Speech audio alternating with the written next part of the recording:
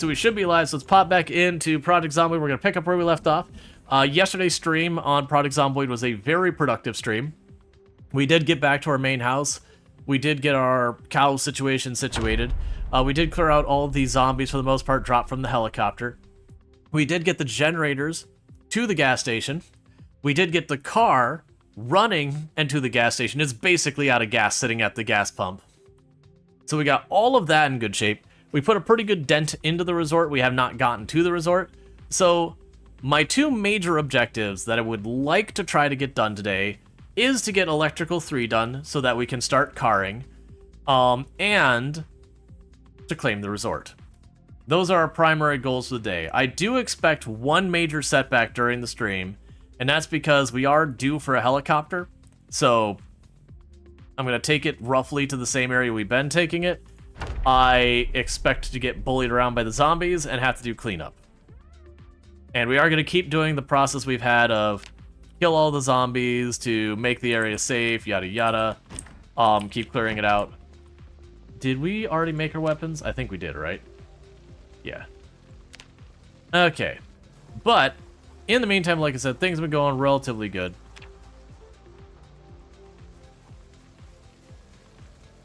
Oh, good. Right at the start of the day, got ourselves... Oh, yeah, we got a whole bunch of junk food. Right, we're slightly overweight because... This might come as a surprise to you, chat, but, if you spend... Did I just find an... all? I didn't even know you could do that. I'm just gonna put that in the cupboard over here real fast. That's actually a good chunk of XP from that, too. But, it might come from a surprise to you, chat, but if you just wolf down lots of candy, you put on weight. Where did you go? There. Schedule hour-long intro. Let's see. In your opinion, after getting Electrical 3, picking up electronics to dismantle even worth it? No. I will absolutely no longer be picking up watches. Like, I might take apart the occasional TV and stuff like that just to continue to level it. But most likely, the bulk of my, XP after that point for... Wait, what did it say you can put on it? Put the sunflowers on seeds on there. But the bulk of my electrical XP will just be from servicing the generator. Yeah, no, it's been a while since we've had a long intro. It doesn't never happen, but it's definitely not a frequent thing. So I'm trying to do now is eat a bunch of things that aren't going to be as fatty.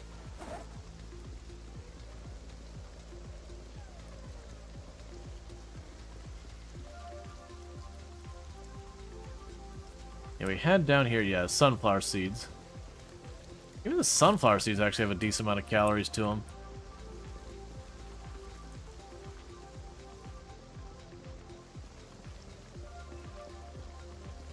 It's just indication you're being cool. Yeah.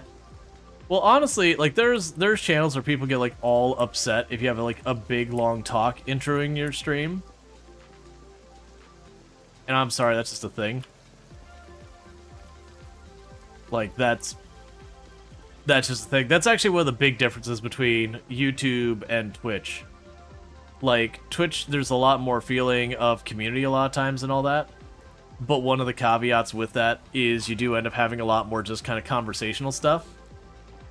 And then on the other hand, when you look at the YouTube side, YouTube has like zero tolerance for intros and stuff like that. It's one of the reasons I don't start the YouTube stream at the same time I start the other one.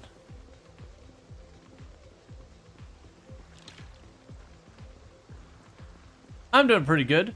The current goals I have is just around the corner over here is a resort. We are trying to fight our way into the resort to make that our long-term home.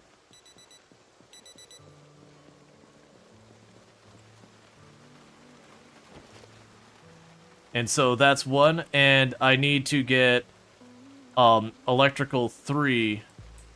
Oh, that wasn't shut off the last time. Surprised the battery isn't badly drained. Oh, sure. My Logitech software is broken again. Every time they update. it stops working, and the only way I've been able to fix it is to reinstall it. Why is Logitech software such garbage?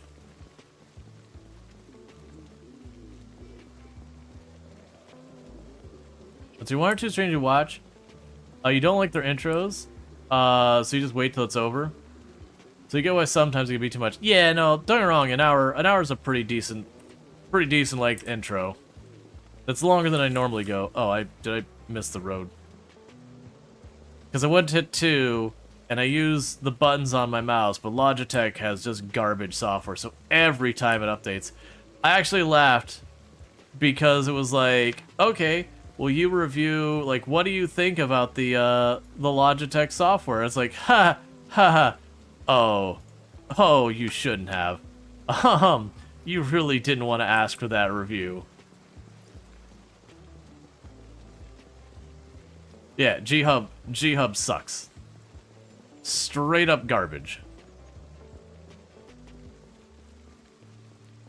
Breaks every single update.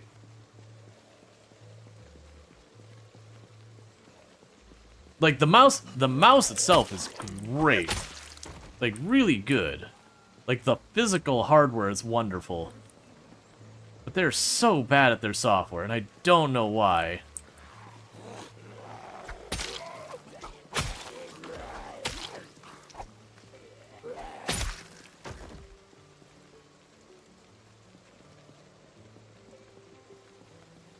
Alright.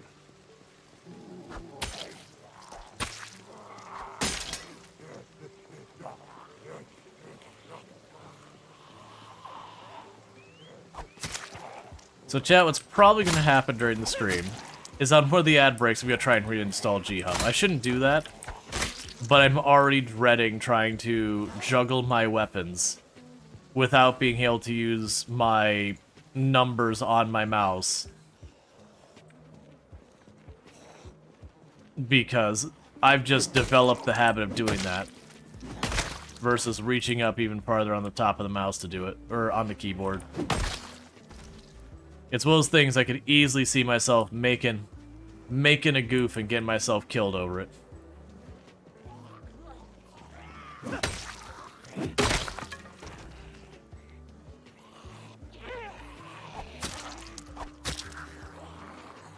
That's okay, we'll wait till the ad break to do it.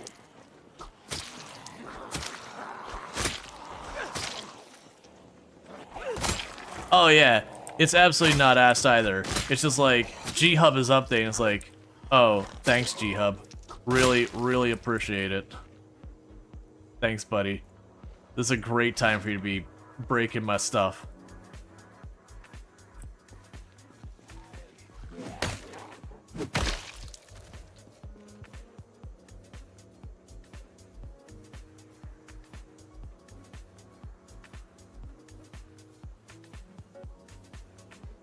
Is this a helicopter day? No, so this is not a helicopter day, but we are in range of time that we can have a helicopter. Ooh, actually, you are 200 calories, but you're also 20 hunger, so that's actually not a bad rate for not putting out a bunch of weight.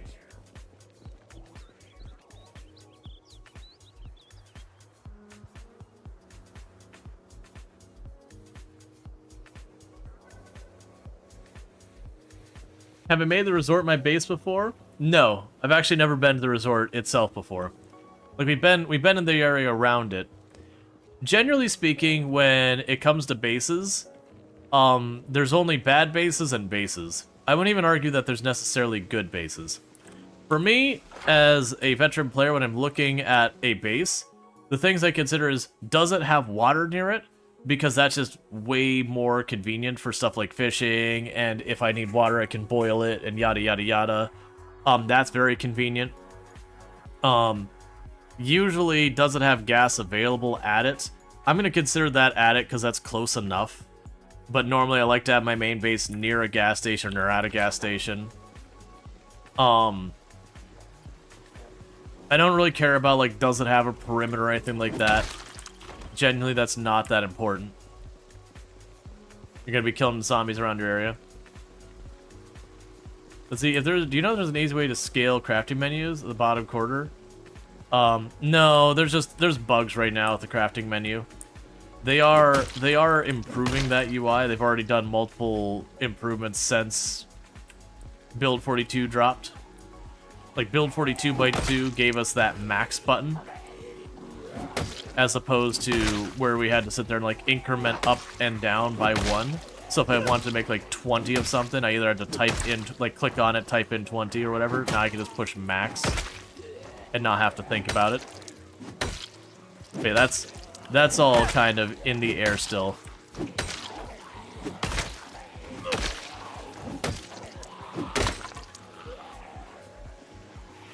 Got real bad luck in those axes lasted.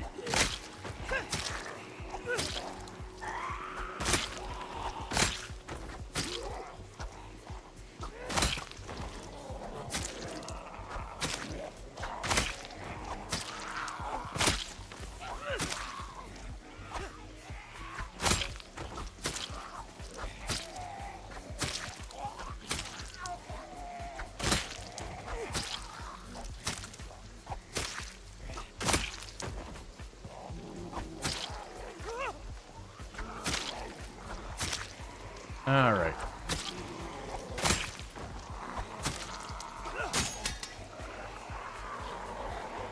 Hi, very abrupt fog. How are you doing?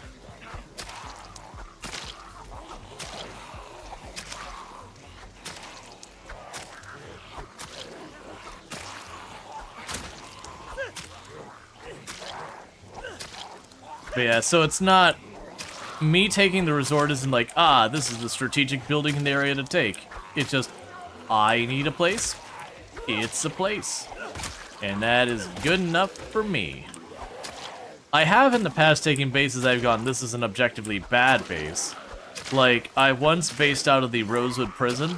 That was an objectively bad base just because the building was just so large.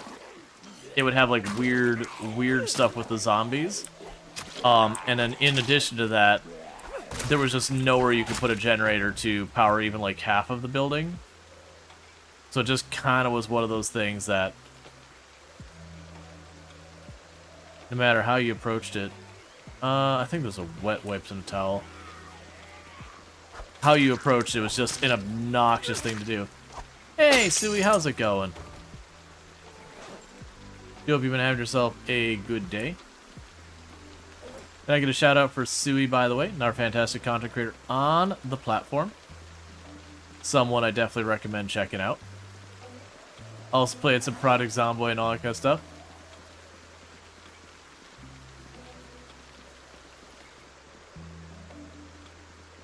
Okay, so back up over here.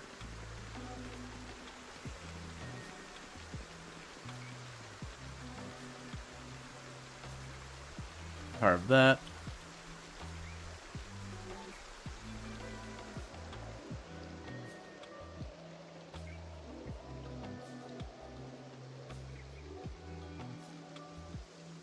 It's the intense day. You had a formal evaluation and your first therapy appointment. They want to get you checked for ADHD and autism before continuing, though. Gotcha. Makes sense.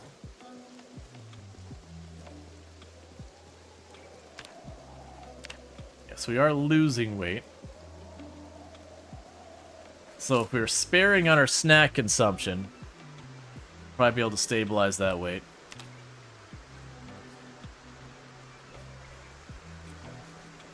Man, if they see symptoms outline, I can see that.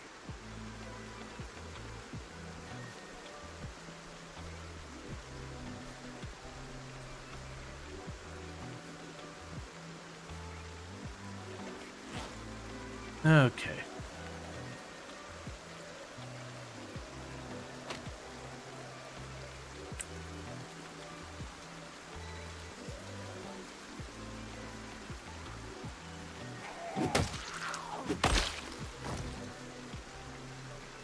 One moment.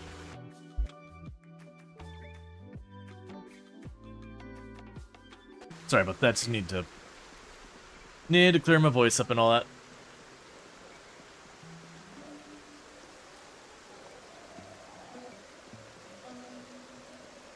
Hey, Gabagool.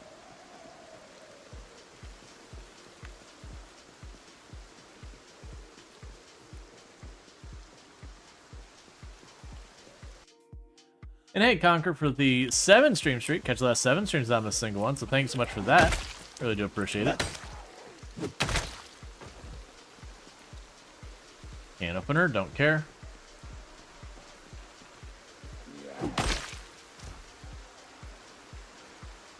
Get those earbuds in a moment.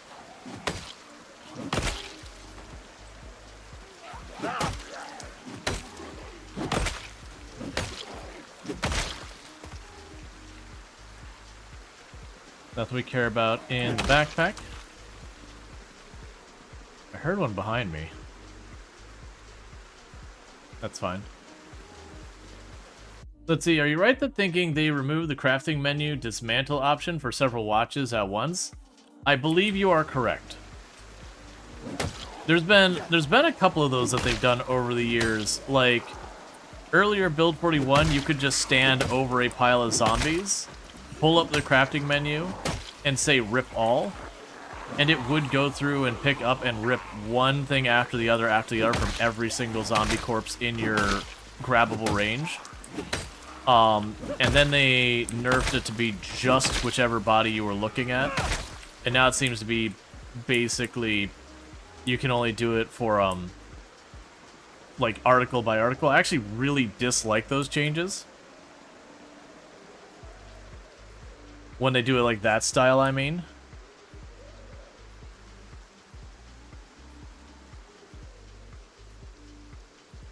Yeah, you can throw them all on the floor, but the big issue is you still have to go through each and every zombie's inventory to do it. And that to me is the problem. It's like, hey man, I just want to rip all these clothes. It already has a bar on how long it takes to do each one. We don't really need to sit here and force me to go through and identify visually each and every tank top and do them one by one. Like, spare me the clicks, spare me all that. It's not a huge thing. Yeah, you can dismantle in bulk the watches through the crafting menu.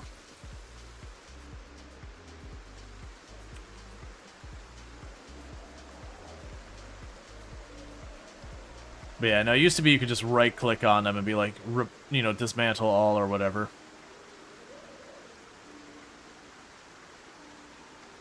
But yeah, those are the kind of things I've actually debated getting mods for. Is like, hey, let me sit here and go rip all, and I'm guessing the reason that is I'm guessing it is a thing that would have to do the check on all corpses nearby, because for those who don't remember, if you left your crafting menu open and walked over zombie bodies, your game would stutter as it was like loading in and out, like, okay, which recipes are available and all that.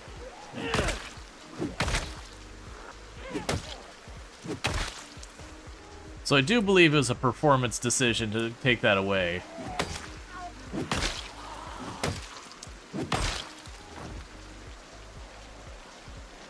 So I didn't have to like load all the zombie inventories. 'Cause that's there's a mod, it's something like Better Organization that people like to bring up a lot. But that's also those ones, that Better Organization. It's a cool mod, but it does have very steep performance implications. Just so you're aware, as you start getting more and more loot in an area, that mod starts to get real pokey real fast.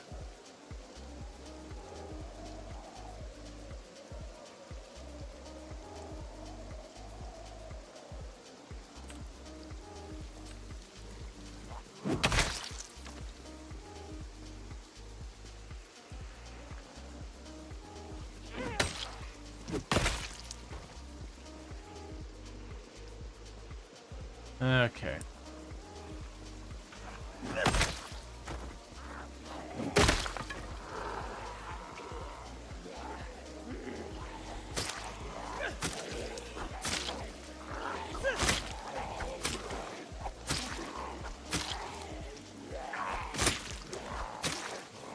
Now, I need to move all the stats so you can see them.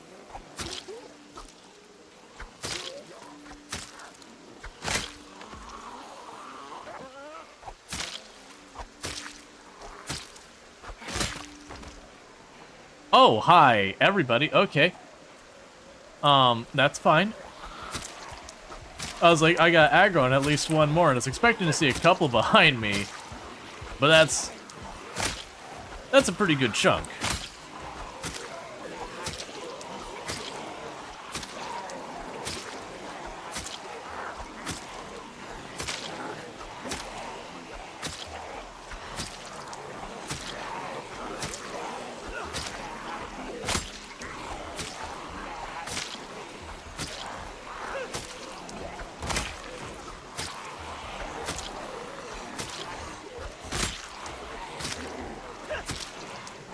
All right.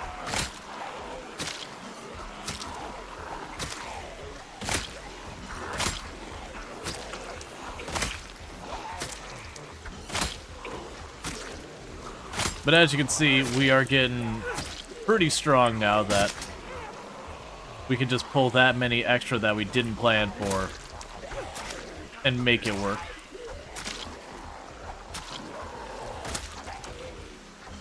That said, I'm getting pretty close to high exertion, which is no go.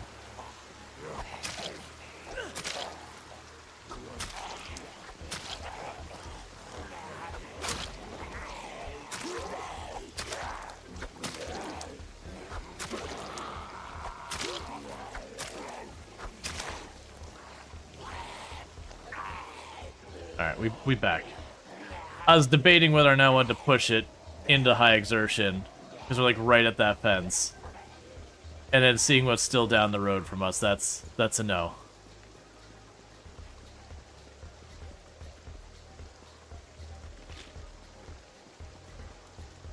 They're trying to cut the corner ahead of me.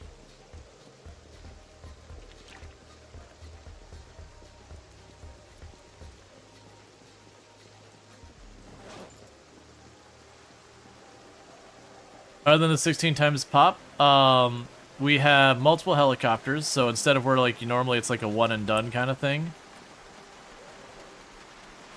ours will just keep coming back again and again. So that's a pretty big change.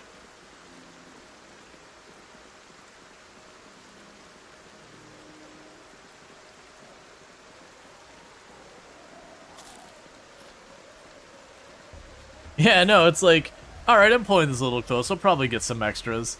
And then just the sheer number rolled out of that building, I'm like, oh, well, we got some extras coming on here. Alright. I see you, game. Yeah, so I just need to back up till we're no longer aggroed on them at all. And then we can deal with it. Clearly my, my leather water bag has run out of water. Forgot to fill it up before we headed out, but that's okay.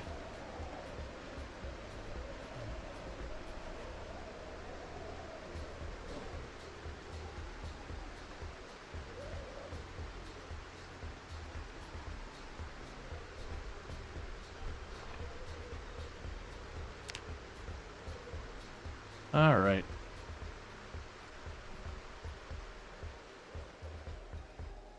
Cast of Thousands arrived? I don't know what that means.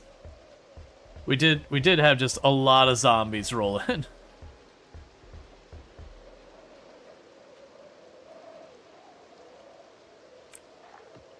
Okay. All the zombies? Yeah. Got a little bit of our book read.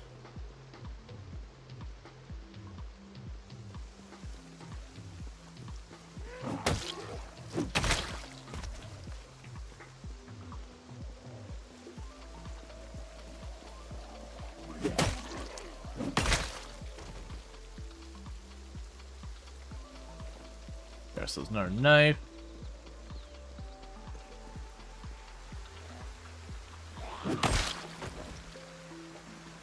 Like, I may have been able to push through that one. It was just one of those things that I don't like going to high exertion if I absolutely don't have to.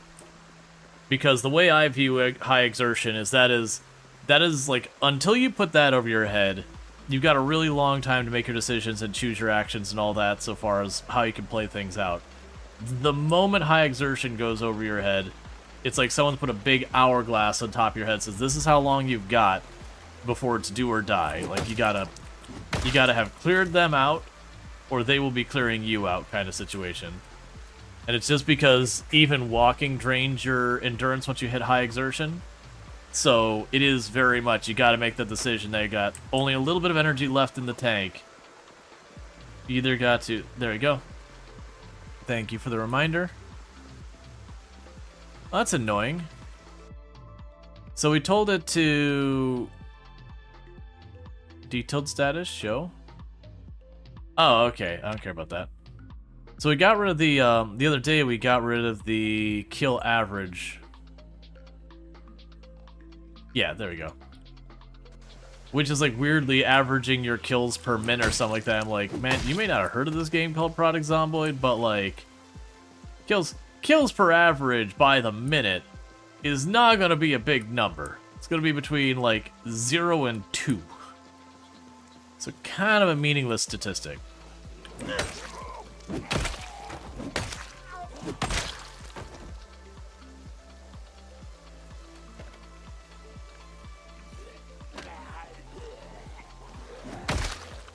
Do you find the crude axe exceptionally strong? No. You gotta keep in mind, we're starting to get some pretty high levels in axes. And once that happens, like once you get a very high level in any weapon, you're gonna get a lot of one-taps out of it. But I would say its durability is kind of garbage, so it seems reasonable to me.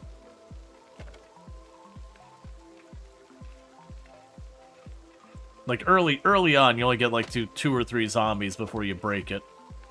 And even now, every once in a while I have one, I just get unlucky and I'll break in like 2 or 3 hits. But that's where getting higher maintenance and weapon level means it's less and less often that kind of thing happens.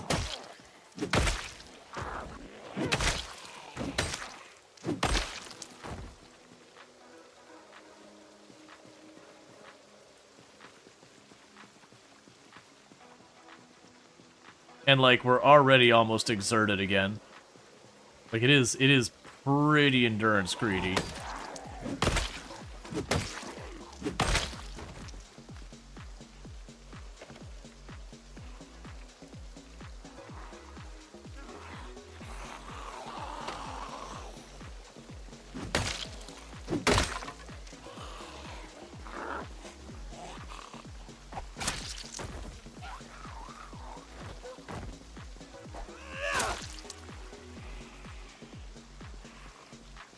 Okay.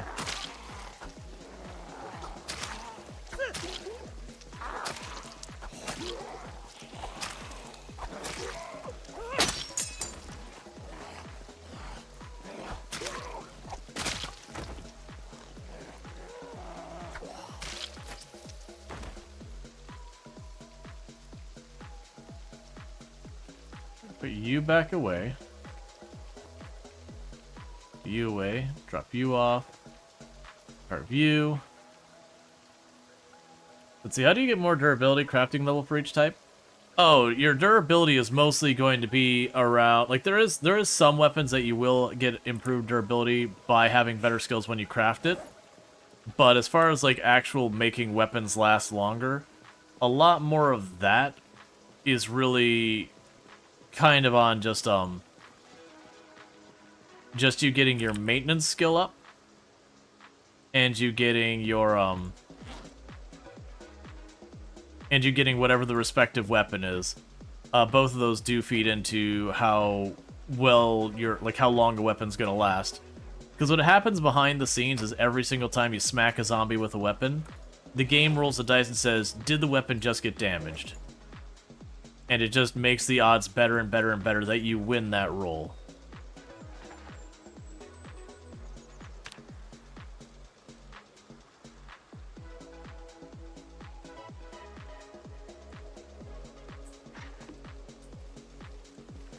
There's not so much condition as it is rate of deterioration.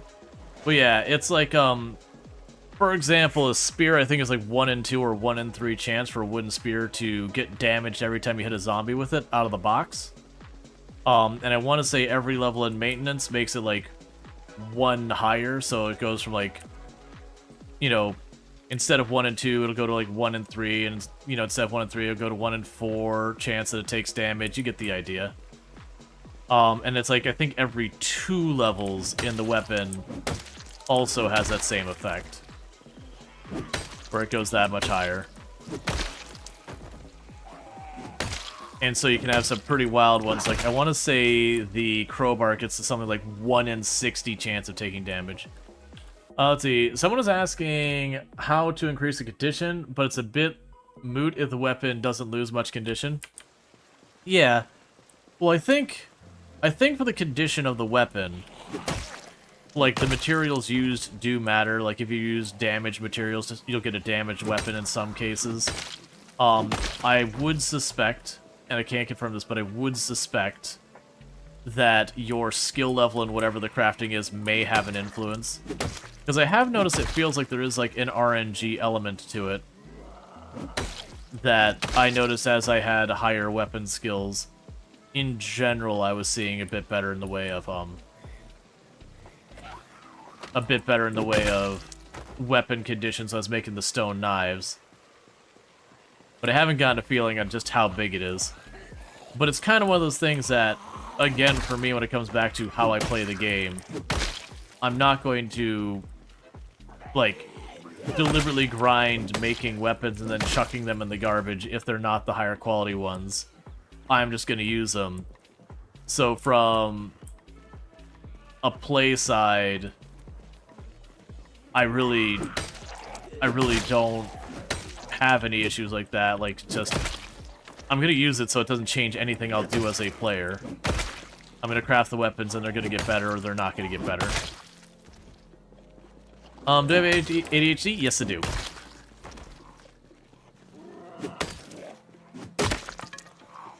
I've known I've had it for a good while, but I only formally got diagnosed. I think it was either a year ago or just over a year ago.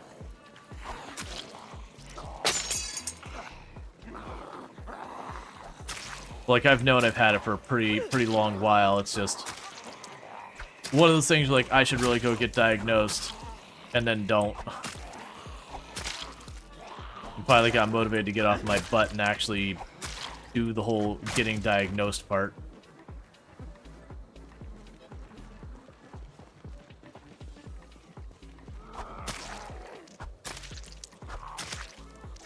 You're curious if, like, all your friends have it? It's not uncommon. And it was very, very severely underdiagnosed in the past. Like, also, like, autism in the past is very underdiagnosed. These days, diagnosing for ADHD is a bit of a mixed bag where it gets missed a lot, still. But autism, because a lot of places are now screening for it as just part of, you know, going to school and all, are like, alright, let's just, you know, do the tests and all that. It's way better than it used to be.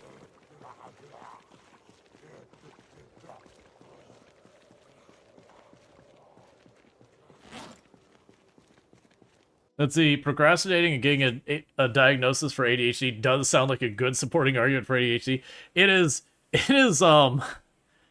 one of the jokes I had as kind of, like, I don't really mean this.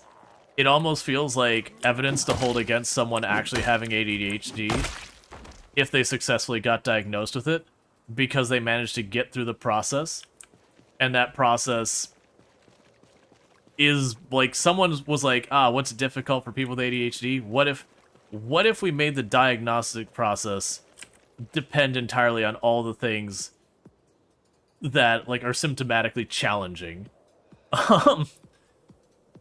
And so it is kind of one of those things. But, like, it's not really a thing like that, but it sure feels that way sometimes.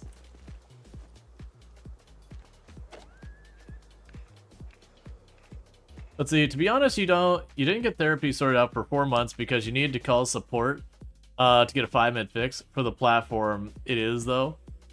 Yeah. You think, let's see, you need therapy to get through the school year? I know a lot of people, like, not only teachers, but anyone who publicly interfaces, that it's very, very common that therapy ends up being a necessary part of that. What's the process for getting diagnosed for ADHD? It depends on where you are, but there's a little bit of variance.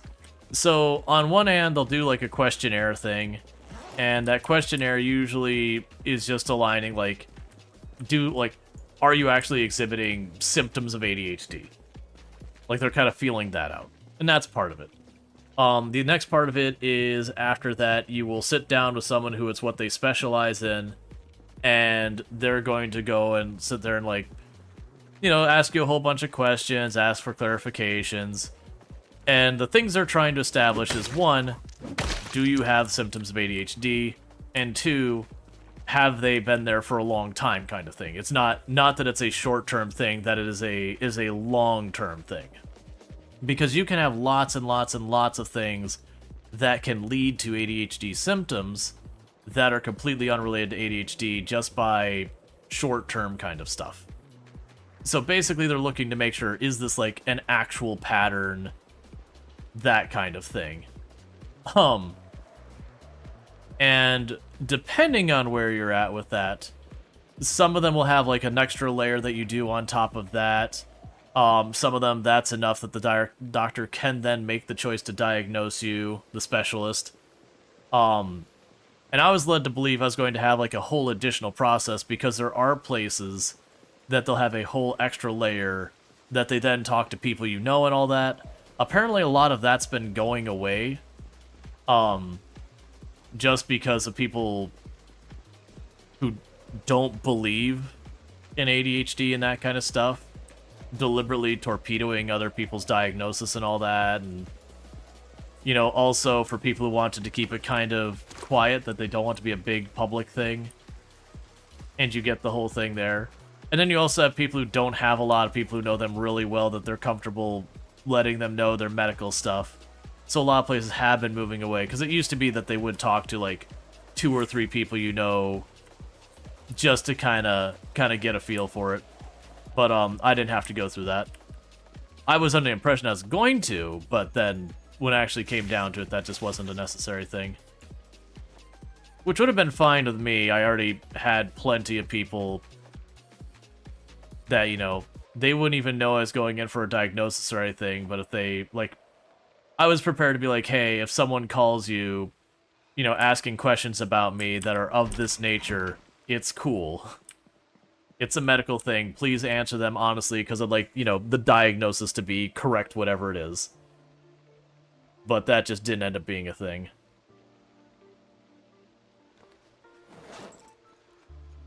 Let's see. Sounds like a disability assessment in UK. If you don't go, you lose access to the benefits. But if you can turn up to do the assessment, you're fine and lose access to the benefits. Yeah, I have no idea how like the actual process is in the UK, but yeah. No, it definitely feels at times like some of these things are like, okay, demonstrate that this negatively impacts your life. By the way, we're going to like make you uproot part of your life such that you're going to have to kind of like perform at a higher level than you normally would just to be able to get this across the finish line. And it really does feel like one of those things I'm like, well, what if I need this to help me because I need help with some like accessibility thing, and you're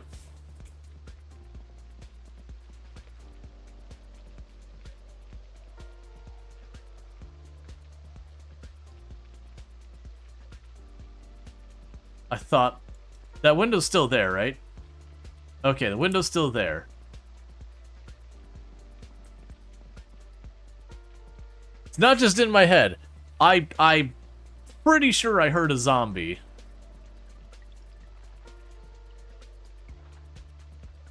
On the upside, pyromania is easy to diagnose. Yeah. But it's one of those things. For those who don't know, when it comes to getting diagnosed for a neurodivergent condition, the typical way it works, that what they're looking for is that they will have what's known as the DSM-5. The DSM-5 pretty much is just a document that's like, here is what ADHD is. Here are its symptoms. Here are its ways of like showing it exists. Like, you know, it's a write-up about the condition. And what they're looking for, and I'm going to have the numbers wrong, so don't go by numbers, but let's say there's 17 listed symptoms that you have to demonstrate that you long-term are exhibiting. Let's say it's 13, whatever the actual number is. That long-term you are demonstrating it. And if you demonstrate that long term, you are showing sufficient number of the symptoms, you would then be diagnosed as having that condition. One of the challenges you run into with adult diagnoses of neurodivergent conditions is there's the concept of masking. That you do have the condition, but just trying to function in society has caused you to do things to effectively hide the stuff. That you do have the symptom, but you have developed behaviors that make it very hard to identify. I think I need sticks for more axes. That's fine. And that happens a lot. Which is one of the reasons I'll ask you a lot about, like, you know, stuff around your childhood and that kind of thing. Is a lot of that is before you'd be likely to be masking and all that. And then they'll usually go, it's like, oh, hey, so you said you had XYZ as a kid. Is that something you still deal with? Is that, like, are you still having, like, those feelings, those expressions, those whatever, like whatever they're trying to get into. But yeah. Now I remember sitting with Tomb, and the thing that led me to getting my diagnosis in the first place, to going, oh, I probably have this, is I had a lot of difficulty, not at the beginning in school. Like, I was a straight A student up until maybe the 4th grade or so. And then I started just suddenly really struggling in school.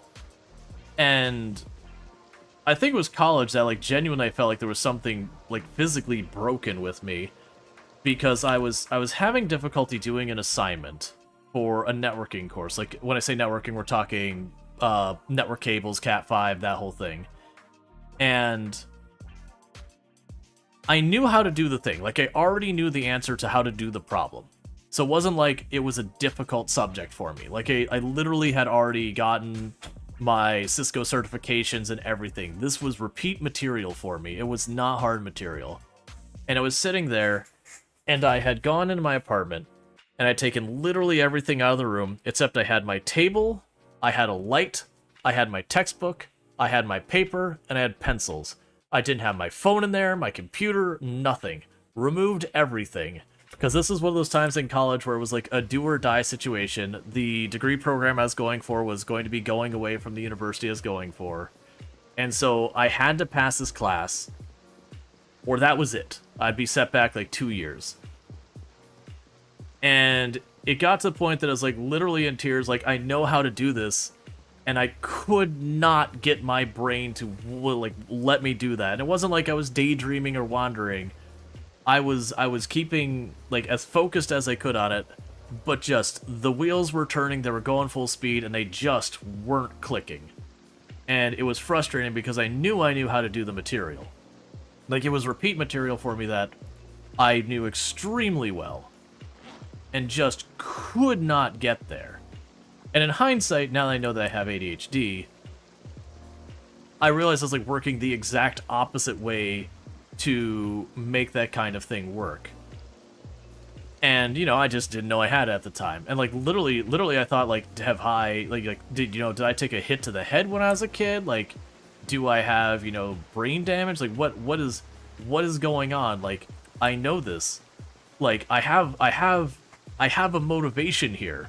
Like, literally thousands of dollars go down the toilet if I don't get this assignment done, because, like, this needs to happen. It was one of those classes you have, like, 4 assignments that make up your entire grade. Hi, wifey. I just want to give you some attention. Yeah. Yeah. I love you too. But and I got through it. But it was like into the wee hours of the morning where all I was doing was sitting at this stupid table, genuinely scared that, like, something was wrong with me, that, like, you know, I was, like, you know, like, that, like, maybe I needed to go see a doctor, that there was, like, something physically wrong, that, you know, I'd come to find that, you know, that I had some kind of brain damage or something. And I got through it, and no, I never did see a doctor about it. Which ADHD does help justify, but still.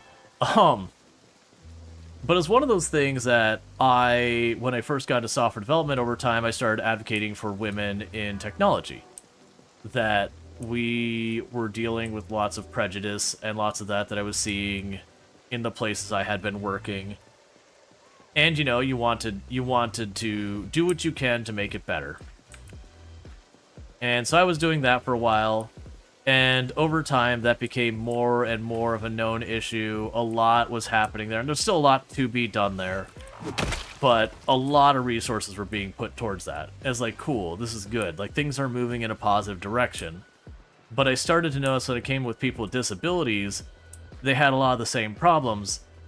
There just wasn't the resources going towards it. It was just not an issue that was getting nearly as much attention. That is still a hell of a lot of zombies in there. And so I started putting a bit more focus on that end of things. And as I started talking to people with neurodivergent conditions, being like, hey, what can I do to help you? Like, that kind of thing. You know, like walk me through, like, how do you find out about this? Like, all that kind of stuff. Like, what was basically just asked right there. It started to become more and more of a joke of, like, why are you describing my childhood to me? And I had both a buddy I had gone to school with and, you know, one of the people I've been working with who had been diagnosed with ADHD, like, way before, independently, unknowingly of each other, be like, oh, you didn't know you had ADHD? I thought you knew. And that was kind of the thing where, like, oh, this, like, oh, I forgot I have this alarm. I'm sitting here thinking, like, man, this is a really impressively loud alarm. I'm hearing it everywhere. Right, because it's on my wrist. But, you know, I had a bunch of people was like, oh, I thought you knew you had it. And it was just one of those things that, going back to those troubles I had under the lens of I have ADHD, it all makes way more sense. Just the way ADHD brains work and all that kind of stuff. That, like I said, it's not that I'm smarter or dumber or anything else like that. That's not what ADHD is. But it was the way my brain and the things that give me dopamine and the things that motivate me. And I was basically trying to push my brain in, like, the exact opposite way that you get motivation. Don't. Give me that axe. Give me the axe. Give me the axe. Just really quickly, give me the axe.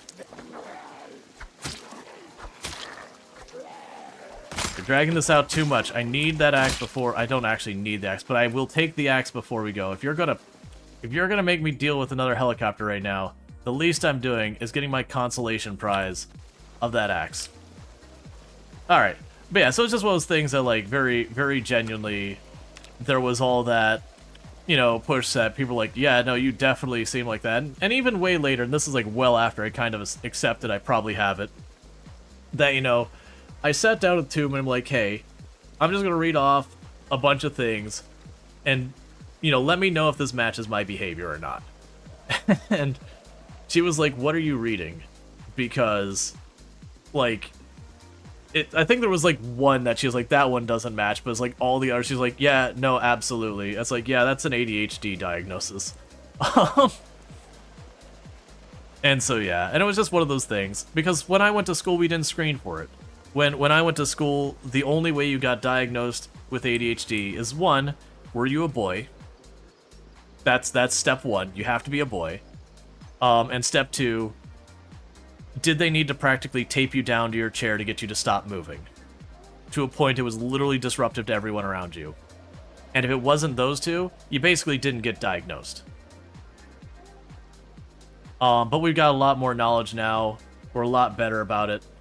And so that's one of those things. And you'll have people push back, it's like, man, it's just everyone's getting diagnosed now and all. It's like, yeah, there's a whole lot more left-handed people now too, now that we don't force people to be right-handed as well. If you don't look for something, surprise, surprise, you don't find it. Alright, so let me catch back up, because I do know I missed that. Let's see, you're currently having your daughter evaluated for ADHD, which we wouldn't really have considered, but we struggled with toilet training for her for ages, to the point of having MRIs done, and seeing the doctor rule out anything psychological. We finally got referred to a behavioral specialist, and she's talking with her, and she recommended we get tested because one of the symptoms is delay in development, that is called the execution function of the brain, which in case of her handling. The fact that she was or was not realizing that she needed to use the restroom. And it kind of makes sense. When we question her about why she didn't ask us to use the restroom, she frequently says she didn't know she had to. And you're probably oversimplifying a bit, but that's your understanding. Yeah, I didn't have that one, but I had, and I only know this from my mom telling me about this, unrelated to any of this. This is like something I knew for when I was in my teens. That apparently my parents kept taking me in because they were scared I was deaf. Because, you know, my mom would call my name and call my name and call my name. And it's kind of until she got up to me and, like, you know, grabbed my shoulder and just gave me, like, a little nudge or something. And then I get startled. And it was just, you know, I was so hyper-focused on whatever it is I was into. And again, going back to these days, we're talking the 90s, like very, very early 90s, late 80s kind of time frame. You know, ADHD was something that boys who couldn't sit still was the only way you got diagnosed. And the doctor's like, oh no, there's literally nothing wrong with your kid. He has selective hearing, is what it was. Basically, he was saying, your child's ignoring you. Now, I obviously don't have much memories about this, so I can't really say for certain that didn't happen, but generally knowing the type of kid I was growing up from the parts I do remember, that doesn't sound like something I would intentionally do. I was generally a good kid. So my looking back at it from the lens of knowing I have ADHD, now I'm like, oh, I was hyper-focused. That's all that was. Like, I was hyper-focused on whatever it is, where I was so focused on what was there, that the rest of the world, like, just blanked out. And I'm glad that's not a thing I deal with still, because that's kind of a terrifying thing to have that, like, utter what do you have? Are you gonna give me a second ice axe? Game, did I make you feel bad? Is that what's happened here? I was like, I'm enjoying my life, having a nice time, and you're just gonna ruin my day. And the game's like, oh, I'm sorry, you really liked that ice axe. Look, I'll give you a second one. I know that probably doesn't make up for it, but you know, at least it feels like something. It's trying to make it right. Your kid is fine, he just doesn't want to do stuff. You fully understand that 100%. Yeah, and like, don't get me wrong, kids will do that kind of thing. Like, and that's the reason it's like, I can't swear it didn't happen, because that was one of those things that you go way, way back. You know, when I'm 3 years old, I'm not aware of what I was thinking when I was 3 years old. I don't have, like, I have like one memory of looking out a window when I lived in Michigan, and that's about the only memory I have from back then, is I remember looking out that window. I don't remember why. I don't particularly remember anything of interest. I do distinctly remember looking out that window, though. Why that memory is still there, I can't answer you. Something clearly was very impressionable about that window, and apparently I didn't remember what it was.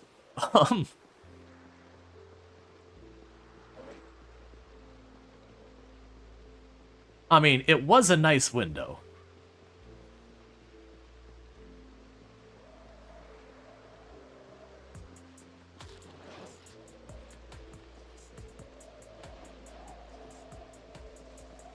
Let's see, you can hyper-focus when you want to, but normally you're hyper-vigilant. Yeah, like, normally I have, like, pretty good situational awareness. So that's part of the reason why it's kind of one of those things I'm like, huh. Because, like, certainly hyper-focus is a thing. Yeah, that's a mighty fine boulder. Alright. Childhood memory is funny. You don't remember grade school at all, but you remember getting a cat and very specific memory of teaching a dog to read. Oh, teaching your dog to read?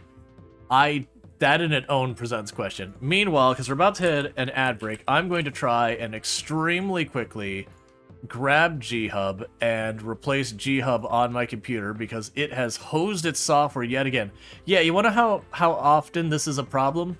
My downloads folder currently has 5 separate instances of the G-Hub installer.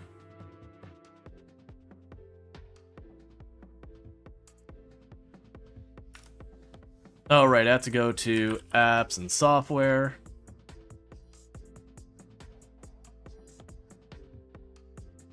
Because my buttons on my mouse, my thumb buttons, aren't working, and I cannot deal with that. Oh, it's programs and software, add remove programs. Because we're gonna try and do this real fast while we're in the ad break. G Hub.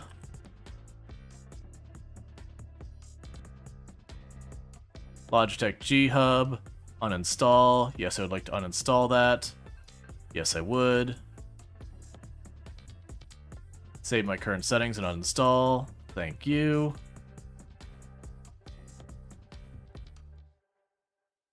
Yeah, my problem is the mouse I have has the buttons on the side, and the only way to configure them is to have G-Hub. Alright, so the old one's removed, it's already loading. I love Logitech's hardware, but their software is straight up garbage.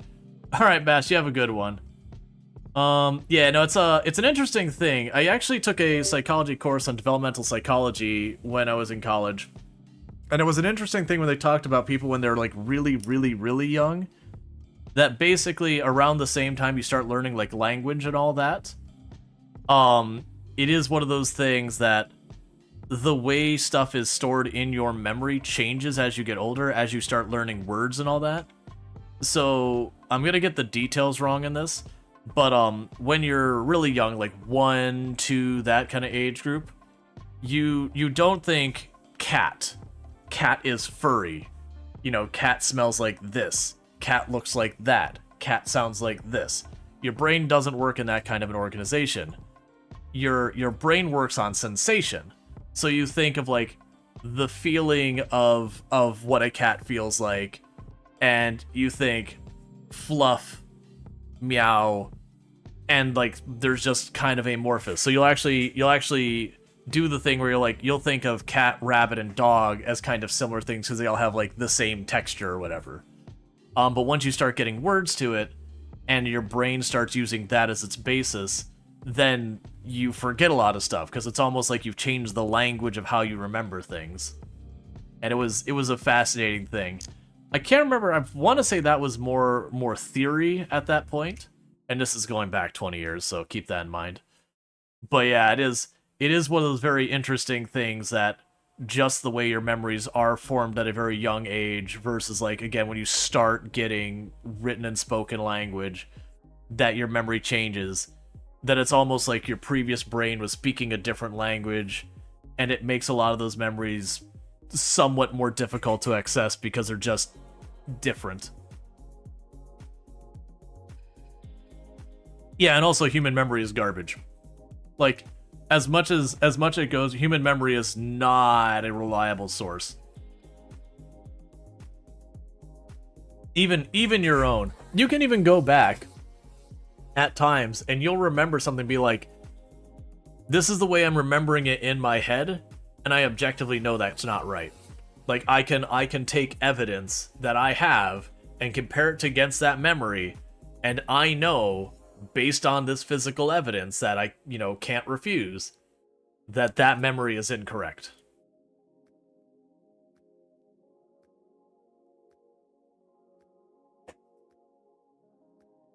That does happen.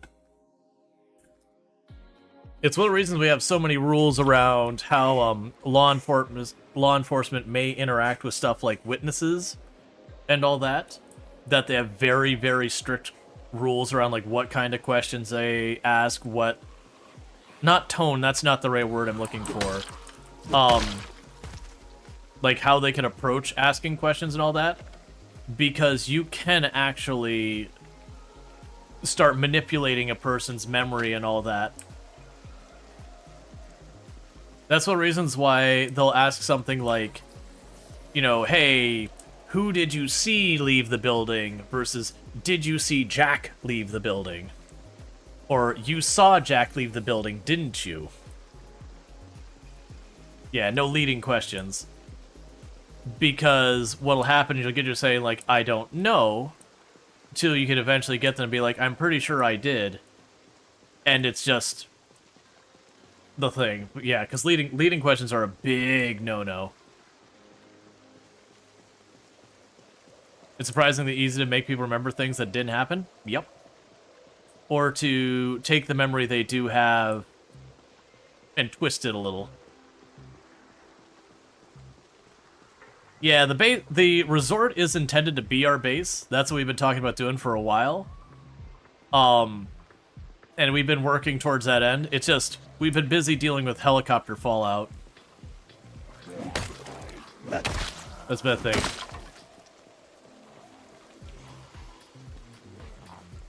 Yep, and now my mouse works correctly. Let's see, that's why they'll put 5 people in line trying to ask you who was the villain. That's why they'll put 5 people in line. Oh, yeah. So they do the lineup. Yeah, because they'll ask you, like, who did it. Yep.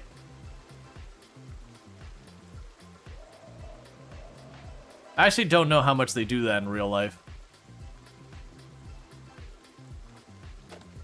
Because a lot of those are things that, like, you'll see on TV and then they don't end up being a thing in real life. I have no idea if, like, the perp lineup and, you know, pointing out the person. I could see that as a check, though. Grab a bunch of different people and be like, point at the person who did it, deliberately have people who weren't involved. And if the person points out that's like, oh, it was that guy, and it was this very clearly and obviously innocent person, you know, just basically throw out the entire testimony.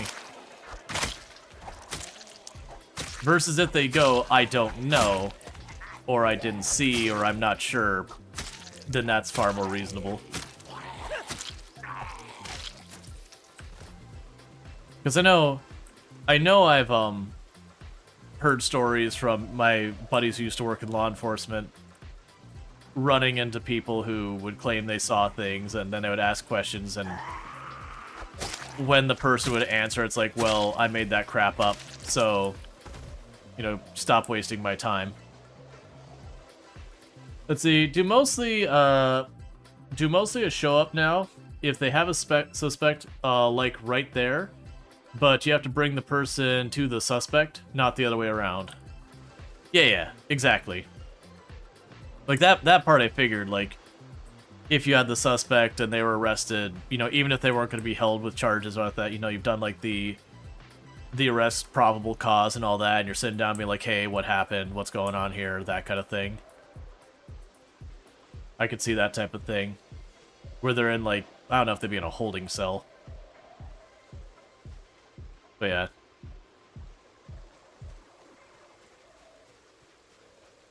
Info lineups are mostly used than actual lineup. Yep. Man, so I had a lot of buddies who worked for the sheriff's department where I used to live. And, you know, I also had a lot of coworkers at the police department because I used to work for city government. I've definitely heard a number of stories where it's like, oh yeah, like I totally saw them do that. It's like, cool, what were they wearing? It's like, oh yeah, they're wearing a blue hoodie like they are right now. It's like, well, they weren't, so you're full of crap, man. Just, you know, not gotcha things, but when someone's like, alright, so I'm noticing a big problem here. It's only been a week. This field's not okay for us to do this.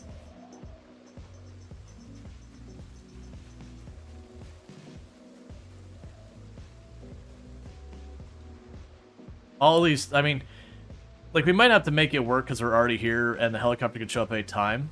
They don't really have plan B. I had noticed previously that the eastern part of this field really didn't have much trees in it, but the western part did. This might be okay. I don't think we got another field nearby. But the reason I'm saying this field's not a great place for us to do the helicopter is there's two things. One, we've got these bushes, so if I bump into this, that slowdown at a bad time will kill you. And then two, I can't really show it very well. I guess that one's slightly too small for it. You should be obscuring my vision. Maybe you're not big enough. These ones definitely will. But yeah, so a lot of these trees. So you can see how I have this cone here that's saying my vision's blocked. I could have 50 zombies packed in that little spot right there. Think I'm in the clear, try and dip around it, only to walk directly into the whole pile of zombies. And you get how that ends for me. I think we are stuck with it for now, though.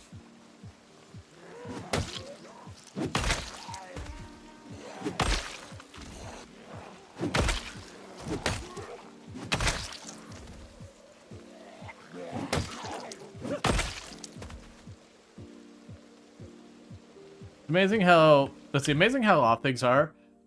Because in crashes, most people will hear the crash and then look to see the after effects, and they actually never saw the crash happen. Oh yeah.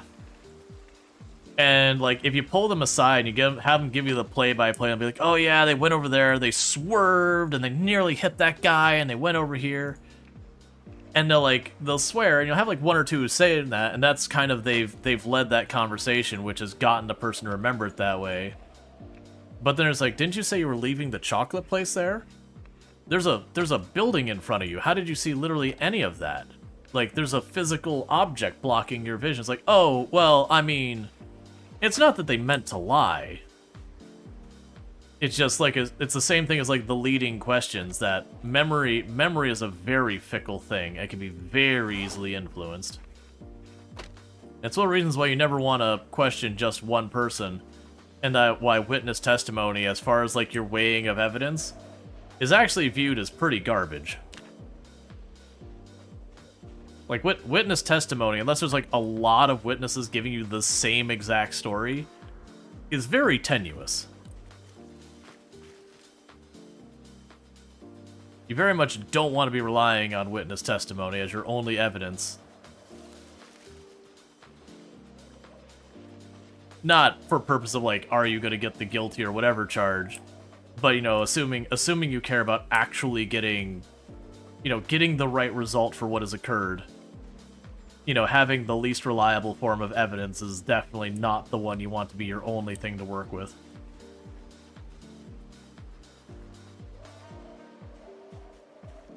As you always use stuff like that with a grain of salt, unless you had more compelling stuff. Yeah, like if you see like the skid marks swerving around, you're like, all right, well, clearly the car went that way.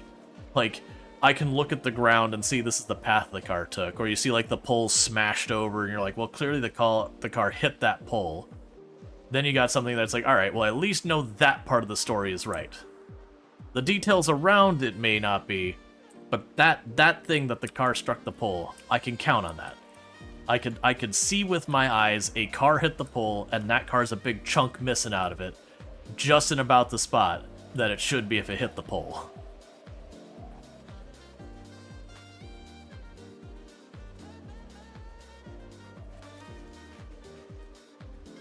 Yeah.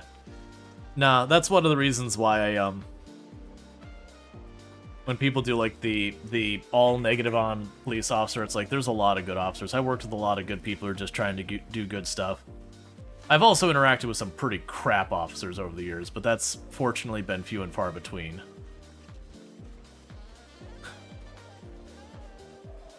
The one that will stick in my memory is I had my car stolen.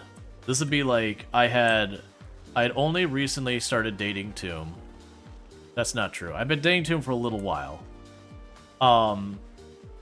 And I got a new car because I was going to be starting a new job, and my old car, the transmission, it wasn't having problems yet, but it was getting not great. So it's like, okay, new job, it's supposed to pay well. This is probably time to go and replace the car that's getting up there in miles. You know, make sure my car is reliable for the new job, that kind of thing. And it only had the car for a couple of weeks, and it got stolen. I had gone to eat at a local barbecue place, as like at a strip mall kind of place. I came back outside, walked around like, where's my car? And, you know, walked around a little bit. It's like, maybe I just didn't remember what side of the store I parked on or whatever. I'm like, no, I don't see my car. Like, my car's not here. And I guess I'm calling the police now. And I called the police, and they had me, describe the car, give them the plate information, yada yada. And, the guy was like, are you sure you didn't misplace your car? Like, no, I'm sure I didn't misplace my car. Like, I've walked around everywhere I could think of. Okay, we'll check with the towing company, make sure it didn't get towed or whatever, and it hadn't been towed. And eventually I rode in the cop car back to my apartment because I didn't have a car. And it's a thing, I can't remember the exact timeline because it's been like 10 plus years. But there's a whole thing where it's like, if they don't recover your car on the first day, your chances of it ever being recovered drops by like half, and if they don't get in the second day, it like drops by half.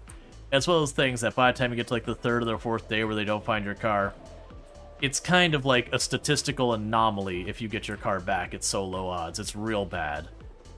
And I got into that like fourth or fifth day, and I'm basically, okay, so it's the 2nd of October, and I'm basically going crap. Because, the whole thing is like when you're buying a car, they're like, do you want the gap insurance? Like, look, man, I'm not trashing my car in like the first week I own it. No, I don't want the gap insurance. I'm like, am I going to see here, like, and where I pushed back so hard on the gap insurance, am I going to actually regret this because I definitely didn't make up my value from the car before it was stolen and all that? I can't afford another car or whatever. And luckily they did eventually recover the car. And it's only because the guy got caught stealing a different car, and I don't know what the plea deal or whatever they had for him, but they basically got him to confess to stealing a number of the cars to get a lighter sentence or whatever that was. And my car was one of the ones he admitted to. But I remember before they got the guy, because they had found my car at a different parking lot, a different area, kind of off by itself. They had found my car, and they're like, hey, we found your car, you come pick it up. And that police officer the whole time was like, you misplaced your car. Admit it, you misplaced your car. I'm like, I didn't misplace my car. It's like, I went to this barbecue place. Why would I park across the street at another location? It was down the road. Like, I don't remember walking a mile to get my lunch. Why would I do that? That is the stupidest thing I've ever heard of. And it's not even like it's a busy area, but he just didn't want to do anything. But like I said, I've generally had mostly positive interactions with that. And I get it. I'm willing to bet the vast majority of times they have car thefts reported, it probably literally was just someone forgot where they parked and yada yada. But it did give me at least a little bit of feeling of, when they got the guy to confess to it or whatever, it did make me feel a lot better that I'm like, yeah, gaslighting me into trying to think my car hadn't been stolen. What did the guy want with your car? So my understanding, and this is what Lil is able to gather from the 2-second conversation that I had related to it, is my understanding was the guy was stealing cars to get parts out of them to then resell the parts. And that primarily he had been targeting stuff like Honda Accords and Honda Civics and that kind of stuff. And I'm not going to say the specific make and model of my car, because it's still the car I drive. But my car was well outside that. Like, it's not some, like, nice, expensive car or whatever. It is, like, an everyday car. But it was definitely an outlier for the cars he was stealing.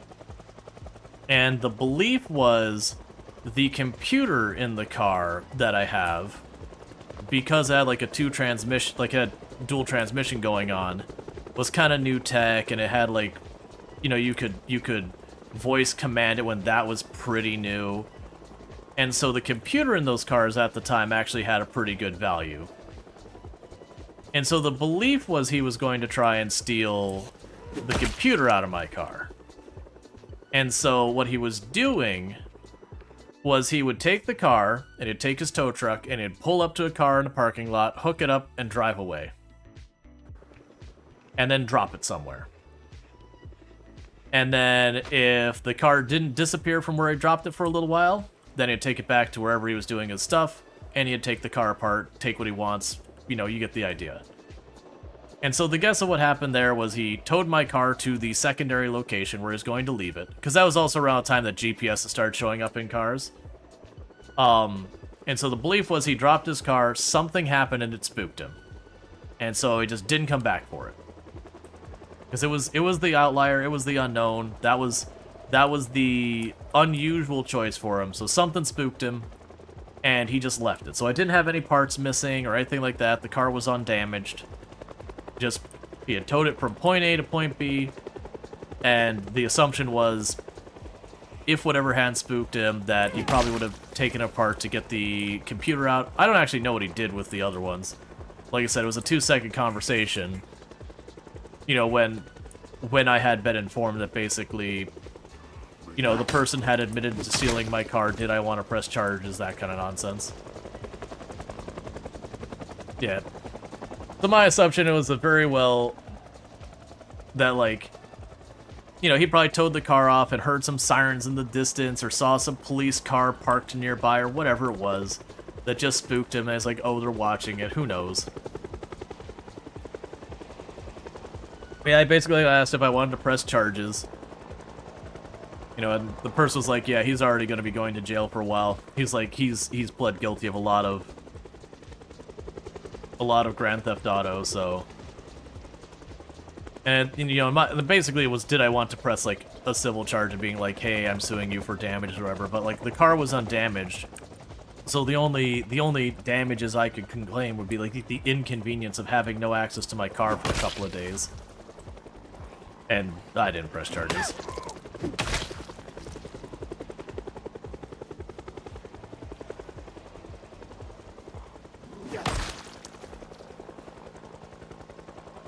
Now, I'd clearly been doing it for a while. Like, for him to have pled guilty of a bunch of Grand Theft Autos and all that, I can only assume they had a lot on him. Like, that's all I knew, is that he pled guilty for a bunch of Grand Theft Auto. Like, they didn't give me a count, they didn't give me anything like that. And that's even one of those things that you look back and, you know, think how long it's been and how many times I've told the story. It's like, man, do I have all the details right? Yeah, no, I distinctly remember it was over New Year's, because I spent New Year's at my apartment basically panicking that I was going to be starting this new job, and I didn't have a car and I didn't know how I was getting there and all that. And luckily I got the car back and everything ended up fine, but... You know, I was worried about not being able to reliably get to work, because I couldn't afford another car, and just dreading all of that. The story started saying, you just started dating Tomb. Wait, that's not true. Yeah, no, it's those things, like, I mean, if we're talking relatively, yes, I had just met Tomb, but, like, it had probably been a couple of months. So that's the reason I was like, wait, I just started Tomb. It's like, wait, no, that's not right. A couple of months is not just starting to date someone I personally don't believe. So how long is a drive to your house and the new job anyway? Yeah, that would not have been a walkable thing. Like, and this is before Uber was a big thing also, and geez, you would not want to Uber every day. The costs would be astronomical. Yeah. See, that would be the luck. You can miss work even when your car gets stolen as you get it back. Says, see, that would be the luck. You can't miss work even the car gets stolen. Yeah. Well, like I said, the guy towed it from one place to another and ditched it. Which my understanding is that just because I had asked, like, you know, they found this car in this other lot, and I'm like, you know, undamaged, and I was just kind of confused. I'm like, you know, what was the guy doing? They're like, yeah, it's parting cars. You know, so he'd grab it, he'd ditch it, see if anyone came for it for a little while, and if no one did, then he'd part it out. I'm assuming, like, I don't know on that regard. I'm assuming they don't grab, like, try and sell every part of the car. I'm assuming they grab, like, the 5 or 6 particularly valuable parts or whatever. Or, you know, whichever one's the most practical. And I have no idea, like, maybe just drop the rest of it off at salvage or something. Or just, they might just tow it and ditch it somewhere and just leave it there, I don't know.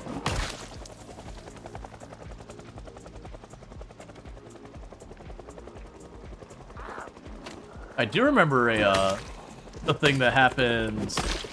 So, my dad used to run a manufacturing company, And I think they had 2 separate times that they had someone steal a car. You know, go joyriding, that kind of thing. Like, not steal it from them, but steal it just in the town somewhere. And they would drive it out to the industrial park, but they, like, twice chose the building that he, you know, had the business at. Take the car and just park it off away from the building and torch it. But it happened, like, 2 times at that shop. That they just came by work and there's just a torched car out there, and they're like, oh, it's gonna be one of those days. Call the police.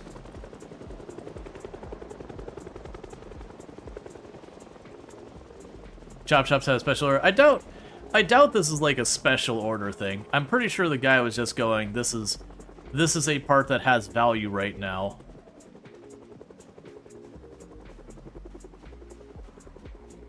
Yeah, you're gonna use Uber, you're gonna be working just pay Uber. Well, keep in mind, this is like a decent paying software development job. So it definitely would have taken a chunk out of my paycheck. But Uber, I think Uber existed at the time, but I don't think it was like very available very many places kind of time frame.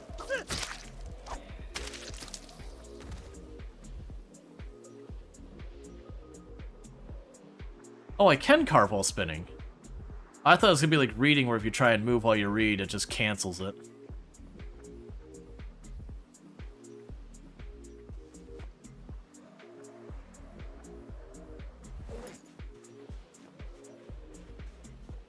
Yeah, who knows? That was definitely a stressful time.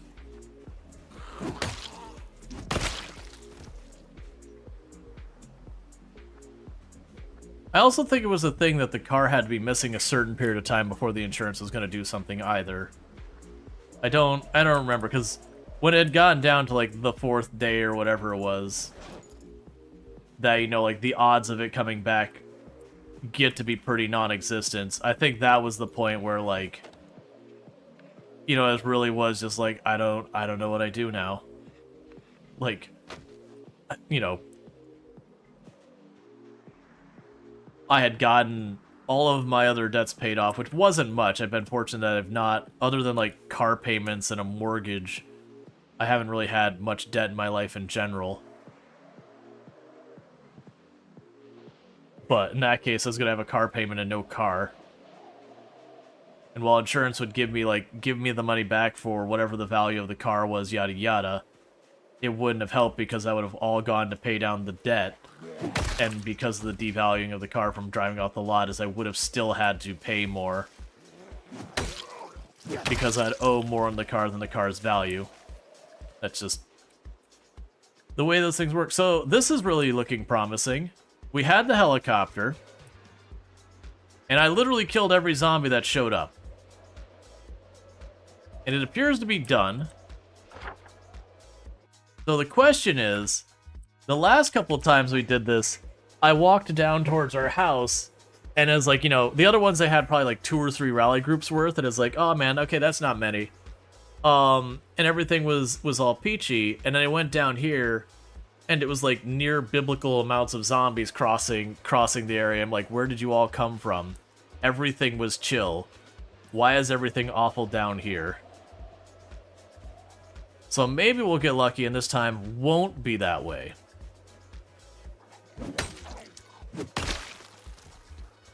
Because with the turnout we've had this in-game day, if I don't run into a ton of zombies going down here, I'm just going to basically say this thing's clear on arrival.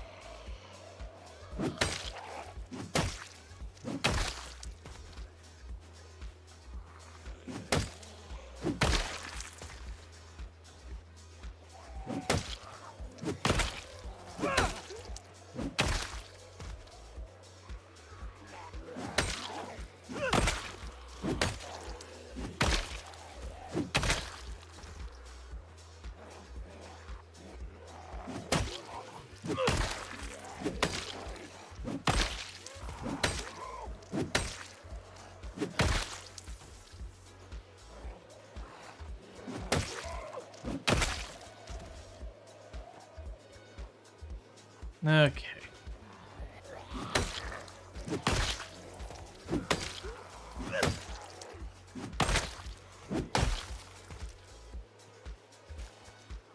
didn't seem like you were dead. So let's back up a little. So right by the house, and it's not thing. You drank very hot coffee? Well, be careful. Don't burn yourself. Burning yourself's not a good time.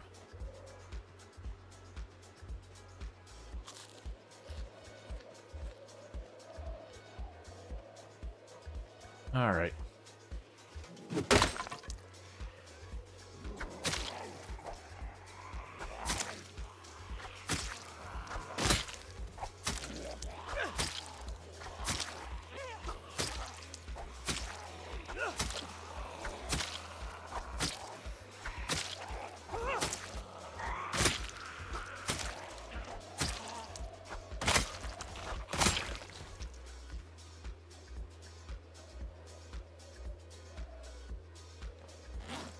I forgot we have the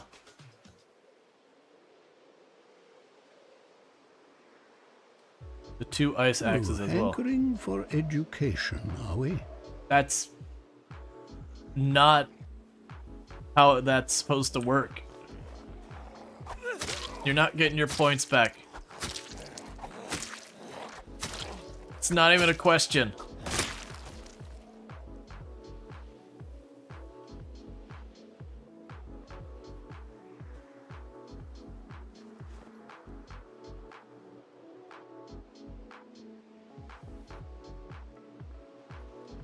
Okay.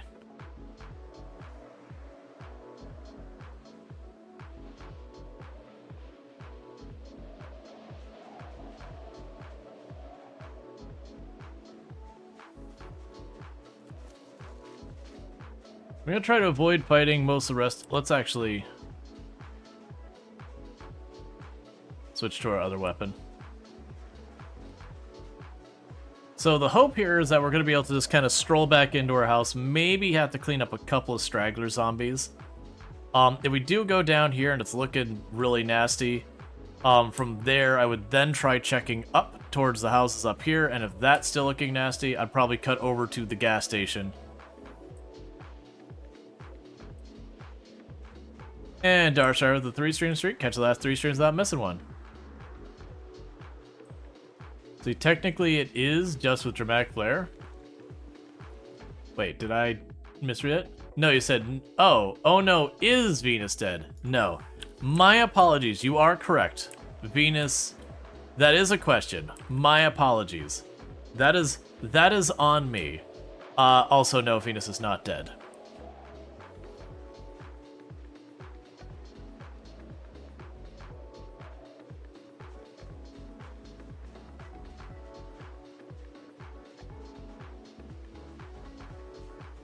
Is Venus okay?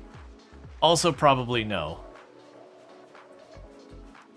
But that's more for something for a psychiatrist to discuss with Venus in private with proper privacy protections.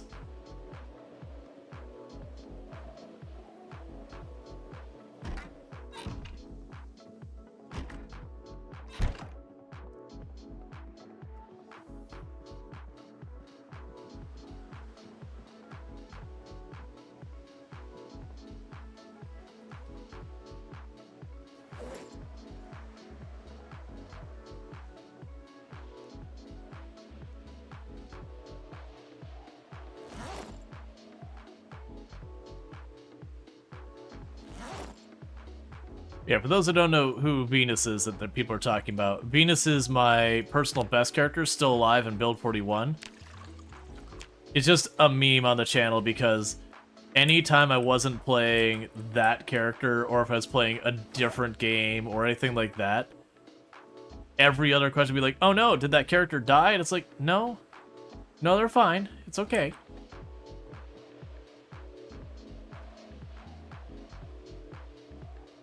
It's just Twitch chat being Twitch chat. You know how you are, Twitch chat.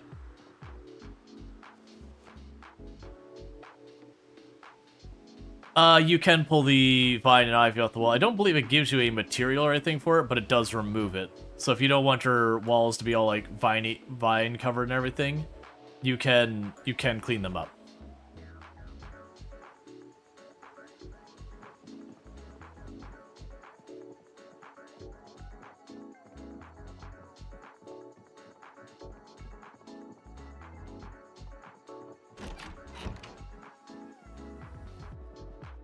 All right.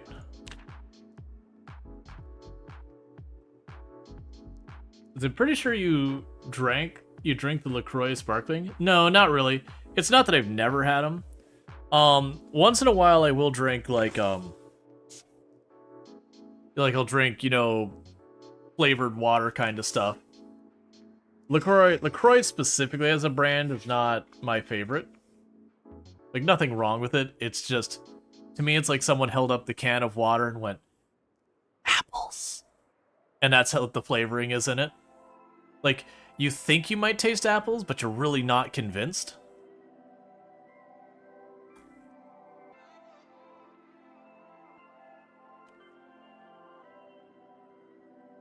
Like, you're not sure if it's in your head that you taste the slightest hint, or if it's actually just not a thing.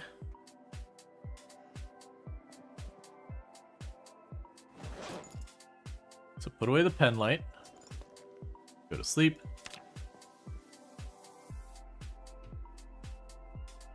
So that makes me feel pretty good. So we went through that day, and I didn't have to do a shenanigans of that. Did we already eat all our snacks? Okay, so we've eaten everything we had on us other than the butter. And we want to avoid the butter right now because we're right at the edge of overweight.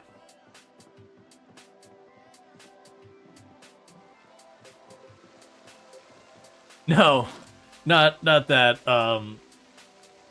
Squirrel, like the whole gimmick is that like they are flavored drinks, but like the flavoring is so light in them that you question if they're actually flavored or not, or if it is just like a psychological thing.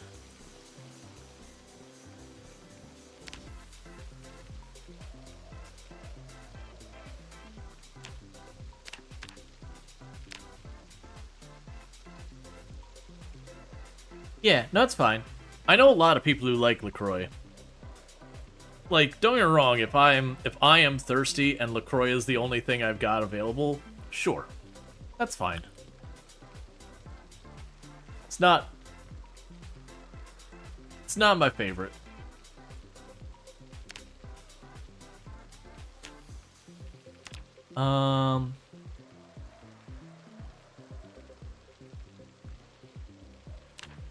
Okay. They've topped off our water. So no zombies anywhere on this side of the house.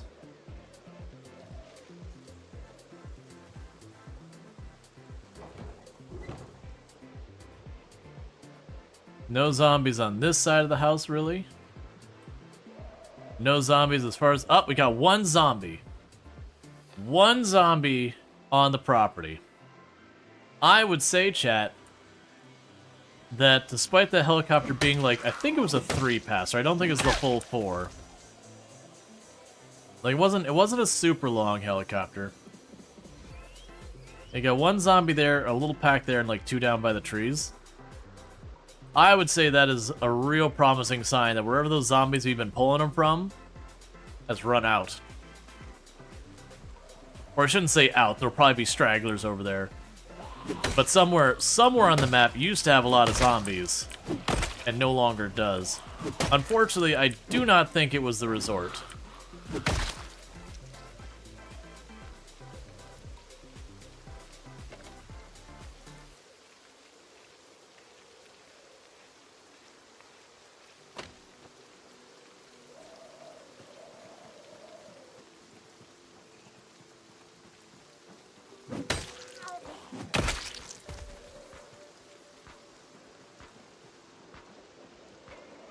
We got a couple stragglers from the north. But I figure it'd take just a little time to clean up what zombies we got here. Keep it under control.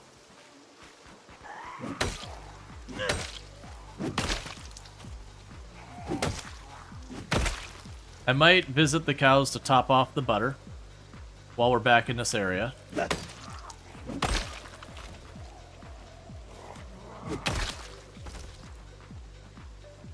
If for no reason, then just to make sure we didn't get a bunch of zombies dragged over the cows area.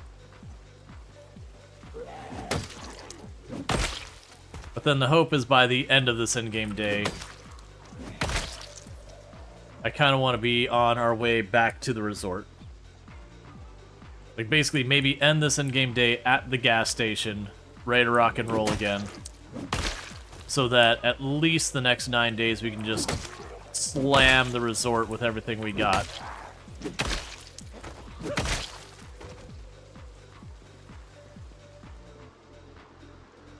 Now we got one group there. That's fine.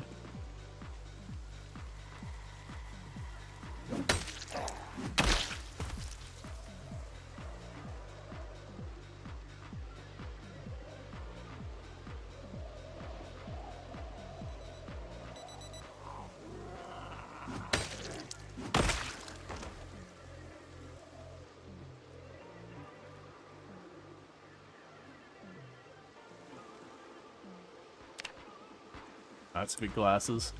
So will those.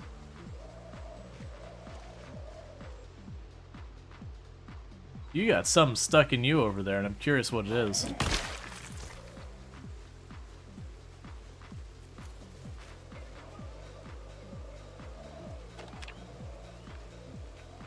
Alright, Electrical's got less than 50 XP to go before we can hook up that generator and live that life of having gas and a functional car.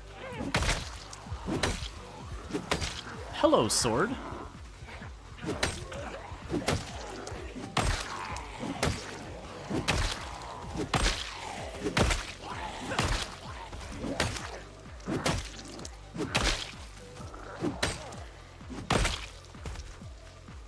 One thing I want to do.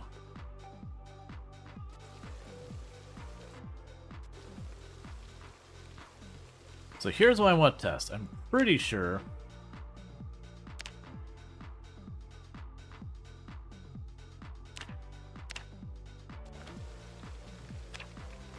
Yeah, so I can still have pull it from the inventory, but the question is, just to check. If I find one of you that has a watch, and do not reveal the inventory. There you are. Like, just basically kill it next to another one, have a different inventory. Will it still give me the option of disassembling? Because I'm pretty sure if we go here and I choose, like, ripped cloth. I also hate that they don't stack the different varieties.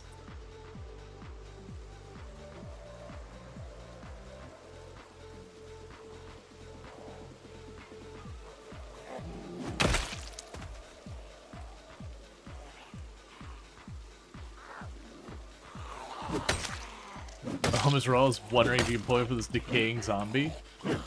I'm missing something here. Let's see here. Bless the mountain spring water tap. Nice. Yeah, we have okay, can I get this close enough so I can see both bodies? Because what I want to test, no. I'm gonna do a test here. What I want to test is if I drag these two bodies close enough.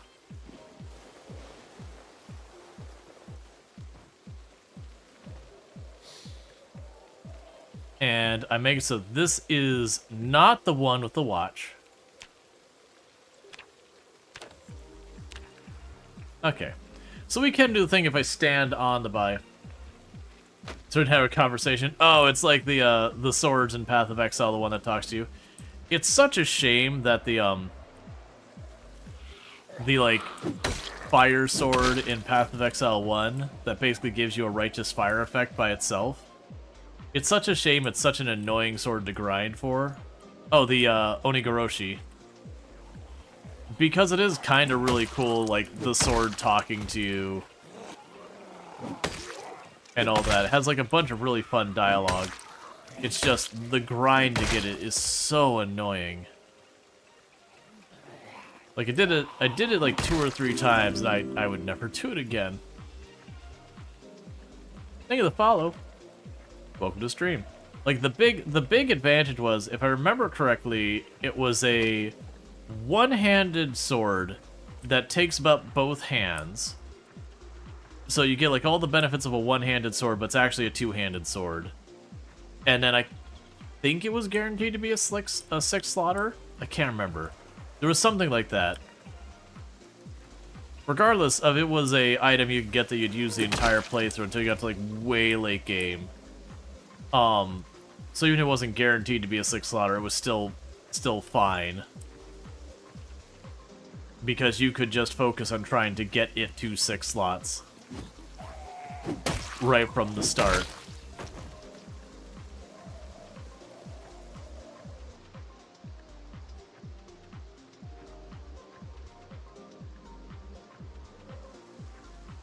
Let's see, do you think the other block next to the hotel will probably have less zombies with all the helicopters flying now? Probably. That's kind of one of the things I'm counting on, is how many zombies we've been drawing over here. A lot of the areas around the lake probably have way less zombies.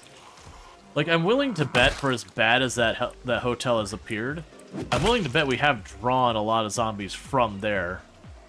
It's just there was a lot there. You did grind that sword once? Never again. Yeah, I did it like 2 or 3 times, and every time I said I was never going to do it again. That said, after that, I haven't. Because part of it was, as far as like how strong the uniques are in the game, that was one of the ones that just kept falling farther and farther behind. So it's still cool and it's still usable, but it's definitely nowhere near as strong as it used to be.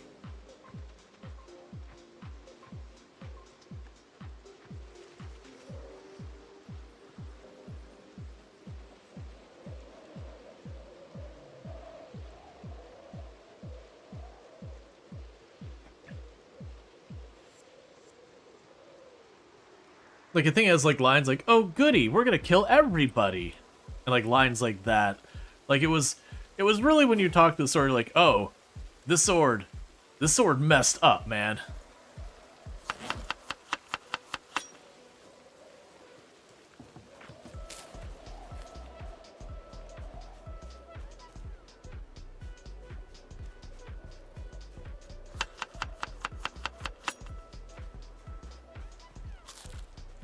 Like, I can't remember, it had like its own lore and everything, and it'd even give you like little teasers about some of the other characters that you otherwise don't get. Yeah, no, it wasn't, I don't think it had like, no, you know what, did it have a line that was like, yeah, murder? So like, it had lines that were very thematically along that line though. I think it had like 1 or 2 lines where it just laughs. Oh yeah, we're at 6,666 Zed kills. That'll last until I see the next zombie, unfortunately.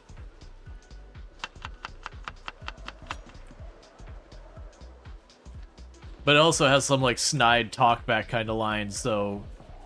It's got lines for particular individuals where, like, the person will have their dialogue, and then the sword will be like, yeah, you'd know. You're like... Yep.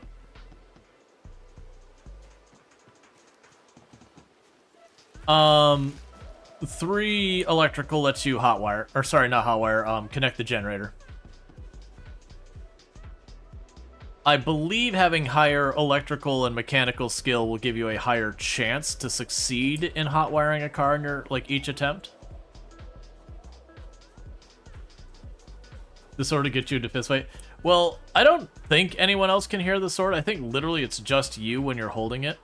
Like the sword talking to your brain kind of thing.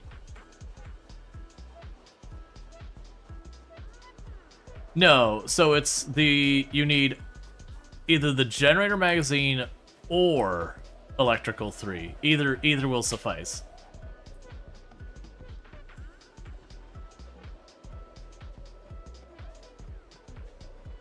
Yeah, I didn't call you a jerk, the sword did. Oh yeah, you can have fun with that. They've given a couple of the weapons in Path of Exile have had dialogue of their own. Yeah, it's basically a persona weapon.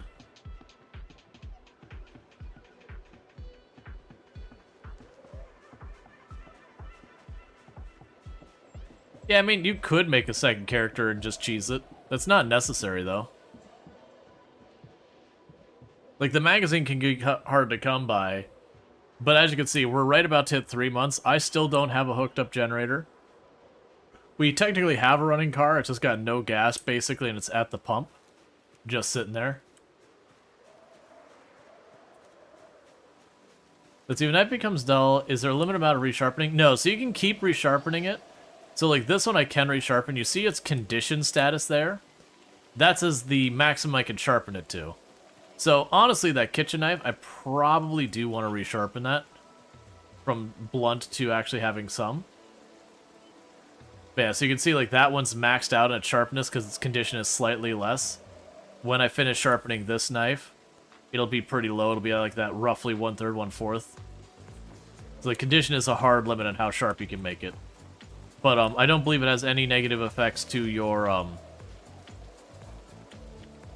it doesn't have any negative effects to your weapon condition and all that kind of stuff. Well, the clay vanished and said error. Hello again, Clay. What carpenter do you usually aim for? You're at 5. Do you really need to go farther? I am currently at literally, I have no carpentry. Like, at all whatsoever. 0. And we're on month 3. Eventually I will want carpentry, to be clear. Did they break the 2 tubs that were against the wall? I think they did, didn't they? Oh, no, they did. I just didn't see it. Okay, that's fine.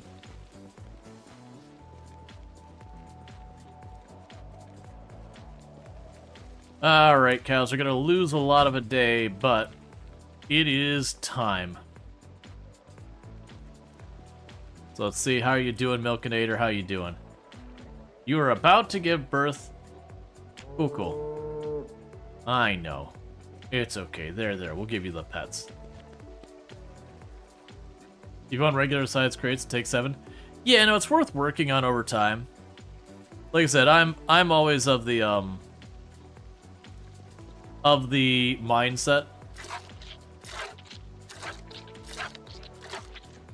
that I would much rather just work on stuff gradually than grind it out.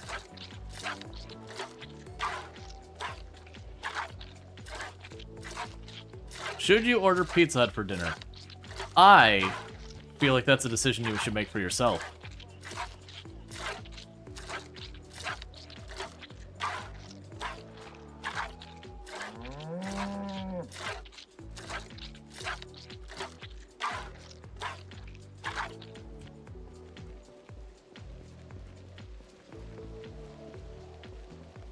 You need your wisdom? I don't think you do. I feel like what you eat for dinner are choices that you should be making for yourself as an adult, making your own life decisions. Do cows need indoor housing? I actually have no idea about the indoor thing with the animals. Because, like, they do sit there and say, like, do you have this much indoor, but I've not actually seen an animal get stressed or anything else with not having it. So I have no idea how required, not required, or whatever it is when it comes to that.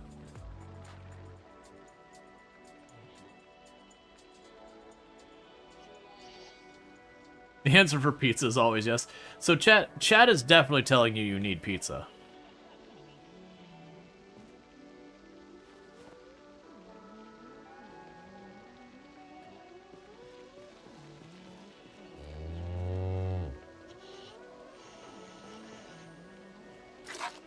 You want to say they get stressed and sick if they're not under a roof, then it blizzards not? I haven't noticed that, but I'm not going to say that's wrong.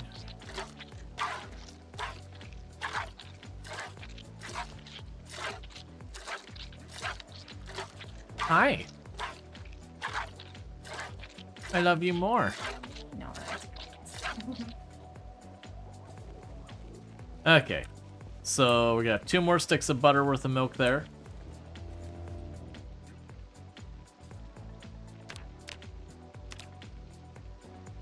Oh, I forgot I can't close it, otherwise it stops doing.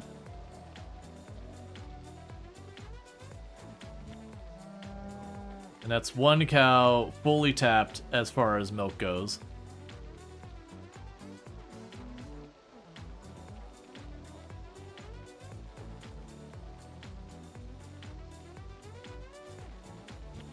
Put this away so I can just tell it to fill all and not play with it.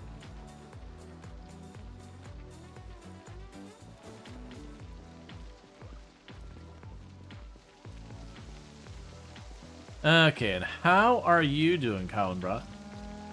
You are almost ready to have a baby cow. So let's give you your pets by going to the other side of the wall and petting you through the wall as it was meant to be.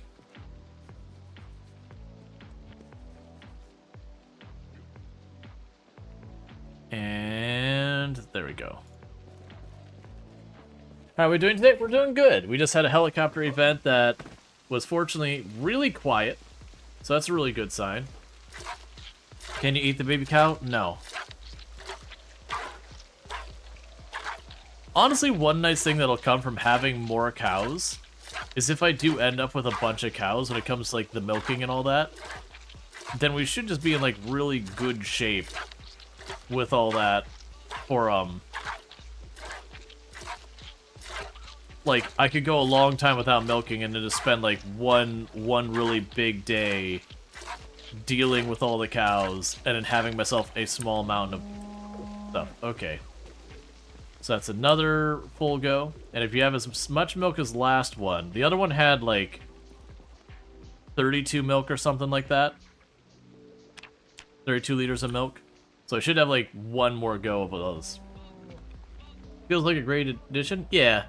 I do wish some of these processes weren't as long. I know it makes sense for them to be this slow. But it definitely... Why are you trying to join the queue? There's nothing to queue here. Oh, if you're waiting for those animals to be born, I don't know how long that's gonna be. Like that might happen this stream, that might not happen that stream. I may not even notice because likely this is our one milk stop for the stream. Because much butter as I could snag in one pass here, I just don't end up having a need to do more than like one pass a stream, if that.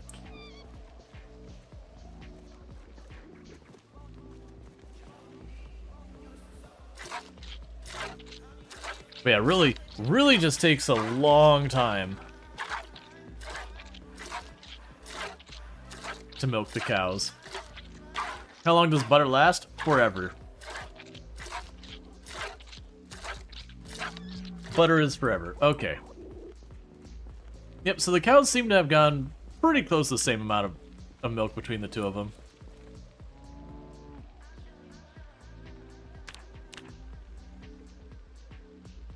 Yeah, so I've got 2 more sticks of bar worth. No wonder why you're doing the shelf life? Oh, yeah. Well, it's right now, if you want to gain weight and be pragmatic about it, it's just one of those things that you're basically going to be doing butter or fish. Butchering is supposed to also be relatively okay now, but nowhere near as strong. And we might eventually get there.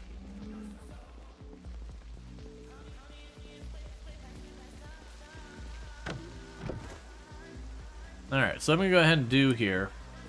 It is very dark already.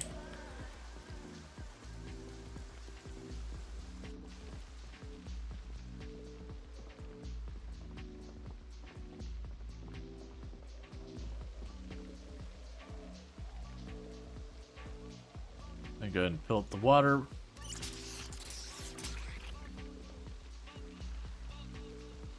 Take apart the radio for a little electrical skill. But so you think if they did rehauls, leather should prevent bites and scratches on it? Keep in mind, balanced realism kind of thing. If we make armor that's basically, for all intents and purposes, indestructible to the zombies, that's got to come with some drawbacks. They did actually do a rework on armor, for the record. And the penalties they do is they have attack speed and movement or combat speed both get penalized, which are really nasty penalties, which I do think is fair.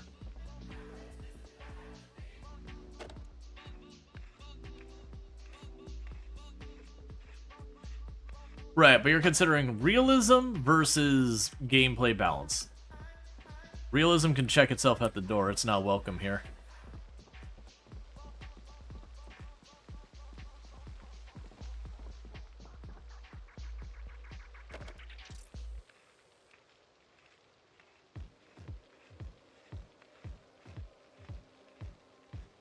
We actually do have leatherworking in the game in some capacity now as well.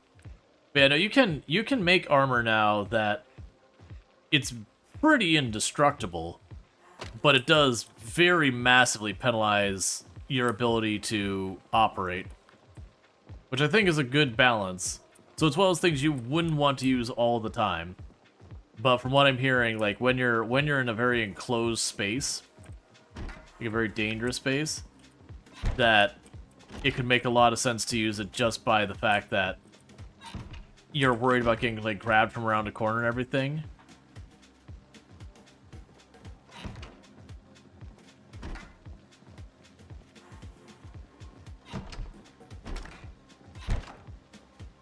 Okay, so taking apart all the electrical stuff we have available in here.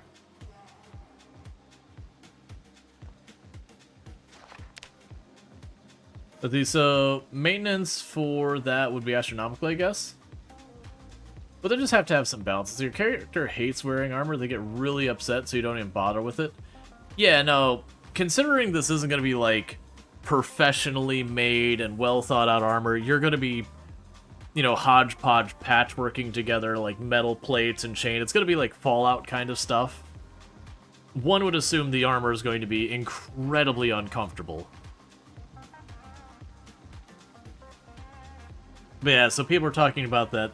The only use case they saw for the armor is like going into some place like the prison or like the military base where you're down in there. There's lots of corners that you can potentially get yourself caught around, that kind of thing.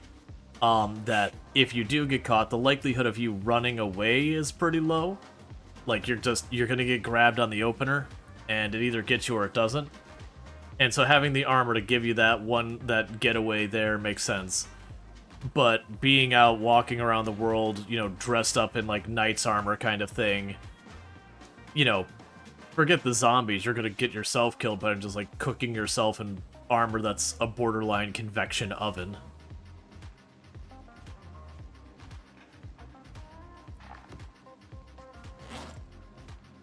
Alright, so finishing more of that book. Grab her axe. Put the pen away, put the screwdriver away.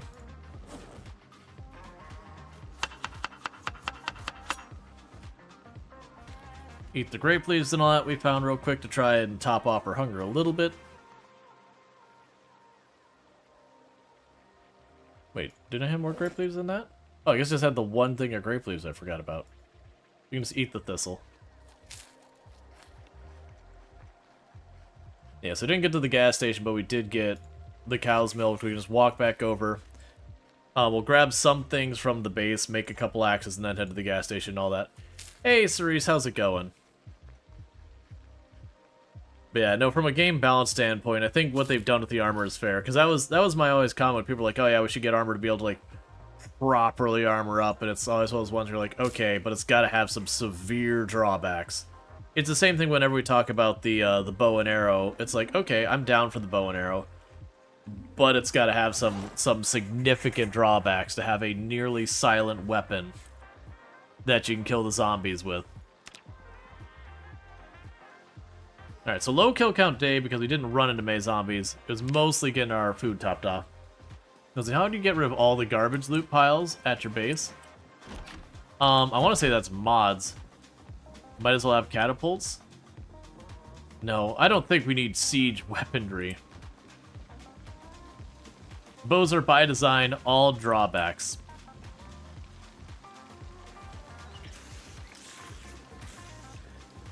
I see what you did there. I'm acknowledging what you've done. And I see what you did there. Yeah, no, the things I was figuring is, one, unlike the guns in the game, I would say the bow should, you know, slowly lower your endurance as you've got it drawn, so as you're aiming.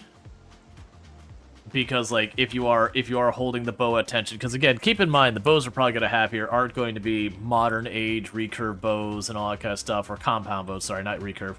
They're not going to be like modern age compound bows for the most part and all that.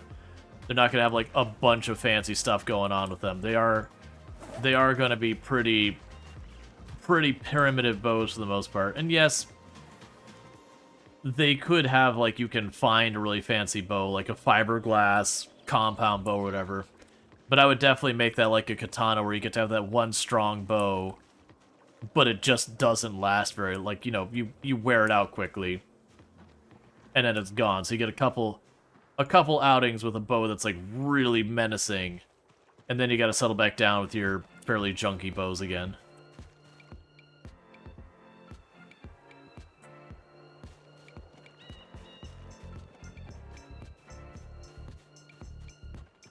Muscle fatigue might have to be at just to nerf bows.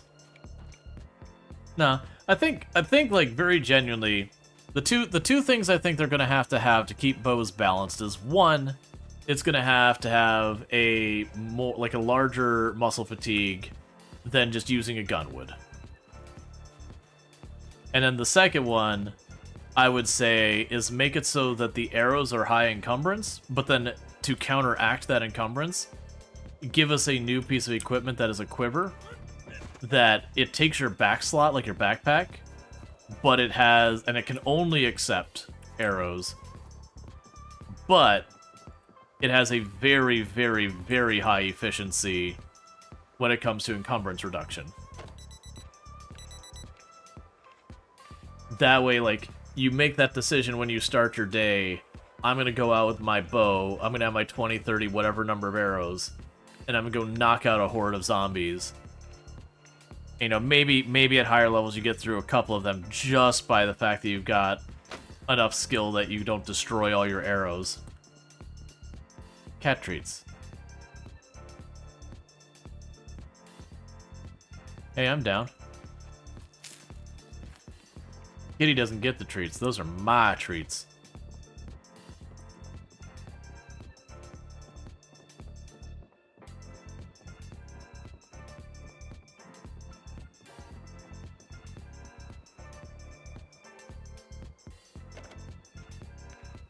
Does making a glass shiv give you XP? Yeah, maintenance. You prefer a hip quiver, taking up a holster slot?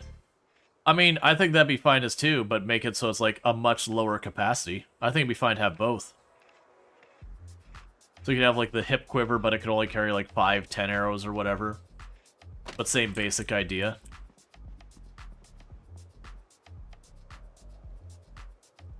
And I know people be like, that's unrealistic. In real life, you can get a quiver that can hold like a whole 100 arrows. I'm like, yeah, also game balance. So, you know, deal with it. I've not even heard the twang of a medieval bow. They're not saying, no, they go boom. But compared to a firearm, though, you're talking, or like whacking someone in the head with a baseball bat or something, they're not nearly as loud. Like we're talking apples to apples here. One of those two things is distinctly louder than the other.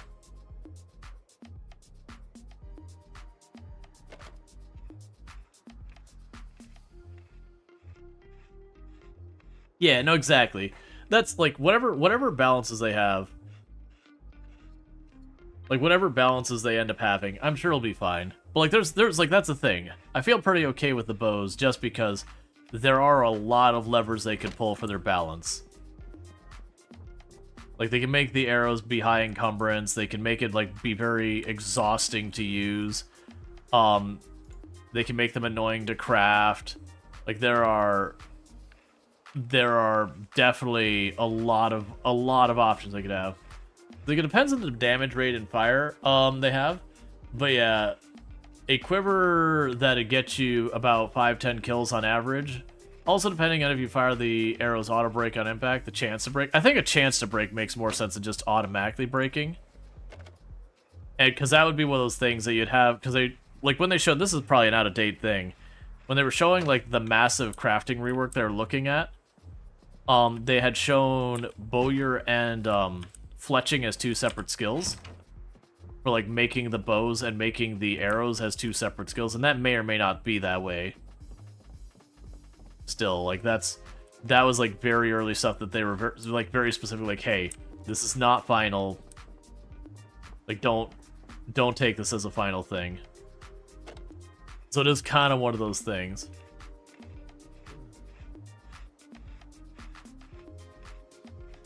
But yeah, they'd have condition just like any other weapon. And I would agree that the condition could be like the string breaks kind of thing. As like when it breaks so you can like make more twine or whatever. You know, we talked about like how much damage it does relative to like the guns and all that.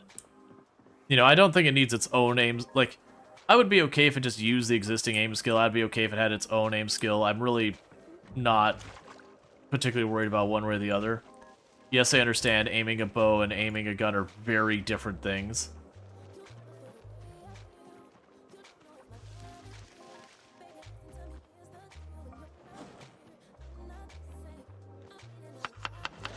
But yeah, I kind of like the idea, though, about when it comes to the bow's use case, that as a player, when I go out, I kind of have to make my choice. Am I going out with the bow today and, you know, gonna bring as many arrows as I can carry with me and clear up a couple, maybe a rally group or two, like if I've got like really high skill on the character, or is this gonna be a looting day?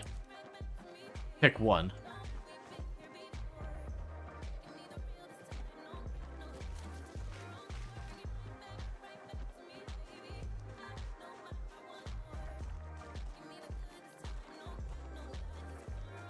And different drawstrings? Yeah, no, if they end up having multiple bows, I would definitely say like you could have like your primitive bow where again it's a glorified stick that's got a, you know, just been brought taut with some string and all that. Yeah, no, I think the bow would be mainly for hunting or for killing small groups of zombies. What are you gonna use the light bulbs for? Down the row as we expand the base at the resort, I'll probably have lights around the field so we can actually see stuff in the field and all that.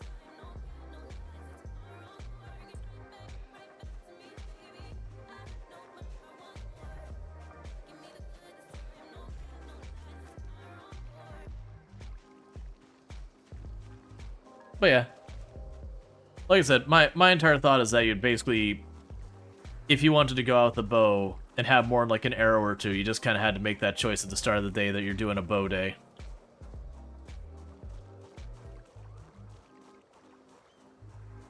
Kind of like, honestly, it feels to a lesser degree that is sort of true with the guns right now, that if you want to have enough ammo to get anything meaningfully done, you do kind of have to make the decision.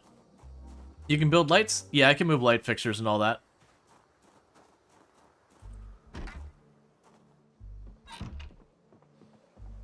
Alrighty then. So we're back here real quick.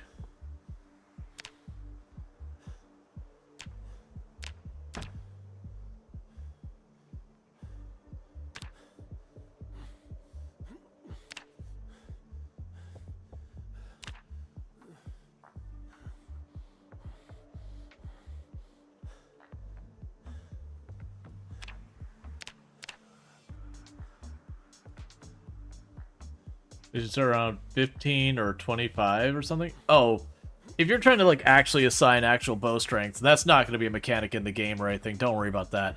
It'll simply probably be like they'll have like a crude bow, you know, like they'll have like a crude bow, a bow, and maybe a long bow would be my guess. Maybe we'll get something like, you know, you can find a like, not a recurve, a compound bow, like as a special thing you can find, but being like a very highly sought after some. They probably won't get nearly down to the like the minor details of like, you know, this is the pound draw strength and all that. Watch the bows have strength requirement? I think that'd be fair.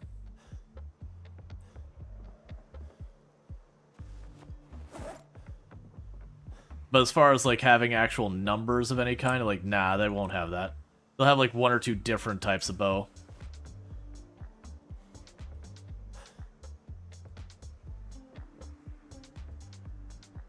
Or rather, I guess I wouldn't say a strength requirement, because nothing else has a requirement. I would say if you didn't have enough strength, like the time it takes your character to like draw the bow would be like really bad, or it's just maybe it has a very significantly increased penalty to the aim or the exertion usage or something like that. Basically, if you didn't have a certain amount of strength, it'd be really rough. How are you getting a consistent clean water source? So amusingly enough, I have not done anything to get myself a reliable water resource.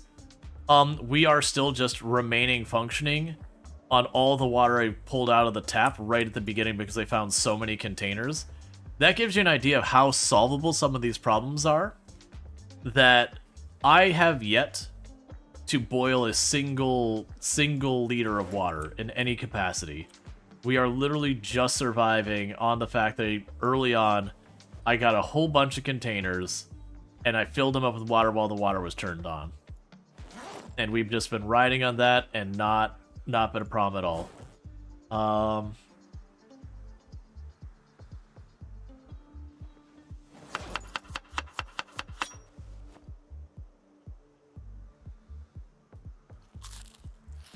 Eat some of the salad because I need to drop how much overburned we are.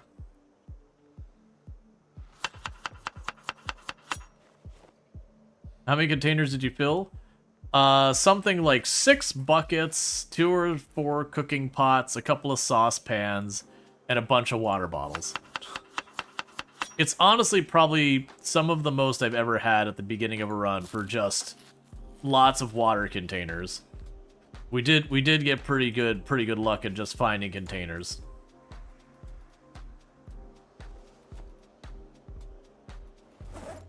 Alright, so that's too many of those. So what I could do is we are exerted, or a little tired right now because of how much we're carrying.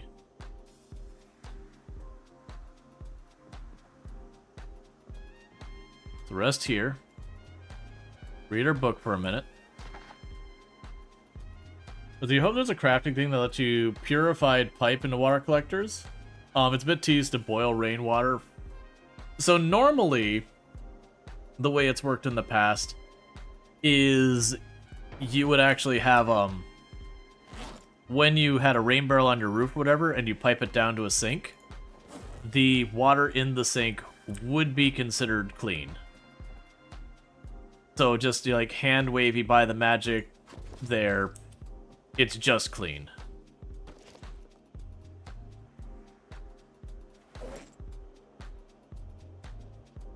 Are you still attached? Alright, well we're just gonna deal with Overbird. I was gonna say that we're gonna carry stuff over to help out, but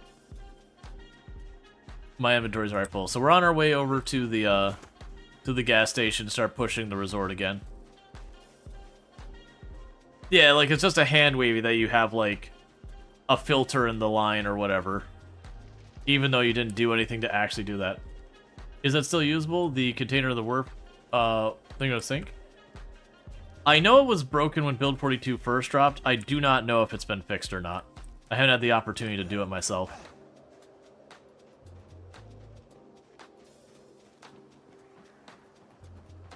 Which is honestly a good addition, as long as it's not a huge amount of maintenance. Because I do understand where people are like, but that would be realistic. I don't. If it's a thing that just becomes a chore, I don't want it. We already have enough chores.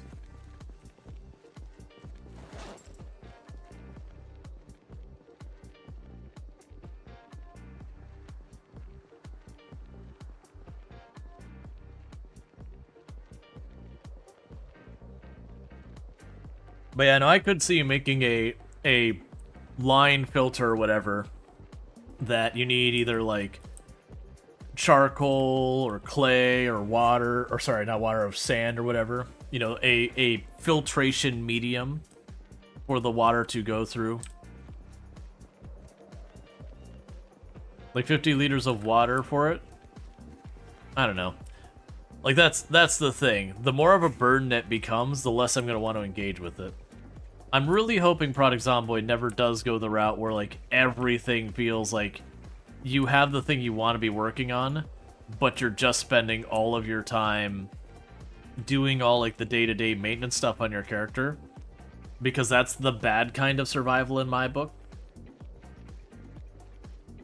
Like that's just like, you know, I want to be fighting some zombie. I'm sorry, you can't. Right now you need to be doing like the other 5 maintenance things. I feel pretty okay where things are at right now with most of the stuff, with the only exception of I do feel like farming is just really not in a good place. I haven't got enough to test with like the animal husbandry for butchering purposes. But I do feel like a lot of it where, you know, there is some maintenance you gotta do. You gotta make weapons. Like, I only have to make weapons, you know, every like 3 to 5 days. It can take a little time to make some weapons, and I'm usually doing okay. And it's kind of the same for me doing the various, like, oh, I need to get my food sorted out, that kind of thing.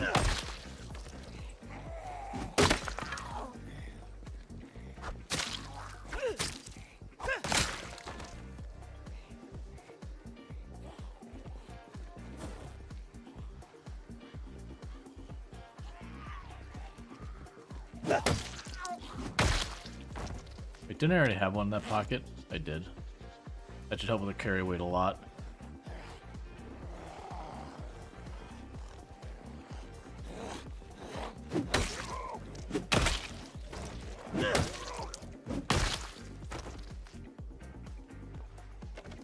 No, you aren't worried. It's only active filtration.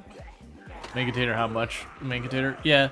No, I get the idea is that you would be doing maintenance between, and the idea would be you'd need to clean and or replace your filter every X amount of liters of water. And I do think that'd actually be a reasonable thing, so long as the amount it would handle would be reasonable. Your character does need about 2 liters of water a day, as long as you're not like overheating or something like that. It's somewhere around there.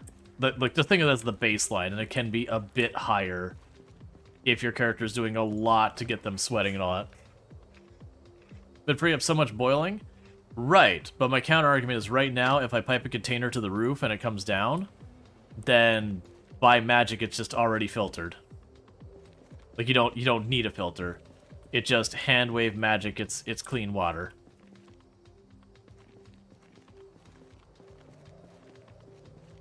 Why does the tent look like a meat bone? It's packed, so it's wrapped. So these would all be like your structural pieces are in the middle part of it, and then it's got the padding that is the actual fabric part of the tent. Gravity is the filter? So, sort of. When you consider stuff like aquifers and all that, or like, sorry, yeah, the aquifer as in under the ground, it is basically just gravity and limestone is how it works. Well, that's a lot of zombies. Now I can clear out the whole area, but I'm gonna clear whatever aggroes me from trying to walk down the road.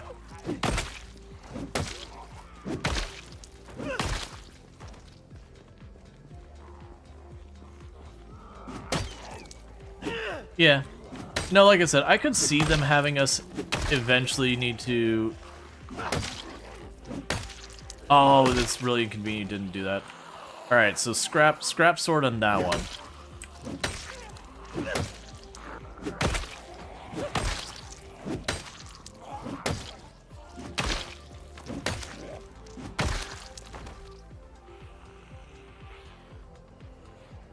It's fine, I can just stay there for right now.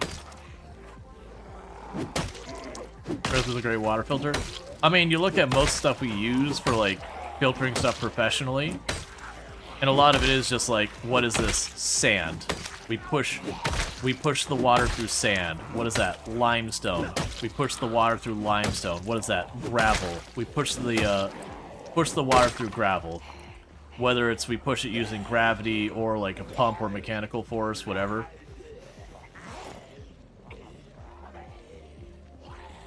You know, charcoal's another common one.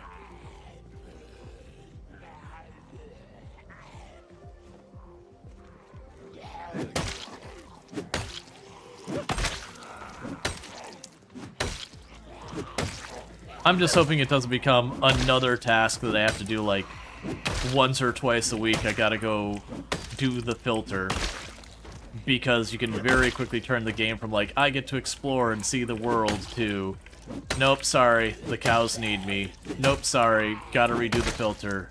Nope, sorry, gotta remake my weapons. Nope, sorry, got this other project I gotta deal with.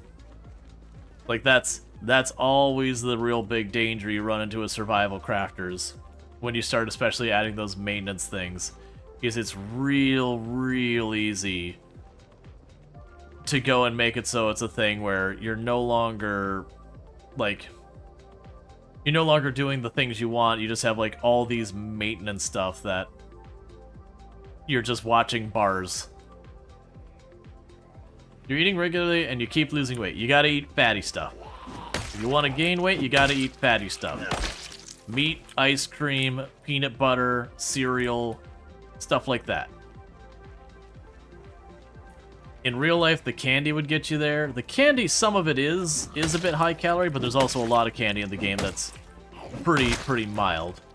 Generally speaking, in Product Zomboid, if you want to gain weight, you're going to be eating animal products. Meat, fish, butter. You can find stuff again like peanut butter and all that out there. It's just one of those things that there's not a lot of. You've been eating mostly meat? It's gonna be eating more of it then. If you're butchering is... It's better than it was, but it's still pretty hard to keep your weight up butchering till you get to higher levels. So you need to, like, you really do need a butchering hook, and you really do need to get some levels in butchering.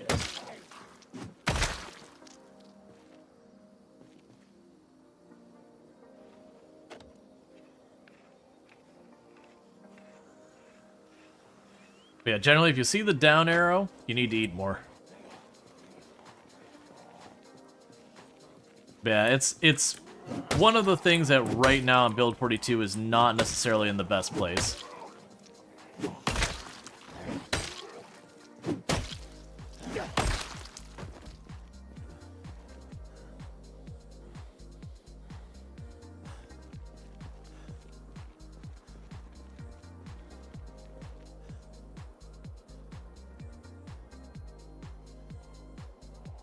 Yeah, rabbit is good, fish is good, butter is good. I hear eggs are relatively good.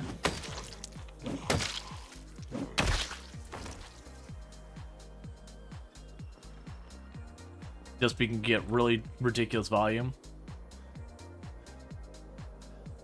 At the moment, our character is actually in the healthy range.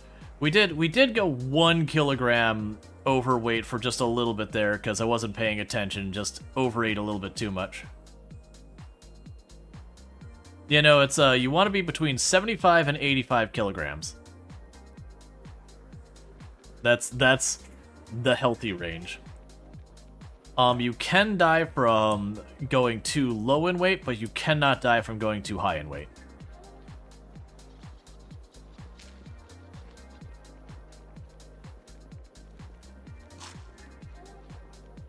You need about 5 hens? Yeah, that's pretty doable. You thought it was 84?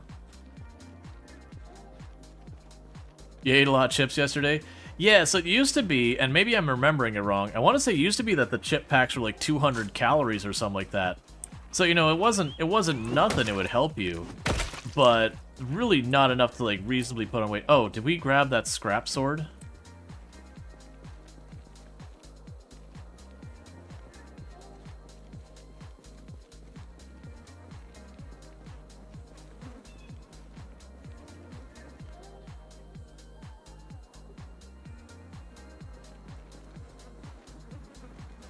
Maybe it was farther to the right.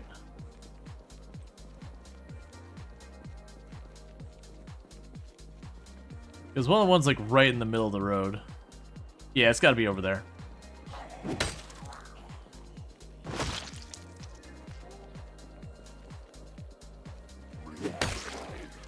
That said, Product Zomboid does have a mechanic which is loosely related to how it works on real life. That generally speaking, the heavier... I have more than one. Like, we found another one, which is like, oh, I want to grab that. There's also those ones that I was like, man, it's in this bunch somewhere.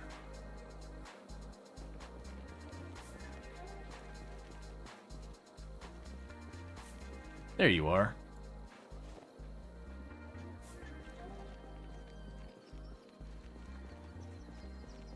But it does have a mechanic where as you gain weight, it becomes harder to gain more weight because you burn calories faster. Which is a real thing that happens to you. It's just, in real life, we have such calorie-dense food that you can like, there is a certain amount of weight that it starts to become difficult to put on more weight. Like, someone kind of has to be feeding you because, you know, it's difficult. Like, you'll start having real bad mobility problems. But we do have food that is dense enough to continue to gain weight anyways.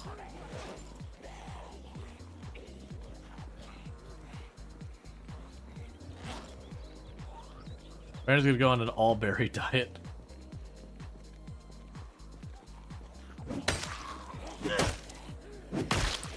But, like, real life you can get pretty heavy before it becomes a thing where, like, continuing to gain weight becomes challenging.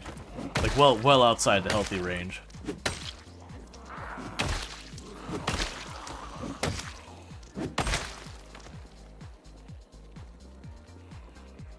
But Project Zomboid, I don't know what the limit is on how high you can get.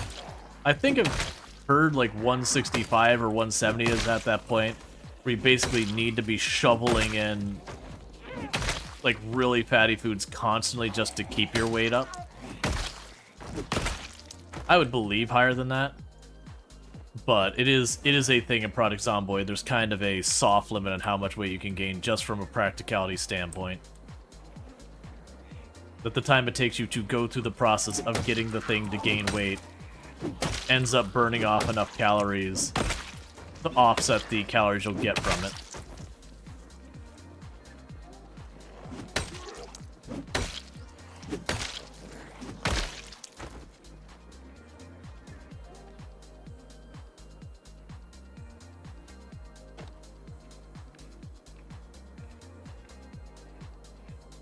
You want to dev mode just spam butter? Yeah, I know people have tested that before. Because for a short while there was a rumor you could die from overeating in Zomboid, which was never true. And as well as once is like super easily disproven, which is why it lasted so little time. Because like someone would say that's like, alright, let's go into debug. Okay, I've just made a stack of like 200 butter or whatever. Start shoveling them in back to back to back as fast as the game will let you to keep that weight climbing. Not really. You'd keep going until you start watching the calories burn off fast and you can put them on. So I know people have tested that you can't die from it. But I do recall that there was at some point a weight that, because of that gradual increase in the rate you'd burn calories, the time it took you to eat the butter, you would have already burned off the butter.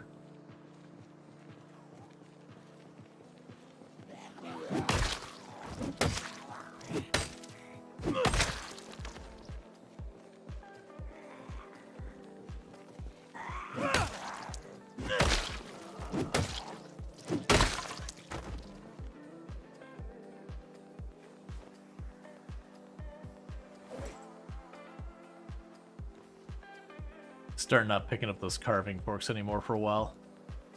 We haven't been needing to go quite that desperate on weapons for a good while.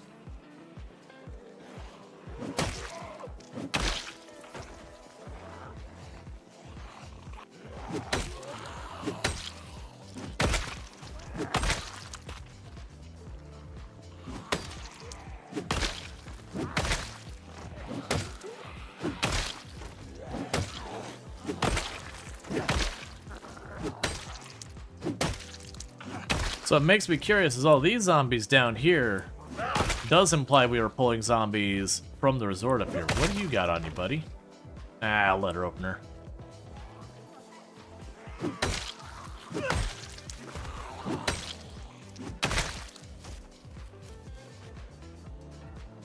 Alright, let's back off.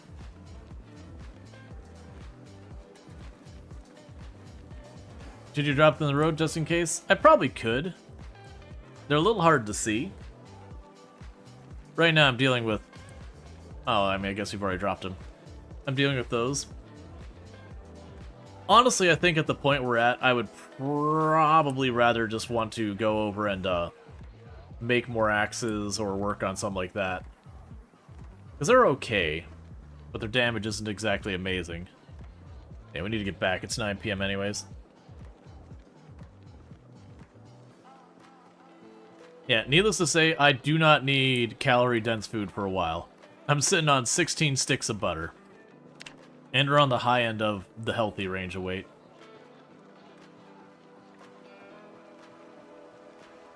Gonna have ourselves in our thistle. No fight at night? Generally speaking, I don't. Because one, fatigue will sneak up on you. Two, the visibility is so bad. There's a lot of risk of getting grabbed by the zombie you don't see. It's not that I'll never fight at night. But when I'm well in control of the situation, I'd rather back out versus, you know, try and continue to push. We're also looking here where our exertion, we're getting pretty close to being exerted, so I need to sit down and rest for a little bit anyways, which is just going to make it darker and darker. So you know, it'd be a bit overworked, but the road north of McCoy Estate is honestly really close. Chop down a few tiles wide tree to find a bunch of gravel, lay it down, it'd be a much better road on that place. The worst part of McCoy is the long, wobbly dirt road to it. Yeah. Well, that's, I know, because I did the one base in the prison, like, this is awful. And as a meme, people are like, you really need to make your base the secret military base when you clear it out. And as well as things like, there's no body of water near here. Like, I would be very dependent just making a ridiculous number of rain barrels, which would work, and like, and plus, every time I went to go someplace, I'd have to go on this whole big stupid road to wherever we're trying to get to. It's like, if we're gonna do that, I'm gonna carve a path straight north, I'm gonna pave it. At the time, it would have been with the wood flooring, because I don't think gravel blocks trees from growing.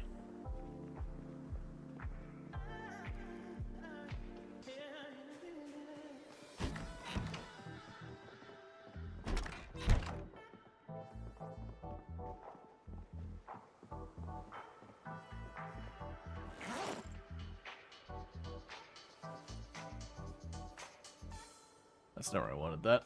What then, the main bag?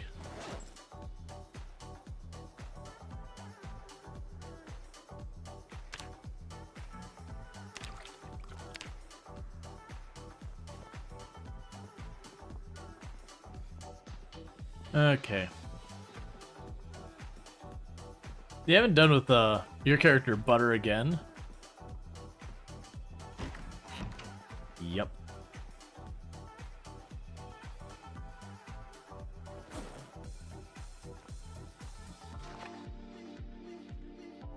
Alright.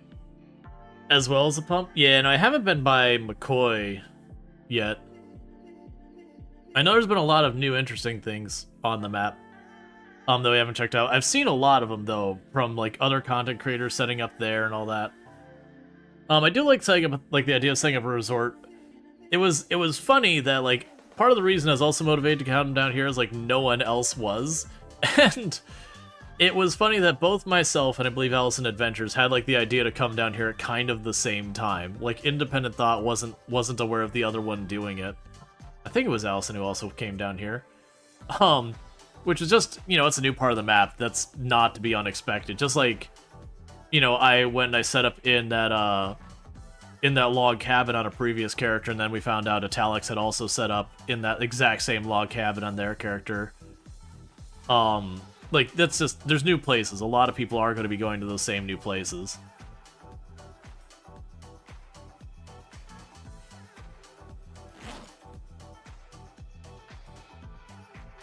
And book is done. We'll carve a handle while we wait. And there'll be a book we can ditch, and a handle sort, like another branch made into a handle for a little bit more carving XP. I can drop those off. Turn off our light, wait till it's 1, and then we go to sleep.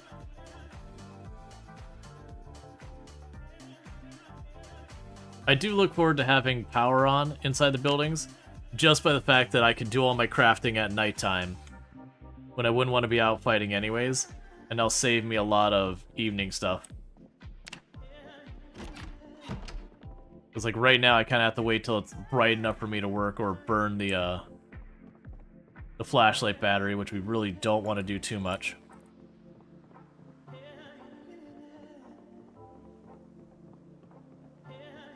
Okay, so let's see here. First we can drop off that book. There, I know that goes over here. Any of these other books we need? Not yet.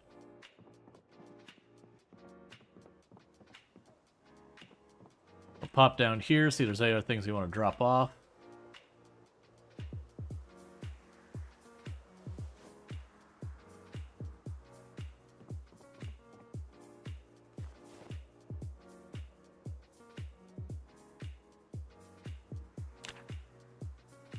I'm pretty sure we don't have more branches, which is what I need for more weapons. I've also got a pretty good arsenal of weapons on us, so I think we're just good to head out.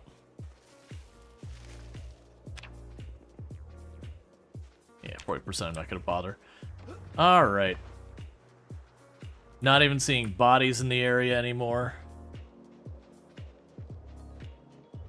Well, those TVs and all that we took apart. How's our electrical looking? Just over 18 XP until I can hook up the generator. And once I hook up the generator, I start driving my car around. The car is kind of a piece of junk, but it'll be nicer than walking everywhere. It also gives me more inventory space that I could just dump stuff. Like, so instead of keeping the book on me like I'm doing right now, I can go ahead and just leave that in the car for when I need it. Kill those two zombies.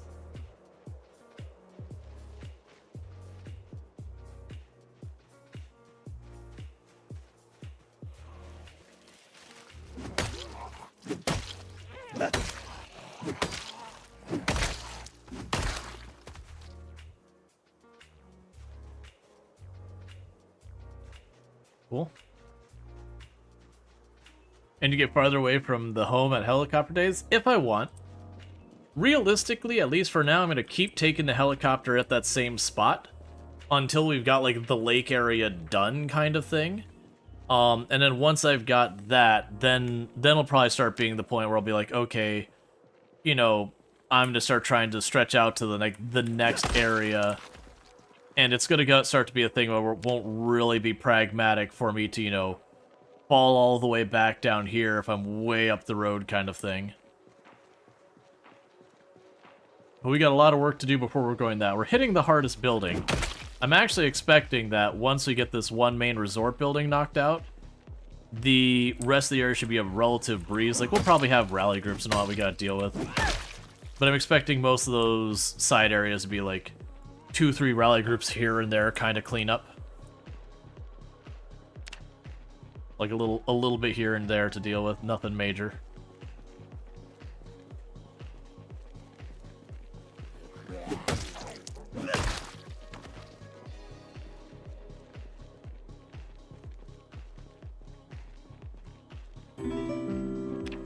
Thank you for the follow. Welcome to the stream.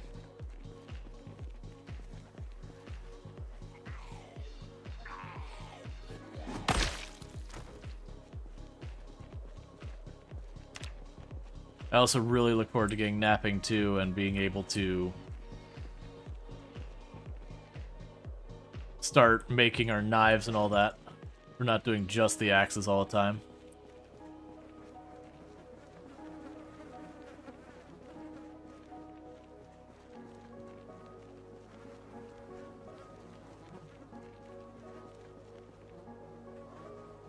Okay, another watch.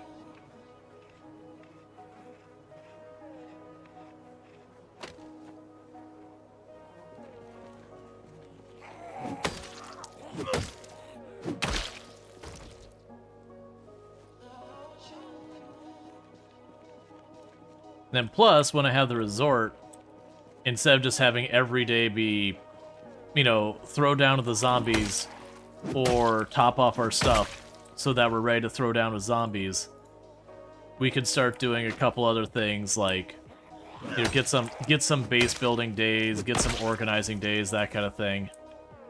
Have a little bit more varied gameplay going on. Even though I don't plan on really following through with the farm, I will put the plants in the ground.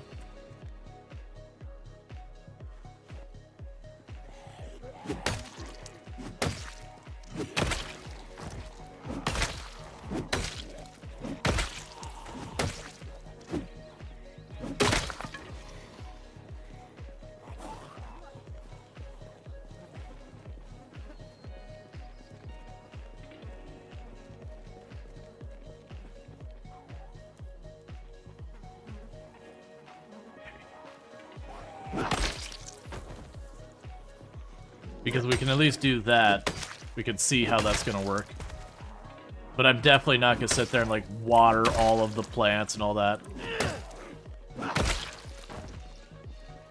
I don't have remotely that much patience. If your agriculture has become roleplay, yeah, I don't. My thought is they bid on to the realism apple, and we're like, no, we're the realism survival game. We gotta make it realistic, which is when they're like, hey, this plant takes 250 days to grow, and you go, hold up, this is a video game. Days take a while.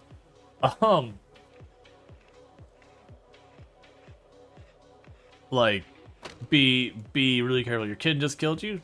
No. Why would the kid betray you in this utterly predictable manner?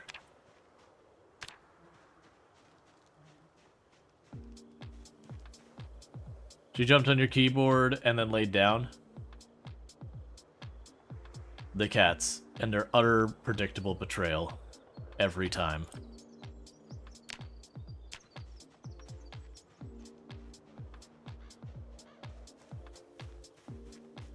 I know I need those. I don't have the carry weight.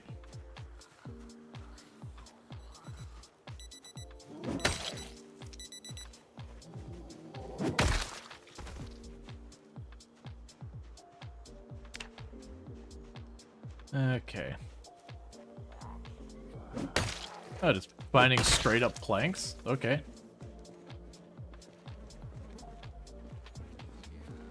It was bow down to the cat overlords. The cats have us well trained. The cats are proud of our domestication.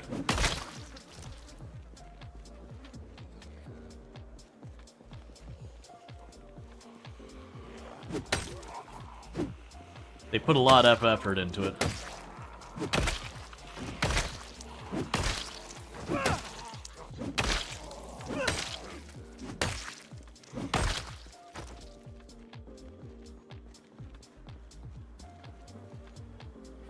What I miss? Oh, did we just get like the wrong name? Let's see. You were giving attention to something that wasn't a kitten. The kitten fixed this. Yeah, that was where he was like, what did NG say? I didn't see anything. Yeah, now I gotcha. Yeah. The kitten demanded its 3.6 pets. Not 3.7, not 3.5, 3.6. You go one-tenth of a pet too much, you get the claw. 1/10 of a pet too few, and the cat will not leave you alone.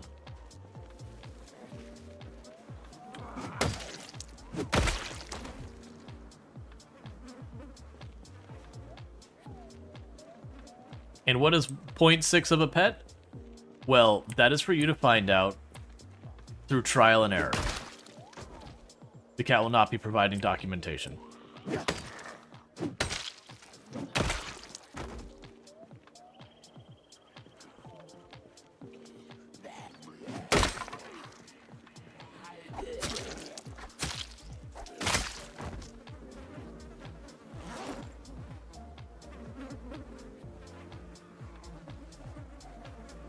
Alright.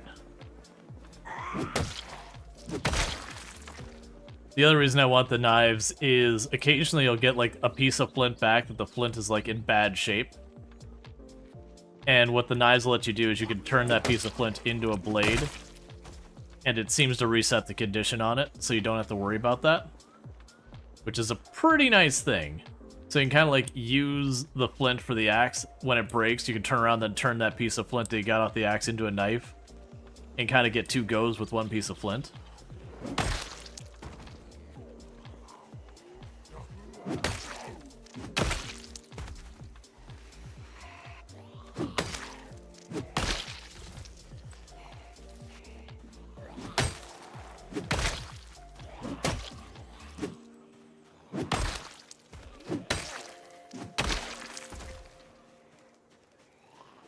Alright.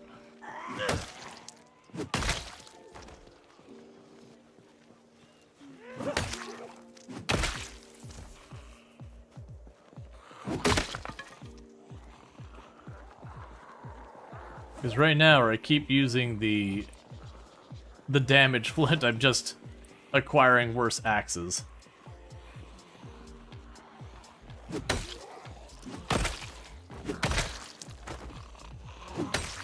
That's okay, because I think I have, like, what? Was it 3 ice axes in my inventory now? And then 2 of the swords.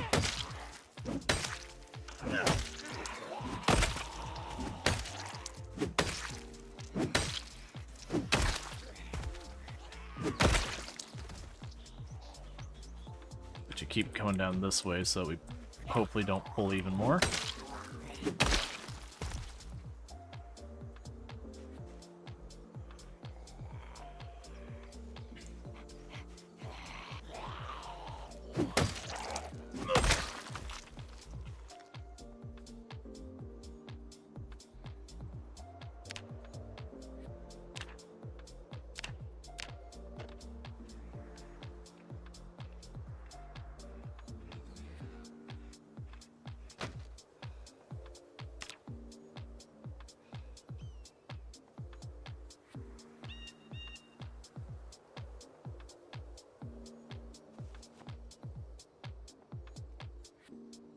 Okay.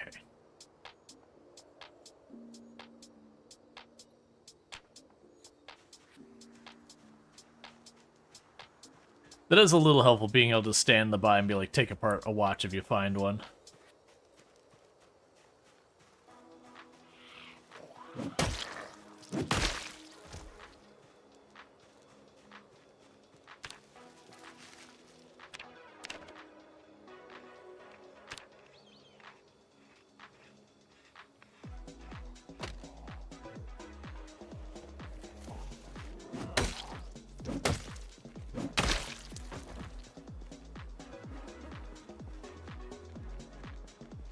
Okay, and you'll aggro me when I pass you.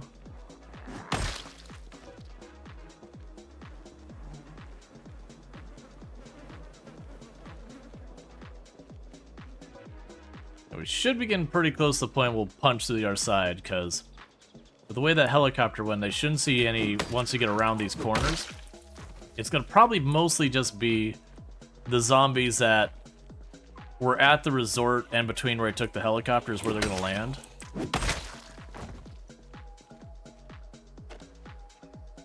Alright, we're so close to getting this generator hooked up, and I am excited about it.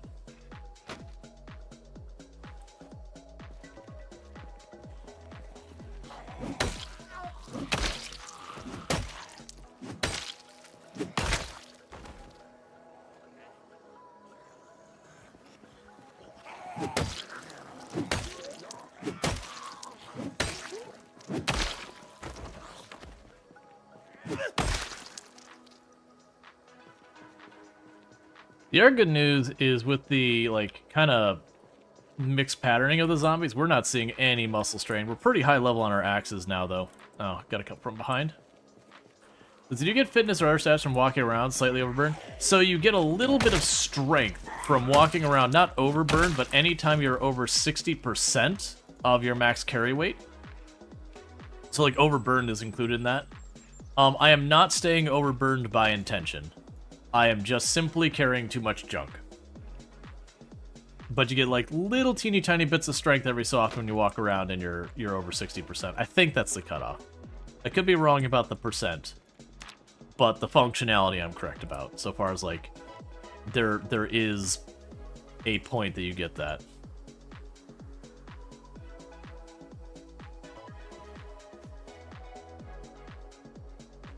Okay, whatever.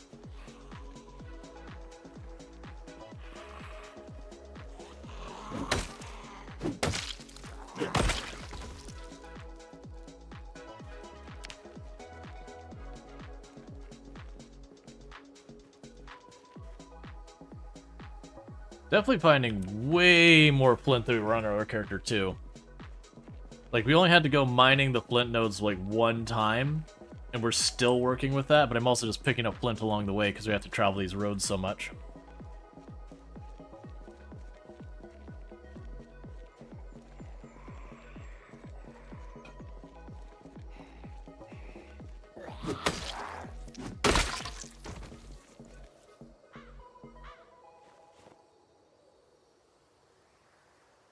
Okay, we can grab our last axe here. That's our crafted axes.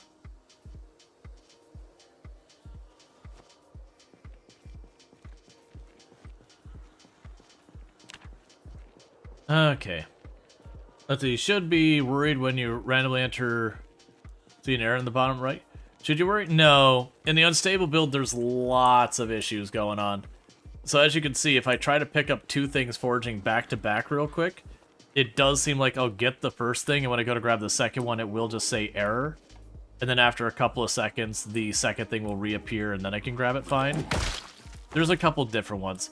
The only ones to worry about is if you end up having like an error and the game crashes or something, obviously that's a problem. But just seeing the error messages is just a thing going on. Like, I have noticed when I've died on a character, the error message down there just keeps accumulating rapidly when I'm doing the ridiculously high pop stuff. Now, granted, how many zombies are moving around and what's happening, I have no way to tell what's actually erroring. Like, maybe it's the zombies are trying to aggro, but they can't find the player because the player's no longer there, that kind of thing.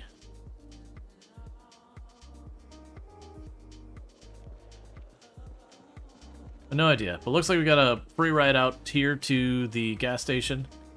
How are we doing now on that electrical skill? Okay, so still not a whole lot faster. We're at about 12, 13 from electrical 3.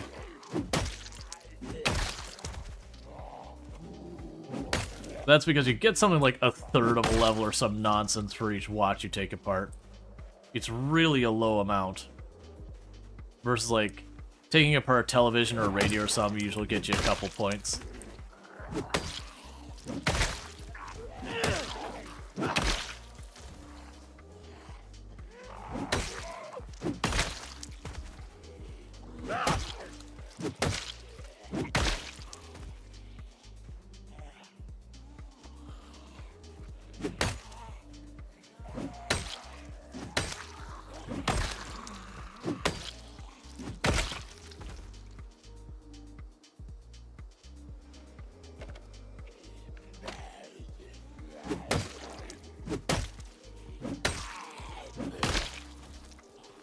Yeah, so you're definitely from the resort.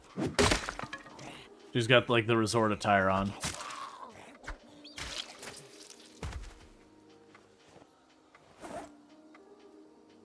Got a fanny pack with a CD player on it.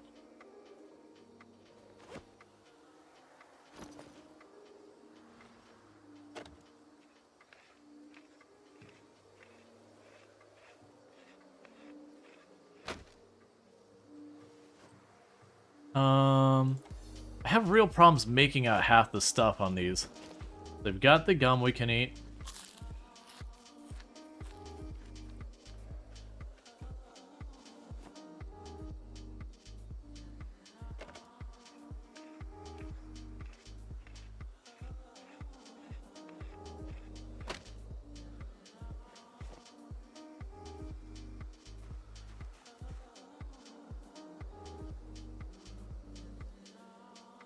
Alright. Just being more diligent now with the watches because we're right at the end. Let's see, I wonder how many devs watch the stream. So, like, I don't keep an eye on my viewers, like who's tuned at any time, because like then you'll get yourself into like weird habits of being like, oh, is this other creator that, you know, claims they've seen you play and yada, like you'll start doing all that kind of second guessing. And I try not to like do that ever. You don't want to be in that spot because you'll understand everyone's got stuff they have to do outside of content creation. And then also sometimes you'll see like people who might be considering sponsoring your channel, they might be here on one of their official accounts just kind of keeping an eye on things. Like I've had a couple of times when like I've had like a big sponsor type reach out that you'll have someone's like, oh hey, I noticed this person was in there. But you also will see devs pop in. But it is kind of one of those things that it's good to not keep a close eye on it. It's the same thing of like a lot of people turn off their view count because it can also mess with stuff when Like, it really kind of puts you into a funk if you're watching your view count and you see, like, it's a low day. It can kind of become, like, a self-fulfilling prophecy that you're kind of not on your A game because you notice your view count is down, which then, in turn, means you're making not as good content, which means some of the people who normally watch end up not watching because, like, your content's really not as good as it normally is, which then brings the number down. It becomes this feedback loop. I'm honestly pretty okay with seeing my view count. That doesn't bother me as much because I've done a lot of conference speaking, and you look at the chairs in your audience, there's no hiding if it's been a good or a bad turnout. You kind of just gotta look at the room, so you learn to stomach it because you don't really get away to avoiding that. Let me go ahead and catch up with chat real fast. But yeah, no, you definitely have the devs they'll lurk sometimes. Once in a while, we even have them pop in and start a discussion. We've had, I'm not gonna name names, but we have had at least 3 of the devs pop in the channel and chit chat with people a little bit here and there. I'll even say I have 2 of the devs have been subscribed to the channel for a while. Just saying. Which that's just, you know, being supportive and all that, which is cool. I appreciate it. Because you don't understand, how is someone whose occupation is a blacksmith can't forge a sword without a recipe? So this might surprise you, but modern day blacksmiths, like, a lot of them just did, you know, horse hooves, like, you know, horseshoes, that kind of stuff. The vast majority of blacksmiths never made a sword in their life. They'll have made, like, you know, repaired scythes, made hammers, made horseshoes, made nails. That it was the vast majority who would never be making, like, an actual proper weapon. They've made knives they would probably make a bunch of. But they'll be making tools for around the area, not weaponry. Let's see, how do you get your calories? 1 year later without, said you play 1 year later with low loose hang and you find it impossible to keep your weight stable. You survive on 6 months weight. I'll see what's gonna remember. You know, at some point you die because you're underweight. Fish, rabbits, and stuff. Fish or hunt is just not enough. Oh, you shouldn't. Yeah, no, fish shouldn't be a problem. Like, don't get me wrong, you'll get some fish that just aren't enough, but you just gotta keep pulling up fish because you'll find like the alligator gar, and it'll be a individual fish that's literally like 20,000 calories by itself. So that like one fish is enough calories to last you basically the better part of a week. You can also, if you find cows, you can do butter. I have no idea with the 1 year later how the cows would work out. But yeah, no, it's just you'll have days you go fishing and you just won't get good fish, and you have days you go fishing and you'll pull up just that one big. Because that's really when it comes to keeping your weight up, is just trying to get that one good fish. Let's see, you get tiny yeah, exactly as Oak's saying. You'll get a whole bunch of kind of not great fish that, you know, they're good for a snack, but not really for a meal. Like, so far as the calories go. And then you'll get, like, that one fish that's, like, literally a week's worth of food by itself that I've had to take off my character's clothes because they weighed too much so that I was capable of dragging the fish before they adjusted where it would appear in your inventory. And then you proceed to cut fillets, and then cut your fillets even smaller, and then cut your fillets even smaller, until you can get the fillets down to like 1.5, 2 kilogram or 2 encumbrance a fillet, because trying to drag around fillets that weigh like 20 encumbrance each is just not gonna fly. Yeah, and you can also fish with the fillets too.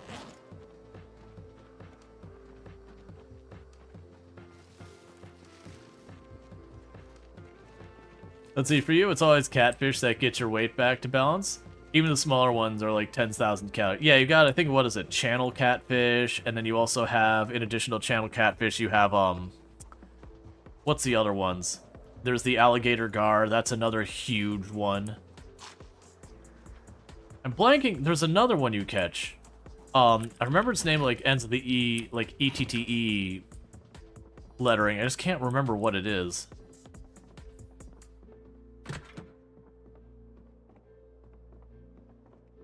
Oh, I forgot there's even more food back here.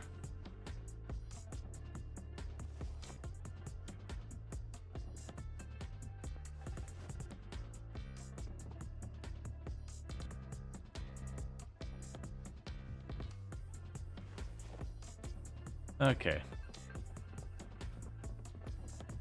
I was genuinely hoping we'd have a couple electronic things I could rip up in here, like a radio or something. Oh, wait, there is a radio. There we go. I was like, I thought there's a radio in here.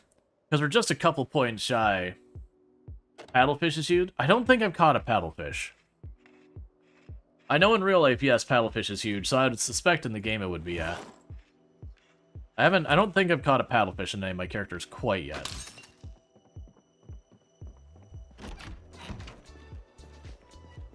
Yeah, because I've got the generator laying there, but I can't connect it. I got 2 liters of gas in that gas can in there.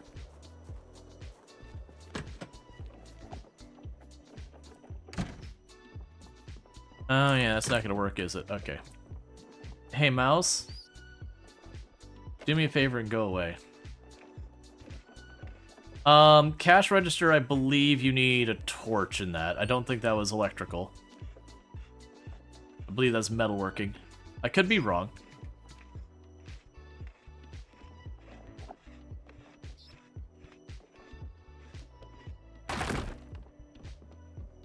You'll find your way out someday, mouse. Or not. I kind of don't care either way.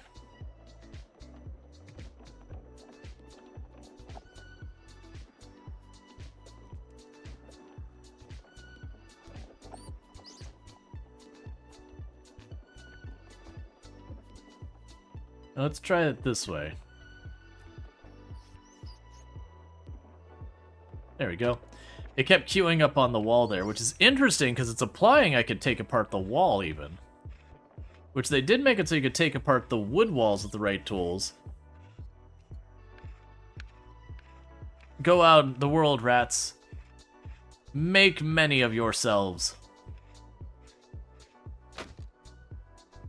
Ooh, that wasn't even a failure. That means I get more goodies out of it.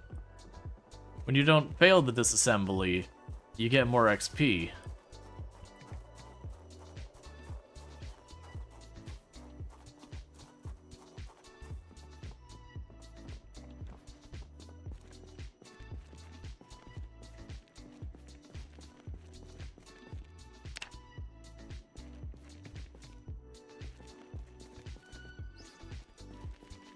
Okay, nothing electrical for me to take apart down here. Yeah, that's carpentry. Close that door so I don't accidentally, have a zombie roll in and cause me problems. But I'm probably never going to use this TV, so this TV can go. But so you've heard me say that you can't just take apart all the pews to get carpentry. Does that mean you actually have to build items to get carpentry up? Yes. It used to be you could just like roll into a place and take apart all the furniture and get a ton of carpentry. They did take that away so that carpentry and metalworking no longer level at all from disassembling things. That's just the way they've opted to go with it. I don't even think it's a bad call. Especially for multiplayer, it just meant everyone trashed everything. Yeah. Yeah, I love you. We are 0.78 XP from being able to hook up the generator. Is there any... Oh, that lamp. Sorry, lamp. It's time. It's time for you to be gone. You watch the VOD now and you got an ad? The time you answer the question? I guess you need to fish more then. Cows are not a thing. They're dead a year later. Gotcha.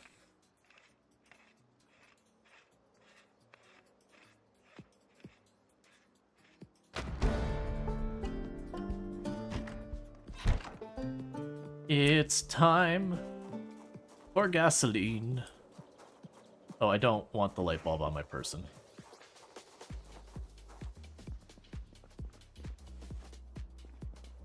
Is it time to build a giant wood dance floor to get carpentry? Absolutely. Also, you should just build a giant wood dance floor because why would you not want a giant wood dance floor? That is the real question here. Why would you ever not want a dance floor?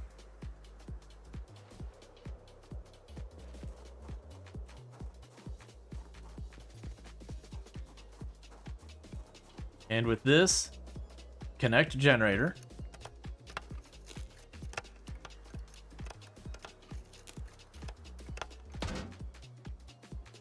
unequip that real fast. Put it here.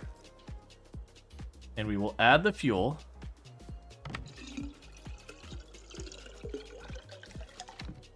Alright, and before I turn that on, I have a need to destroy my kneecaps. Let's go ahead and start snacking on these. We're getting real hungry. So I'm going to go get all these gas cans that we got littered around in this place. So remember, there's a good couple of them. I forgot I got 2 chunks of flint inside the cash register. Excuse you. We're not open.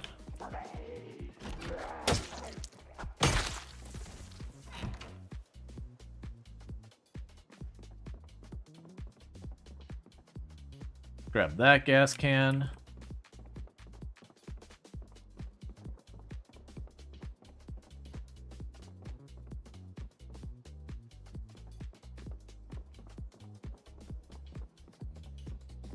Grab those 2 gas cans. They don't fit in my inventory right now. Don't worry about it. It's probably okay. Grab those 2 gas cans. Alright. Impeccable customer service. Yep, and let's check the trunk of here. I can't remember if you had a gas can or not.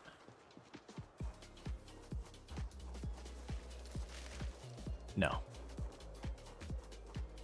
Alright, so the plan here is that I turn on the generator and we just start filling all of the gas cans we can.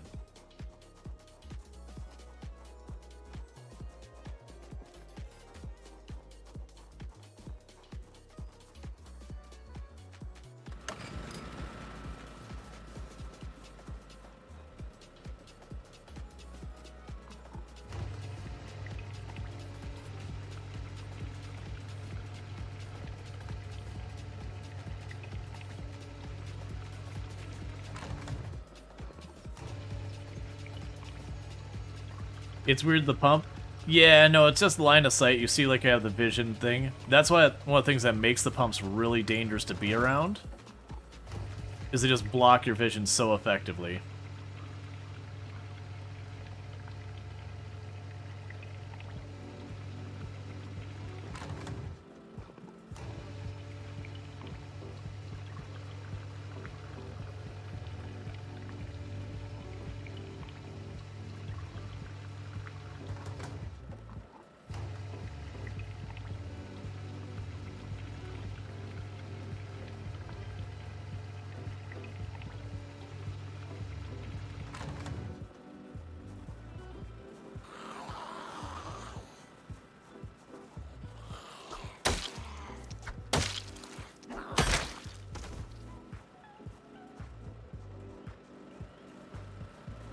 Turn you back off. Add more gas.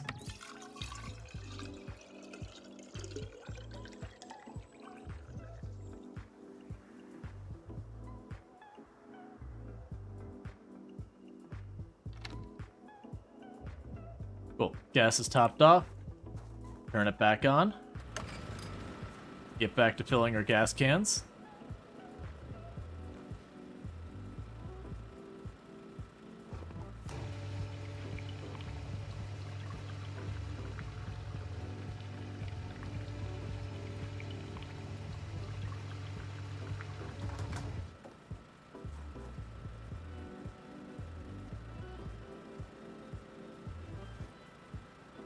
One of those was not full.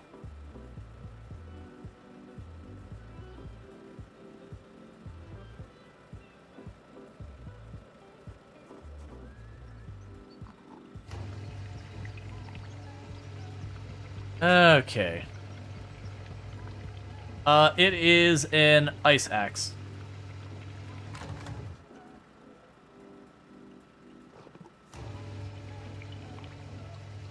All right.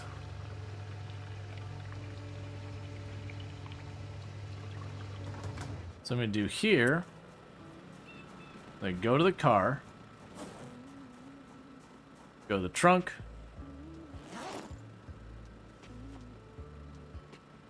and put both these gas cans in the trunk for the time being. And I should be close enough to that pump.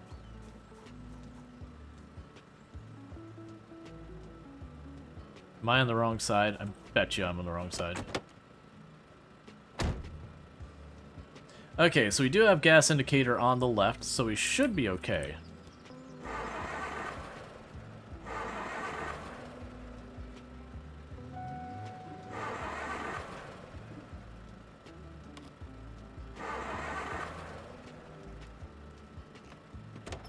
Alright, I'm just gonna do it this way.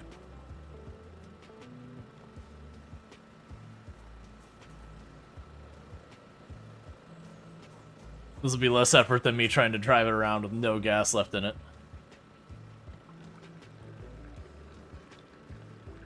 I've experienced a animal holding sheep in particular. You managed to find 2 of them, brought them home. When you interact with them, they only go to attach the rope, not pet or kill them. I believe that is a bug related to the wool. I remember hearing about that. There's something related to the sheep's wool that... I can't remember what the fix was. I think if you got shears in your hand, then you would be able to interact with them again.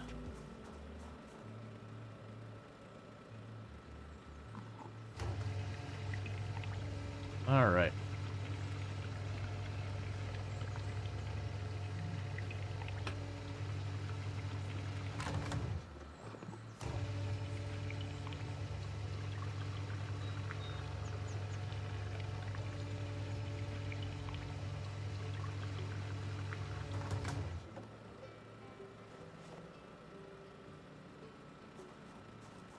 Let's check to see how your gas is now.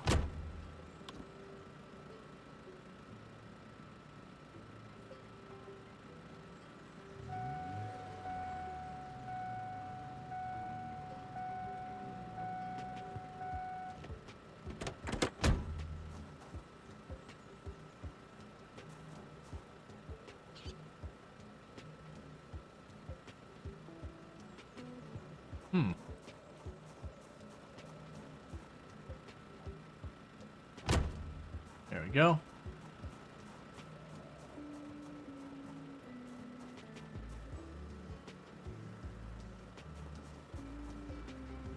The problem was in the radio wheel? Oh. Well, that's really annoying. It didn't used to be there.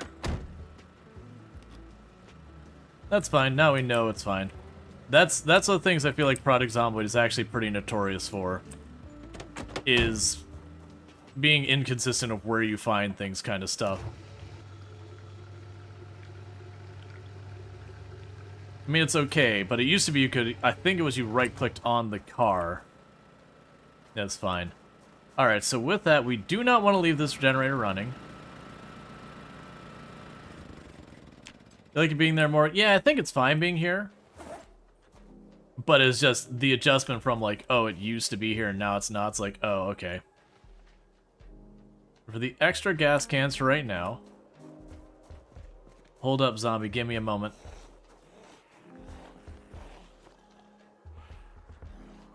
Okay, we can fight now.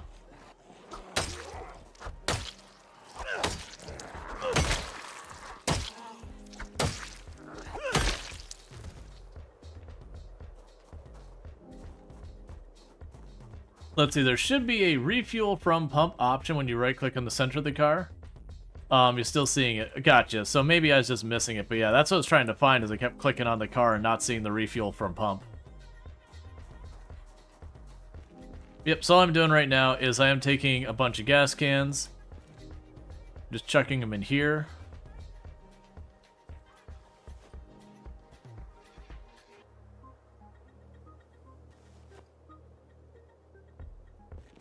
Cool.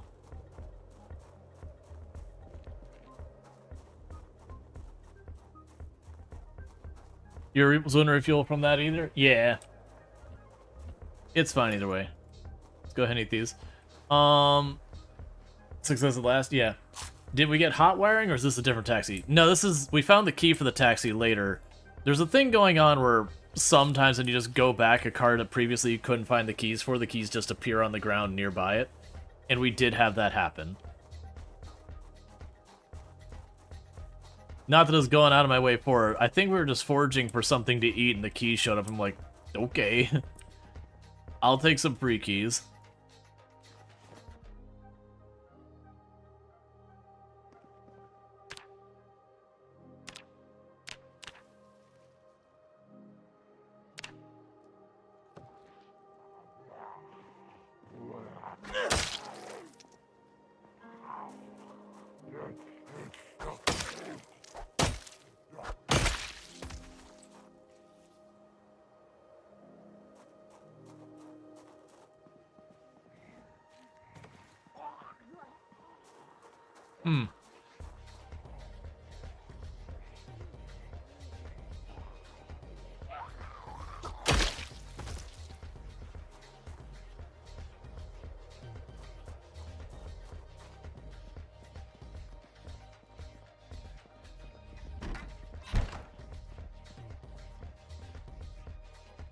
And the window's still intact, so I don't need to worry about anyone breaking in here.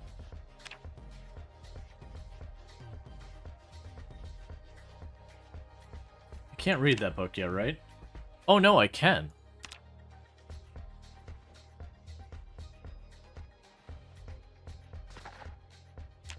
Alright, time to get our next maintenance book reading. Let's see, anyone know how to feed chickens and pigs and whatnot? Got a bag of feed, but you won't let them feed them? You have to put it in a food trough. The animals will only eat from a food trough. There's a couple animals that will graze, like the sheep. But generally speaking, all of the animals, it's food trough. You know, I'm gonna go ahead and favorite a bunch of these random things that we've got. I usually don't care about this kind of thing.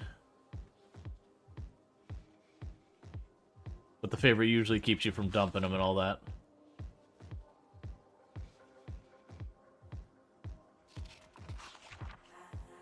We'll see. I'll probably run into problems with that. I need to unfavorite a lot of it.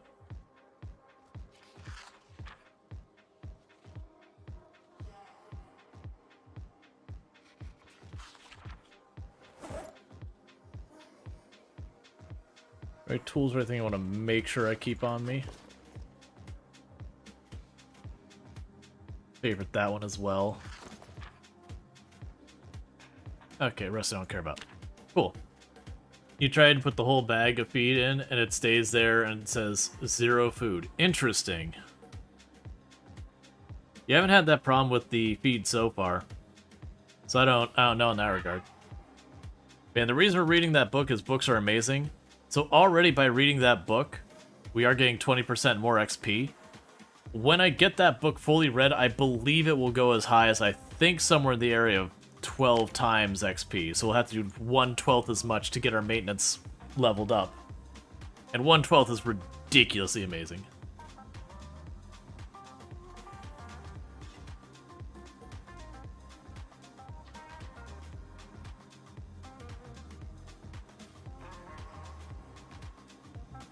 Hey, and Infinity Simplex at 105 stream streak.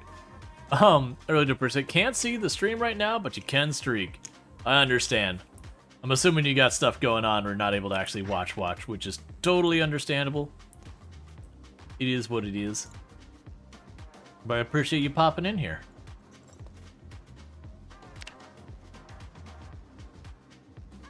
So another day of like low zombie counts because we're clearing out a bunch of stuff. What's the worst that could happen? So you found a place that has 4 different animal plots, 1 for chickens, 1 for pigs, 1 for cows, and only one of the cows areas allows food to happen. You need to put it in the troughs though. Like the area is not good enough. It has to be physically in the troughs. And if it won't let you put stuff in the troughs, then something is really wrong.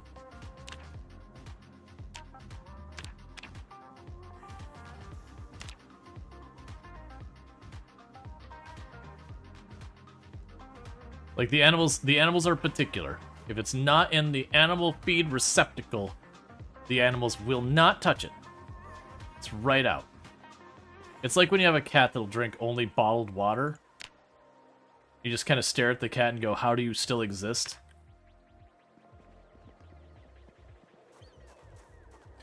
Yeah, and the trough does need to be in the animal plot as well, yes.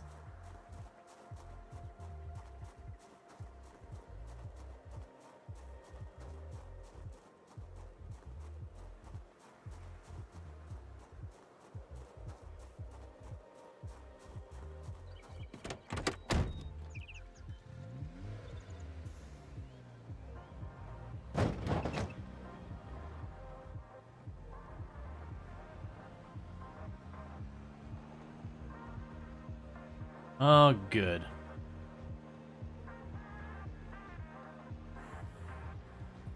And so, once I manage to clear out the resort, I'll probably need to circle back a couple of times to get a bunch of the goodies we've stashed in a bunch of these buildings, get them to the resort, that's the point I'm going to want to fix up one of these vehicles.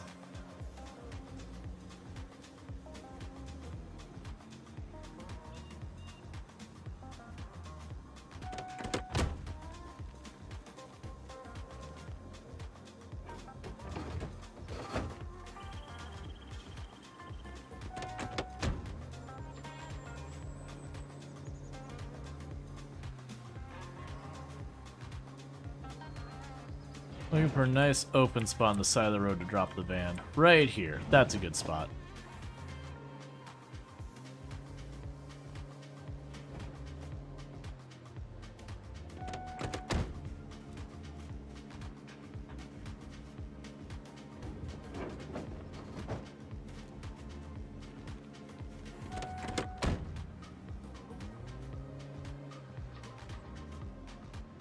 Okay, so let's update our map.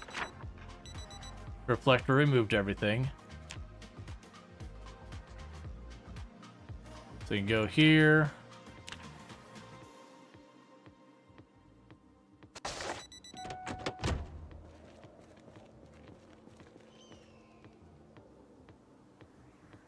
All right.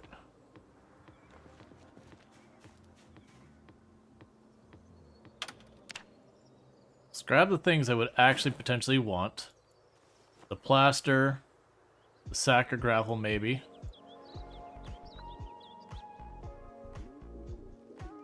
And the sack.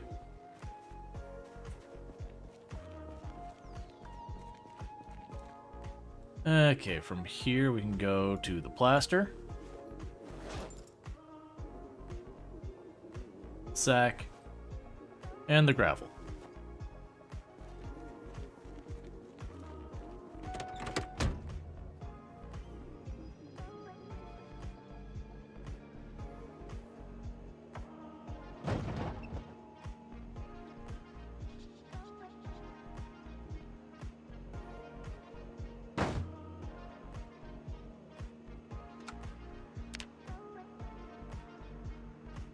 And for right now, we're going to leave the car here. I'm not going to drive it the whole way up the road just to get swarmed and then not have the car for a while.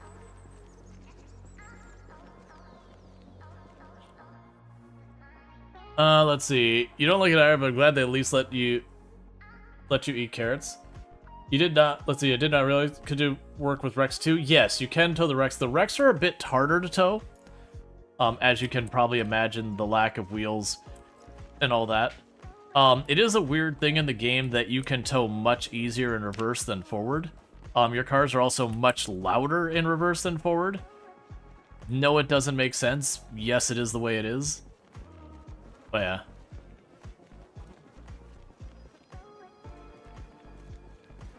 I believe you can tow the burnt out cars. Unless that changed, you can even tow the wrecks that are all toasted and everything. Hey, and Phasiplex, how's it going? But yeah, no, you used to definitely be able to tow the torched cars. That zombie there doesn't look like he's laying down. It just, like I said, it was tougher. If you pull off into the grass with the torched wrecks, and you weren't using something decent at towing, you'd bog down real fast.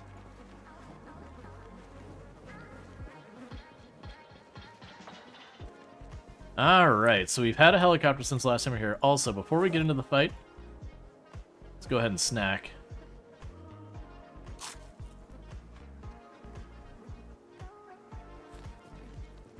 There we go.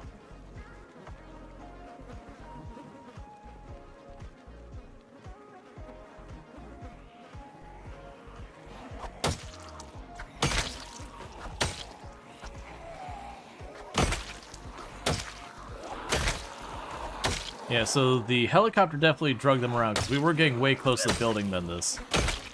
So my suspicion is we took the zombies farther in and drug them out, which is totally fine by me.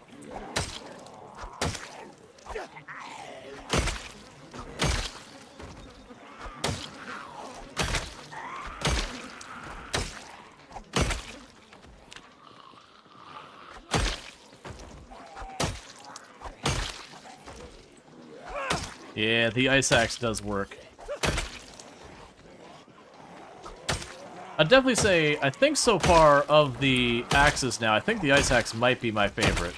Its main drawback is it does really kind of push your muscle strain since it is a one-handed weapon. But at the same point, even with a decent amount of muscle strain, it still does a lot of damage.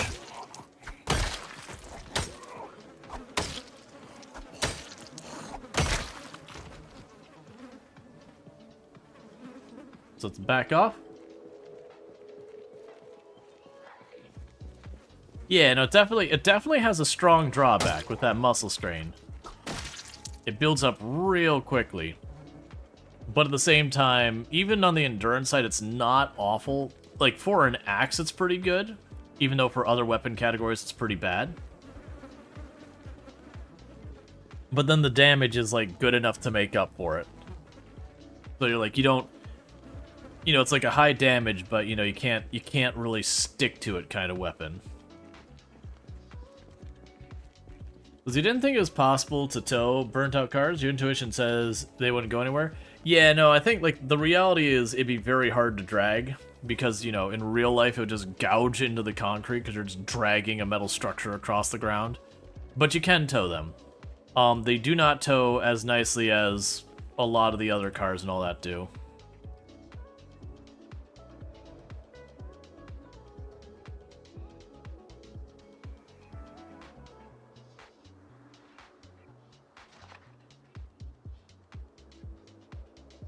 Okay.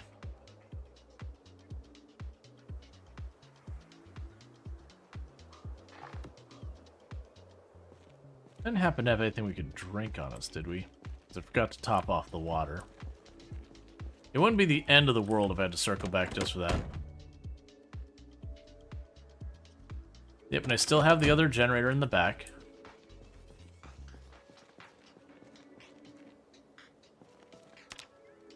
So you don't think it could connect up burnt wrecks anymore? You can the crashed ones, but the burnt wrecks you have to either push or chop up with a welding torch. Okay. I mean, that would be fair. Oh, wait, don't eat that. I don't need food. Like, that'd be fair. It is a bummer, because that is always one of the things I'd take the time to do normally, is I would take the time to slowly clear stuff out. Let's see, be careful towing, tipped over wrecks. Yes. The wrecks on their hood, be real careful moving those around. Weird physics things can happen with those.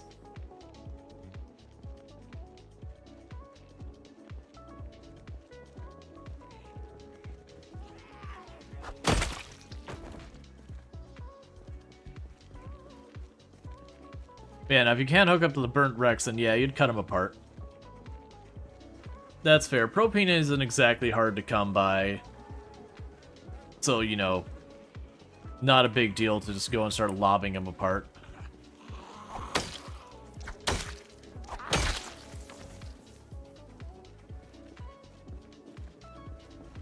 Maybe one of the things we'll do is where we've been dressed up as the police officer the whole time. Maybe when we get to the resort proper, we're gonna change our aesthetic that we'll have successfully retired. I do see that there's a zombie in those trees. I'm not really sweating it. It'll get drawn out. We'll have plenty of stuff come from the sides.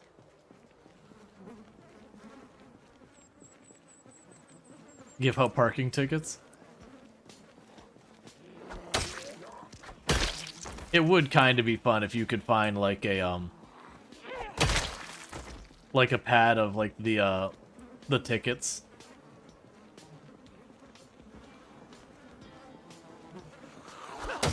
Just roleplay using them.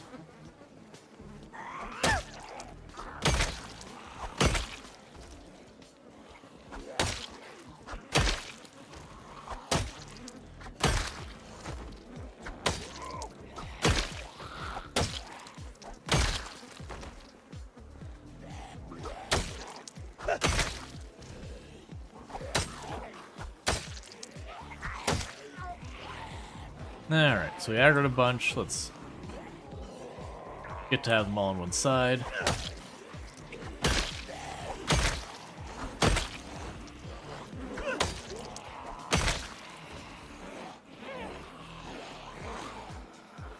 Okay.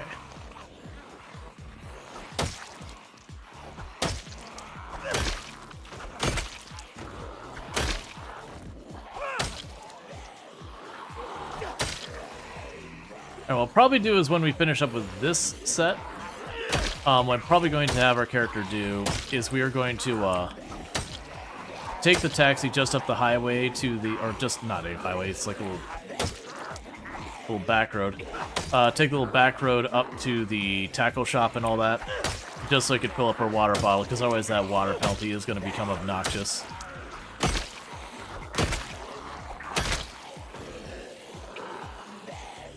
Because then that gives me something to work on while we're resting.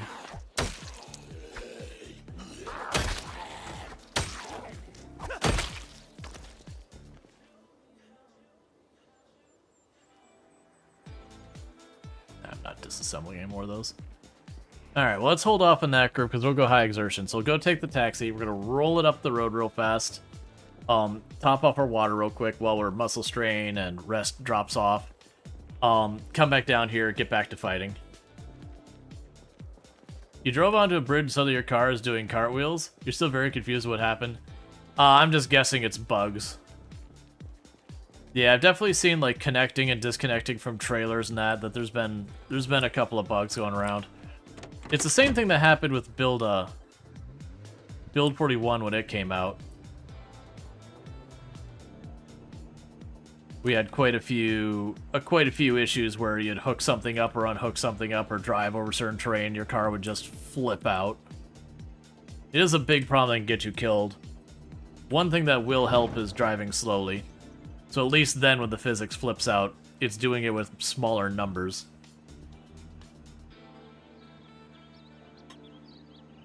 Not that that helps with the trailer connection nonsense.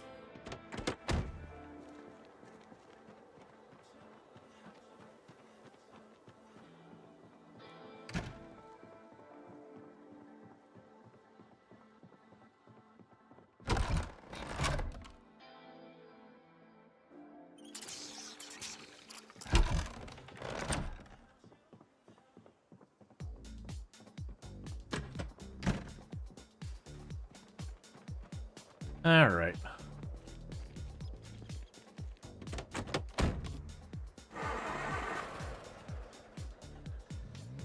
You drove on the bridge doing 80, maybe 80 or more? Yeah, it could be something like it took too long to load in or something. Generally speaking, driving really fast in the game is a good way to kill your character. As you can tell by the fact that I drive around real slowly pretty much everywhere I go. To live a long time, that's just how you play. Like, it's also another thing, like, being on a small road versus a really big road. Like, the big highways, when I've cleared them, I'm a lot more on board with just driving real fast. But, like, little roads like this, where if something's on the road, I can't get around it easy.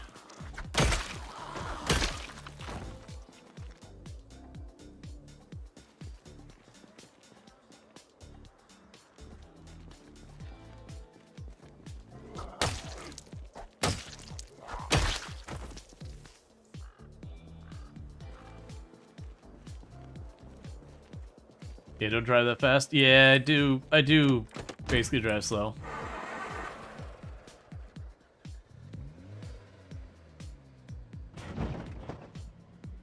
Because I've rolled cars in this game only going 15-20 miles per hour when there's enough bodies involved in the road. Physics in the cars can get pretty wild. They're still worth having. They carry a heck of a lot more than you can fit in your bag. So you try not to drive too much over 60, at least you won't kill your character if you hit a tree and wreck. Yeah. Let's see, you haven't had the shenanigans so far in Build 42, but you did get into the habit of making sure I'm facing the trunk of a car that's an intersection box before you connect. Doing that fixed the issues in Build 41. Yeah, that was, I believe I saw Molly Berry have it happen, where she hooked up with an animal trailer and just... her vehicle just kind of like folded up on the point where they met and just like shot into the air over into the trees off to the side. And I don't know if she did actually find her car on the other side of it or not, but just catapulted her car off into the sky. So it wasn't like she was driving too fast or anything either. It was literally just connected. It just went bonk.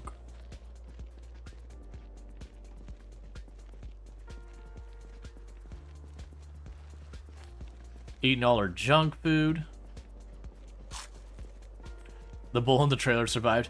I've seen a few people who were driving around with the animals in there, like not even getting in that much accidents and all that, and then the animal just pop out dead on the other side. My only guess is that, because a lot of them is like, I don't know what happened. My only guess is that the animal needed like water or food or something, and just the time it spent in the back was just too long. So it just, you know, starved or dehydrated or whatever.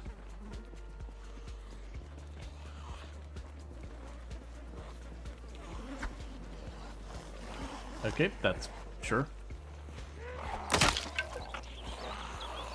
Okay, that's the first ice axe done, but luckily I get a bunch.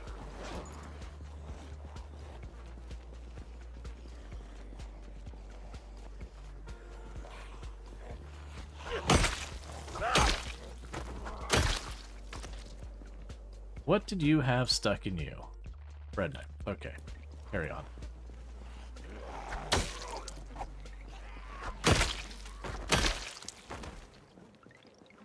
Alright.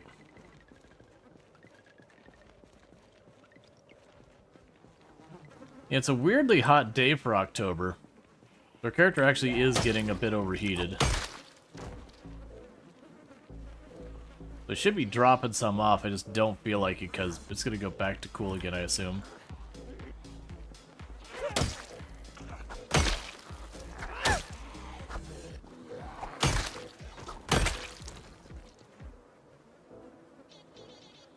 Thank you again for having a revolver with no ammo.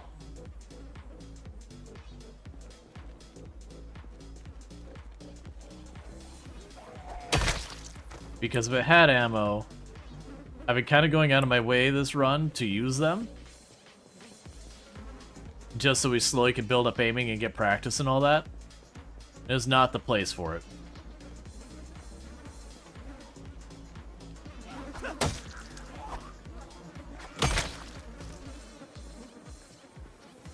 And kind of when we get to this open area and rest here, now I pulled a ton out of it.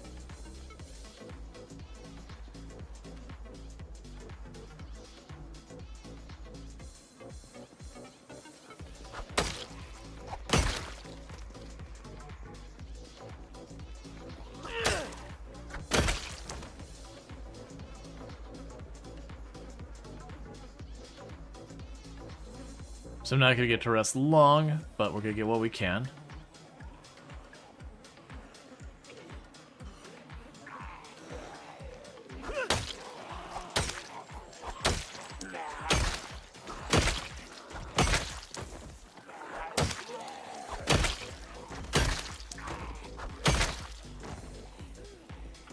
All right.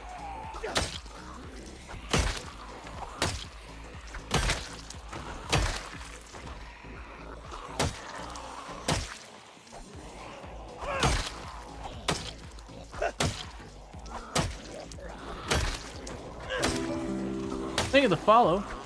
Welcome to the stream.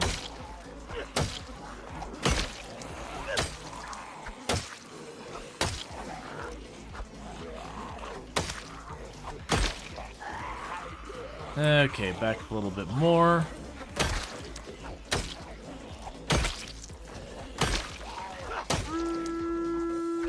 Hey, Anemone Rose, thank you so much for the raid. I really do appreciate it. I hope you had a good stream. I'm gonna guess you're playing some Project Zomboid. Regardless, welcome in, Raiders. Let's see. You're exploring Bravebird. How are you? I'm doing pretty good. We are taking the resort at the lake way down to the southeast. And I have way overextended on that particular pull because we are at high exertion, which is not what you want.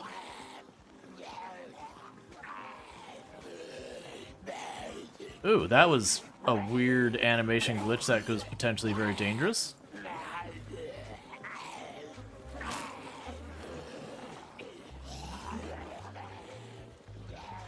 Alright, so bear with me for just a second.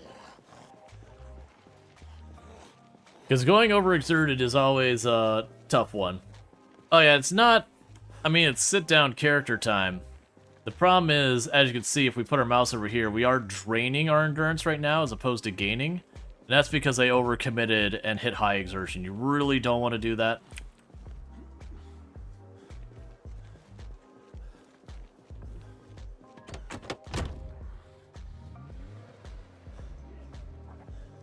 Alright, we'll just back up just a little bit here.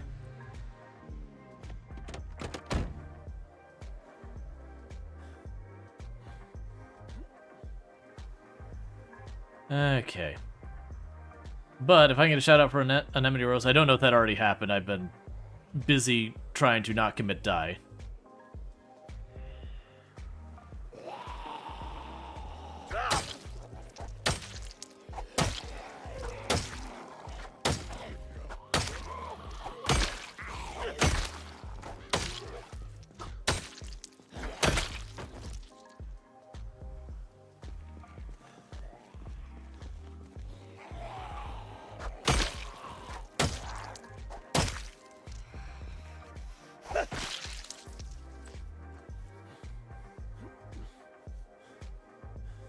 Okay. Please go away. I want to sit in my car in peace.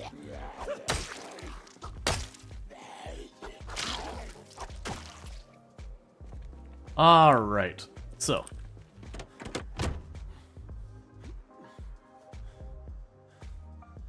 Read our book for a minute. Why is the car silent? Because it's turned off.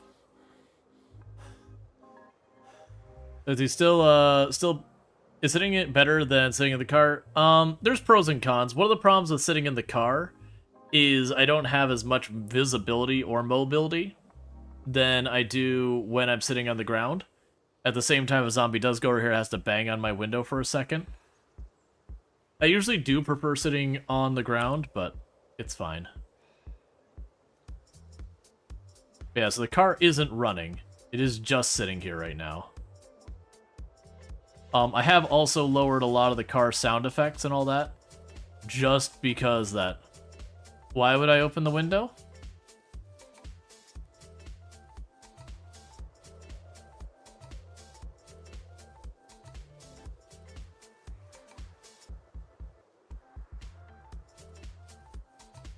Yeah, no, like I said, I have lowered the volume of the cars and all that. It's just one of those things that a lot of times when I was playing without that, you had certain cars would be obnoxiously loud kind of thing.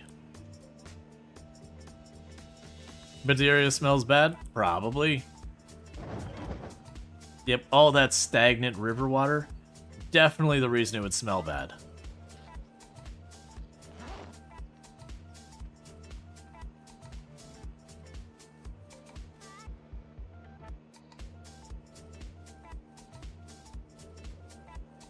Yeah, someone is very unhappy with this car and how fast it's going through that gas.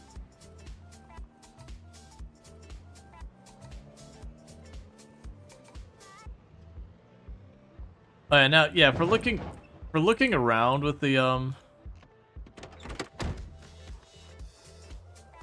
like all that. Yeah, I wouldn't do that. To me, it's not worth it. All right. Just leave all that in the trunk. I don't really care about it. Okay. And I'm not gonna bother topping off the gas right now because then I gotta start the generator, go through that whole hassle. Let's do a little peek around here real quick. Just because we've had a couple zombies hop through this window and everything recently. I just want to make sure I don't have like another group of zombies just chilling right here.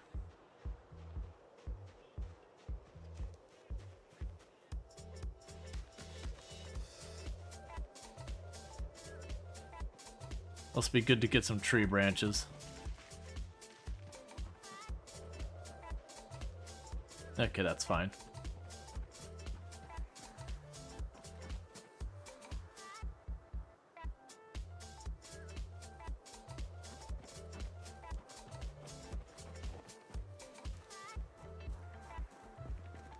And that's an empty can before anyone gets excited.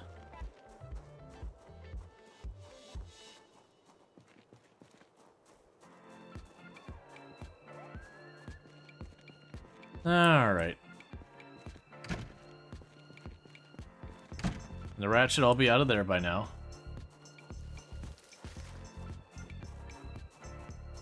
It's just visual. The wear and tear in the buildings is just a visual cosmetic thing. Your buildings won't, like, collapse or anything after a certain amount of time or anything like that.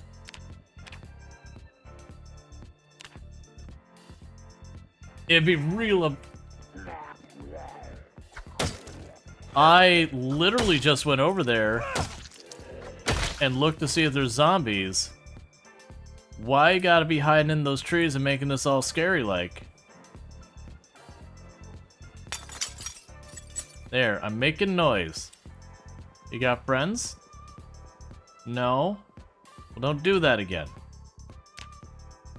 I didn't appreciate it.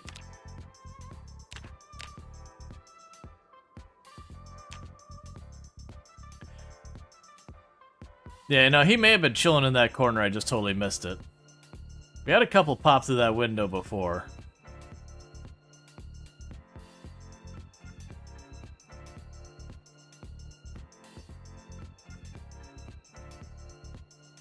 Jump scared you? No, it surprised me.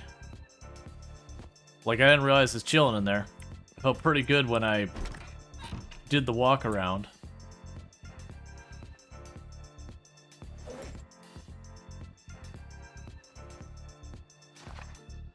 Okay, and how is... Yep, penlight's fine. Penlight's batteries are really nice. They do last a real long time. So I really appreciate that.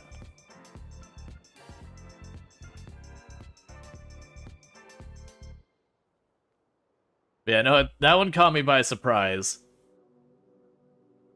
Like, if things, like, had escalated, I could open the door and backed up a bit more. That was a corner, so that was actually not the right way I should have gone once things escalated. Because I could have backed myself into a corner. But, definitely caught me off guard.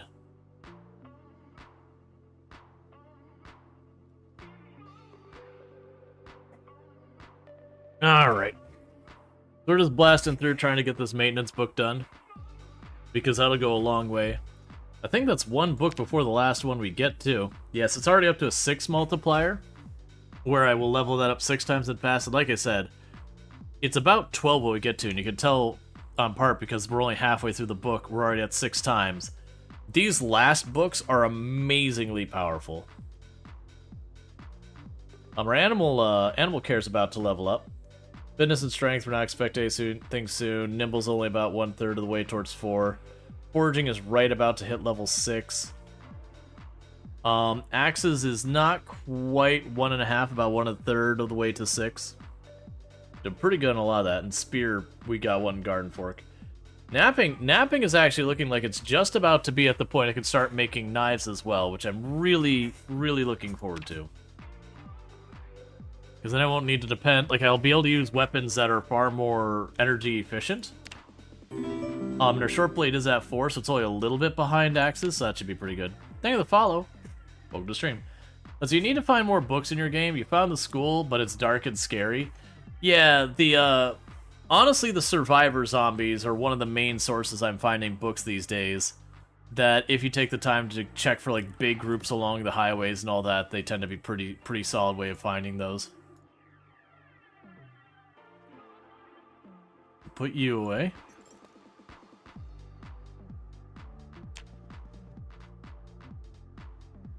So another 92 killed. Yes, we're getting somewhat lower kill days.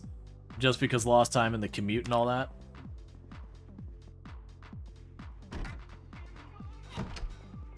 And weapons that aren't quite as efficient from that aspect.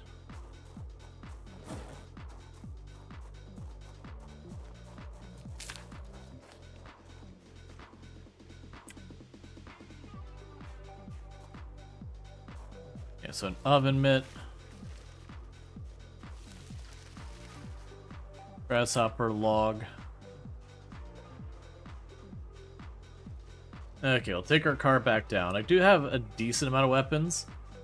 We are going to be burning through them pretty quick.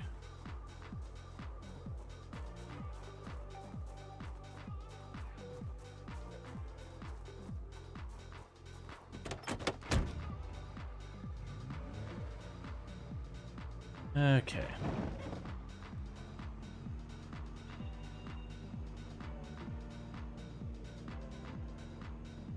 And right on back down there. So no more walking the whole way back and forth. Which definitely will improve the rate we can do stuff. The big one is when I can get that bull driver hot-wired. Oh, one thing I should do. Let's go to our objectives. Because that's no longer an objective here. I don't know. That's fine for right now. We got the first major objective I want to get done is that we can hook up generators now. And then the second major objective is basically to get to the resort here and start trying to get ourselves established at the resort. Mechanical 1. Yeah, so the only reason I'm not putting mechanical is I really kind of just don't want to deal with the mechanical right now. We do have the book read, so it's not the end of the world.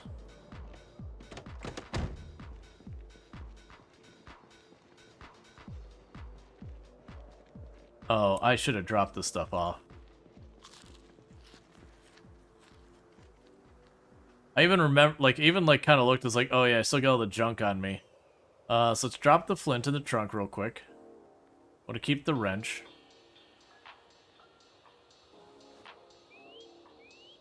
That'll be fine for right now. Luckily, we're not super overburdened at the moment. How's our weight doing? Our weight's doing well. Okay. But yeah, so it is going to probably happen when it comes time to do the mechanical.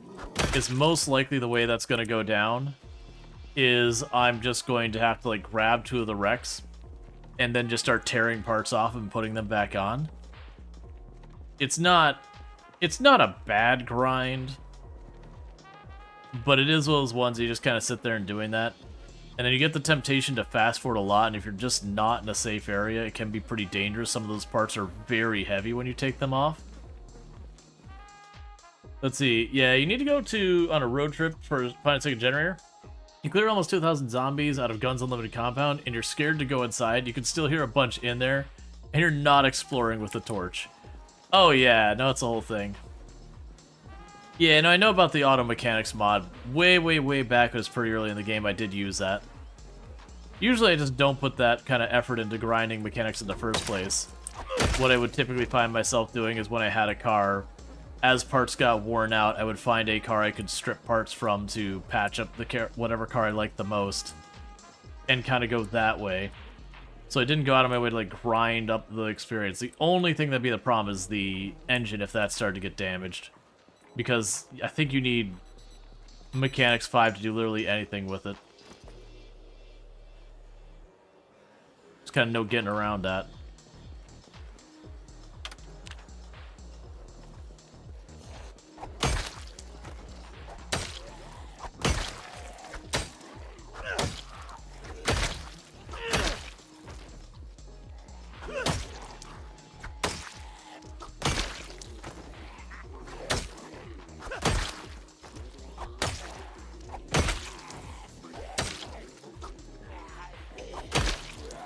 Alright, I want to check that one who is wearing all, like, the white shirt, black pants.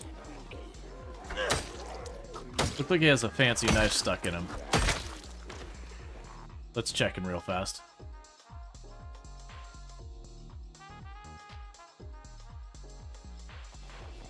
Okay.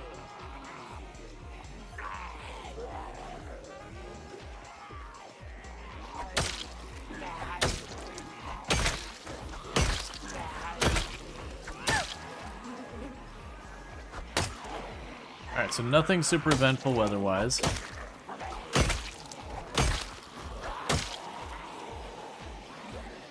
I'll deal with my radio in a moment.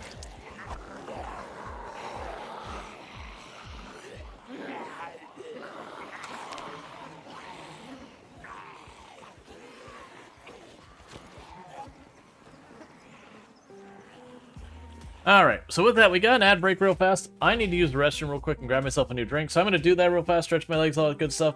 You should probably do the same. And I'll be back in just a couple minutes, and thank you again for tuning in.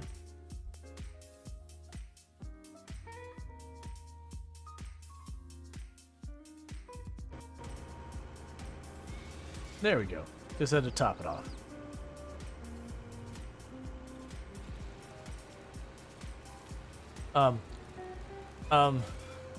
Okay, I guess we're going this way. This is cursed, please.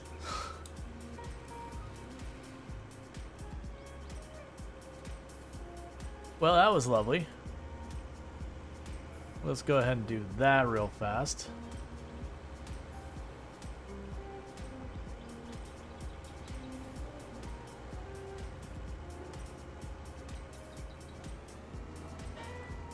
There we go.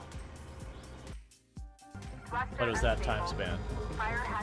But what would end up happening is, you know, you'd be a person who didn't really have a lot of prospects or opportunity where you were, and you could go someplace where there were prospects and opportunity. But what would happen is, for transportation and housing and lodging and everything else, you'd have to go through the company town, because the town, like the entire town, you'd have to. Why did I die? A ticket has been submitted for medical assistance. I don't know what happened. I got thrown forward and hit the, I was crushed.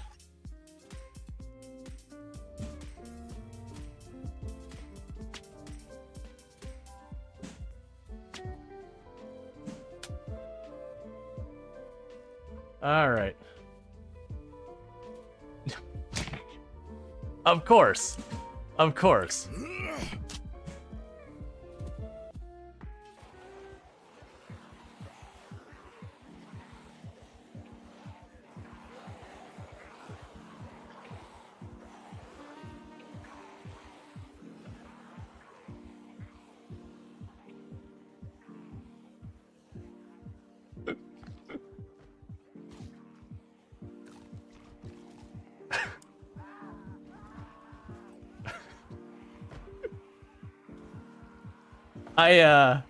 I'm pretty sure I just got Brildain killed. Alright, and I'm back. And I definitely did not murder another content creator in a multiplayer round. That is certainly not a thing that's occurred. There's certainly no evidence of any of that.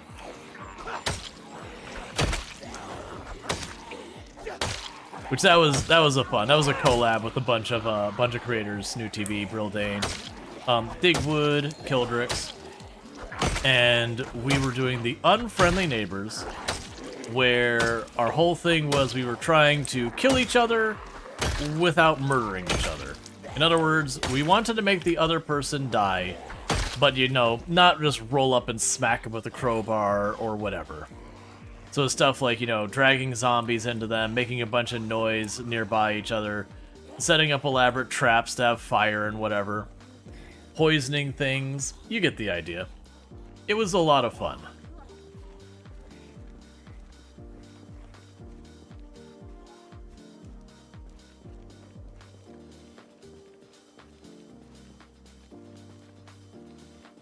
Well, that's not convenient for you, but ooh.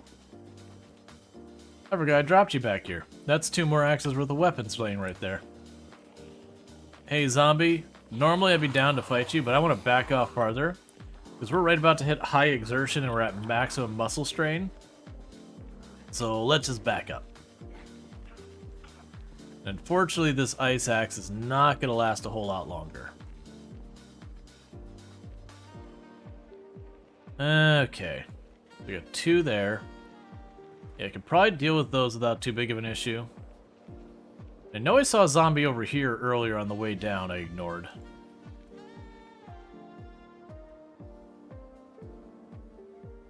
Yeah, let's get a little bit of a breather.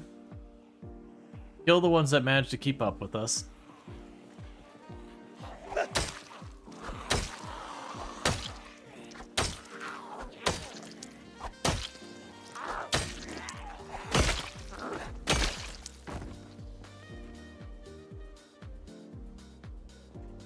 I want to scooch a little bit more since I get the open space between these trees.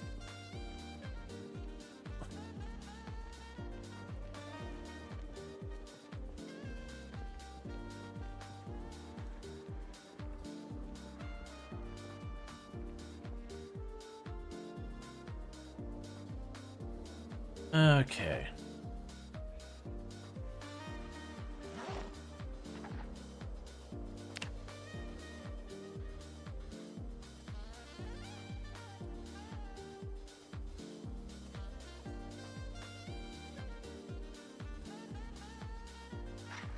I can stand up now. I don't need to be sitting anymore. We're fully rested there, but our muscle strain's still there. Alright, once we break this weapon, the muscle strain issue should start going down a little bit. Because like I said, that's the one big drawback of the ice axe I found. Is not really that big. Maintaining high-grade tools. Yep.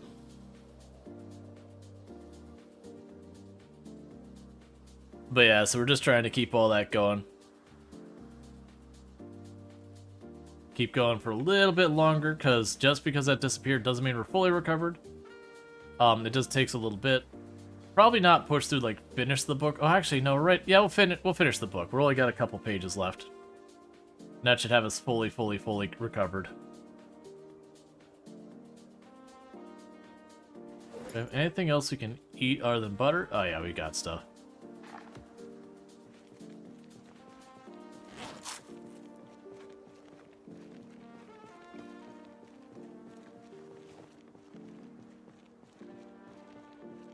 Hey.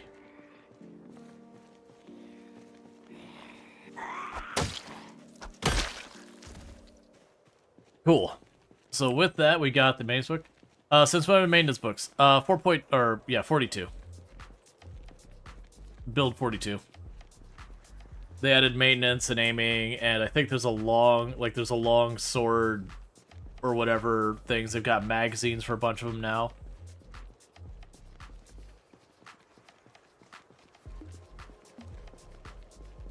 There's a lot of, like, crafting recipes now as well for a bunch of different weapon categories and all that.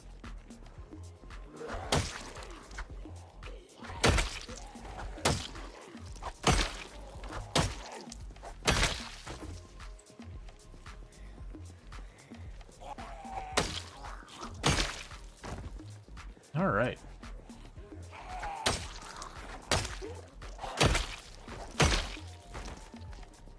But yeah, so as you can see, the ice axe, while it slaps, it does just jump on the muscle pain train.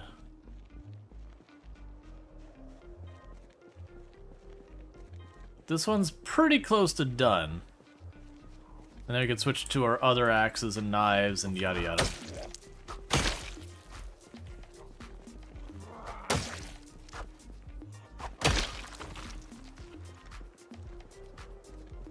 But the other reason I want to do knives is I don't have to use just tree branches. That's kind of the big negative of the axes. They require you to use tree branches. And so that's like the only way you can do is just like getting just the tree branches exclusively. Let's back up more. I don't like the tree line right here. Whereas the knives, anything I could cut into a handle is good enough, which is just about anything wood. Even like broken branches and all that, and you know, broken handles. Any of those can be made into the small handles.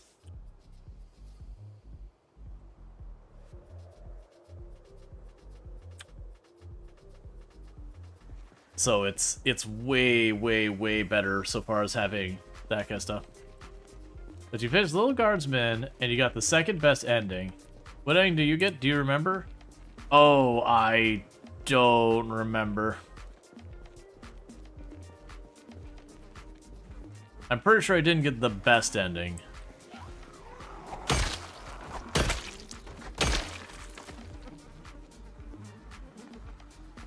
And I definitely had a fun time with it. I do want to circle back and play through and get a bunch more of the dialogue, much more of the variety, the different endings, all that.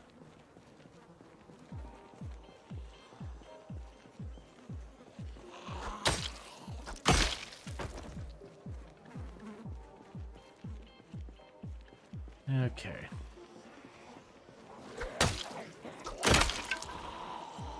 Alright, ice axe is broken. Crude axe is in.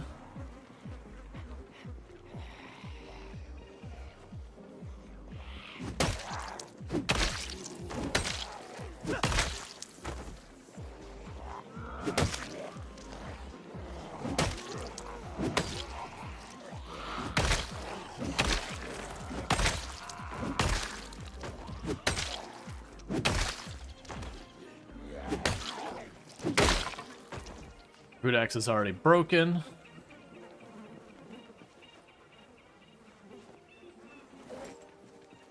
But don't worry, because I also have sitting back here scrap metal sword.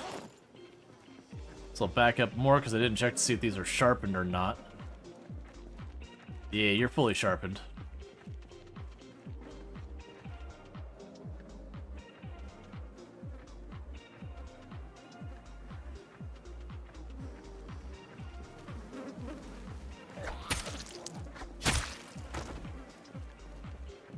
All right.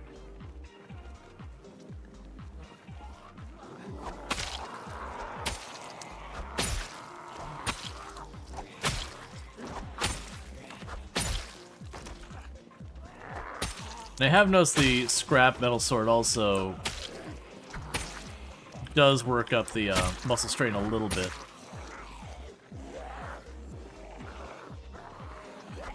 Like, it's not super muscle strain effective. But that's okay. We're pretty low level in our long blade, so I'll probably get pretty good over time. I also checked the weight. It might be really heavy. 2.5? 2.5 is pretty heavy.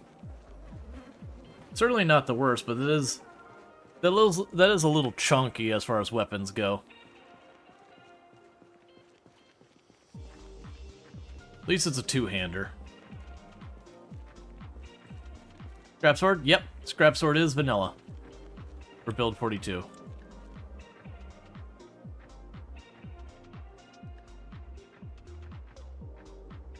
Okay.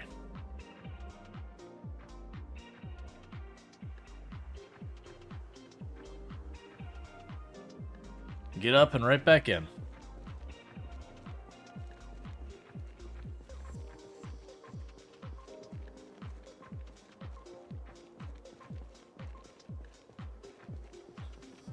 Yeah, so most likely what I'm going to end up needing to do is I might have to resort to chopping down some trees to make weapons, like making an effort of that. The other thing you could also potentially do is go to some of the spots that we've recognized that there's flint nodes. I could take the time with our pickaxe we got back at our main base, go pull up a bunch of those just to knock out our next level of napping, and then make all the knife blades, and then I can make a lot of knives and all that along the way and whatnot. And that should go a very long way for us. Because then when I chop down a tree, I'm going to be able to get like a ton of handles out of it. And then flint and cloth will be a bottleneck then.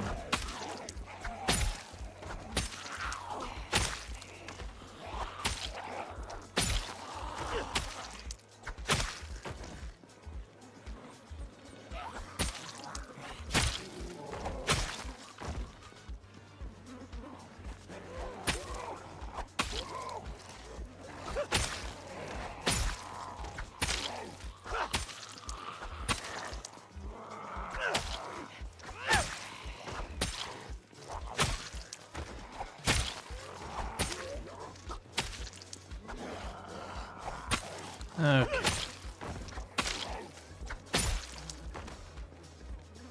Alright, time to back up again because of muscle strain and endurance. I didn't make the sword. I've been finding swords. This is probably our 5th or 6th sword that we've got now.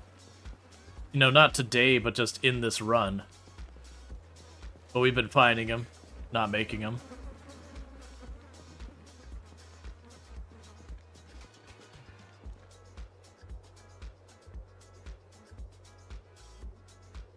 Okay.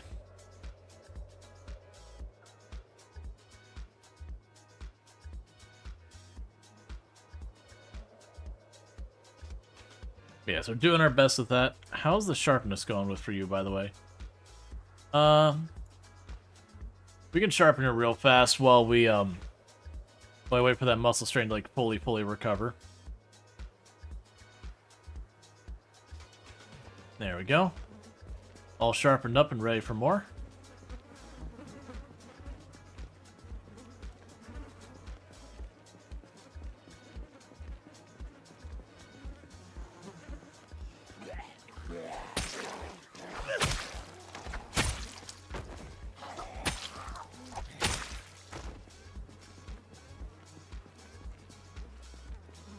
Because you remember using the cruise control while driving, but you don't remember if it was from a mod. It's part of vanilla. It's Shift W will turn on cruise control and increment it up, and then Shift S will increment it down. And then tapping your brakes turns it off.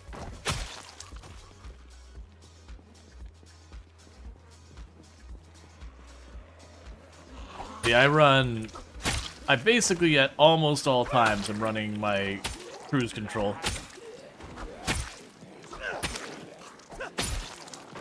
It's kind of like a personal safety, keeping me from accidentally just slamming the gas and going into a tree or whatever.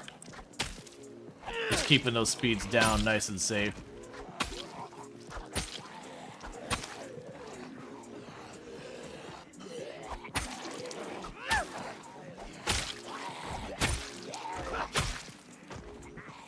Let's back up more.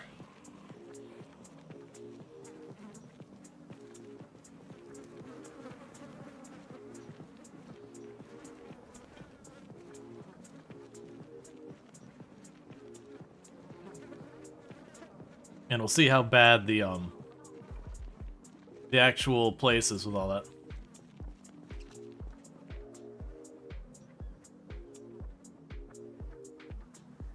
Chiropractors say cruise control is good for alignment too.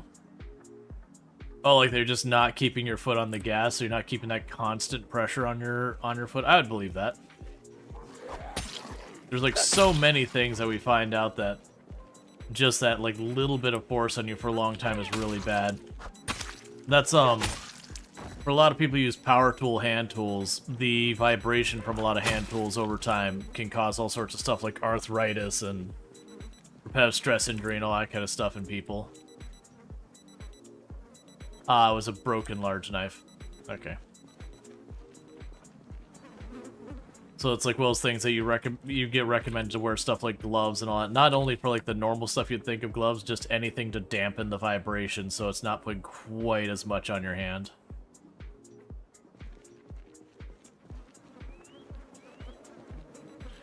Let's see, if you crash at high speed, can your character go flying through the windshield in real life? I don't believe so. I know there's mods that do that. I'm pretty sure what happens is just like you'll smash into it and your windshield will get destroyed. And that your character can get like deep wounds and lacerations and broken bones, or just completely die if it's enough damage all at once. So while you don't get ejected from the vehicle, you know, it's real bad for you. It's a whole lot of not good for your health.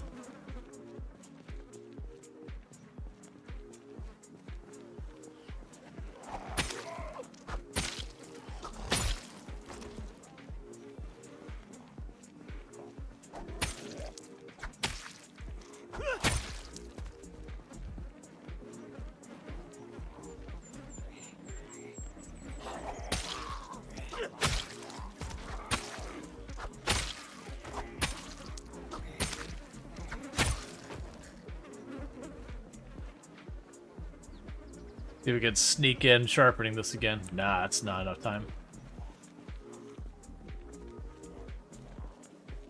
Have you ever crashed car in Product Zomboid? Yeah. Most of the times I've crashed a car in Product Zomboid, it was not unintentional. And I'm talking like an actual crash, not just I bumped a tree or something like that. I'm talking like you got some speed behind it kind of thing.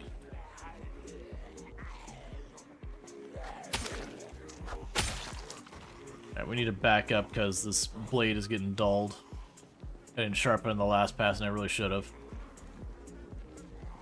Don't mind fighting this, just trying to back up so I don't pull even more so you can get a break to sharpen the blade again.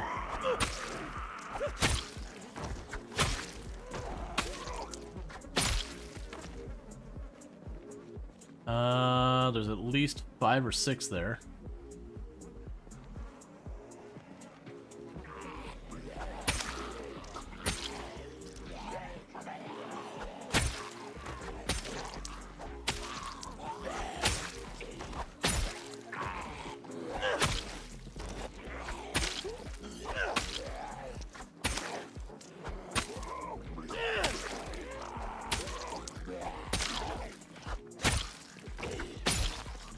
Okay, so let's back up, rest, sharpen the blade, all that stuff.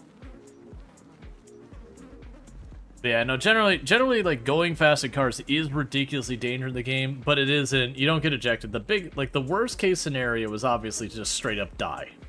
The next worst one is to get a fracture. That you can fracture a bone in a crash in Product Zomboid, and fractures really suck. They take a long, long time to heal.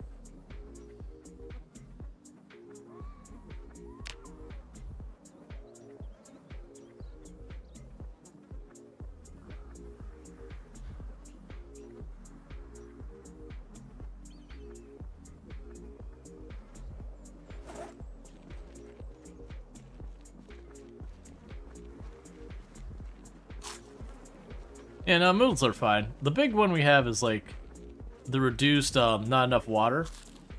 But yeah, that's fine.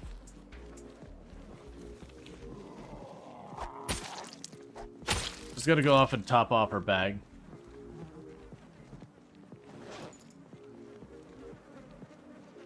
Yes, this sword's only at half. That's actually...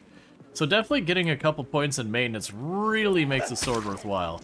The one thing I am noticing is where I didn't really feel a need to sharpen my short blades very often. They just didn't last long enough for it to be that relevant, barring if I was using them to carve.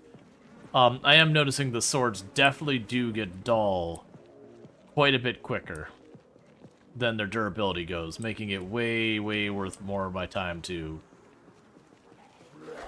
do a little sharpening here and there. You're already... I mean, you're getting dull because you're on that fence. Wait, was that a nightstick?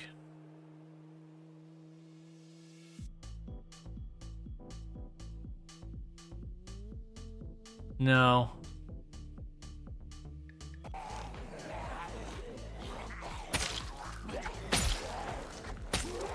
Probably the can opener.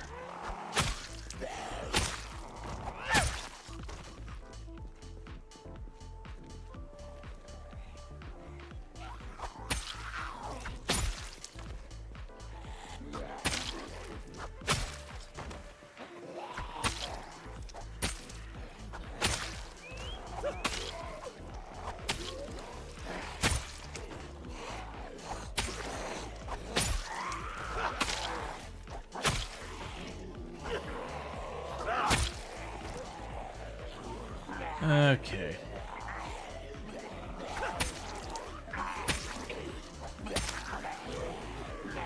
Yes, this sword's about to go.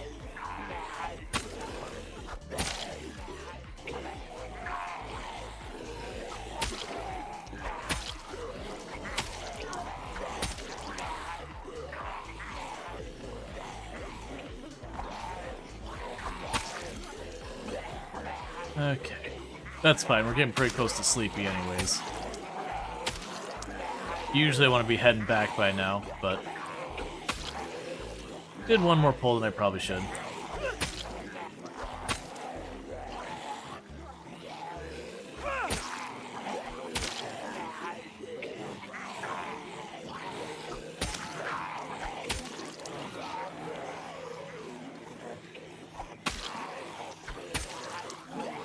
Honestly surprised that we haven't had these start dropping.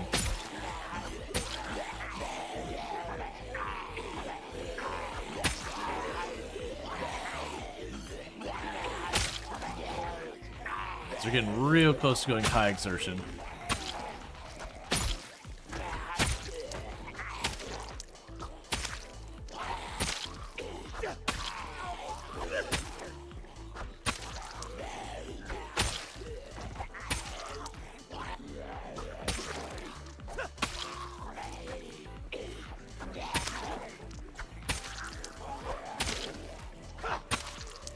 Come on, we're well into high exertion. There's just two left. You're using a two-handed sword.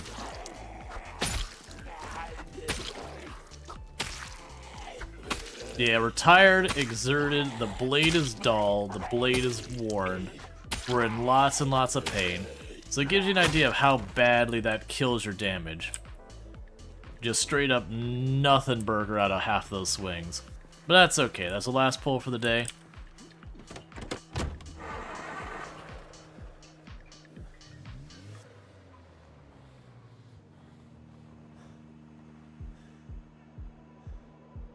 Yeah, bad crashes are scary. You have seen too many on the scene. Think that? Yeah, no, it's not good. Even video games, the crashes are real rough. It's a job I would never want to do, is like, you know, dealing with any of that.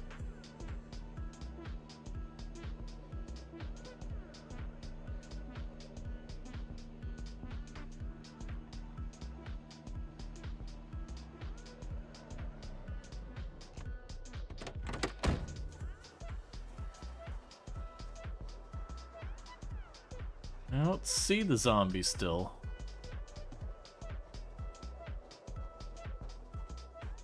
Does it make less noise if you go slow? Yeah. Generally speaking.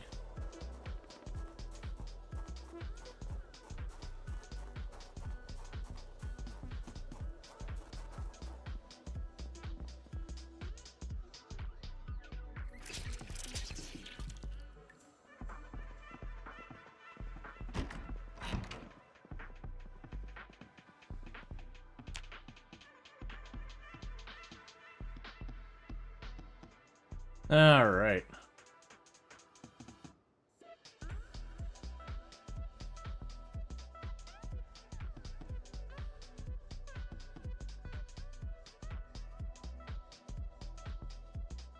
I should also check when we're eligible for our next helicopter. No, it was the 2nd.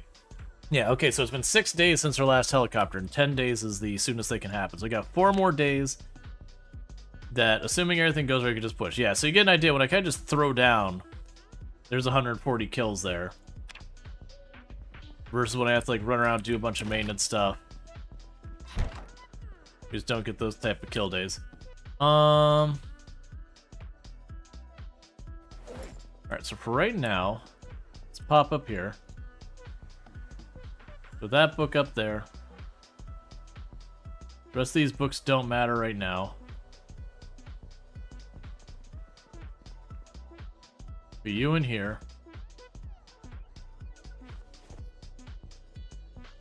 Grab you and drop it in there. Grab you, drop it in there. That should be 2 more axes. Let's check the trunk of the car because I kept forgetting to take stuff out.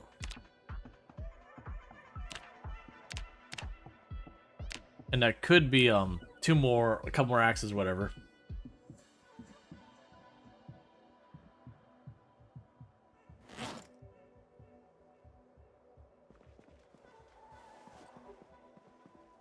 All right.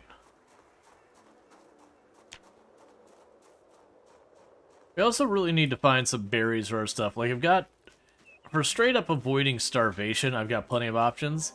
The big issue I have right now is most of those options are put on a lot of weight kind of options. I don't care, we can't have the helicopter right now, so I'm not super worried about it. Now, one zombie probably did follow our taxi up to the pump-ish area.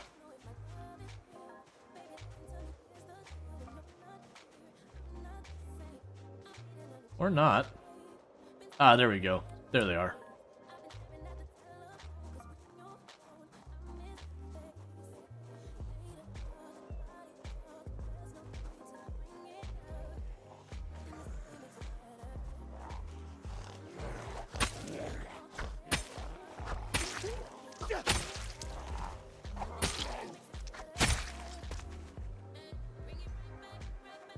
Okay, so we pop in here again.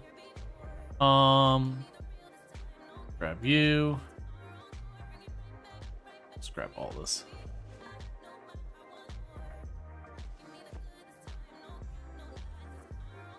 Let's go chuck that all in here somewhere.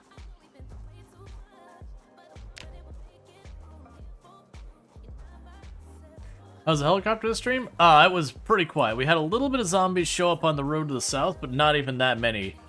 Like, basically, I had everything cleaned up and dropped on us in under 2 in-game days. Like, where I actually took the helicopter was a total snooze fest, which is pretty good. I think it was a 3-passer as well. So it wasn't just we got lucky and just not much. So we're just trying to drop all this stuff, so I got more room in the car.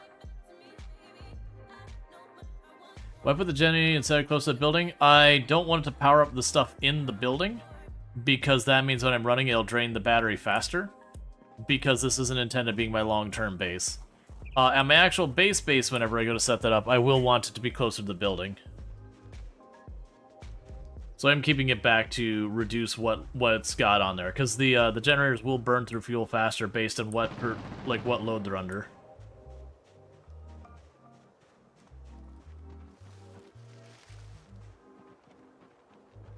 Yeah, we're getting a lot less zombies. I think we're putting a really good dent on the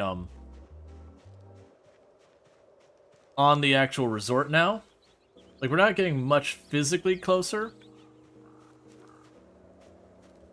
But, you know, progress is still Oh, heck yeah. That's what we want to see. Merry Christmas to me. Yep. Alright, Taxi. Alright, Taxi, let's talk here, friend. You've been a good taxi. You done us proud. Okay, you didn't need to, like, immediately do that by stalling. But you done us proud. But I do think you're just gonna stay right here as a backup vehicle. You're my backup vehicle when times are tough. Go ahead and grab all the junk out of your trunk.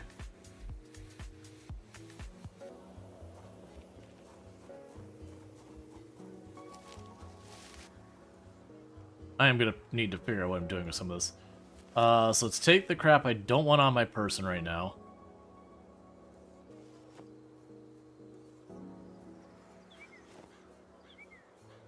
Actually, this will work out perfectly. Okay. So you get back in my inventory. You get out of my inventory. We will add the gasoline by the can here.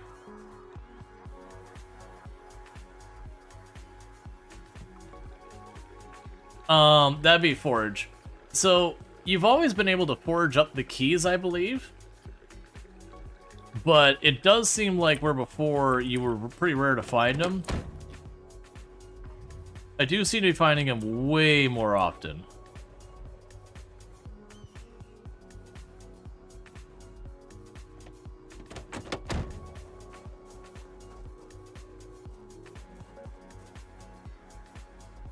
Oh, right.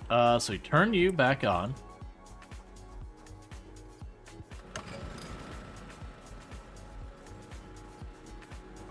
Oh, I'm not running any mods to do that. Oh, right, you are correct. The generator's still in the taxi. I think I'm going to leave it on the... Well, actually, no, I can put it in the back. I would say I definitely don't want to put the generator in the passenger seat on the bull driver. Because that's a good way to get yourself trapped if something goes wrong. It's unlikely, but if something were to go wrong, you can get yourself trapped in there pretty easy.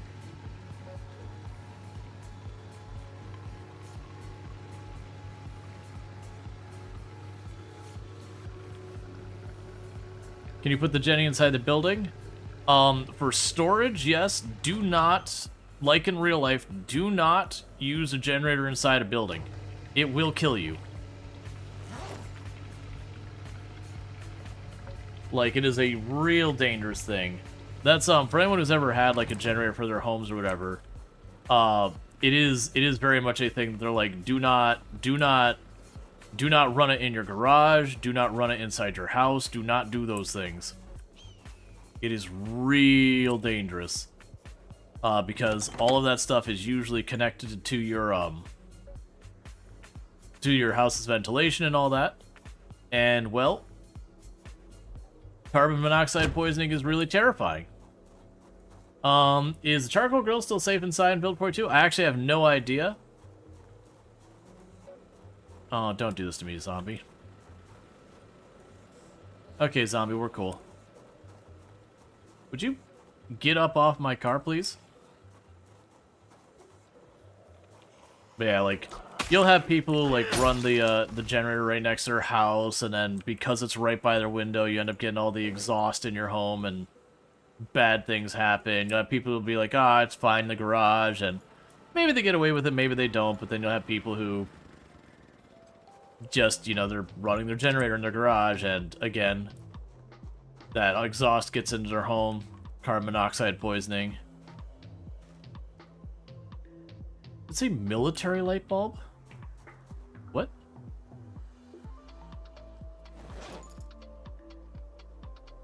Oh no, okay. It was military backpack, my eyes just put them together.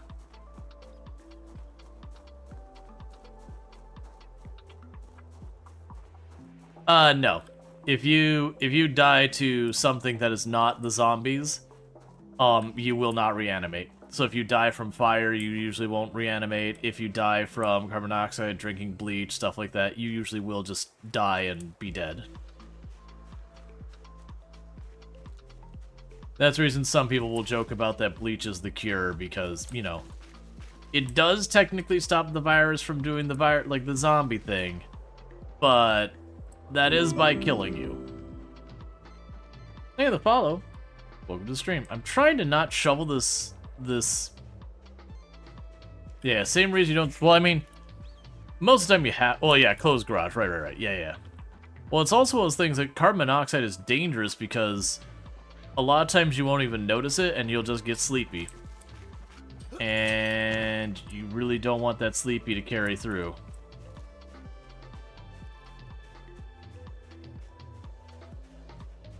Well, that's not what I wanted.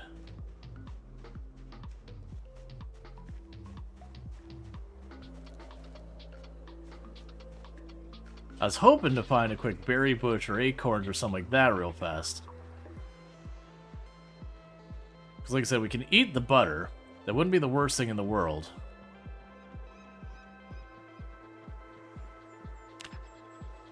I'm trying to not turn to that yet, though, because that'll just balloon us up real fast, and then I might go overweight again.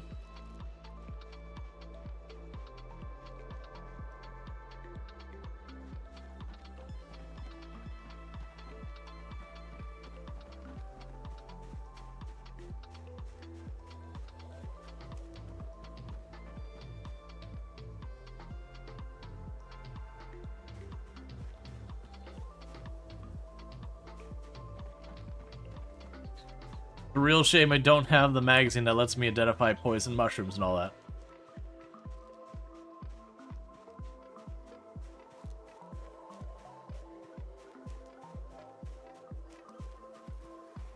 You just eat 1/4? Yeah, I can. But it will be one of those things, I could juggle it. But that just means I don't have the butter later. It'd be easier for me just snag some berries or literally anything else. Plus, at least it's showing with certain level of confidence, there's no zombies of meaningful amounts up here.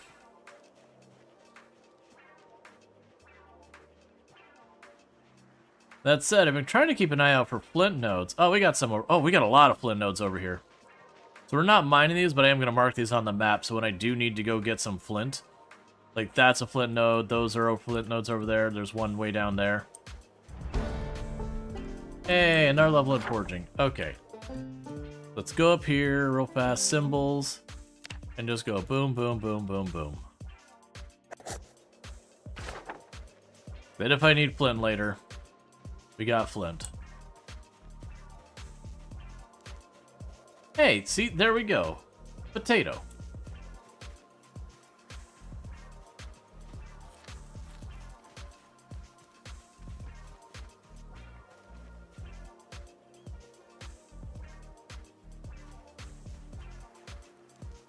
And almost got our hunger topped off. Okay, so go back to our car now.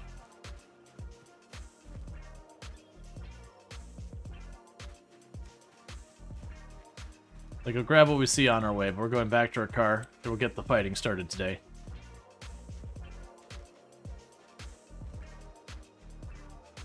Yeah, so to mine the flint nodes, you need either like a pickaxe or a ball-peen hammer or something of that nature. And then what you can do is you can right-click on it, and you'll just have like remove mineral deposit. And they look kind of like a light gray rock. They have a bunch of different patterns. So if you look where you've got like these little bits here, What's the worst that could happen? and it's just like remove stone, it's like that, but more. These ones are too big. So it's kind of like smaller than that, bigger than those. That's what you're kind of aiming for. Once you've seen one or two of them, you'll learn to identify them pretty fast. They are fairly consistent. It's just one of those things that, until you see them the first couple times, they're a little hard to make out. Alright, so let's get our bull driver. We did waste a chunk, not waste. We did cost us a chunk of the day to get the car situation sorted out, moving stuff around and all that. Oh, you know what I should do before I drive too far? Check those tire pressures. Where did you find the pickaxe? All the pickaxes I found just about have almost all been... Okay, so all the tire pressures are pretty good. Yeah, so nothing in that's particularly terrible. A couple worm parts. Has been in barns. Barns and utility sheds are usually where I find pickaxes. Just laying out and about. I've had really good luck getting the pickaxes. They don't seem to be particularly rare.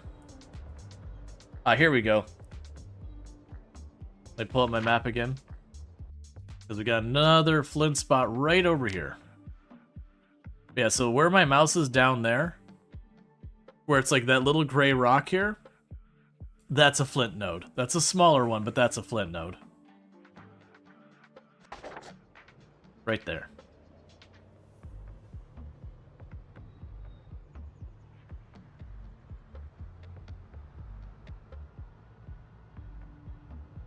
Yeah, it looks kind of like a flat rock. Exactly. And then they're very gray. Like these ones are a little bit white, aren't it? They're like almost the same color as the street we're driving on. They're very gray.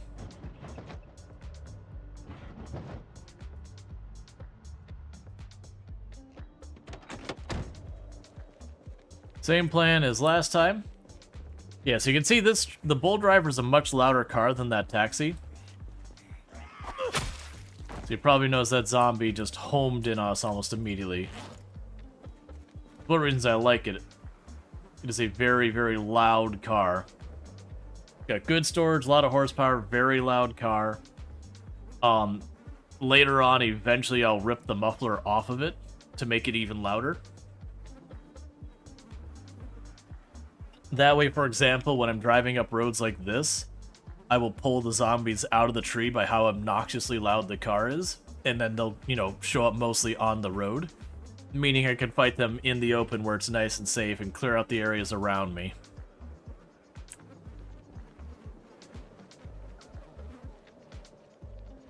Alright.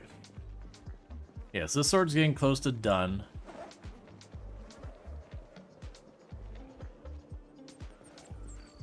Oh, I still have a whole extra sword. I thought we had broken the other sword, the other day. Alright, cool. I'm down for that. That just means way more zombies to get to kill before we run out of weapons.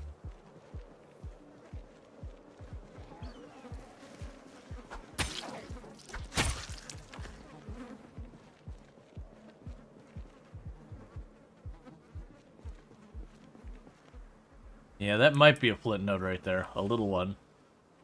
Not gonna mark that one right now. Or not a good place for me to be pulling out the map and all that. Yeah, I'm pretty sure by that tree to straight north of me, those rocks, I'm pretty sure that's another flint node. They're not that rare. The big thing is you could use, like I said, a pickaxe, I think a ball peen hammer. There was another mallet of some kind you could use. There's a good like 4 or 5 tools you can use to do it. And any of them you can walk up and choose remove, or the maul. The maul is another one you can mine it with.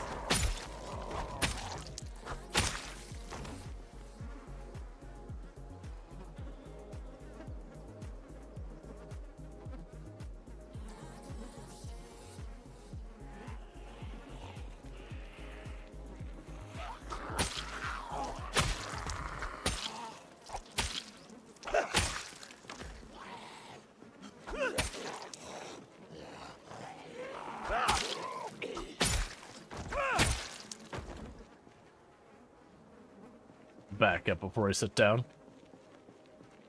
Let's see, have we been to the resort yet? Not yet. We've gotten pretty close to the building, but it is a very crowded location for where we're at. So you can see that just in the last couple of days we have been leaving a line of corpses. We'll get there. We're getting close.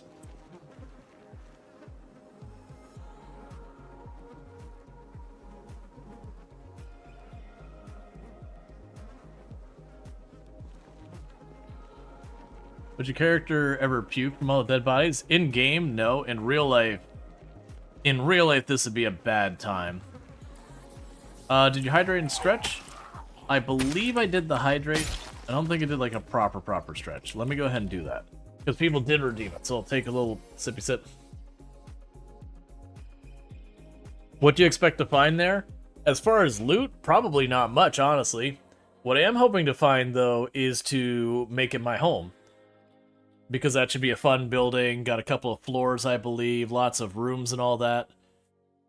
It's right on the water, so anytime I need to fish, I can just go out into the like back patio and just fish off the side. So I'm intending on making that my home base. But loot-wise, I mean, I don't know what to expect. It's probably going to be a whole bunch of like bedrooms and all that, and I'll probably gut a lot of them. Maybe eventually make it into storage or whatever.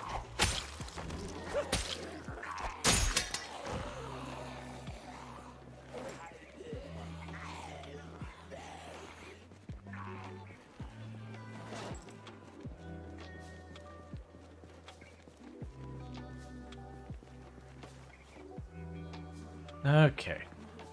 So our first sword broke.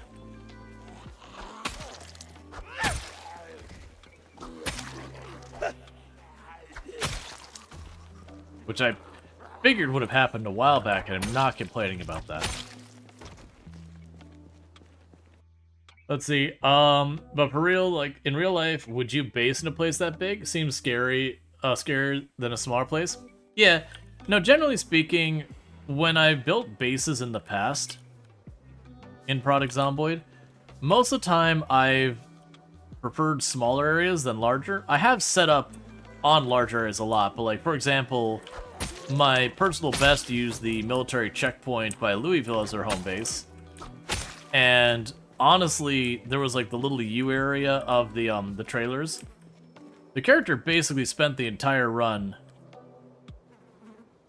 in that little U area so far as like home base. Like they cleared tons and tons and tons and tons of the map. But it was really only like, there were two trailers they were actually using where one was storage and one was where a character slept. And then there's a third trailer that had a bunch of rain barrels I put over the roof. And otherwise all the other trailers I never used. So really wasn't using hardly any of the space. And for a short while I was growing stuff in like the little caged areas in the middle. But that was only at the beginning of the run, and then after a while I just stopped bothering because I just didn't need it.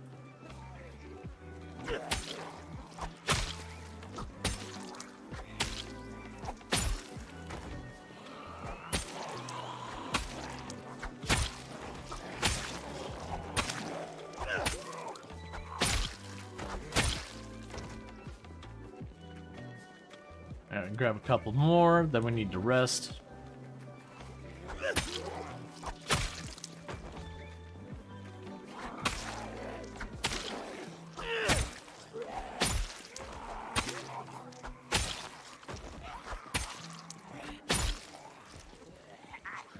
Start backing up.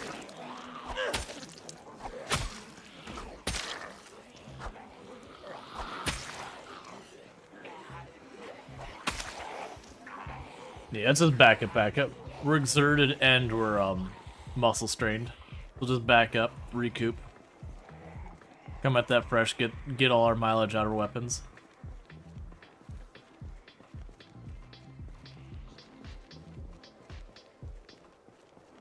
Just seeing if there's any exciting weapons I've missed laying on all the bodies.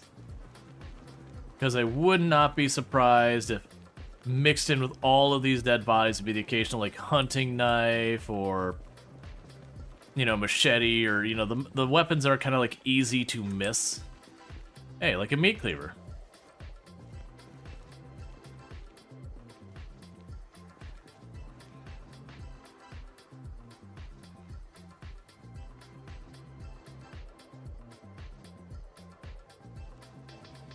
Alright. So I don't get to recover much. Ooh, hey.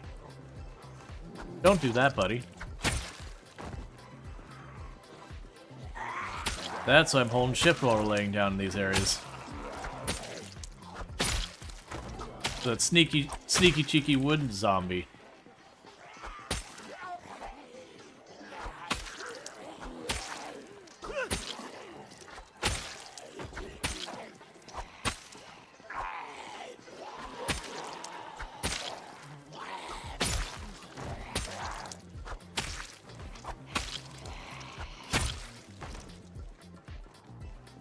Should be down to our last couple, which is good because we're getting pretty exerted again.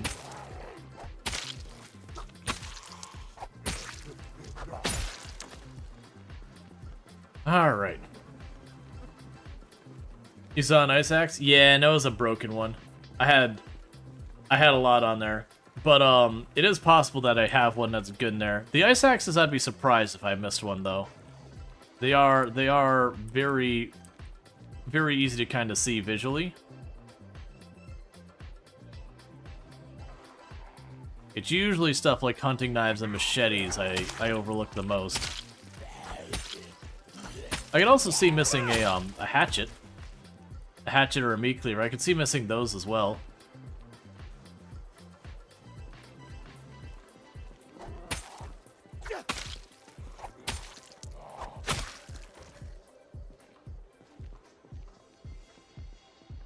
Oh, come on. Let me rest.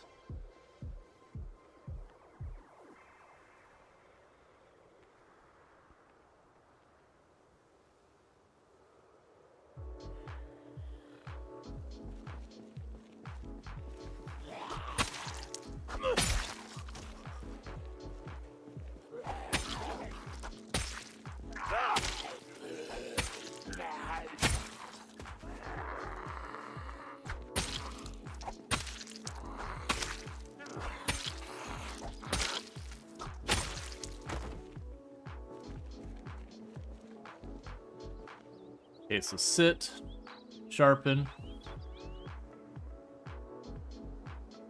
We're just gonna rest up, sharpen. Hey, now.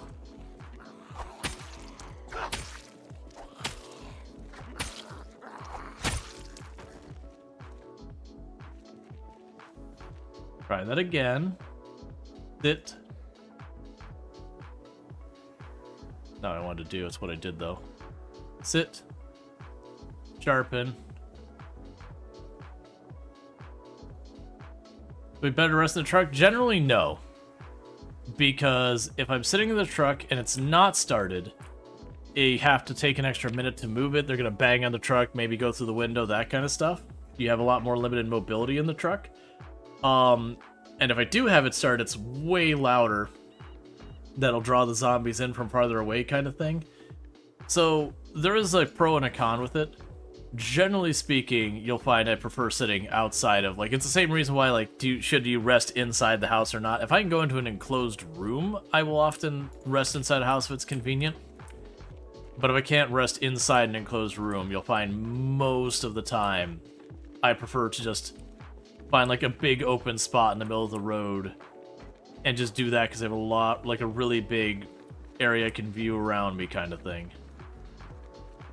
Because, like, the truck does mean you can take a hit or two before you're in trouble. So there is definitely that argument. Yeah, poison mushroom probably. Either way, can't trust it, mushroom.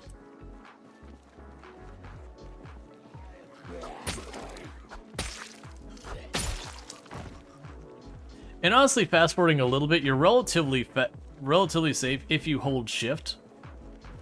That way you can stand up really fast.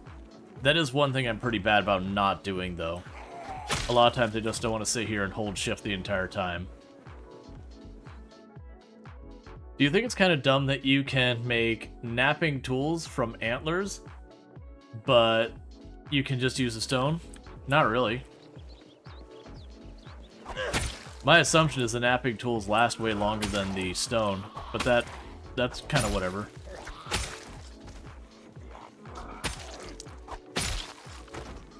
Basically, I don't have a strong opinion, because I also don't know what else I would use the antlers for. I haven't looked at the entire list. And it very well could be you could use it for that. But maybe it's just not the best choice or whatever.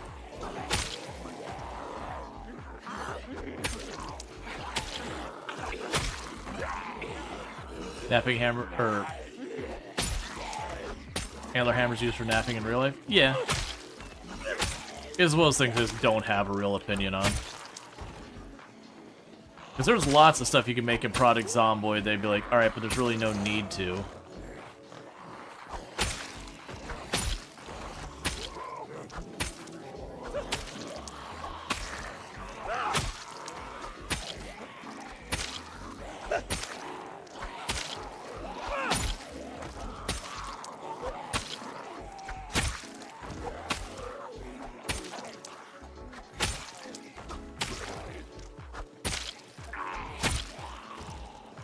Like 3 more? That's fine.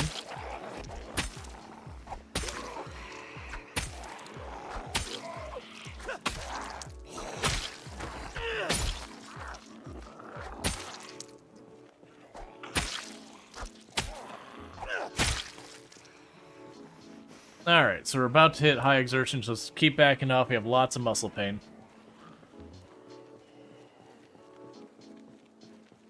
Yeah, I know they did talk about adding dogs at some point. I think that'll come later because I think they want to make the dogs a little bit smarter than our current animals. So they're going to have to wait till their AI tech is that good.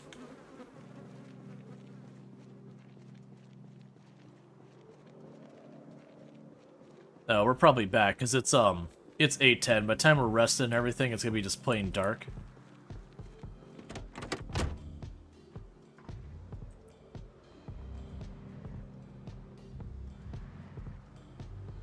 Is there a reason to stay starving? Nope. It's I do not want to eat the butter, because that'll start fattening us up a lot. And so I'm being picky. But if I'm not overweight, being starving is not particularly that big a deal until it starts killing you. And to give you an idea, as red and angry as that looks there, where you're like, oh man, that's terrible, I am only about 30% away from being completely satiated full or whatever. And so I still have like another 40-ish% I can continue to get hungry before I'm actually in any kind of real danger. That's kind of where I keep giving the advice when we have new players ask like what they would advise, where I say like slow down. That's the reason why it's like these, a lot of these are nowhere near as urgent as you'd first think. Like you see how red and angry that is, you're like, oh man, like I hope I don't die, and it's like, no, actually, you got a while, man.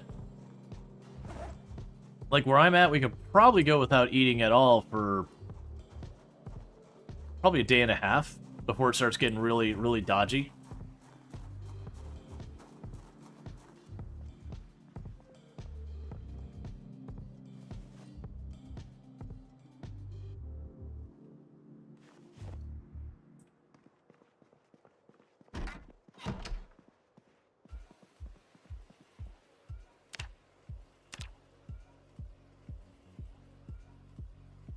All right.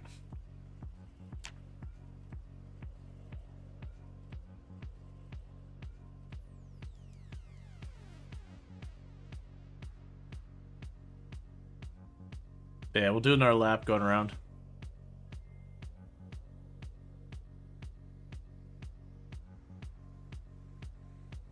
It's not a big deal until it starts killing you, is basically the tagline of the game. Yeah, there's just a lot of stuff in this game that there's the things that are really dangerous and the things that appear to be dangerous. And these are not the same things most of the time. There are exceptions, like, you know, zombies running up to you.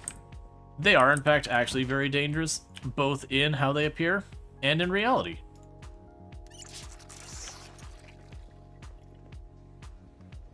Let's pop in here and just do that real fast. You don't have the logs to make more axes.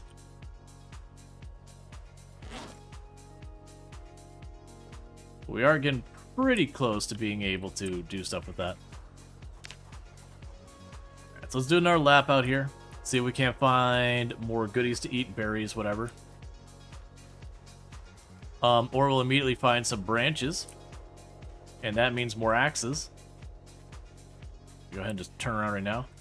There's like another flint node right there. I wonder if those appear. Because I was under the impression that they were like one and done and gone. But I could swear like there's places that I'm like, oh yeah, I've got all the branches off the ground. So far as not foraging branches, those do reappear. But like just the branches, I swear those seem to appear. So it does make me wonder if that's the same with the flint, that eventually they'll appear as well. I don't think that is. That would feel weird. But that's fine. There's 2 more axes. So once these swords break, I got a nice little pile of axes to work with.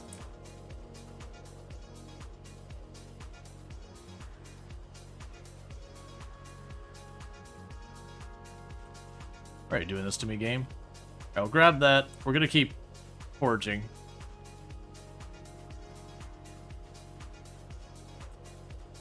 There we go. Acorns right away.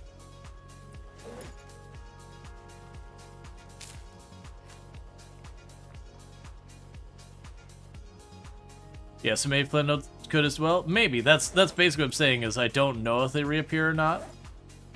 But it does seem like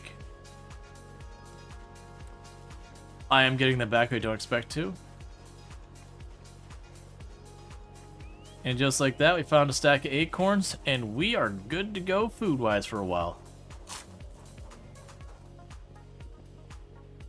Go down here. Make 3 more axes.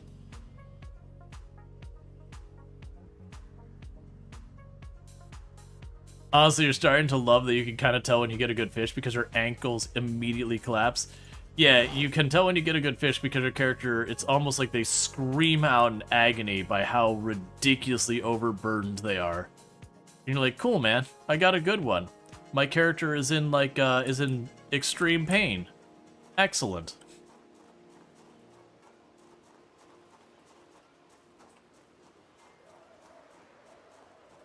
Alright, so we're back into... Ooh, what is that? What is that? What is that? What is that?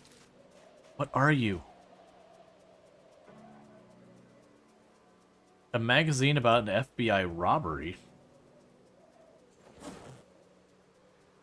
Make bulletproof limb armor. Alright. That's pretty cool. Yeah, what is like magazine FBI incident report San Fernando bank robbery. It is a slightly worn out magazine, but it gave me bulletproof limb armor.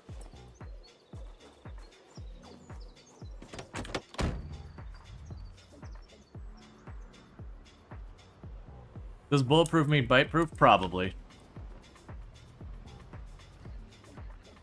Yeah, in Project Zomboid, you can eat acorns raw. In real life, you really don't want to do that. But Project Zomboid acorns, those are some safe acorns. Did I already eat all of them? No, we still got more.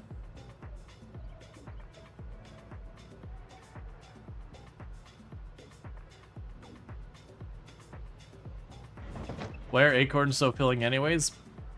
We can go on the assumption it's not picking up singular acorn, that maybe it's a small stack of acorns or something like that. I don't know.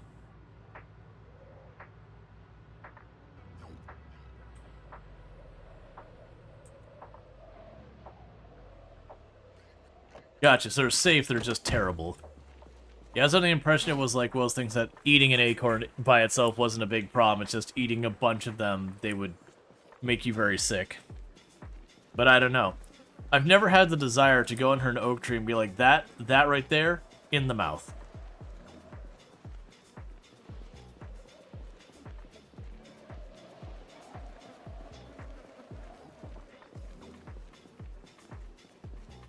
You're back? This isn't the car we had 2 hours ago? Yeah, we found the keys foraging.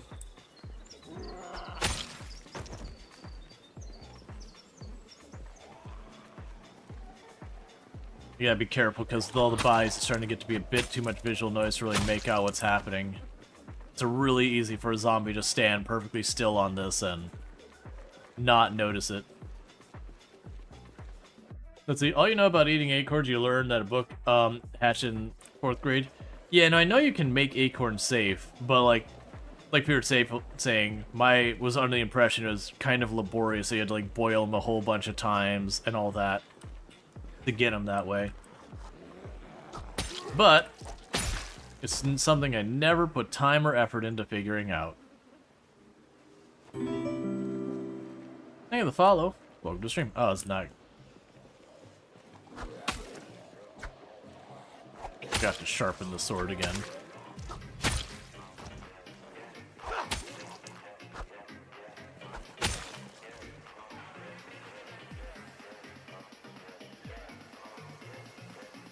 Let's see, you believe they're just bitter and full of tannins, which is what the boiling removes. Yeah, and remember the tannin gets removed. I just don't remember what tannin is one way or the other so far as, like, is that a big deal or not? And thank you for the follows. Welcome to the stream. Sharpness goes away too fast? Well, keep in mind this is a scrap sword. Like I said, with the knives, I never really, like, barring if I used it to carve a lot, I never really had that big of a deal when it came to it. Versus it does feel like every so often I need to sharpen this up, but it's not more frequent that I'm needing to back off and recover. Tans are uncommon stuff like meats and grapes. Gotcha. Let's see. Raw acorns contain tans, which can be toxic to humans and cause an unpleasant bitter taste. They're also poisonous to horse, cattle, dogs, but leaching acorns will remove the tannin, and they can be made safe for human consumption. Gotcha, yeah, that's what I thought. Like, I didn't think it was like you'd eat an acorn and, you know, call the morticianer. I figured they're poisonous like most poisonous berries in the sense that you eat too many, and your digestive tracts could be real unhappy with you.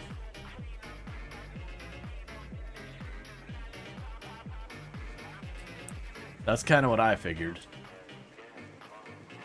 Because, like, most poisonous berries aren't the kind of thing that you eat a couple of them and, you know, pump your stomach or die kind of thing. They're more just, you're in for a real bad time. And if you are in a situation that, you know, dehydration and all that can be a problem, then you're probably putting yourself at risk in that sense. Not that I recommend anyone go out eating any poisonous berries. You know, be smart. Eat food. Versus, like, you eat the wrong poisonous mushroom, and it's just bad news berry, you're done. Like, if you're not basically at the hospital getting your stomach cleaned out, you're over.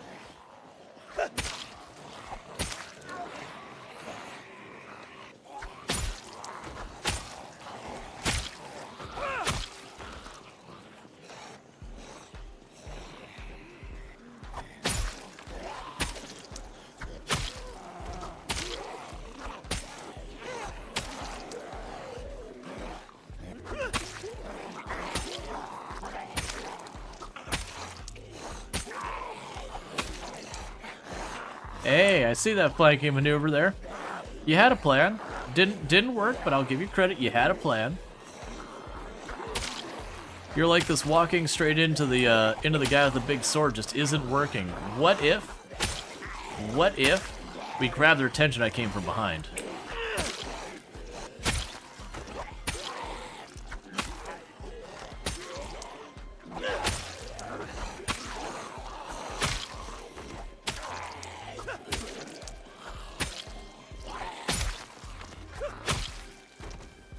Back up, rest up, do all that. There's a lot of them in the woods. Yeah, they're getting out there. Also, latex is not out of town. Rhubarb.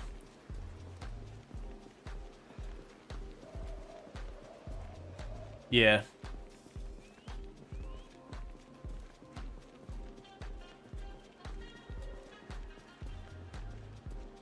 Yeah. There's a lot of stuff that we eat that, you know, in small amounts is totally fine. But, like, if you really go for it, will mess you up.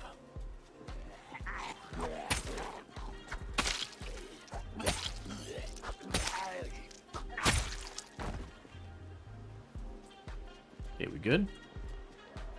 Hey, you in the robe?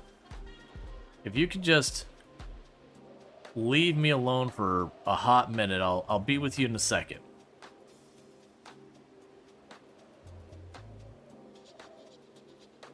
Okay.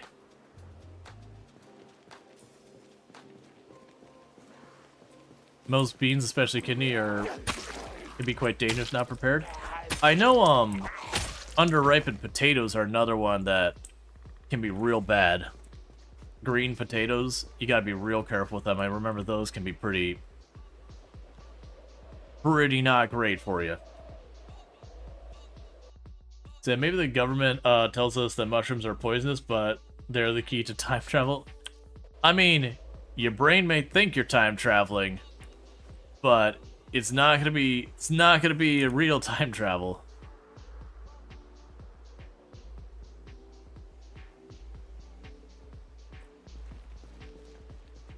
Can you make fried green tomatoes? Well, that's what it's saying is the no, it's fried green tomatoes. Sorry, did I say tomatoes? I mean potatoes. Potatoes green are a problem. Yeah, tomatoes are fine green. You can eat those underripe. Yeah, sorry, I was talking about underripened potatoes with a P.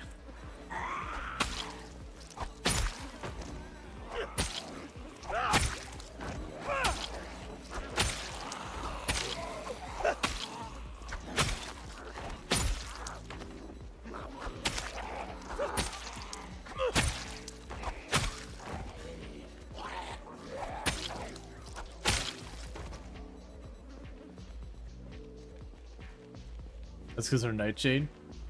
Well, I mean, if you actually look at like the nightshade family, that's got so many things that we consume are from the nightshade family.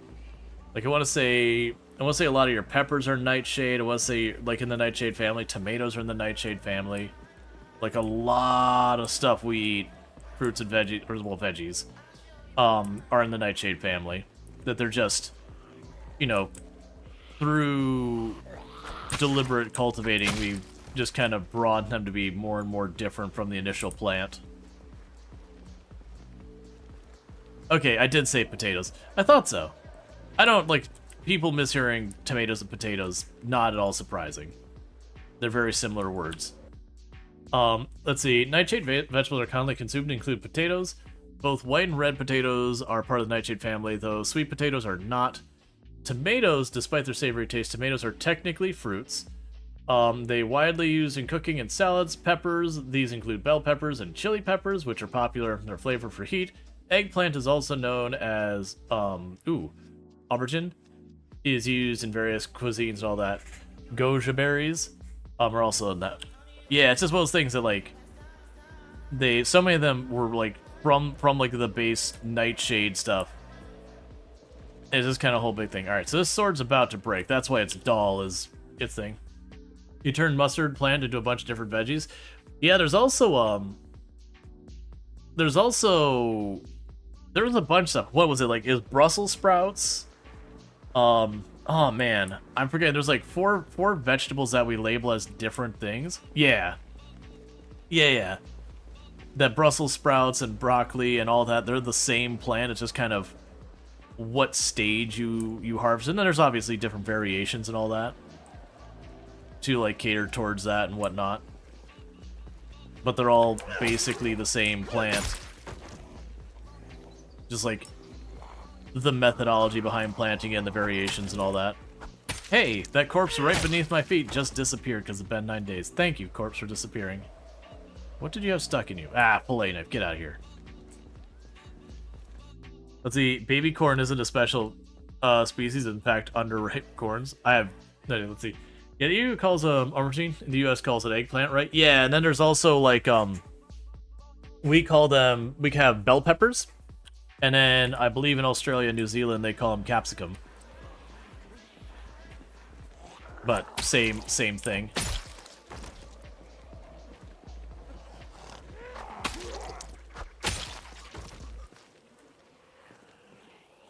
It's not a stage thing, it's a deliberate cultivation thing to emphasize this part. Yeah.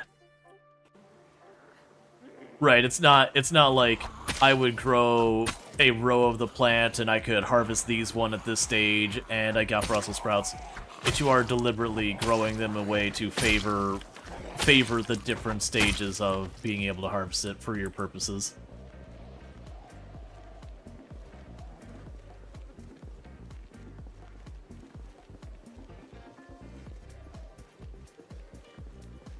Yeah, it's Brussels sprouts, broccoli, cabbage, cauliflower, kale, and kohlrabi all come from mustard plant. Yep. But not mustard. That's a different plant. No, I'm teasing. That would be one of those troll things that happens. That every once in a while you'll have the stuff that, like, everything has very clear names, and then there's like the one thing that sounds like it should be in there, but it's just completely a separate thing.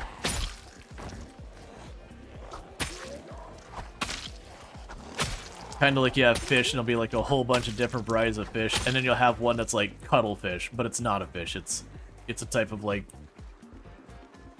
you know, it's in there like with squid and all them.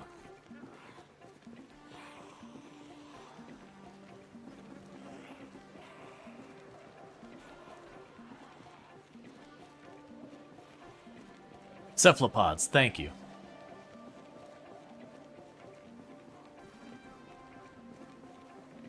Did people say that radishes were also mustard plant? Until they form radishes and turnips. There's literally thousands more species, and almost all are edible. Pretty much sour, bitter, both. Yeah, so I actually have on my property, I have a tree that's called an Ordo Blanco tree, which I believe translates to white gold, and it's basically like a grapefruit. The rind is a bit thicker, and it's a little bit less sour, less tart. So I've actually got that.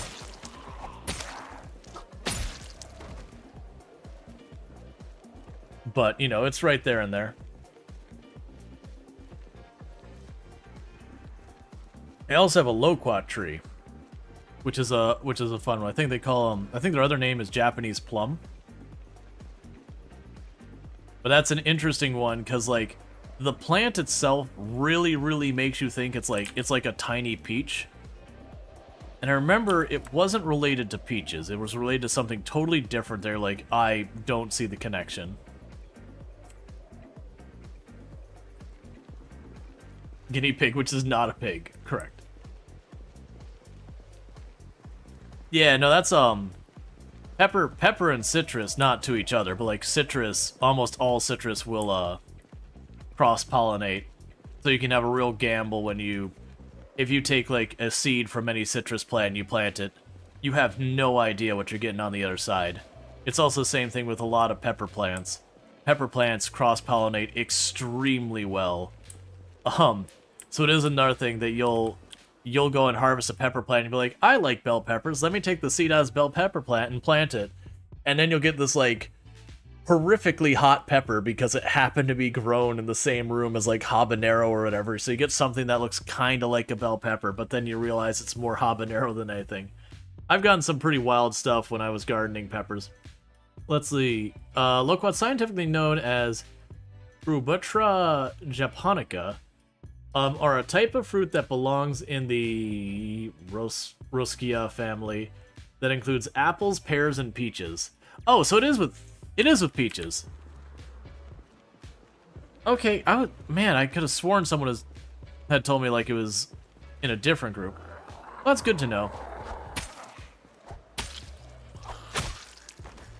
You want a habanero bell pepper?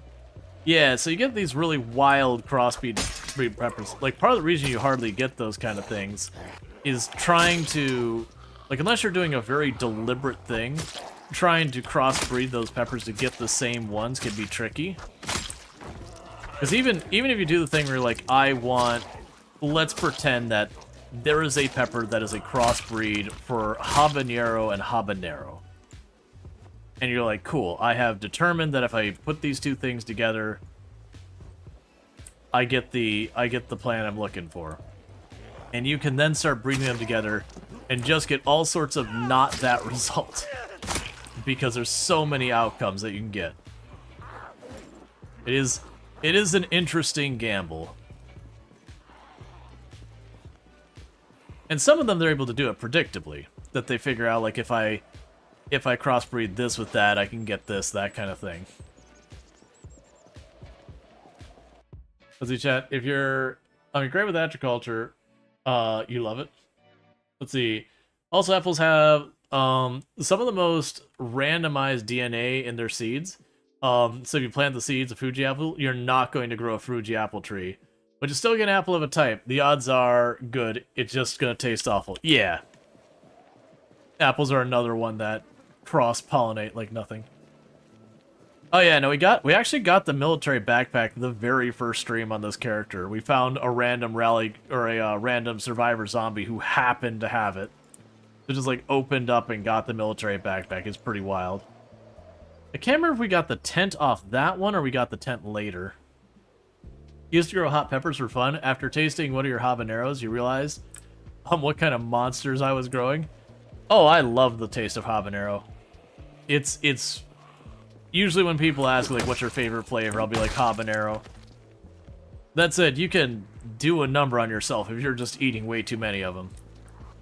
That was one of my proudest plants I ever grew, was a habanero plant that was like a bush that got to be like 2.5 feet to like 3 feet tall and wide.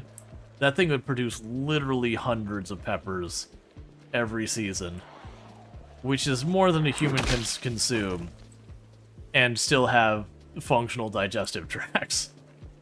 That is an unreasonable amount of hot peppers.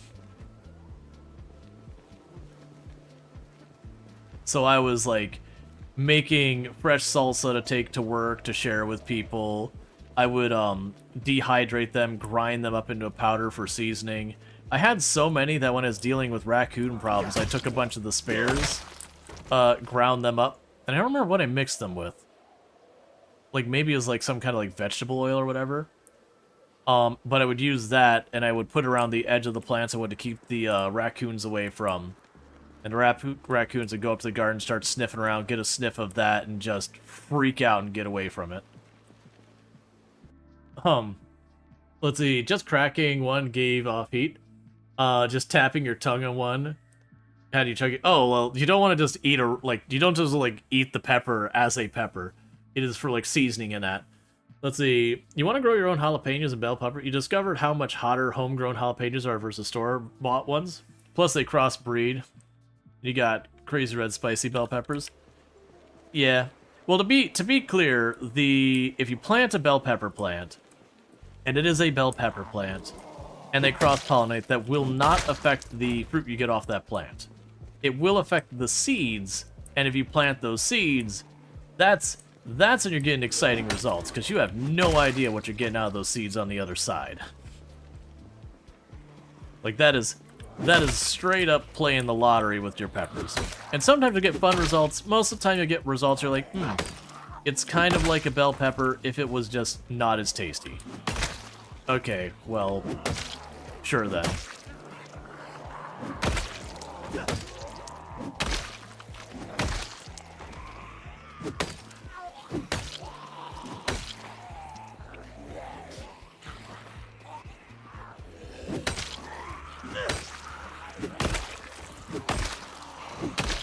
Yeah, we've just been chipping away at this. I do want to see when we get close to the building itself, like actually get past the waves of zombies here.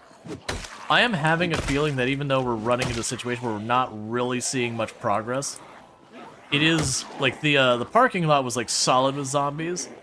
I'm willing to bet we'll go look at that parking lot, and it'll probably still have zombies in there.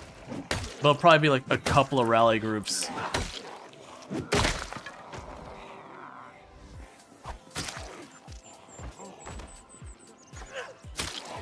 Stop all becoming crawlers.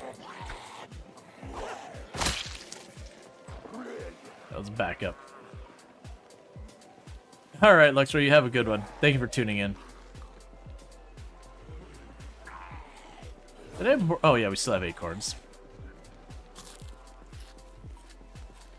Your biggest success is cucumbers? Yeah, I tried to grow cucumbers once. I got a couple, but they didn't go very well. But that's because where I'm at is really, really hot and sunny. There's like no mercy from the sun, and it's just too much for the cucumbers. I surprisingly had okay results with watermelon, which should have been even harder, but... You know, you don't get them, like, giant like you see at the store. It's just kind of like a ball. Somewhere between, like... It's about the size of, like, a volleyball or a softball, maybe. Somewhere in that ballpark. So all things considered, me just taking some seeds and then chucking them in the ground by a lattice, I'm not unhappy with those results.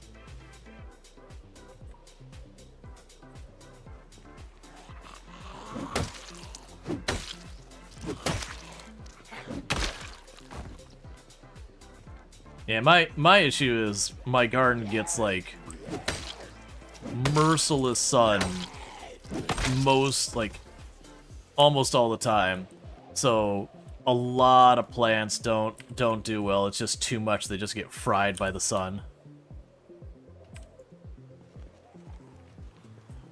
Yeah, and that's the thing. I only got the one, and then the plant, you know, just got fried. Too much sunlight.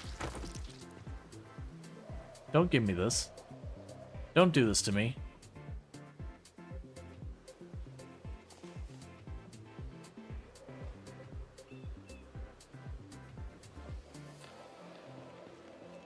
Alright.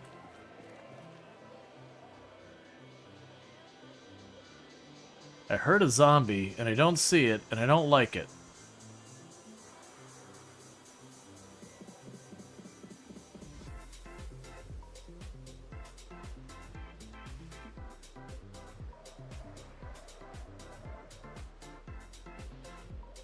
Okay. You guys grew a pumpkin in a carport? Because you buried a pumpkin in the garden next to it? Oh yeah, donor plants. It's always fun when you get a donor plant. For those who don't know what the term donor plant is, so donor plant is where you've just been gardening and just something sprouts up that you actually would like, but you didn't go out of your way to plant it. So like maybe a past year you grew a bunch of potatoes and all that, and that was fine, and maybe you missed one, and then you see another potato plant pop up, you're like, cool, that'd be a donor plant. You call them volunteer plants? Yeah, same idea. It's a plant you hadn't planned for, it showed up, you're like, I'll take it. I am planning to grow tomatoes there, but you know, if you wanna just grow on your own, I'm down. I'm not gonna say no.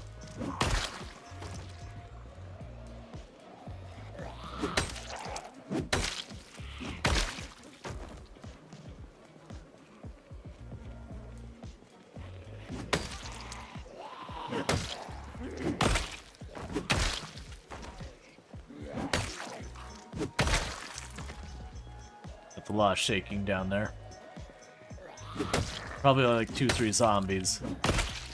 Definitely more than just the wind.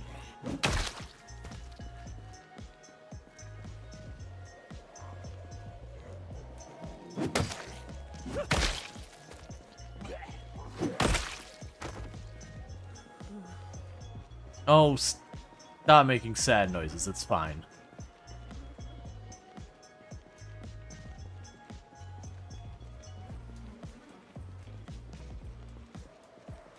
Kinda hoping I can get over here without aggroing a bunch and rest over here, so you just get up and fight another round before I need to start backing up. I also want to get a peek at how we are doing up ahead.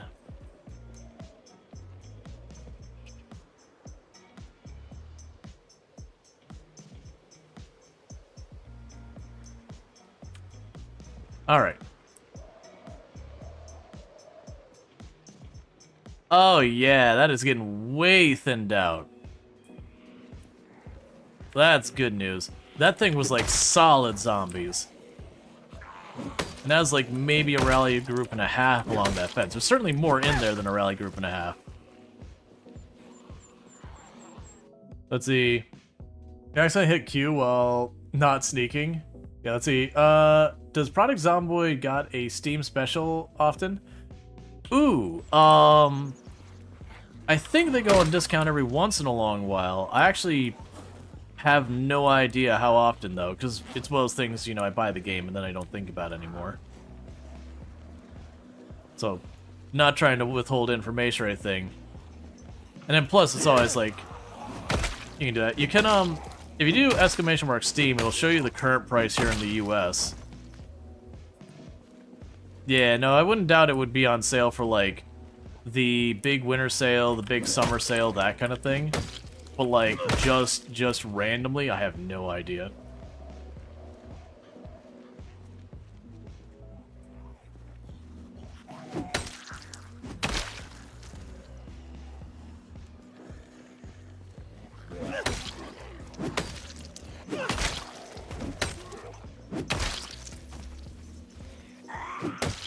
What is your outfit, friend? Ah, you got a poncho. I was like wearing like a mask and a poncho. I was like, what?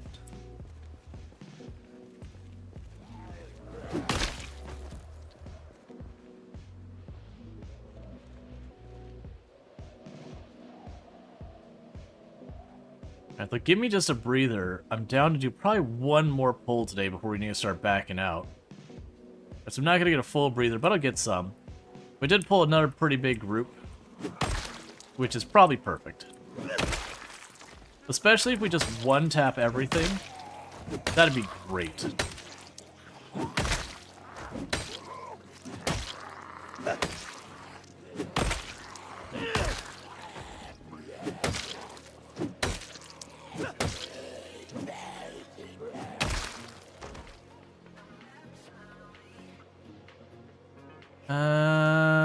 That might be more than I'm probably good for. We are already... Oh. We are already exerted.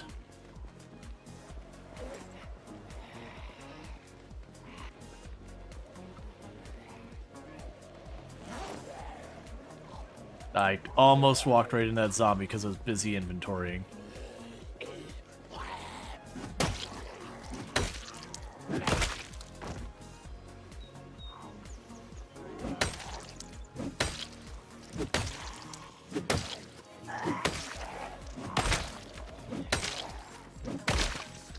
Alright, cool. Okay, and we're out of acorns. That's fine. We're only a little teeny tiny bit hungry.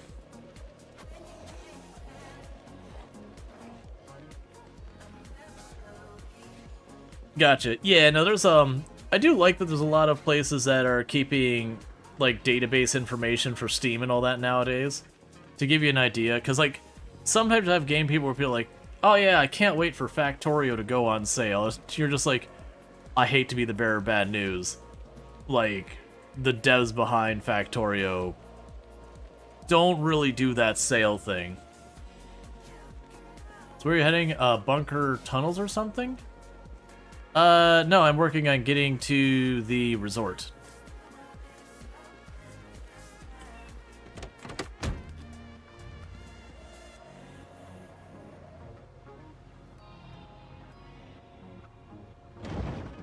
Alright.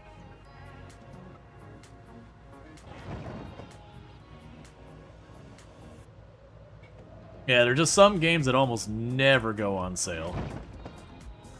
Almost. But yeah, so it is good to, like, look that stuff up, because you'd be like, oh yeah, I'll just wait till it goes on sale, and you're just like, I don't want to ruin your thing, but it's like, the entire existence of this game, it's been on sale like 3 times. Will dead zombies disappear? Yes. Bodies decay after 9 days by default. So every zombie body you see has been in just the last 9 days. So where you see that road down there that was like completely overrun by bodies, just 9 days.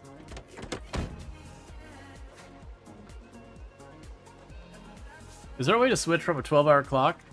Yeah, you can switch to 12-hour. Respawn off? Yeah, respawn off. Anytime you see anyone playing at more than like 3-4 pop, times pop, respawn will be off. Or they're in for a real bad time.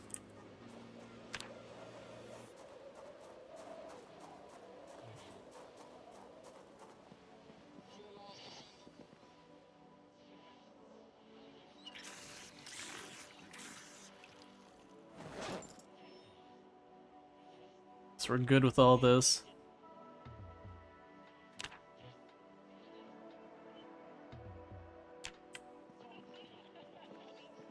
And that's probably safe. Just do this. I was gonna wander around and forage for a minute, but it's like, okay, the radius will be this big, and I won't be able to see if I'm walking into zombies anyways. It's just safer to not worry about right now. I do get a decent number of axes still. We're sitting on 4 axes, a hatchet, a kitchen knife, a bunch of random knives and swords, or not swords. Yeah, I got a bunch of short blades. We'll probably be fine for another day of fighting without any worries.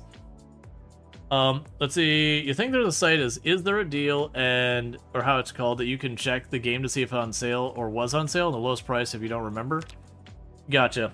One thing to be very mindful if you this is semi-related. All those different like add-ons for your browser that are like, let me find you the best deal, let me find you a discount code, like those kind of things. The vast majority of them are a scam. That they don't actually do any kind of searching, they just have like their own pre-existing codes that they negotiate. And are usually just okay. There's entire things, like there's one about like there's Honey's a big one that got into a big thing because they may have broken a number of rules. So we're seeing what's happening with that.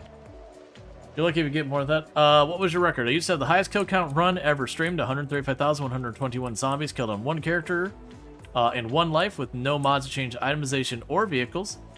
I also was playing at sweaty tryhard settings. So 16 times the normal zombie population, which is the maximum the game supports out of the box. All that kind of good stuff. But again, past tense there. Record was beaten. But that was the record I held.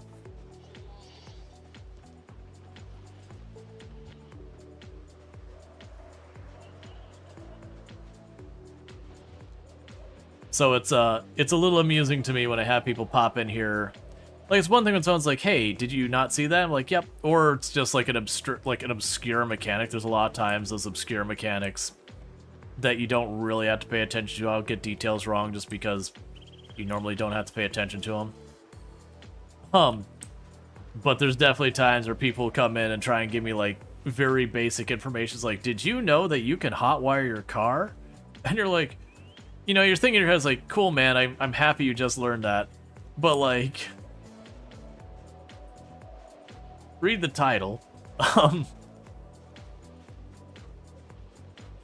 It's just amusing. It's fun that people find it exciting, but, like, sometimes backseating gets weird. Ah, there we go. Berries will do.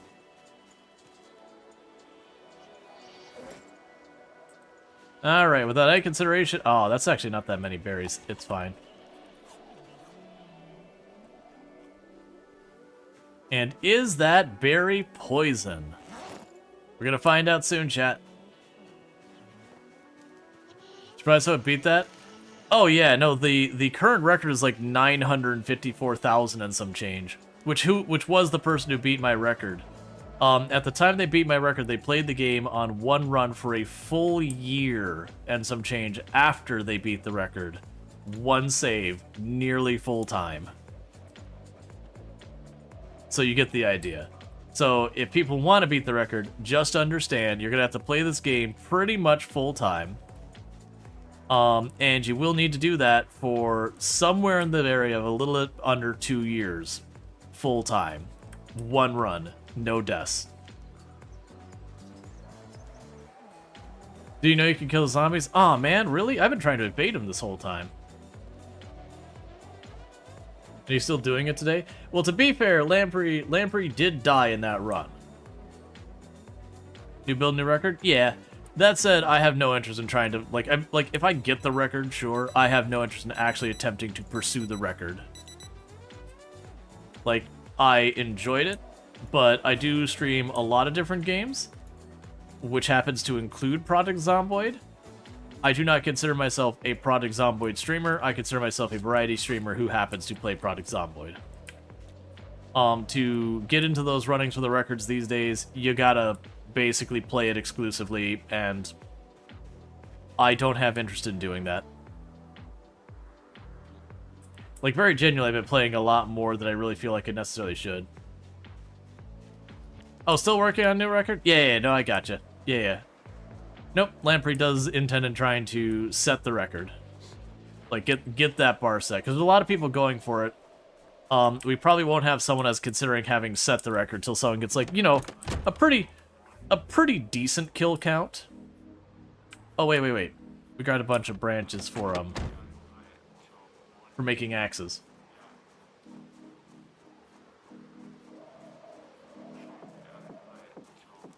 Lamp and Twister fighting back and forth. I was under the impression, if we're just talking the kill count, not based on 16 pop specifically, I was under the impression we had people already up to, like, the 30,000s.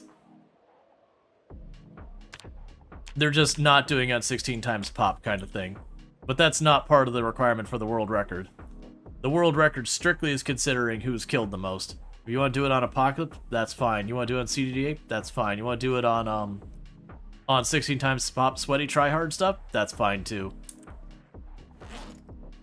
You want to run mods, that is okay as well.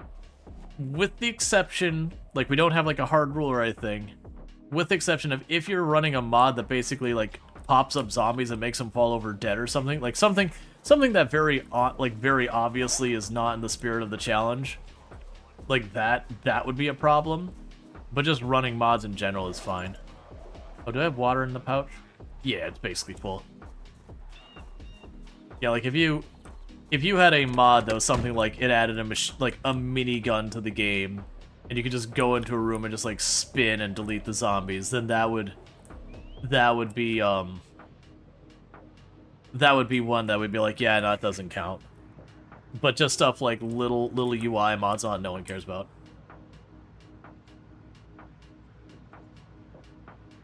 If it gets to 3 million, I don't see how, like, even as much as Lamprey just seems to enjoy this game forever, I don't see how you could get to 3 million, like, and not be entirely spent. Like, you are talking in one run on one character, thousands and thousands of hours. Like, we're not talking, you know, 8,000 hours. You're talking 3,000, 4,000, 5,000 hours just committed to one save to kill that kind of number of zombies. Like, that is... I don't see how you get there and not just despise the game. Not because of anything wrong with the game, but because you just so solidly burnt yourself out. Because, like, when I set the record, that was enough that I basically barely played the game for a while afterwards. I did get a character up to 174, 180,000 that isn't dead, still alive, on build 41. I know you're in there, zombie. It's fine, like bang on this zombie with the axe, it'll pop out.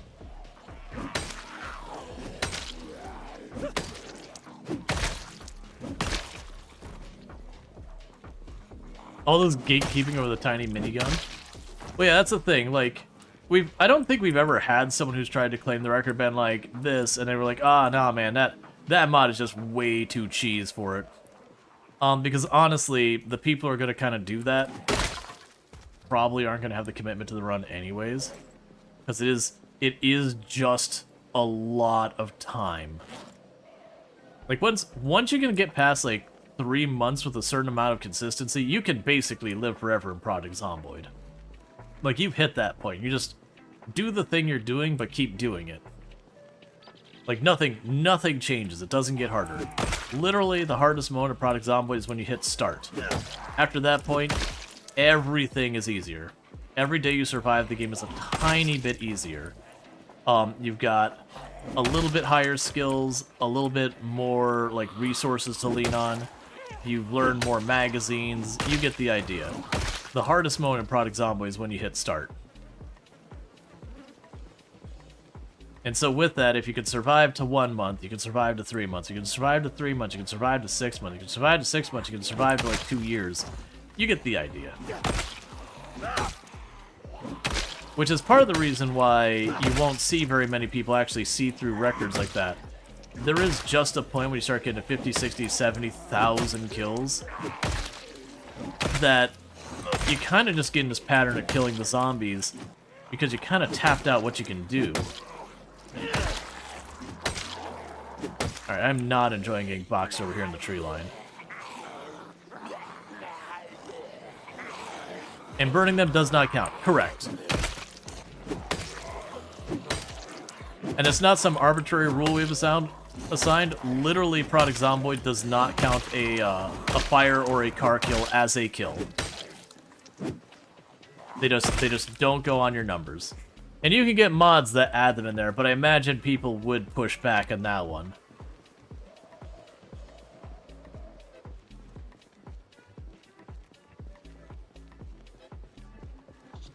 Oh, keep in mind where you're seeing me saying like 80 a day right now, that's early game. Part of that is being held back because the very early days in the game I was pulling like 50 kills a day. As we get later in the game, I don't know about build 42 exactly where we'll land, but build 41 you'd average about 500 to 700 zombie kills a day. And that's like the sustained kill rate. Like your individual days you'd kill 800, 1,000, stuff like that. But then you'd have the occasional day you have to like deal with fishing or replacing your weapons and all those, and those would be really low kill days. And so you get the ideas when you take those slow days and those good days and you average them out, you get to around 500 to 700. But that's build 41 numbers. So that's the actual average you usually get, somewhere in that ballpark. You can get a bit higher, but that's going real hard. And part of the issue you run into with that as well is you can keep those numbers up when a town is fresh and full of zombies. But as you start knocking the numbers down, you'll start getting to the point where you spend more time trying to get the zombies. Like, because there's just, you know, you'll have streets that you only get like 2-3 zombies into it versus before you're getting 400 or 500.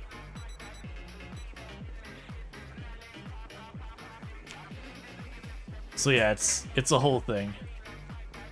Let's see, does the face mask and all that prevent smell? Yeah.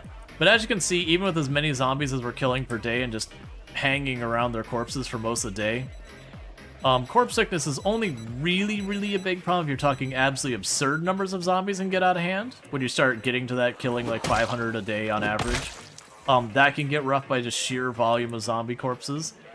Or if you're in a situation where you're sleeping and or resting kind of long term near the corpses, that can also be a problem.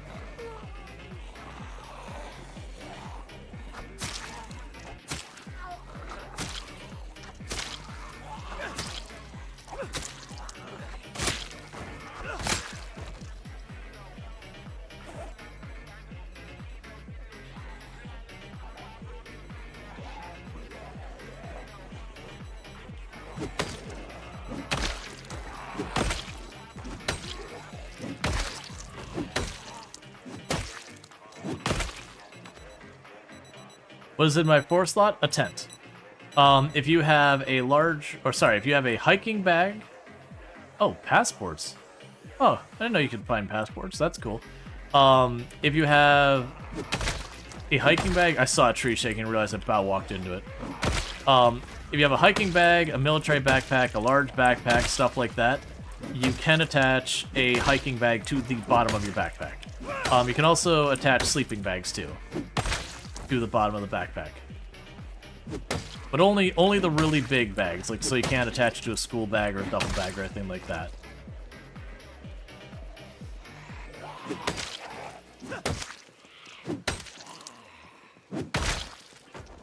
You also spawn with the passport as an ID? Makes sense. I just haven't noticed them so much because I'm not picking up hardly any of the IDs. With the kills we're counting, I don't really want to deal with looting everything. Like, goodies like weapons and good bags and all that I'll stop for. But I'm not going to be going and picking up random IDs and all that. Because even at like the 0.1 they weigh, Speed Demon has a % chance to spawn with a speeding ticket in their inventory. Nice. Yeah, we actually have Speed Demon, but I didn't notice that. I normally don't run Speed Demon, but I've been like experimenting with different points in build 42 since the start I normally use. The points got shifted around a little bit.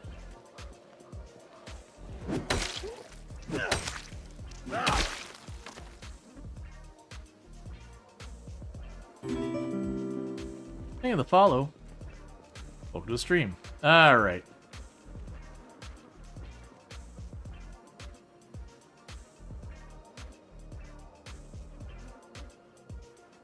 And we can rest up real fast.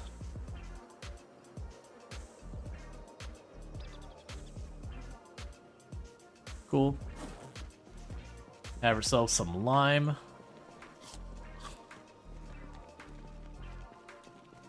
You found a gold bar? That's cool. Nice.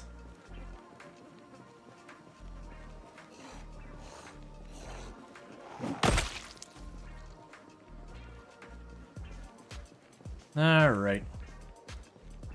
Yeah, so what'll end up happening is as the run goes on, and we get more and more combat skills and all that, you will just notice the amount of kills I can get per day going up and up. Keep in mind, like, where we have the daily the average down here, if we look at the amount I'm able to kill when I'm able to put any effort into fighting, we're getting like 150, 160 kills per day when we have like a good day of fighting. And so that average is still just because we have all those early days that have the lower count. So it's almost every day that we do any meaningful fighting, you'll see it go up like 1, maybe 2 per day average, that kind of thing. And that'll likely continue until we start getting to like the 300 and 400, and then you'll start seeing it begin slowing down again.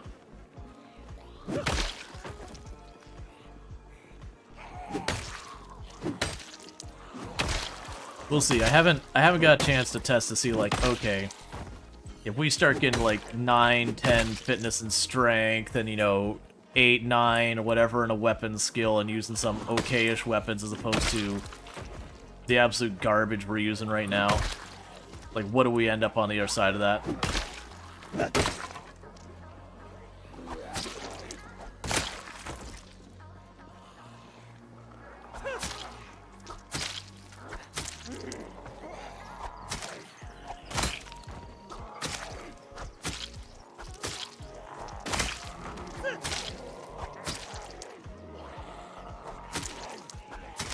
Okay.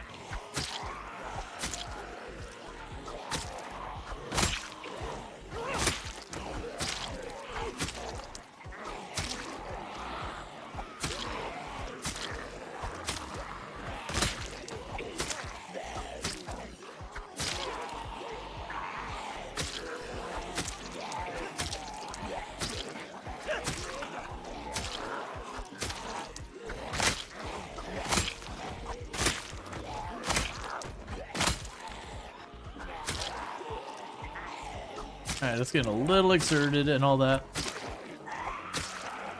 I'm really looking forward to the switch over to the stone knives.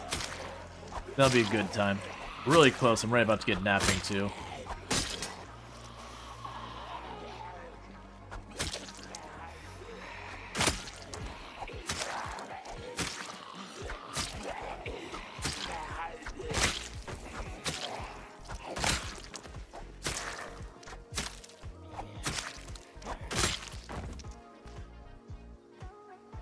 That on our side.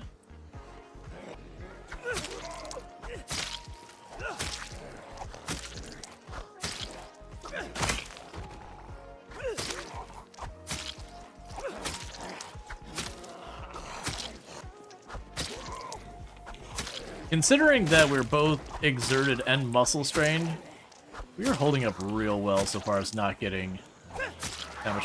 Hey, from behind, don't do that. Let's manage some inventory here.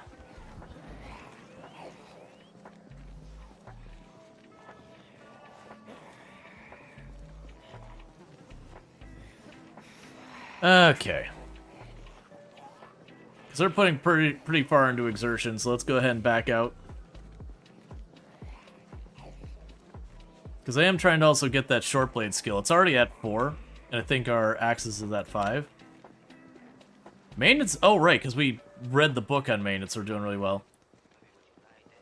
You're actually getting pretty good XP on axes, too. Which isn't surprising, I've been using the axes very heavily.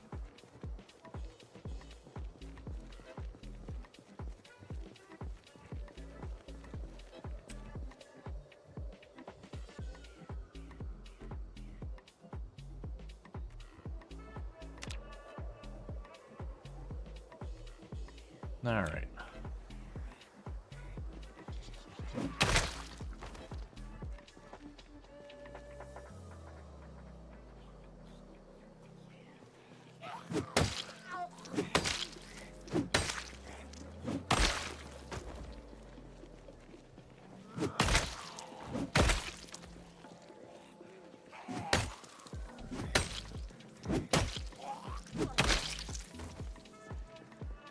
so a couple more here. Though you can probably sit by the car. Did you forget your car on purpose?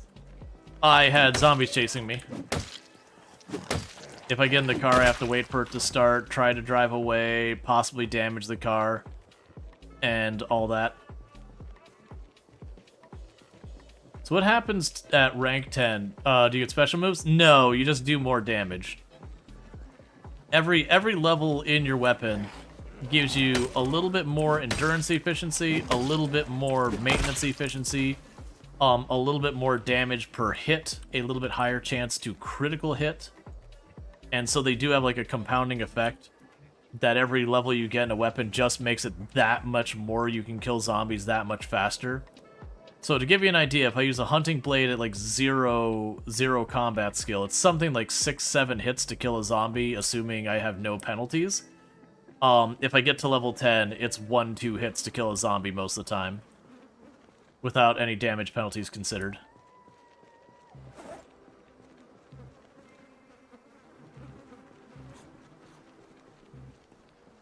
But yeah, so we're just going back and forth. You won't see me drive off in a hurry in the car most of the time. It's just a good way of just wrecking your car.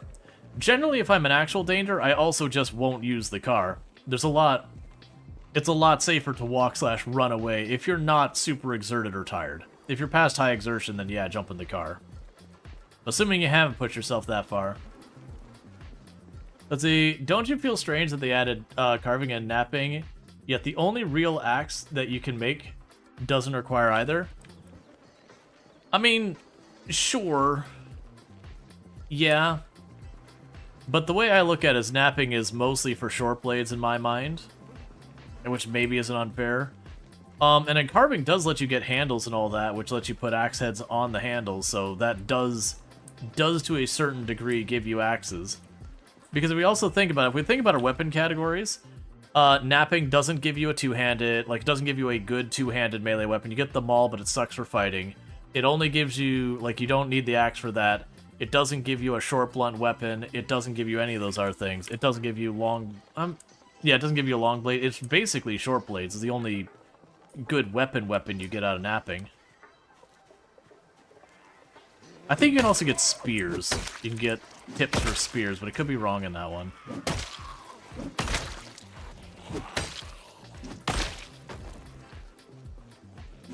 So I look at napping as it's meant for short blades.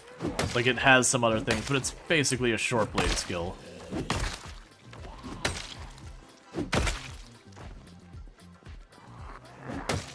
Short blade tools. Do you know obsidian would be amazing for napping? Let's see, you can build a shelter just anywhere, or do you need a structure? Sorry, you can build anywhere. So, like, I have a tent on my character. I would be perfectly content if I was just trying to survive to go anywhere, plunk down the tent, and just sleep in the tent. I've done that a lot in runs.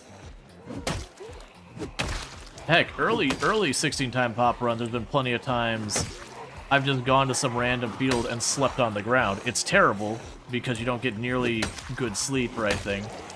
But when you're early game on really hard settings, you do what you gotta do.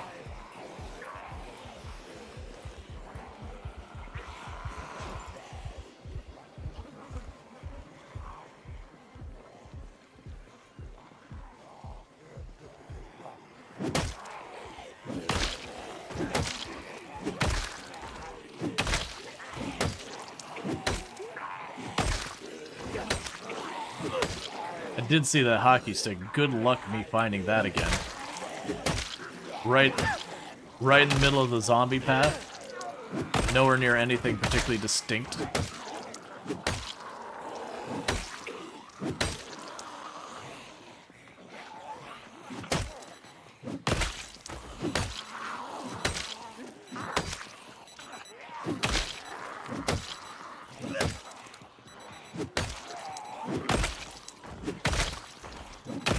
Alright, time to back up. We're gonna go high exertion soon.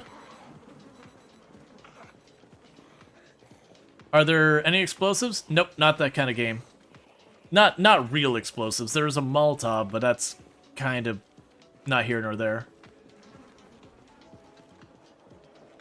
Generally speaking, with Product Zomboid, you are expected to deal with each zombie on a one-to-one basis using your hands. Whether those hands are holding a gun or a melee weapon is either way, but you are expected to do that. They really do not have much for traps, nor does it sound like they really intend to do much with traps. They're not looking for you to build your fortress and put all your spike pits around it and all that kind of stuff. That you are kind of expected to fight the zombies yourself as the player. If you use your car as a weapon, it destroys your car very quickly. And it can be very, very costly to try and keep your cars up and running doing that. You can use fire to kill zombies. It is very destructive to the environment, and it is actually very dangerous.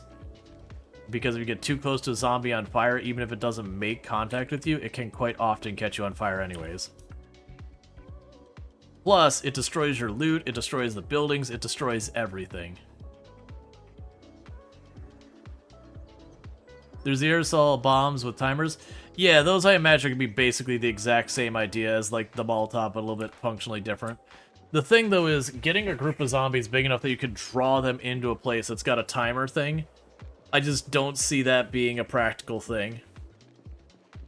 And then it's also going to be fire. And the moment you unleash fire, wherever the fire hits is going to get destroyed. Like one on fire zombie gets into a building, you just right off the building, it's gone. I heavily recommend people not getting in the habit of turning to fire. You can kill a lot of zombies. It does work. But it is those things, it will destroy a lot of stuff. You might ask Lamprey to try them? Yeah, no, I can see Lamprey popping into debug mode real fast and trying them out. I don't think he would do it on an actual save he cares about, though. Anything involving fire, you're gonna find anyone going for like the marathon runs and all that'll probably just straight up avoid. At least it's not as bad as it used to be. It used to be you'd start a fire and it would just slowly take over lots of area. That was a real problem that a lot of people had with the multiplayer servers when multiplayer, you know, all that came out at first. You'd play in a multiplayer server, and if you had fire turned on with fire spread, the moment someone got into Louisville, you just wrote off Louisville in its entirety because someone would start a fire, any fire in Louisville, and it would just spread. And it became to the point that, you know, it would break down the server just because of how much, you know, it had to process with all of it. So that they have done a lot to like nerf that spread though, which is good. No.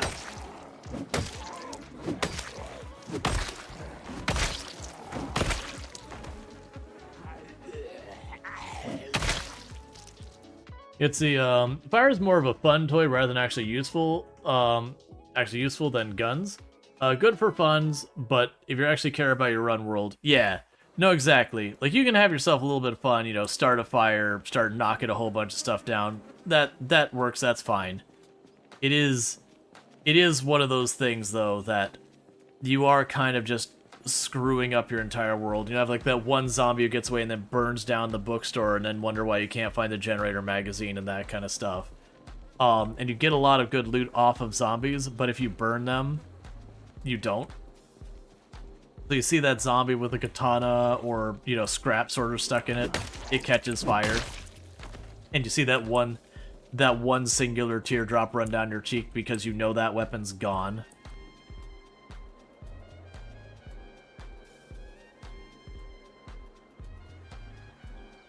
Like, your entire world ends up looking really terrible after a while. You have the revamp explosive firebombs. I'm curious on that one, because like I said, historically they've been they've pretty much almost every time around nerfed fire again and again. I do feel like they do want to not eliminate the whole burn thing, but like to really knock it down a peg, but not ruin the fun. Like that's kind of what it feels like, and that's not coming from like any insider knowledge or anything like that.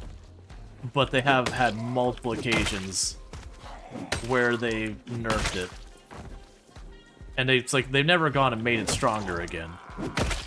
So it feels like it's slowly getting knocked down one peg after the other. There's been a lot of those really effective strategies that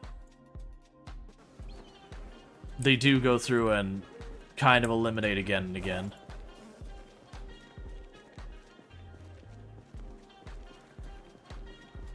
It can be kind of fun to watch burns. Yeah, no, absolutely. And like I said, I don't judge anyone who plays that way. Play however's fun for you. It is just one of those things that it does seem like that's something that they are going to keep knocking down more and more. So if they do rework the bombs and all that, that's what I'm curious. Because if they kind of have been pushing back in that, like, what do they rework the bombs to be? Like, I could see where they simply don't start fires as a possibility. But I also expect them to not be something you throw a grenade or whatever into a group of zombies and they all just die. Because it definitely feels like they fully expect you to fight the zombies. Just get in there, get rowdy. Or stealth, or other things, like it's not strictly fight zombies. I'm referring to kill zombies. It does seem like they constantly push it towards like, no, we want you to actually fight the zombies. We don't want you to just armor up a car and go mowing over there. And like obviously mods and all that, you can do whatever the heck you want. They're not gonna go out like if you mod the game, they're not gonna nerf that or anything. Not directly or intentionally anyways. But for the base game, it does seem like they do want you to have to make those decisions. Let's see, if fire spread took into account weather environment, it might be a good way to allow fire to be nerfed and have a weather buff on hot, dry days. But guess it'll rain for a while. Let's see, they said they would rework fire, but that's build 43, build 44. Yeah. The two ways I could see them going with that is either one, they could kind of lean in and be like, you know what? You want this fire that spreads and causes mayhem? Bet. There you go. And then just have it be one of those things that you start a fire and you just write off the map. Like, because in real life with no fire department, if it just doesn't rain, with all these dense forests and everything around, you're just going to have this whole thing go ablaze. That like once you unleash the fire...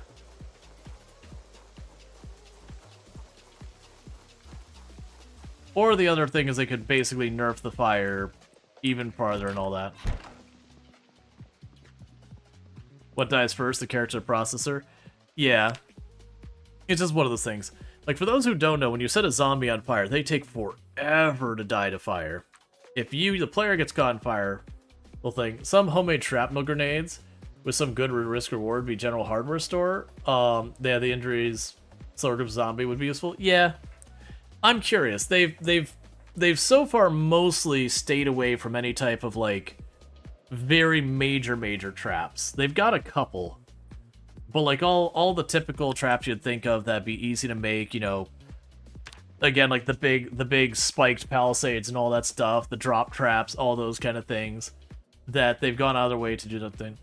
Let's see. Is it a cold room? Start in the forest, fire a zomboid, turn your PC into a heater. Yep. Yeah, and that's basically what they're doing, is they're trying to, so far they've been very resistant to any type of like killing automation, or being able to just kill large groups of zombies, you know, in single actions kind of thing. It's not that you can't do it. Like we do have burns going on still. But they have been very resistant to that, and they have nerfed a lot of the ways that...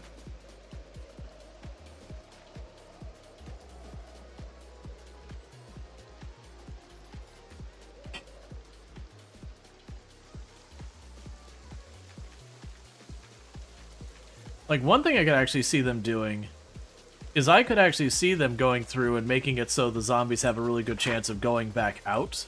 Like, so reduce the chances of the zombies spreading fire between them. But also have the chance of, like, you know, the fire would just go out in a lot of the zombies over time. I could see that as a way of just nerfing burns into the ground. That's what they did. They use, Brienne the controlled the mob. Let's see, because when I saw people doing world pop clears, it was always fire and car. Oh yeah, no, but for the people like going for like the records and all that kind of stuff, usually we completely avoid fire.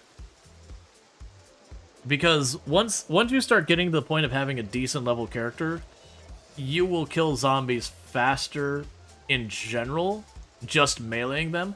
Now you can still kill more per day on average higher with fire than I can with melee or whatever. But for just wake up, knock down zombies, there's a lot more opportunity there.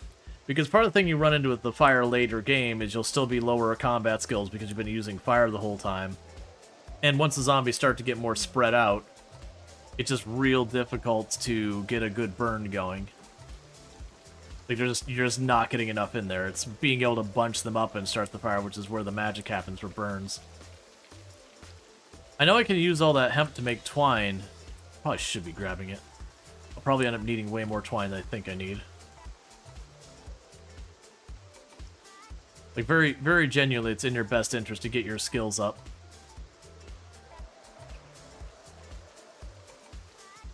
As he will, these were, I can wipe out the entire map on YouTube. It was ice cream truck and fire. Gotcha.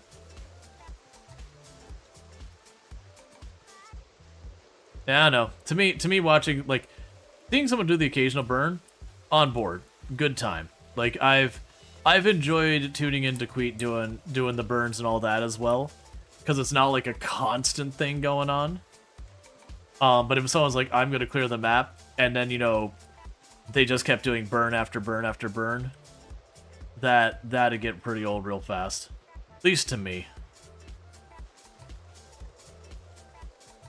Because then you go through the cities and they all look like that burnt out city or the burnt out neighborhood in the south end of Louisville.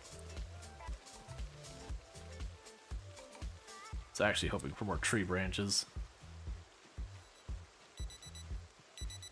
Okay, so we do need to pay attention. We are getting close to the point I can have the helicopter. I don't think I can have it today. I think tomorrow's the first day I can have it again. But we're getting to be about that point. Yeah, we did it, Scorch Wasteland. Because honestly, there's a certain amount of fun of, like, when you've cleared out a town, and you go through and, like, you know, yeah, the buildings are a little worn down because of the erosion and all that. But you're just rolling around town, and just, there's no zombies anymore, it's just empty. But you remember when, like, you're doing ridiculously high populations and all that. There is a certain strong feeling of progression there, as well as a certain, like, uncomfortable, eerie feeling of just rolling around, be like, and there's nothing there. Remember the pinpoint hearing bug? Uh-huh. What if you threw a Molotov at the fence? How long would you think it before you hard crash? Oh man, where we had literally like 30,000 zombies in the area, and for the record, not an exaggeration. We backed up the save, went into debug and checked. 30,000 zombies smashed into one tiny little spot. Yeah, no, if I threw a Molotov there, first, the fence would probably burn down, and I would probably just straight up die. But, ignoring that part, yeah, I imagine the initial explosion, the whole thing would slideshow, even more so than it already was, and that'd just be it. Like, that would just be the end. That many zombies catching fire at once. You know, we were dealing with like 1, 2, 3 frames per second with no interaction with the zombies on any capacity. With all of them actively on fire. There'd be no making that work. Alright, so you can make 5 axes.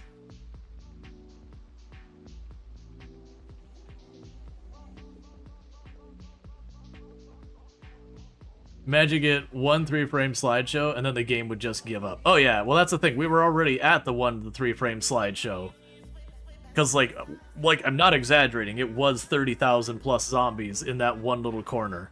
And anytime I got anywhere near any of the borders of the base, it was just, the thing went full potato.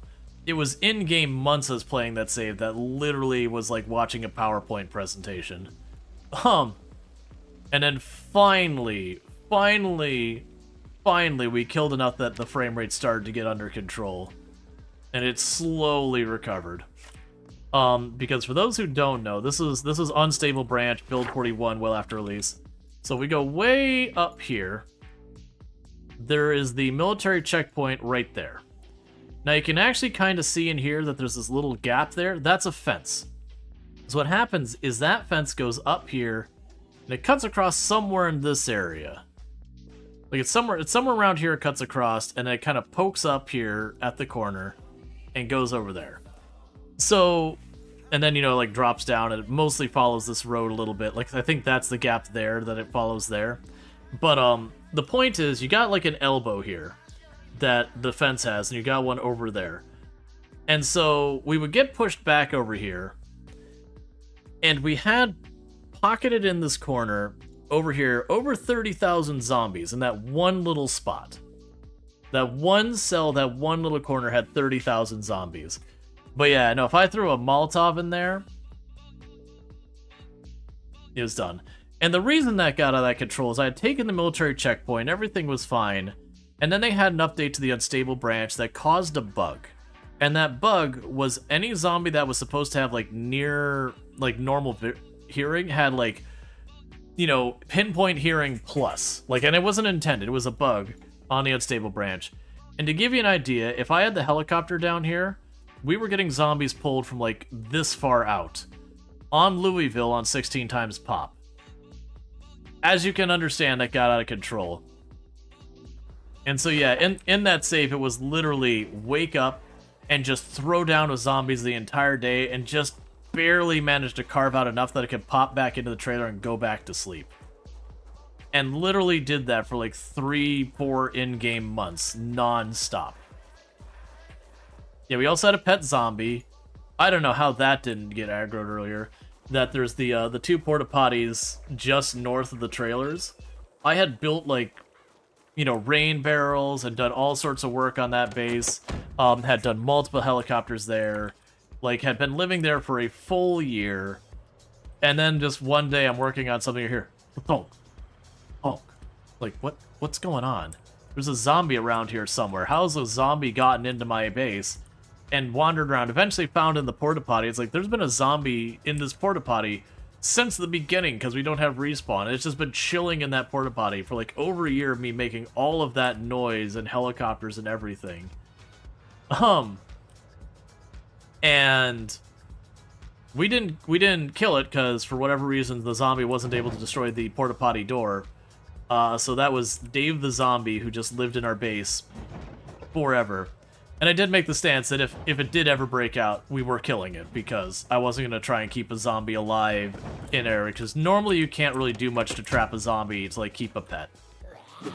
Because anything the player builds or moves is destructible. So you get the idea.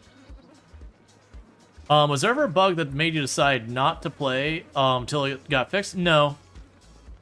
No, I know when Build 42 first dropped, so I kept playing, but I do know there was a number of people who were like, alright, we're gonna wait until, like, the battery drain bug. That's about the closest I would have come, is the, like, bug where everything was draining that had a remaining amount. That was a pretty bad bug, so far as, like, really screwing things up. But I think that's about the worst we've had.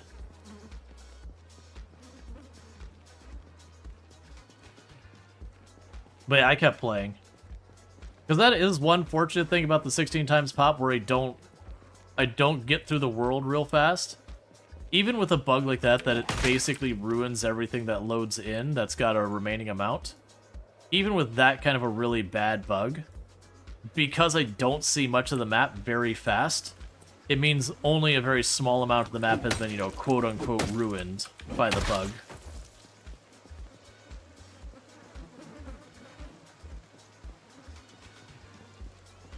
Alright, so another day of working the zombie factory.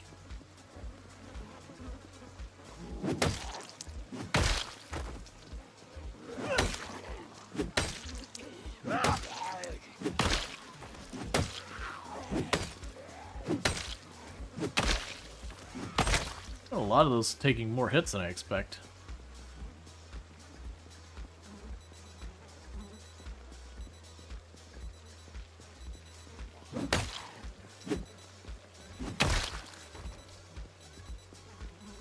Yearning for the zombie mines? Yeah, we're just mining the zombies.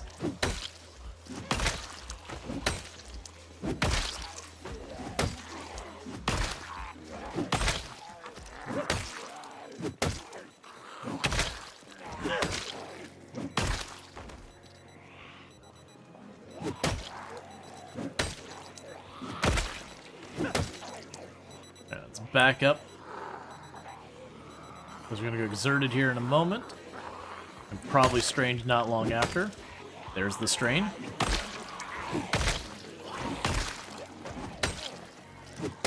So we do not want to be pulling more. Hey, you. Could you, like, not bother me right now?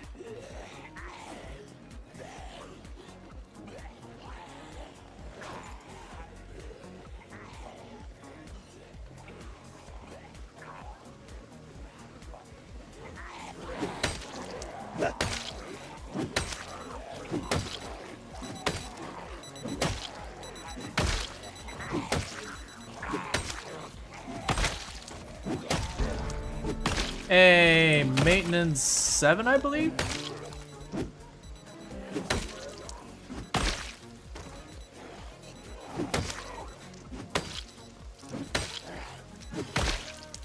Alright, let's back up.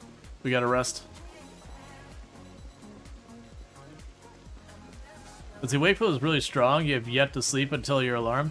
Yeah, so Wakeful is a trait I have mixed feelings about. It is objectively good. It is objectively good, and I often run it. My only beef with it, my one and only beef with Wakeful, is it does make it kind of a pain to, like, have a steady sleep schedule. Because you need so little sleep. And especially when, like, the power is off, and it's, like, dangerous to go out in the dark and try and fight and all that kind of stuff. You really don't want to be up much earlier than you really need to be. Let's actually break that axe back out. Oh, there's more in one. It's fine. We can make this work. I'm just getting really close to high exertion, so... Not close to it. There it is. And we pulled more. Okay, so this is the point we want to just back up. So this would be a time I would potentially drive the car away. I don't want to do it with someone right there. It takes you a second to actually climb in the car. So that'd be a real good way to get grabbed for no reason. Alright, Rhetorical. You have a good one. Thank you for tuning in. But yeah, so I pushed too far. We're at high exertion.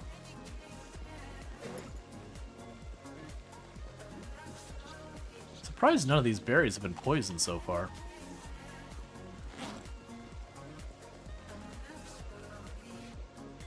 How's our weight? Okay, won't be too long before we start smashing some butter.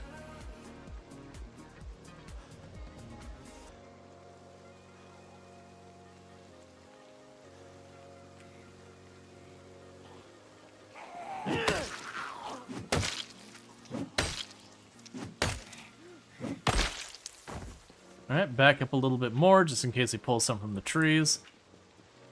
And I need to recover from the high exertion.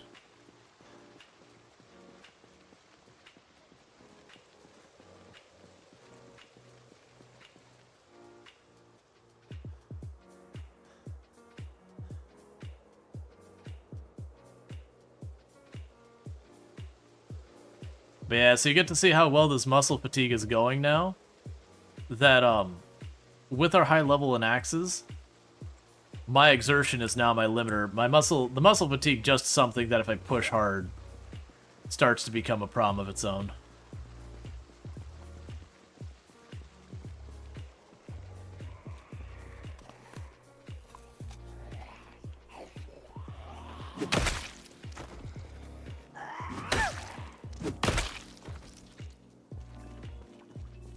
Okay. Now, I should have topped off my water before we came out. It's fine.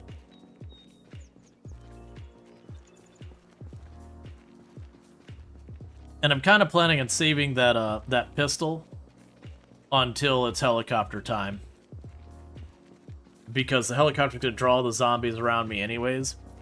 That's the way I used to do it way, way, way back when I was new to the game, and it's just like trying to get used to the guns and wanting to get those up.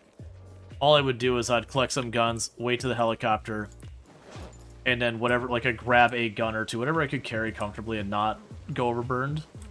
And I'd just blast the guns until I ran out of ammo, or it just got too dangerous to keep shooting, which did happen sometimes. And then I'd just drop back.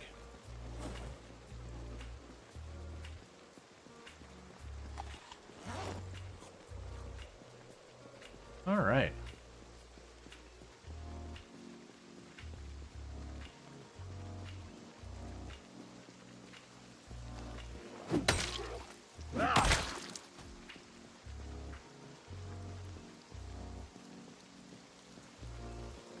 Let's see, what's the strat around helicopters? Lure them away? Generally, the way to think of helicopters is, where do you want the zombies? Both from, like, the where do you not want them and where do you want them. Wherever you want the zombies, you do the helicopter there. Wherever you don't want the zombies, you do not do the helicopter there. So, for me, one of the things I've been doing is there's been a big open field, and I've been deliberately taking the zombies to that big open field, because then what I could do is I could circle back the next day and just kill the zombies in the big open field. Because that's a really easy and safe place to fight zombies. You don't have to worry about, like, something sneaking up behind you or anything like that. Just wide open fight.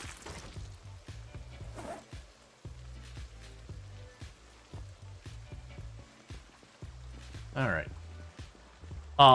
But the big thing for me normally is, I don't want zombies inside my base or in my base area. I will not take the zombies by my base most of the time. Not until, like, I've gotten to the point that, like, I've really cleaned out the area. Then sometimes when the helicopter shows up, I just don't care, because there's not enough zombies nearby to be a problem. I can go outside, clean up the 5 or 10 that show up, and deal with it. But that's pretty late game stuff. That's how many zombies we're killing here right now.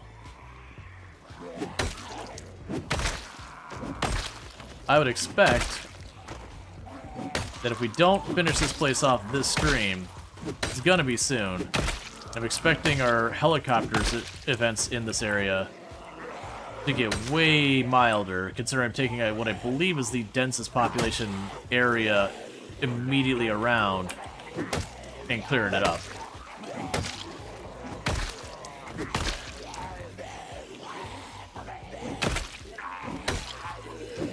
So it's safer to wait it out in an isolated area. There's basically 3 strategies you can do for the helicopter.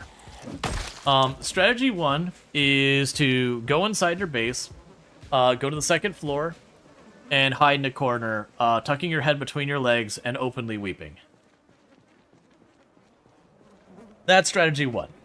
The pro and the con of strategy 1 is your likelihood, if you do just kind of chill and not move around and make noise, your likelihood of dying during the helicopter is honestly pretty negligible. Because the zombies being randomly pulled in different directions by noise, the odds they walk upstairs to where you are and then hit your door is pretty close to none. It's not literally none, but it is a really, really bad set of luck that the zombie happens to get pulled into your building, then to your stairs, then to the room you're in. Unless you're, like, running around making noise up there, at which point you've done that to yourself. And that's strategy 1. The big downside of strategy 1 is then you go to try to leave your house, and there are zombies everywhere around your house. And there's a chance that you'll literally go downstairs, and there'll be a horde downstairs waiting for you, which basically kills you. Like, that is the worst case scenario. You hear that there's a horde of zombies in the downstairs of your base, and you can fast forward and hope they go away, or you might just be screwed. Like, you might have to take the chance of jumping out the 2nd story window and running, which is not a reliable or safe tactic. But you get the idea. You are giving up the right now during the helicopter problem for you may trap yourself. Then you got strategy 2. Strategy 2 is you hear the helicopter and you start walking or you start driving. You're not going fast, you're not running, you're not trying to clear a whole bunch of distance. You just look out into the horizon and you start walking away from anywhere that you know has like a really high pop. That's actually another really, really safe strategy, because the moment you clear whatever those high density zombie areas, the odds that you're just suddenly going to get overwhelmed by the helicopter is pretty close to none. Like, you might walk into an area that's dangerous, at which point just turn and walk a different direction. But as long as you're like walking on major highways and all that, and avoiding the major cities doing that, it's another one of those ones that's pretty safe, so long as you're not, like, if you're doing multiple helicopters, you're not circling back onto the same place again and again. Genuinely, for people who are trying to learn the game and want to know the best way to survive the helicopter, that would be my recommendation. Just, the moment that you know the helicopter is coming, go to the edge of town, start walking, or driving. But again, the point isn't to cover distance, so you're not, like, flooring it, driving it away. Literally, you can set your car to 5 miles an hour. That's fine. Just let it slowly crawl. The big point is you are not staying in one spot, so the zombies can't really congregate in a major way. And the pro with that is the odds that you die during the helicopter now one are also very, very low. It also means your base won't get trashed, most likely, by the helicopter, which the first one, your base will absolutely get trashed. And then the downside is kind of similar to where you just chill at home, with the difference being you're not trapped now, but you are separated from home. And a lot of times if you are walking in a direction or driving a direction, you will have the zombies will be on the path back, and that can make it so it's difficult to circle back to where you came from. But it's workable. But like I said, that's probably the one I'd recommend, because most places have more than one way to go into, so just try to avoid double backing on the way you came in.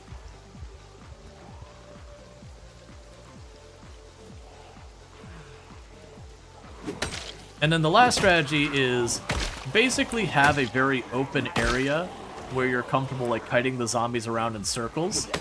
Like, you know, a large parking lot, a field, that kind of an area, just big open area. And then just take the zombies out there, like, run in circles, do whatever you gotta do. Like, not run, but, like, just, you know, walk in circles, that kind of thing. You're not really trying to get the zombies away from everything, you're drawing the zombies to that spot.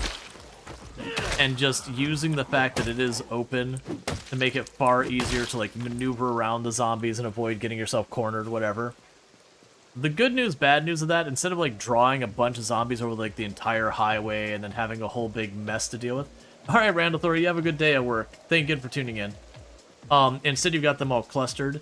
That's the most dangerous one up front, in the sense that you can, like, just miscalculate how many zombies are in the area, and then suddenly this field is absolutely swarmed, and all that.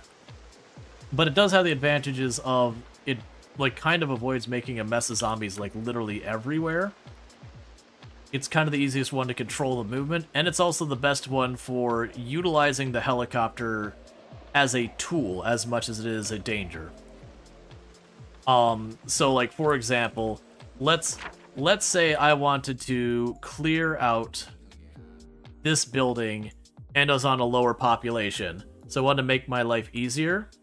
What I could do is deliberately go down here to this area, take the helicopter here, using the noise the helicopter is making to draw the zombies from this area down there. And, you know, I'd just circle around in this area until it either got too dangerous for me to stay or till the helicopter stopped and then just walk away. And so I don't care that I basically messed up that area with zombies, but I have drawn the zombies away from here. And so you can do that, especially if you have an area that's, like, really, really dense with zombies that you're trying to not just butt your head against the wall. You can use that as a way to deliberately split up the zombies, draw them away, that kind of thing. But like I said, generally speaking, I would recommend new players just choose a way out of town, starts a walking. If you can bring a sleeping bag or a tent with you, all the better. Not critical that you do. It is good if you can identify some place you could potentially sleep between, like, outside of town. That way, you know, you get separated from your base. no big deal. You go to that area that you kind of made sure was kind of safe just for a sleep. Not like a proper base, you can go upstairs, close the door, you're good kind of place. And then you can use it as a staging ground to fight your way back to your home if you got separated, or, you know, to rest up until it's daytime to then circle around a different direction. Why aren't you getting corpse sick? It just takes a while. Honestly, I'm surprised you haven't seen Queasy.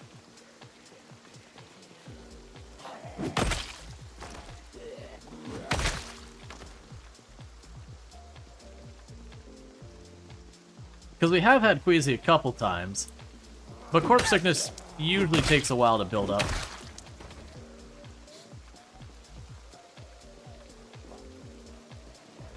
Really? You're getting that fast? So I haven't changed any of the settings around corpse sickness. So unless there's like a bugged trait or something like that, which you never know.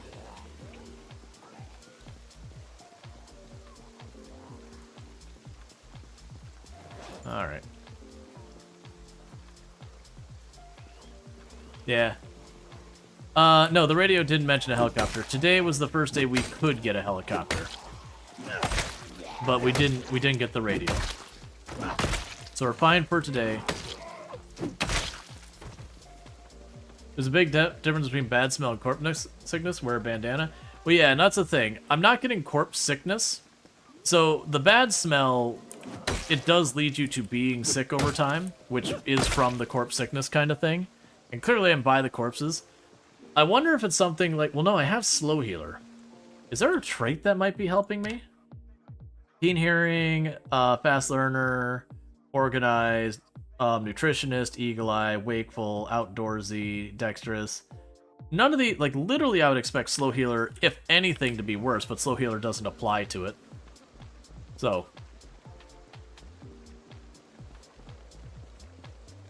And I'm not wearing any type of mask on us. We have a beard, but that's it. So do you think using the helicopter to draw zombies out of March Ridge so you could loot it might work? I think you're talking a lot of zombies to draw out. It would definitely reduce the amount of zombies in there, yes. I don't think you could make it so you could just cruise on in, though. We could certainly reduce the danger. Go to like one of the quieter tiles to like one of the sides of it. I think the problem with March Ridge, I think there's a lot of forest around, if I remember correctly. Does a mask help with corpse sickness? Yes. Yes, it does.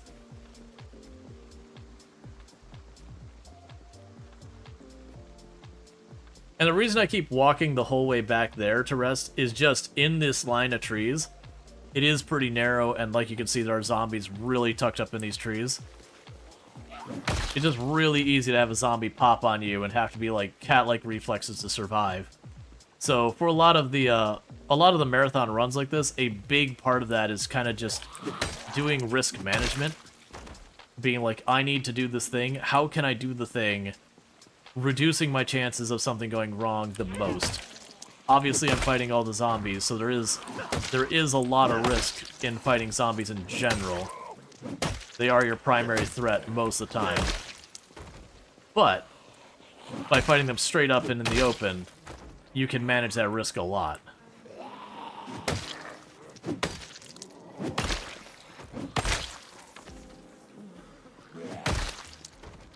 I thought that tree shaking. We're gonna have another zombie pop out there. Let's see, bandana, dust mask. Yeah. Anything that covers your character's face will help. And even the stuff that only kind of helps. Like you can see, I'm seeing next to no corpse sickness. How dangerous is Build 42 Winter? I honestly am expecting it to be a bit of a snoozer. Winter in Project Zomboid has always been a very, very, like, people stress out about it way more, and then they get to their first winter and start surviving and realize winter in this game is actually not that bad.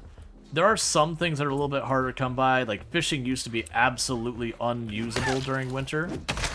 Actually with the new fishing, you can fish during the winter relatively okay. So, in a lot of ways, Build 42 Winter is easier. But, like, the cold itself has never been that big of a threat. You just toss some clothes on and you're good. Like, you don't need to go hug in a fire and keep a fire running at night or anything like that. You just gotta bundle up. And a lot of times, bundling up is a good thing because you get all those defensive bonuses.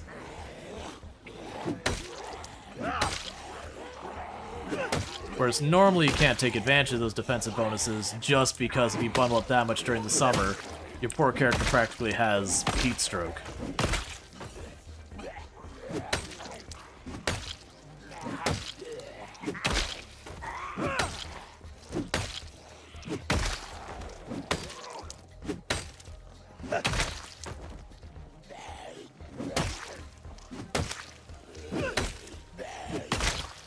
Let's back off. Okay. Yeah, no, it used to be fishing in winter in Build 41. If you were spearfishing and you weren't like 6-7 fishing, you weren't catching any, like you were going to just slowly starve to death trying to fish. If you were lower than that. You get away with, I think it's only like 2 or 3 if you had a fishing pole and all that. But you did have to have a certain amount of level, and even with that, you caught way less fish, so it's a bit more of a nuisance. Is there an actual limit? Yes. So when you're playing in high populations, this is pretty typical what you're seeing. What'll end up happening is when the zombies have a high density in an area, they will kind of sort of edge out towards you over time. And so what ends up happening on ridiculously high populations is you'll kind of feel like you hit this wall that you're making like no progress on for a while. And it can be a while, like it can be in-game months if it's a very high density area. In this case, we actually haven't been working that long in that spot. But, like, if I was going to, like, clear into West Point, like, it'd seem like it just slammed into a wall, no meaningful progress gets made for months after month after month. And you'd be like, oh my god, I must have left respawn on, what's happening? And that'll happen, and then suddenly you'll start noticing that instead of getting full groups of zombies of, like, 15 to 30 zombies or whatever a rally group is, you'll start noticing them coming in groups of, like, 7 and 5. You'll still have enough that you can't just keep pushing, that they'll keep bullying you out. But you'll notice the groups that they're coming in will get smaller. And then, usually pretty quickly after that, you'll suddenly just walk in and clear the area with, like, zero problem. Like, it's just like, suddenly the whole thing just kind of falls over and has nothing left to give you. And it is just kind of those zombies, like, backfilling more and more and more until they got nothing left to give. And it's not some, like, big strategy, it's just too many zombies compressed into too small of a space. They will kind of naturally keep pushing out to the map is separated out into a grid called cells. So if we pull up this map before it's too dark. One of the ways you can gauge how big a cell is March Ridge here is on 4 cells. So you got like 1, 2, 3, and then this is a cell down here. And so like, for example, if I'm pushing in here, I'd probably get to around there-ish, where I'm pretty close to the edge of that cell line there. So I get around this spot here, and I would just meat grinder that. And it would go until there's probably just a bit over 1,000 zombies in that entire cell. And then it would just basically just punch through and be able to just walk around with impunity up until I got around here-ish, because then I'm at the next cell. But it is the thing that you feel like you just make zero progress for a long time. And thank you, Angie, for the 10 stream streak. I really do appreciate that. It means a whole heck of a lot, so thank you so much for that. I do not want to waste that sink water washing.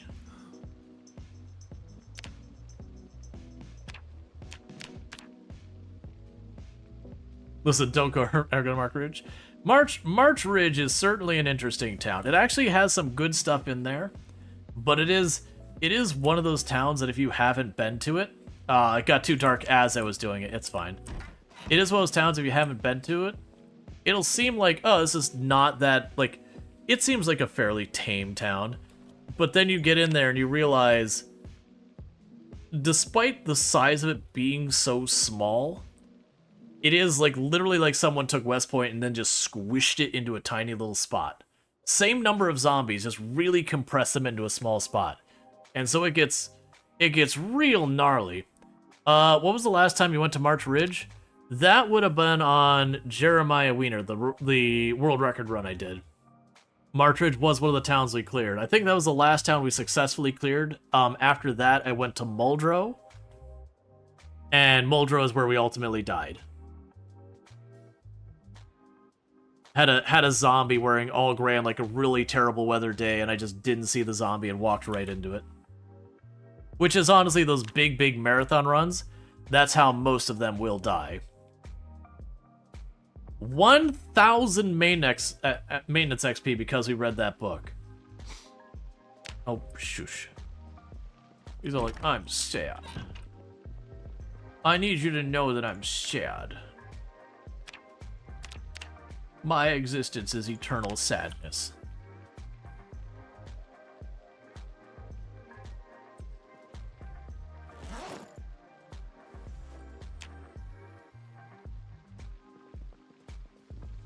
What book was that? The Maintenance 4 book.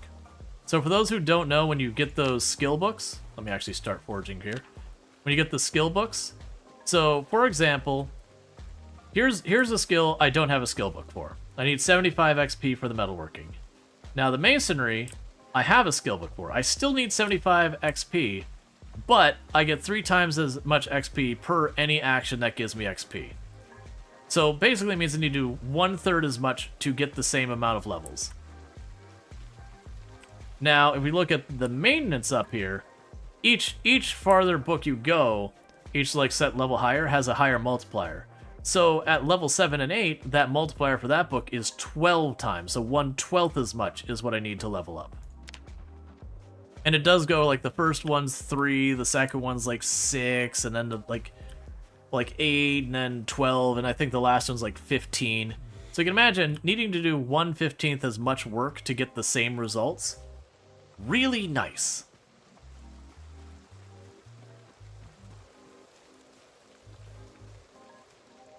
Alright, I'd like a couple of tree branches. We're basically doing this just until we find out if there's going to be a helicopter today or not. Because there's going to be a helicopter, we're going to go back to the same place where we do all the helicopters. If there's not going to be a helicopter, we keep pushing the resort.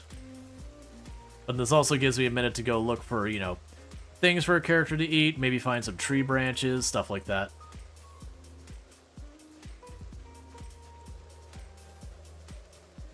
In your run, there's no maintenance books at the bookstore. I've found, so far, I've been having better luck with the hardware stores kind of thing. Like tool stores, hardware stores, that kind of thing. Those have proved to be a lot better for me for the carpentry. I've also had some pretty okay luck searching cars. And then searching garages. So that's a mushroom. There's a tree branch. That's what I'm actually out here for, is one of the main things.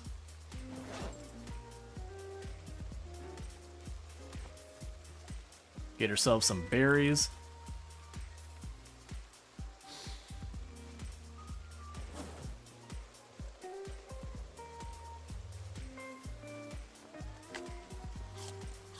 Got some nettles over here. I think I might have canceled that. I did.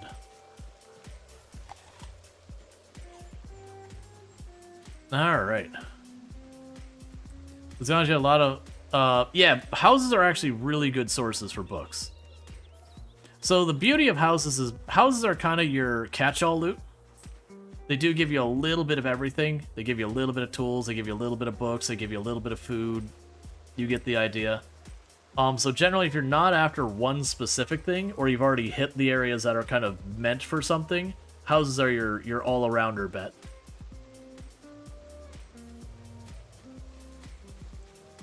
And grape leaves, even better.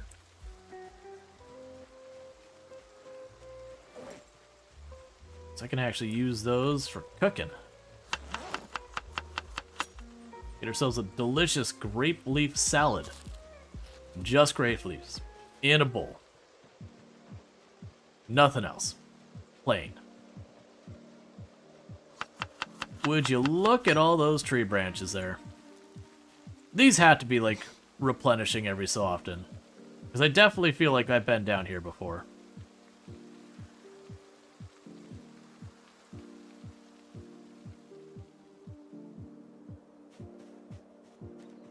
That'll be 4 more axes. Assuming I got everything else, which I believe we should. We might be pushing our flint supplies. If our flint supplies get low, like I said, the main place has a bunch, plus I got a pickaxe, and I know where there's tons of flint around the map right now. Like, more than I could ever, like, possibly hope to carry.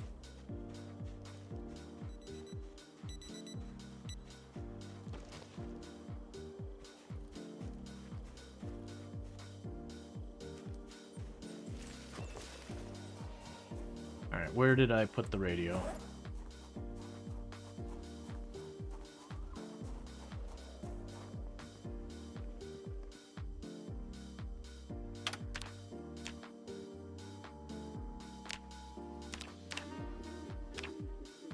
Yep, so we've officially hit the point where I'm going to run out of flint.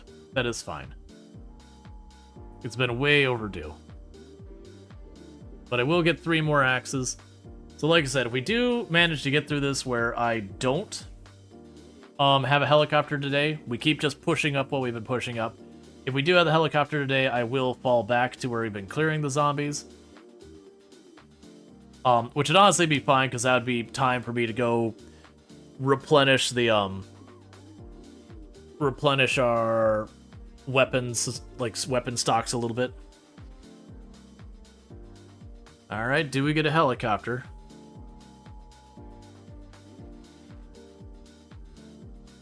That's a big ol' no. So no helicopter, so we pushed the resort again today.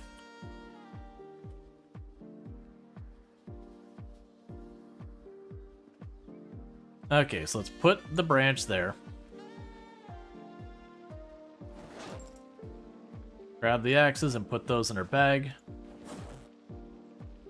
Yeah, it should be plenty of axes for another day. We can also go here. Let's just double check. Am I out of flint or fabric? If we see one or the other, we know the last one, whichever the out. Yeah, so we're out of flint because I got 35 fabric there. Cool. Turn this off. Put it away.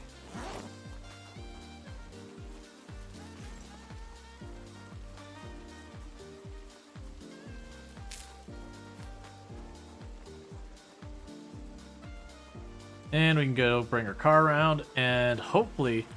I'm feeling like we're getting real close to actually punching through and starting to see...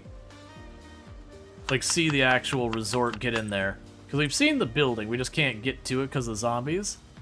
But when we looked at last time, it was very visibly less zombies than when we first looked at it. Because when we first looked at it, it's like solid. And I don't always cook my food, but if I am going to bother to cook and dice apart my food, I'm definitely going to do it on the steering wheel of my car as I drive. It's just the way it was meant to be.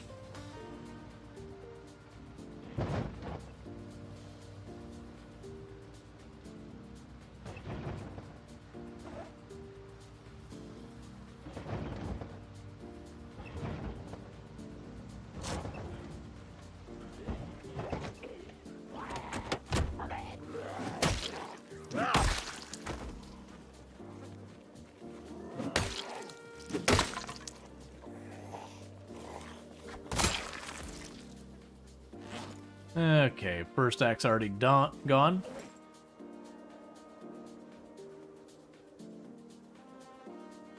Alright, that's fine. It'll also be nicer to get the helicopter, because this gun is really heavy. That's definitely not doing us any favor for our carry weight.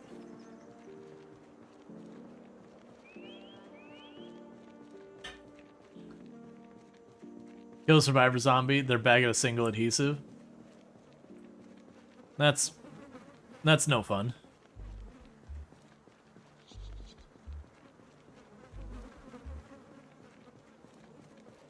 It's a very interesting way of cooking. Gordon Ramsay would definitely approve.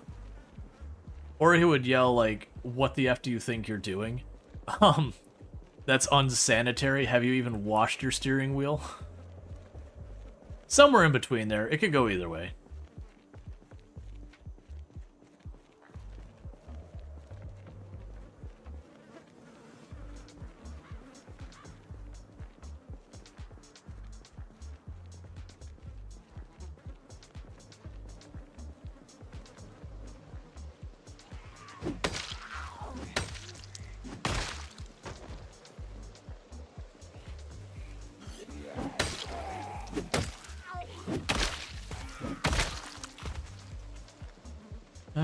Okay.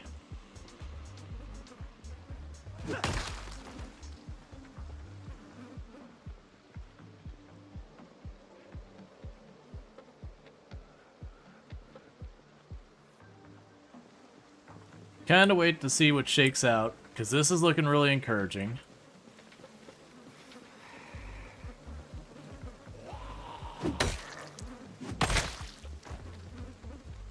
Let me catch up with chat. Let's see. What the heck? This, what part of Knox County are you in, bro? It looks like this should be a deserted road. This Muldrow type thing. We are down by, there's this giant lake very, very far south. It's honestly almost straight south of Muldrow, southwest of March Ridge. So in Australia, we recently installed cameras to catch you using your phone while driving. A YouTube attention seeker got caught cooking a steak on a hot plate by a camera with a likes and subscribes. Oh, yeah. Yeah, some people, like, lean into that and be like, yeah, that's worth a ticket. Alright. So there's still definitely zombies in there. And a lot of them. But we're getting there. We're chipping away at this place. Like, this is... We haven't getting this close. Like, there's still a lot of zombies over there, but we're making moves.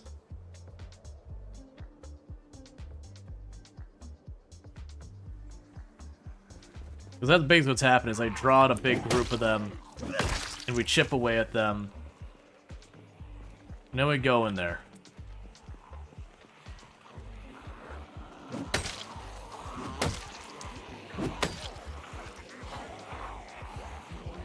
It's still a ton more than you expected. Yeah. I was hoping it was a little bit farther down than that, but it is what it is. We are killing about 100 a day, which isn't a ridiculous amount. But it's a pretty steady rate.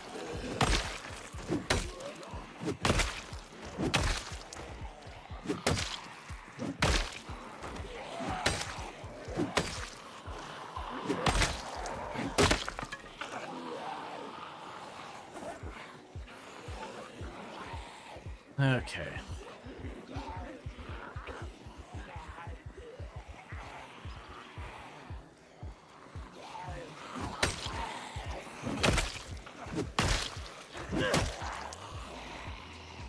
But yeah, so as you saw, we had like a really big pole. I'm not going to get all of them all the way here.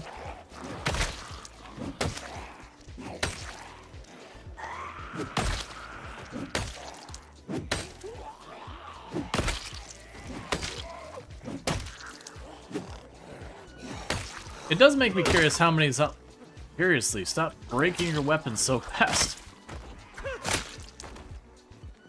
I know I'm using pretty damaged stuff to make my weapons, which is not helping. But that's still rough. Slow and steady wins the race? Yeah. Let's just back up real quick. Only got 8 zombies in the last axe. Yeah, I've been using some of these that, like, this one's in good shape. I've been using some of these that have got, like, pretty badly damaged flint that I'm starting with, because they're ones I keep picking up off the ground and reusing. And yeah, so that's not doing me any favors. But that is what it is. Alright, bear with me just a second, chat. We're in an ad break. I'm going to get back over here to the car real fast. I need to use the restroom, so I'm going to do that. And I'll be back here in just a minute. But we have been making solid progress in the meantime. We have killed, I don't know, like 1,000-some zombies a day or whatever. Alright, I'll be back. Thank you for tuning in, and I'll be back in just a few.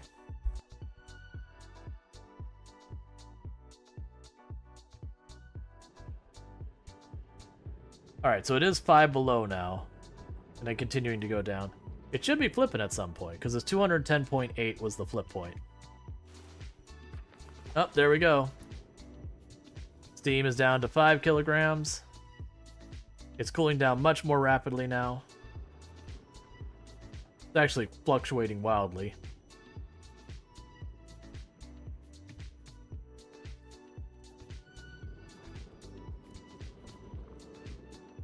The fanfare.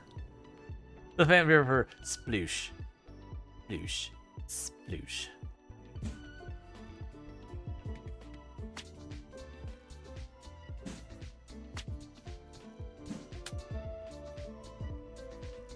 Alright. Of course. Of course. As well as 5.56, the big downer is we don't have a gun that uses 5.56. They're extremely rare. Like the weapons that use like 5.56 and that, the ammo is almost irrelevant because you'll never find enough guns to actually use it. And unfortunately, the gun's the only way to repair. You'll definitely never find the gun that uses it. We don't accidentally over poison ourselves. Hope we have antibiotics? Nope. We can do it. We can do it. I think I can. How's that gonna work? That's how that works. Excellent. Oh, I'm sorry. Is that box facing the wrong direction? You just can't do it? Here. I'm sorry. That's my mistake.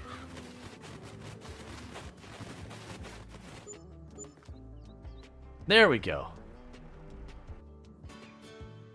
You know what we should do that our characters haven't done? Let's have a land.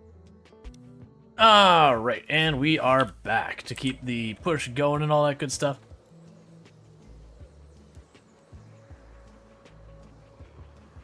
Oh, I see you. Thanks, man. Alright.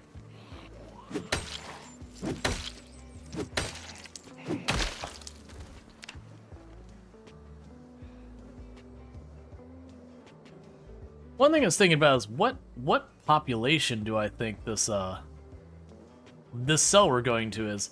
Because to give you a context, the highest population cells in the game usually have somewhere in the area of like 25 or 23,000, something like that, on 16 times pop. Like that's the absolute like top that you see, and I wouldn't expect this building to be even remotely close to that.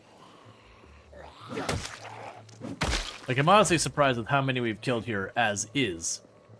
Like, I could certainly see this being like 3, 4, 5,000. But the fact we're at like 7.5 and still going strong, I'm like, all right, you thick. You got a lot going on down here, friend.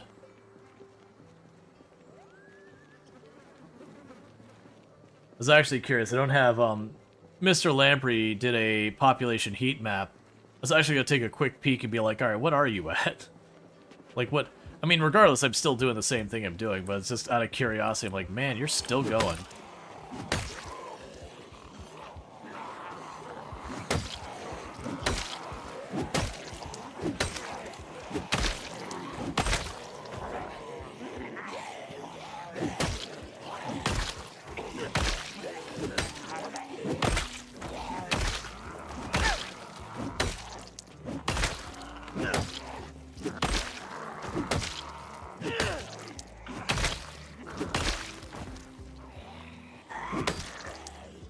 Okay.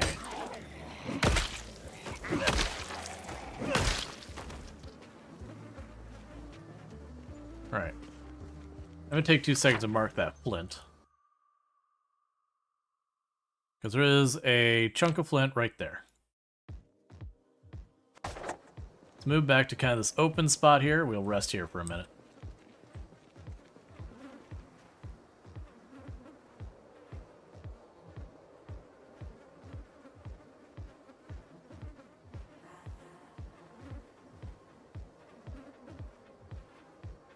Okay. Is everyone trying to escape the little holiday resort? Yeah, no, and that's the thing. Like that would work for like the headcanon or whatever. You know, some big problems going around, and so a whole lot of people just trying to dip out of town to like a remote place, and a whole lot of people just going, oh yeah, remember that resort place we really like? Well, let's just go out there. But then, you know, like everybody goes there kind of thing. The classic, you know, all the people in the city spilling out of the city to the various, like, rural areas because everyone kind of, you know, who is familiar with zombie lore has, like, the same handful of plans, which, of course, means, weirdly, those places become actually way overburdened.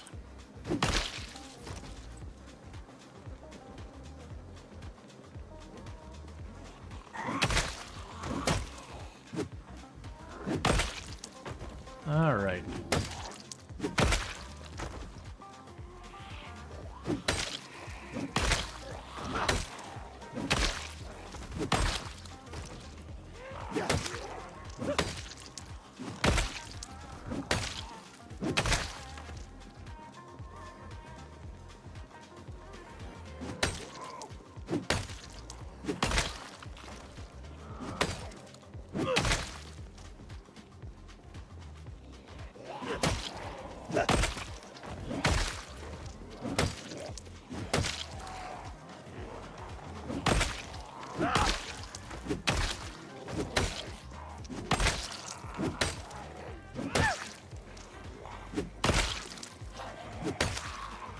Okay. Have to back off again soon.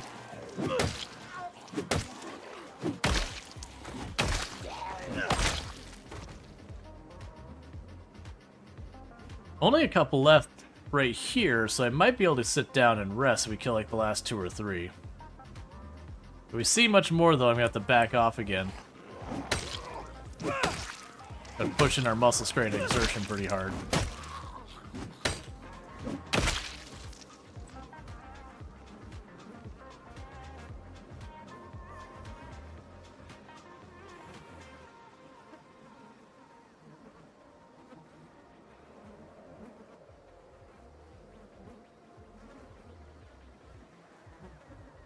A little bit of a sweaty sit.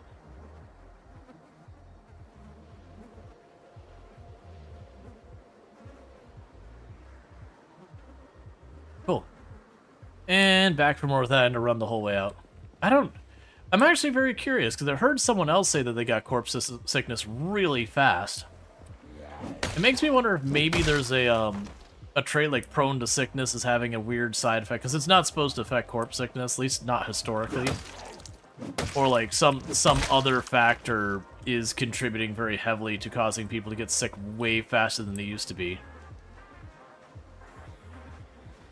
But like, don't get me wrong, I would genuinely be expecting to sit there and be juggling like queasy or nauseous. Let's see, the cell is about 5,858 based on Lamprey's heat mat. Interesting, because we've already killed 7,603, and all of those kills have been just generally down around the lake. So it does tell me a couple things. One, is there somewhere else around here that has a heck of a lot of zombies? Oh, you have broken scrap metal sword in you?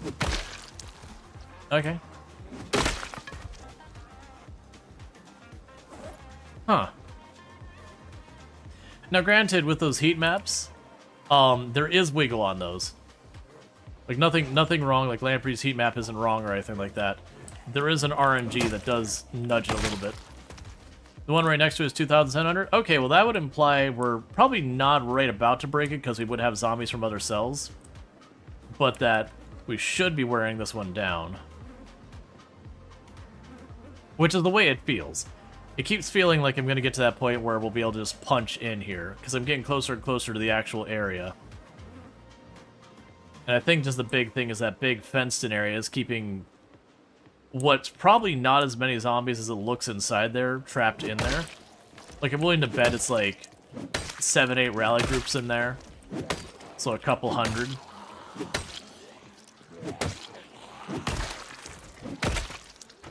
But it feels like way more because we're not getting quite the full glance. You're just seeing lots of stuff moving around.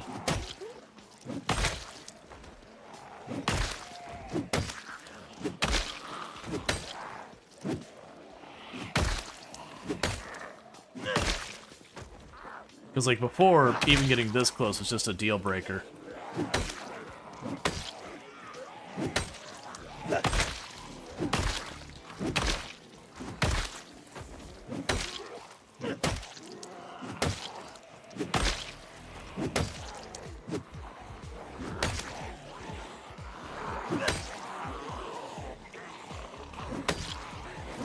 I'm not getting nearly as many zombies, like, coming up behind me now.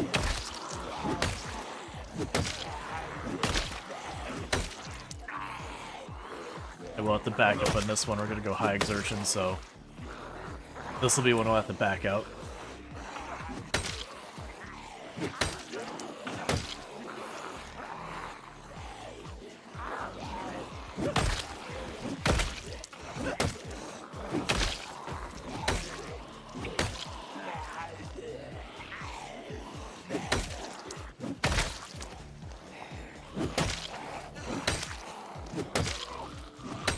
Alright, we bail on that one.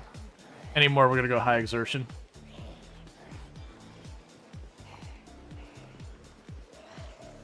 Yeah, so between the two of them, effectively 8,000. It's a little shy of. Effectively 8,000 between the two cells. And then we would have killed, you know, there's probably a cell with like 100 or so over there by a couple of farmhouses and 100 or so over here by a couple of farmhouses kind of thing. So yeah, we should be getting pretty close to winding down on it. There's probably a couple hundred more in there.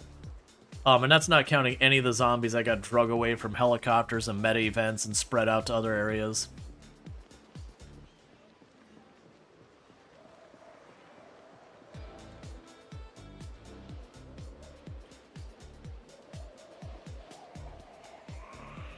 Alright, so finish off the last couple.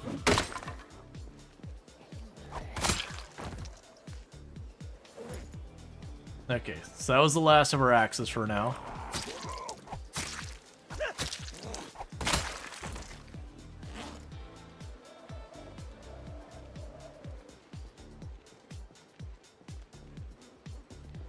Deal with you real quick.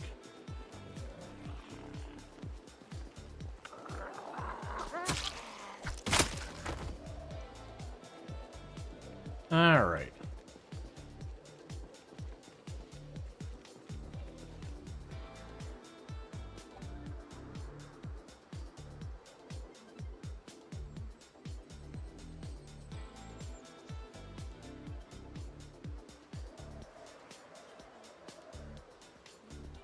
But yeah, any day now we'll have the helicopter and we'll have to deal with that. We've been making solid progress on all this stuff. Go ahead and eat an unknown berry. Yeah, I am very curious about where people have been talking about. Oh, there we go. Poison berry. Alright, let's get ahead of that. It's bound to happen sooner or later. Let's lead a lemongrass to kind of counteract it a bit.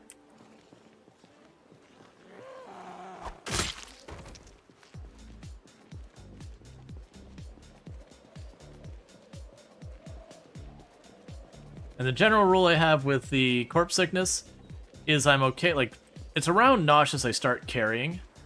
And then sick is, like, the moment I see sick, that is you drop everything and you leave. Because after that it's feverish, and that kills you.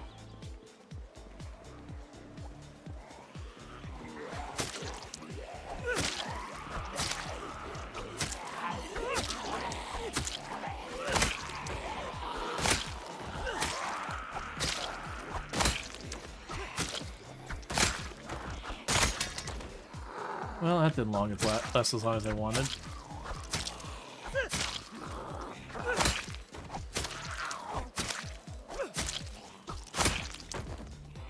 Okay, what did you have stuck in you? A sharp bone. I'll bite.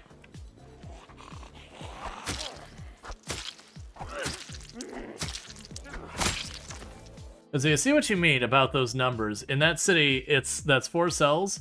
The numbers are quite large. Oh yeah, so you start looking at like March Ridge. Yeah, March Ridge gets wild. I've full cleared March Ridge on 16 times pop before. It is. There's like a little security booth on your way into March Ridge. And I must have spent multiple months in that little security booth as my staging ground in there. And that was with me getting bullied out of that security booth constantly.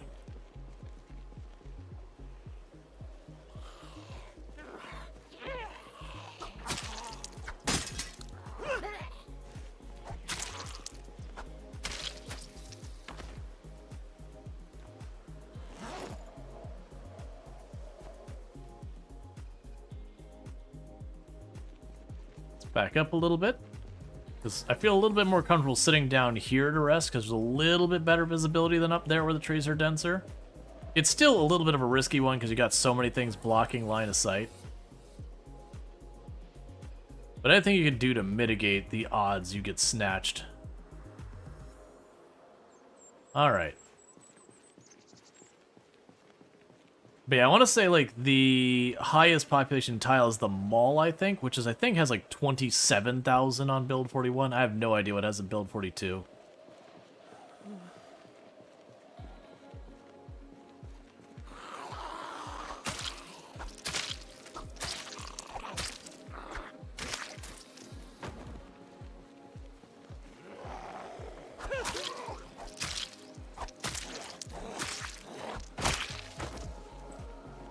There's a zombie popping out that tree? Yeah, it was.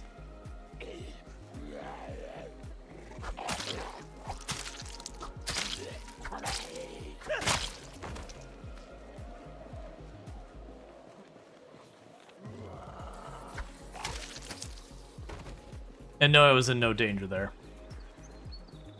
The execution staff is like, it's a scripted thing, so, like, once I started, even though she clearly looked like she bit me, because she was locked in the execution, we were fine.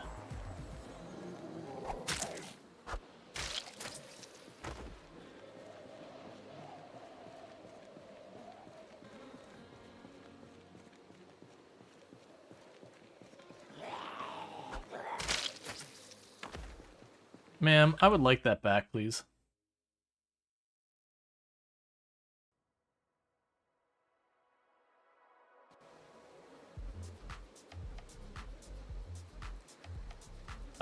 This is not Neil's farm, if that's what you're asking. Oh, let's see. Yeah, this is not Neil's farm. This is, the resort down in the far bottom of the map.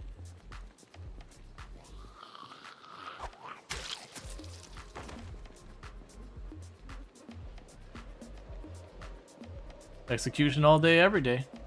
Go grab this one by itself. They'll probably draw some of these other ones out.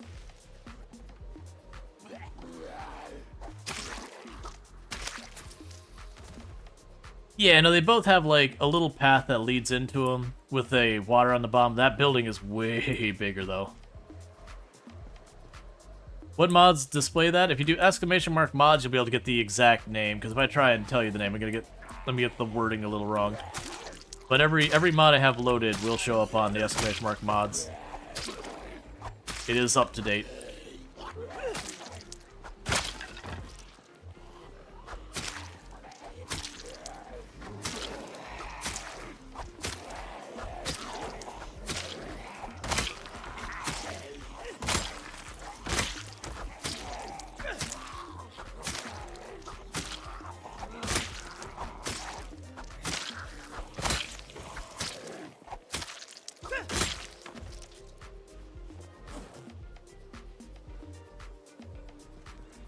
All right.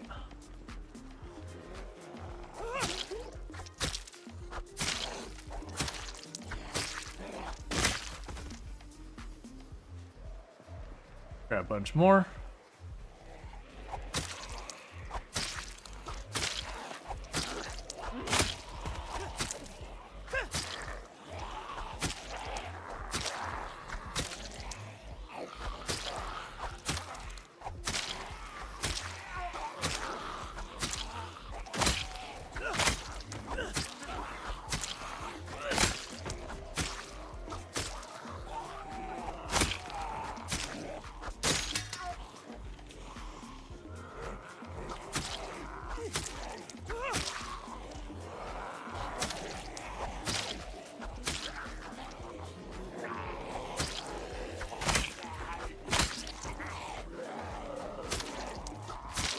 This last couple before we have to back out.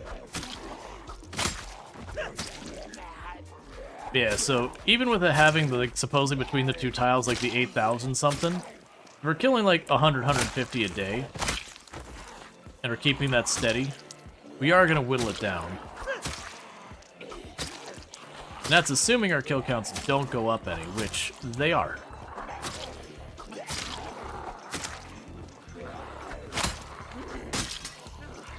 Really?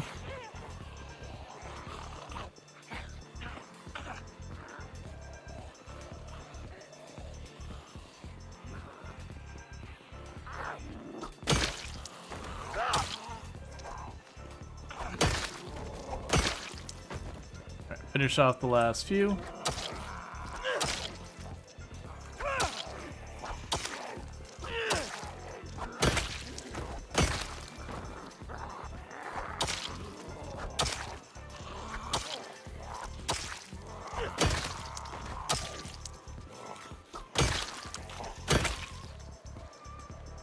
Alright, let's just get back to the car. We're in a lot of pain. Okay. Let's see. How do you get the minimap oriented with that? With the top-down view? You can't figure it out. So if you put your mouse over it, there's this little squiggly line, the little tilde icon. That switches it from 3D to 2D.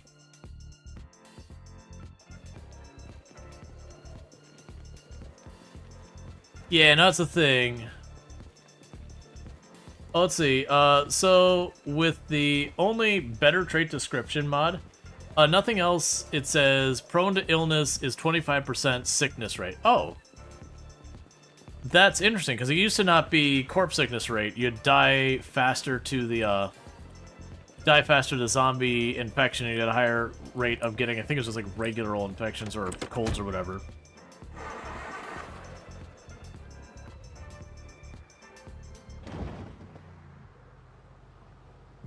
Alright.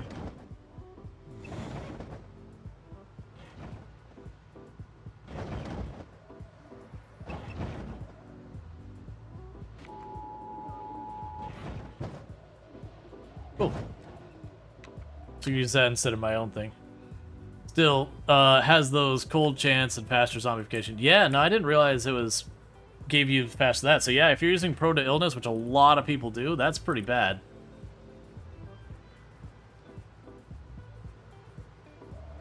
That's bizarre, but oh no, so the air activity detective just tells you that there is going to be air activity that day. It doesn't tell you when it's going to be.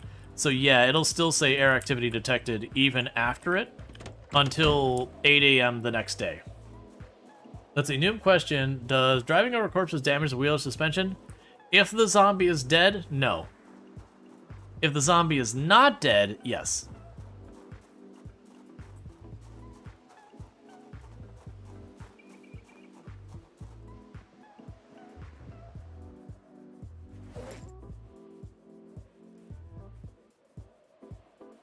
No, that is a poison berry, that's right. We'll eat the nettles.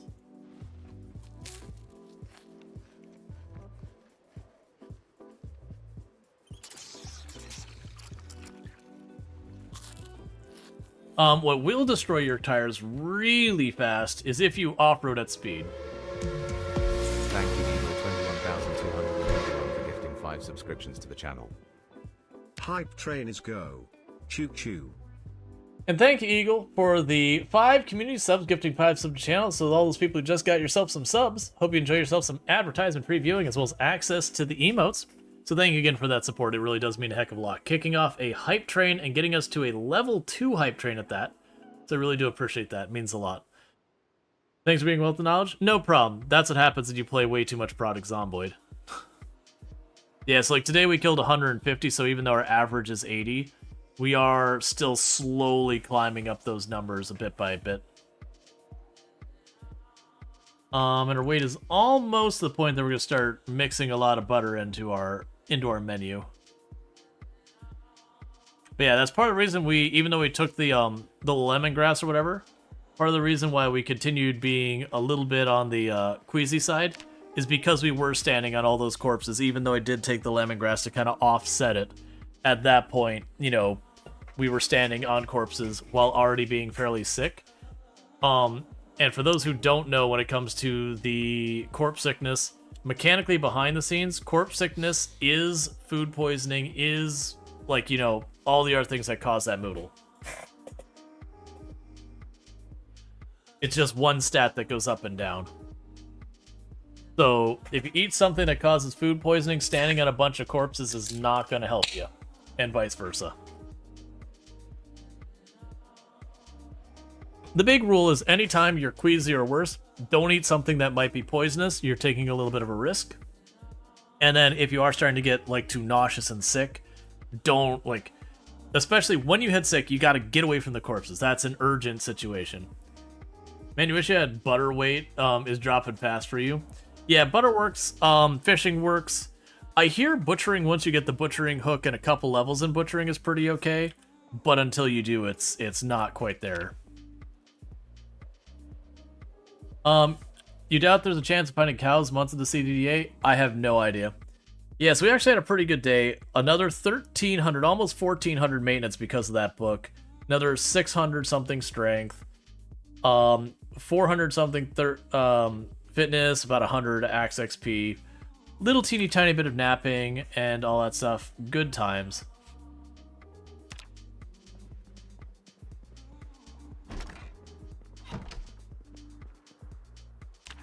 And probably nothing to care about crafting, really. I have canned potato here somewhere. Where do I have canned potato?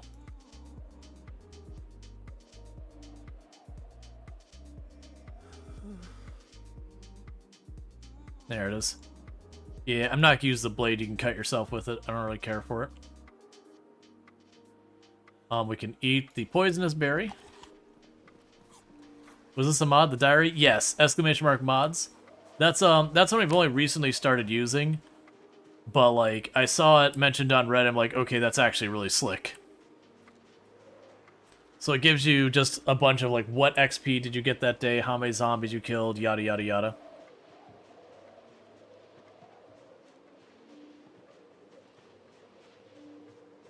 Oh, right, our search radius got shortened, or shrunk, because we did just eat a poisonous berry. So you need a lemongrass to help counter it. There we go. Take the lemongrass, and then we'll just watch that radius get back to bigger.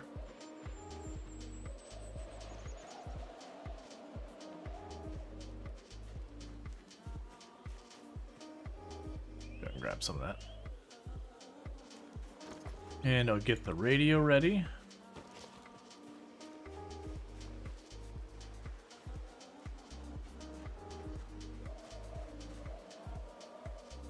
That's too early anyway, so I'm glad I accidentally didn't click on it. I'm gonna leave that.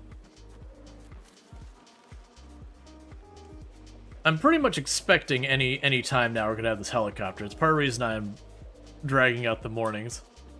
Let's see, in this patch, you have been finding random farm animals on the roads, even in CDA. You might get lucky to find cows on the road. Yeah, that's what I figured, because I know they made mention of once the domesticated animals are gone, you could find the wild animals and domesticate them or something like that. I don't really know what they meant, like if you could find like wild cows and then once you brought them back or something, you'd do that. And thank you so much for that hype train, a level 2 hype train at 50% with 5 gifted subs. So I do really appreciate that support. It does mean a whole heck of a lot, so thank you so much for that. Alright. But yeah, so what we'll probably end up doing is pretty soon I can go back to the house. We'll probably have to do a little bit of cleanup on the zombies. We haven't been over there in like over an in-game week. It's just been kind of left to its devices. So there's a good chance I'll have a bunch of random zombies wandering around, just the little stragglers that have been picked up here and there.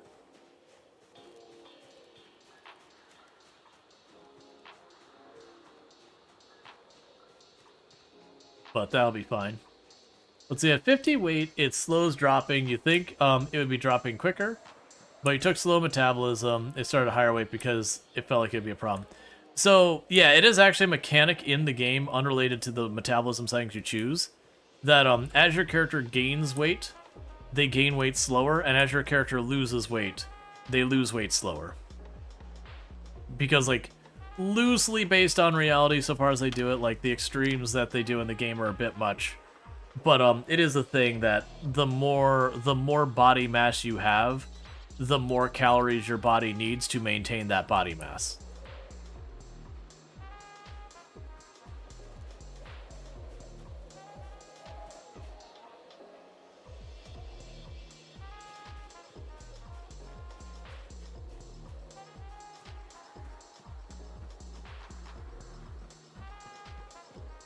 Let's see, so the only advantage that slow metabolism gives is needing less calories to gain weight. I believe so.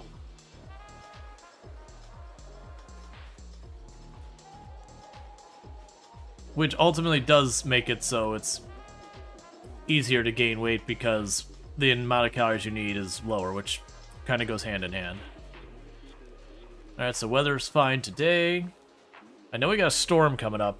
I'm hoping the helicopter won't just wait out for the storm, because that's been my luck every time.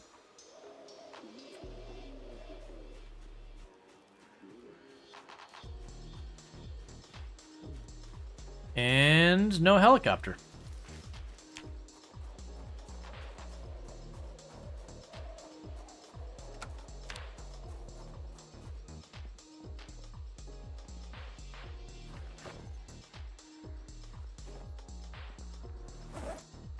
Okay, so let's add the carrot to the bull. Drop off the seeds, drop off the hemp. Walkie-talkie's in the wrong bag. Drop the flint, drop the branches.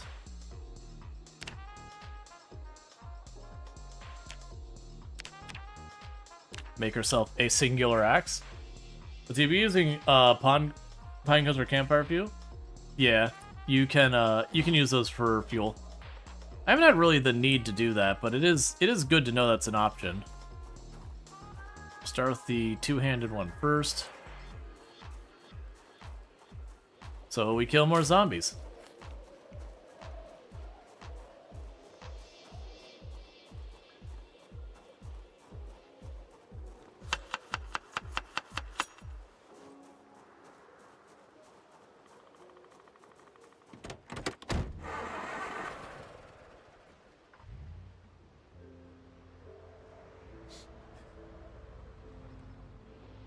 Probably be dealing with this there.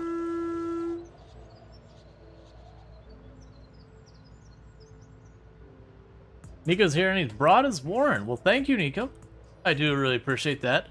How was your stream today? Let me go ahead and get you a shout out real fast. And I do hope you had yourself a good stream. And what were you streaming today? According to Twitch, it was Product Zomboid. Also apparently doing pinpoint hearing 16 times pop, ridiculously rare loot and all that stuff. And whatnot. So you know, gotcha there. Also doing really, really tough stuff. You decided to start a rabbit brothel. So you got a whole bunch of rabbits trapped in an area and they are just doing as rabbits do.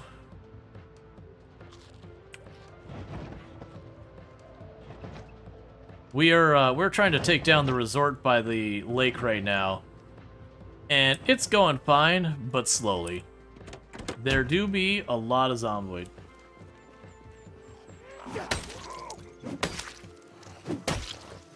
Okay, so you're trying to make an area for the rabbits.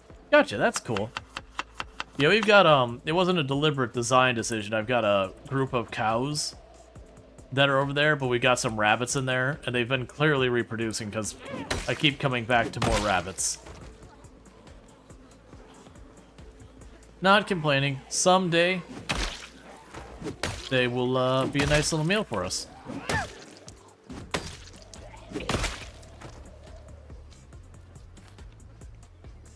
Can you domesticate rabbits? Yeah, so I believe if you keep the rabbits happy and all that, they will stop running away from you and all that kind of stuff. And that's the point when you can start eating them very easily, because you just walk up to the rabbit and go, I would like to eat you, and the rabbit just stands there and lets you murder it.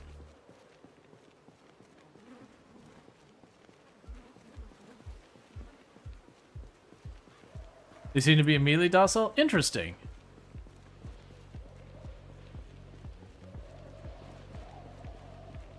That's cool. Yeah, so I've noticed the ones inside the barn I talked about where the cows are seem to be pretty chill, but I've spent a lot of time over there, so. You also have 6 animal handling? I literally also have exactly 6 animal handling, if I'm not mistaken. No, I'm lying to you. I have 4 animal handling. But I'm about to have 5. For a moment, I thought I had higher. Because that would have been funny. But yeah, so if you're looking for more Project Zomboid, you can apparently find it over there with A Nico. So, Thank you again for that raid. I do appreciate it. For everyone popping in here, I am Rual Storge. I do play a variety of games here on Twitch. I am most known for my exploits in this game right here, Product Zomboid, where I used to hold a world record for highest kill count run ever streamed and all that.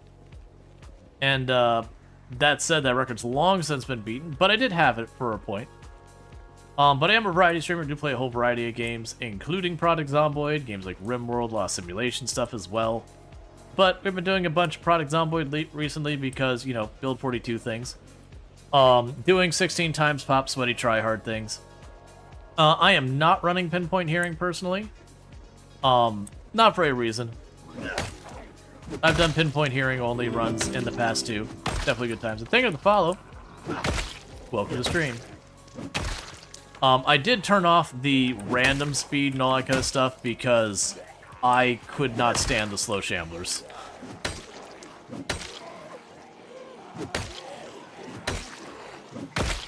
Like the slow shamblers. Look, I'm down to kill over 100,000 zombies and be ridiculously patient and make that type of progress.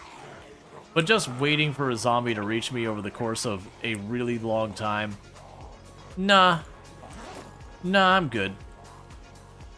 Drop that off.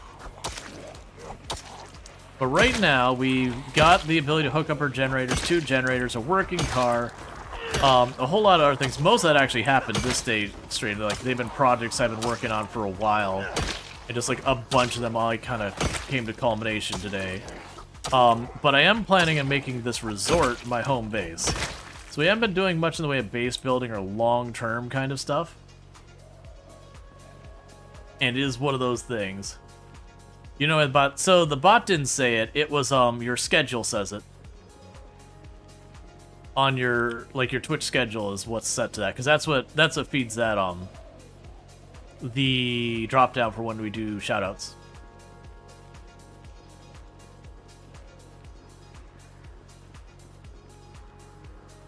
Yep, nah, unfortunately with the shoutout command and everything, you gotta keep the schedule up nowadays. I've seen that for a while. We have people like, they had that game they were known for that they played all the time, and then they burned out and quit. But they forgot to update their schedule. And it'll still report that they were playing, you know, whatever their schedule says.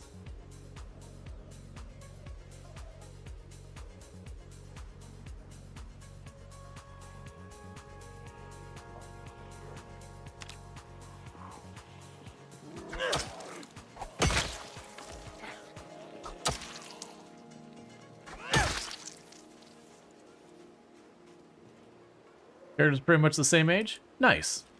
Yeah, no, I had a character that we had a bit over 5 months on Build 42. Unfortunately, we did commit die. I was learning the dangers of the new migration mechanic. As in, you will have the really dense cities. The zombies will gradually work their way out of those cities and go farther and farther out. So areas that were once quiet will gradually get overwhelmed, kind of thing. And I had set up my base literally the cell next to Irvington. And that gets places. So you've only got 1 helicopter. You haven't put it on sometimes yet. Gotcha. I'm on sometimes helicopters. So those helicopters are getting pretty spicy.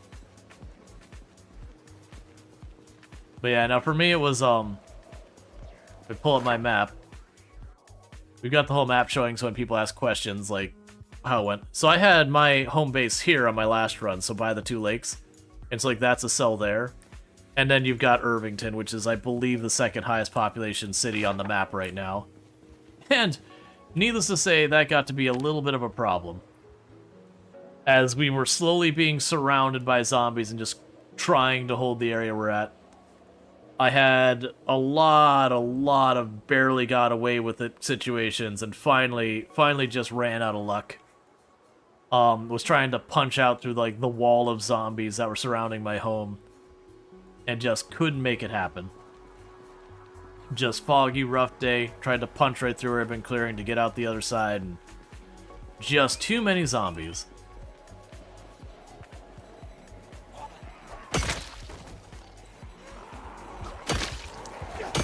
someone may have had a hunting knife. I doubt I'll be able to find that body, though.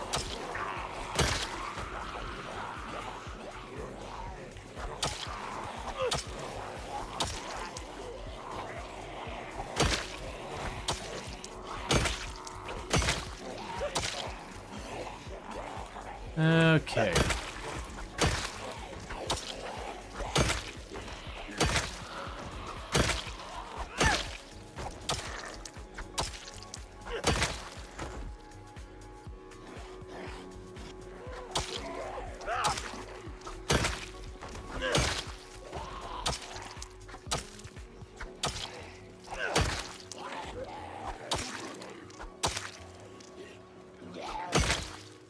Okay, let's back up and rest again. Does they have hitbox extended tips to the fingers at the moment? Yeah. I don't think it's a bug so much as a side effect. So, for those who didn't see, they did change the hitboxes on the crawlers. And I think the way they did is they made it so, like, any part of the zombie got treated the same so far as, like, you could hit it. Because crawlers used to be a whole big mess to hit on the ground at times. And so I think it is a side effect that it has made it so you can hit, like, pretty much any part of the zombie that's walking, it seems to be good. That said, I have noticed some, like, weirdness when zombies are standing, you try and hit them from behind. That I have noted sometimes, like, it doesn't seem to register all the hits as much as I'd want it to. But yeah, so we do have effectively, to a certain extent, an extended range at the moment. And we got a frozen zombie yet? I haven't gotten a frozen zombie. Alright, give that a little bit longer. Because we did just dip off that muscle strain.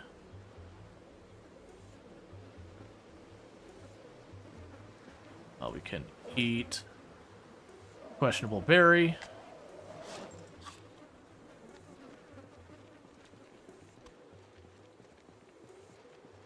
See if anything exciting comes by as we're rolling through all these.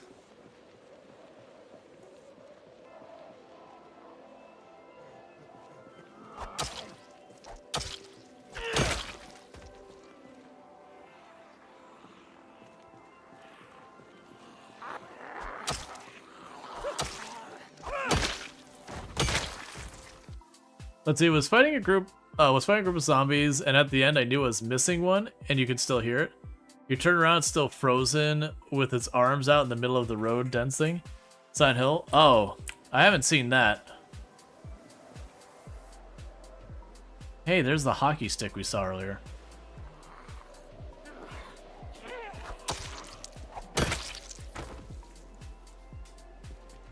It's really easy for us to miss a variety of weapons. Especially, like, even if we see, like, the kill. They're not doing a thorough inspection. We're just walking over the bodies little by little. Alright, well, we got a key to the place. Surprised that only happened now.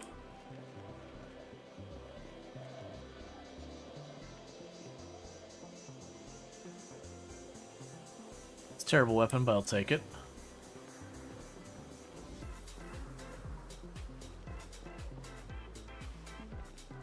I'll do. Getting too close to front line to be messing around with inventory.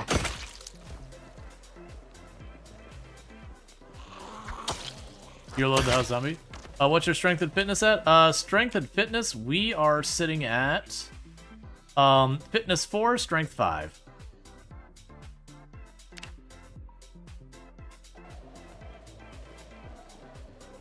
And we have been doing no exercise whatsoever because I have no shortage of zombies to whack in the head with weapons. That is my gym routine. Pretty much purely fighting. I think we've done like one round of exercise the whole time.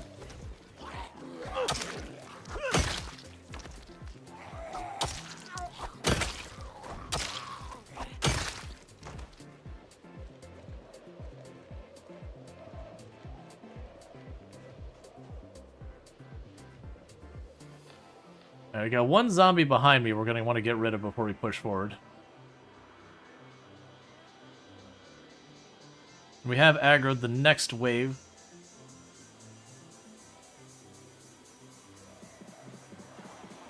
Let's see, well, you ended up messing up and pulling a bunch of zombies to the suburbs during a helicopter event, and then you lost houses at your main source of loot, and you got stuck relying on the main road. Yeah, no, that's good. Does self-sabotage 0 to hero builds, starts with no stats. Yeah, I start with like literally nothing at the beginning. Alright, where did that one? I saw one here. There you are. Yeah, so this is the danger. Is that zombie right there until it turned real hard to see. And that'll get you in trouble. They'll walk up to a zombie like that just chills perfectly still.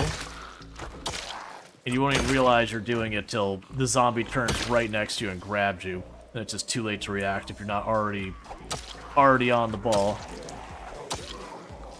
So it gets a lot of people in these long runs.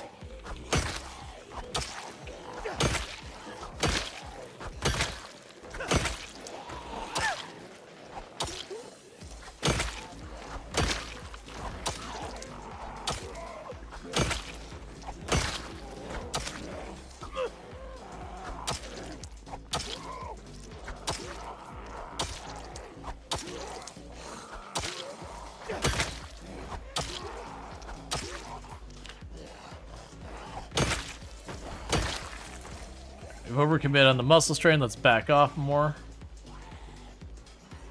I'm down to kill that group we've already pulled, but I want to make sure I'm not pulling more. Because at max muscle strain and a bit of exertion, our damage is going to be pretty bad. Or I'll just break the axe right there. That's fine too.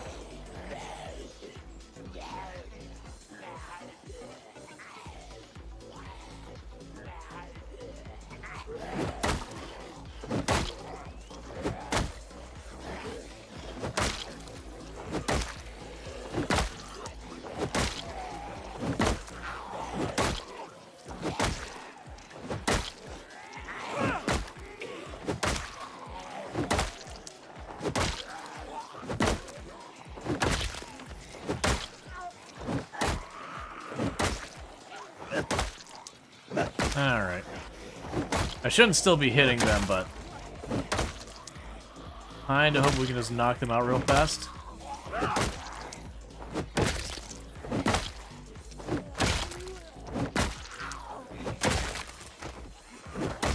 Yeah, so just two. Actually, back up, back up. We're about to hit eye exertion, and that's a lot of muscle strain. Okay. Let's see, yeah, high nimble actually kind of sucks. You died immediately after getting nimble 6. Oh, yeah. Yeah, no, that was, I'm not sure if they've adjusted in build 42.2.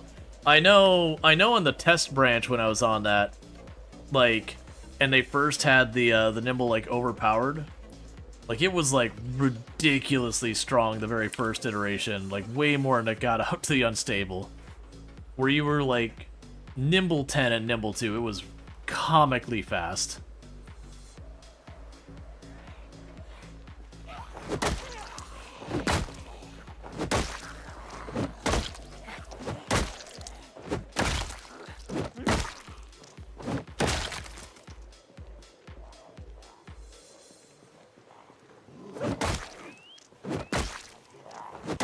Please fall over. It'd be really nice. That was honestly not a clean hit. That could have gone really badly.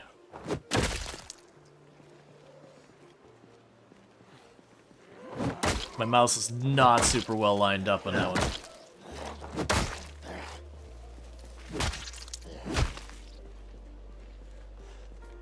Stop showing up. I gotta rest. We are way past over what we should be still fighting.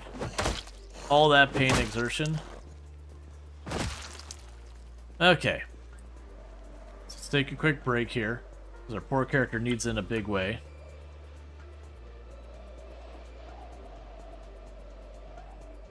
Okay, so there's some natural corpse sickness.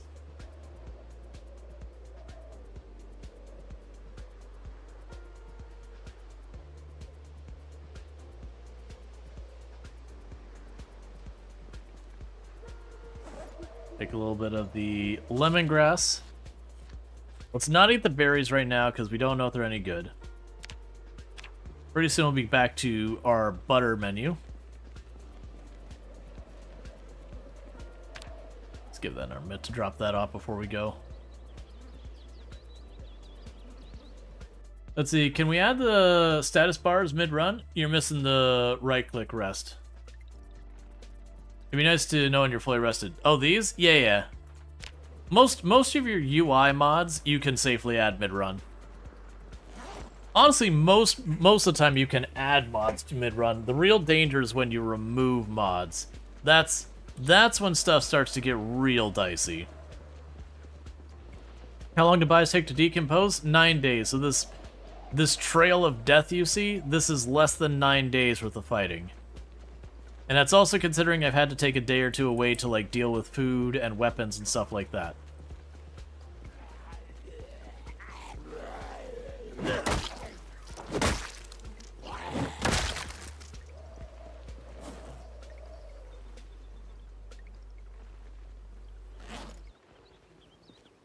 But considering we're killing when, like, on a normal day when I actually get to fight, we're killing like 30 to 100, 130 to 150 zombies in a given day.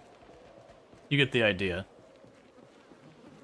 We're trying to push in this resort, and we should be getting there relatively soon.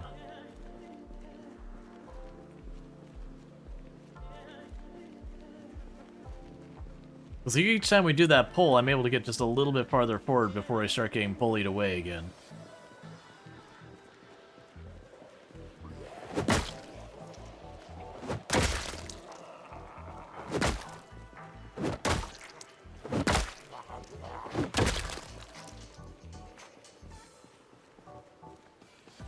Do you miss the good old days where you killed 300 a day with spears? Not really, because I actually didn't like spears in Build 41. I accept that they were extremely good. I was always way more onto hunting knives than that. I did not like juggling like 8 spears in my inventory, even at 10 maintenance. And I have used all the weapons. My Build 41 character that's still alive has about 180,000 kills. And is max in absolutely every single weapon with the exception of spears, where she's like 9.5 to 9 3/4 or whatever. Because I put off spears until I literally had no other weapon skills to level.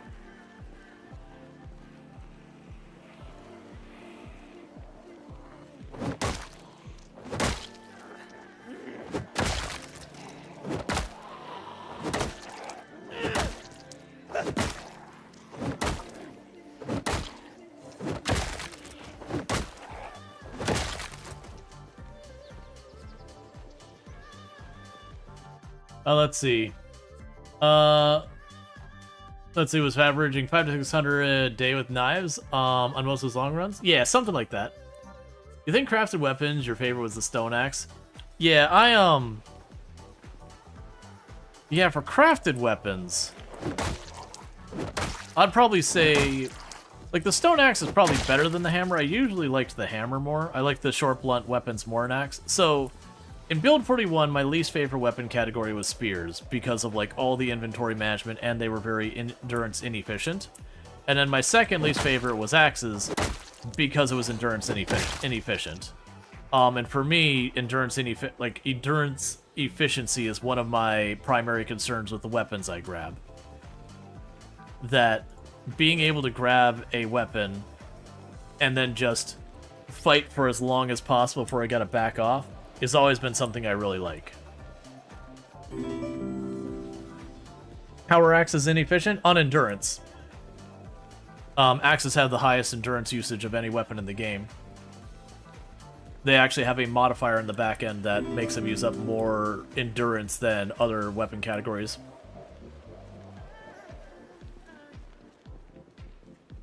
I can't remember, it's something like a 3x endurance use modifier or something like that, 2.5, 3x. So, if you're going to compare, for example, an axe at its, like the stone axe, like 1.2, 1.5 weight. Oh yeah, no, but you're comparing it against spears. Spears were also big old chonkers. Especially after the nerf where they made the spears weigh like 1.5, 2 encumbrance per spear. But yeah, so you're comparing like the absolute worst endurance efficiency so far as category to the second worst. versus if you compare it against like short blunt and short blade. Like those two are extremely efficient. Long blade was relatively good with the endurance efficiency. But yeah, no, if you're only going to compare against spear, then yeah, axes, the stone axes were more efficient most of the time than that. You didn't realize there's secret things behind the scenes? Oh yeah. Oh yeah. The hammer was second best. The short blunts are second best endurance efficiency. Short blade was like the place for endurance efficiency. But the short blunt weapons are real good too. But that's why I liked the short blunt as my second favorite weapon category. Man, I preferred short blade.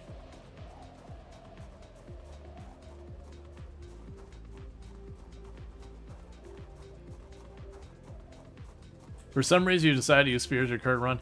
Man, I will say Spears got you know, they needed a nerf from build 41 a little bit, but they got a proper nerf.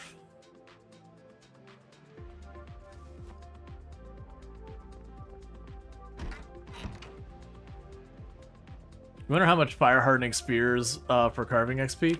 Yeah, I am curious the late game spears how they're gonna be.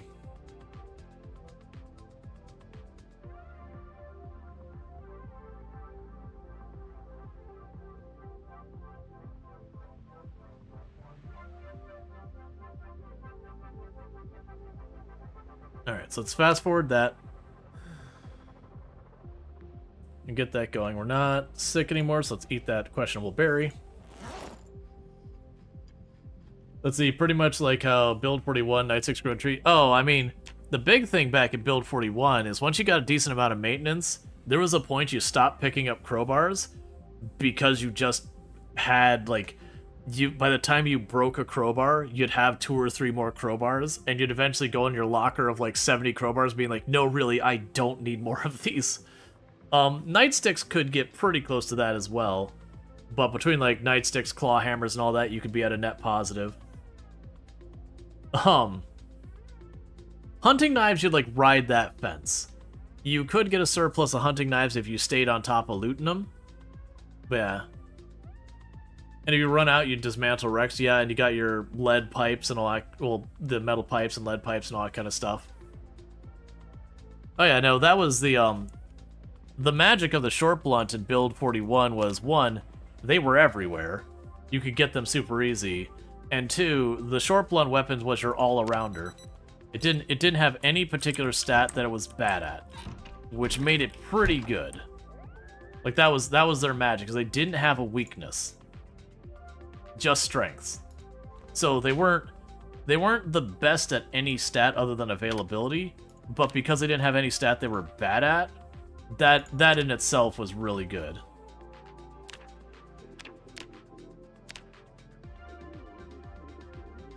Yep. Now, definitely, like, if people are trying to figure out what weapon to go with, you know, short blunt was an easy recommend. Because, like, even the bad short blunt weapons are still pretty good. Fence fighting too? Yeah, I typically avoided fence fighting. I still do. I know you get your extra damage. Still no helicopter. I was kind of really counting on that helicopter happening by now, but that's okay.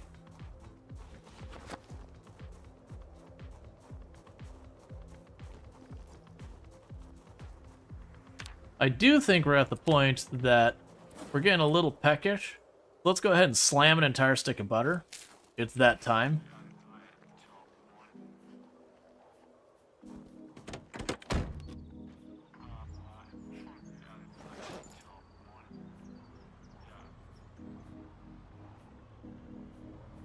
It's gonna rain, isn't it? Yeah, no, we're getting to that point where that bad storm's coming in. And that helicopter's absolutely going to get us, like, every time. Every time we'll have, like, a bunch of time of nice weather, no helicopter, and then the moment, like, it'll delay the helicopter until, like, the next storm. It's not literally what's happening. it's just our luck. But it is feeling slightly malicious at this point.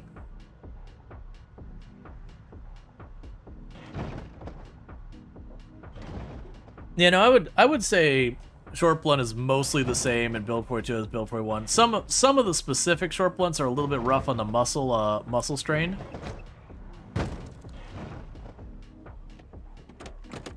But even then, I wouldn't say they're that bad. There's just one or two that are a little rough.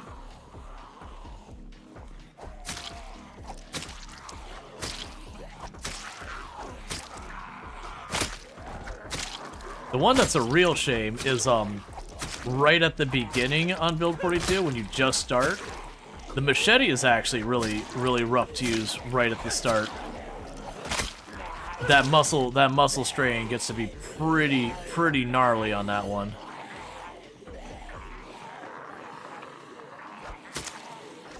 Once you get a couple levels, it's not bad.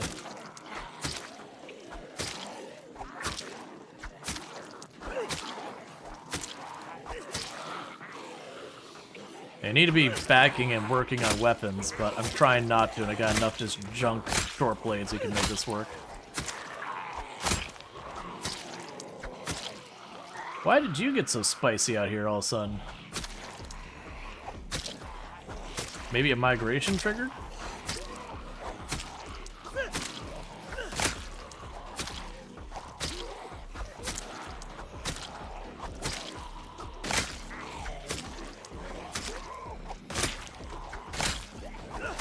It's not a big deal, this is easy to clean up, but...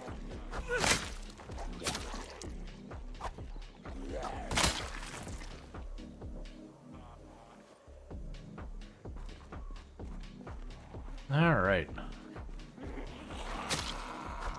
Yeah, so today probably won't be as high a kill count day, because we are using some pretty budget weapons today.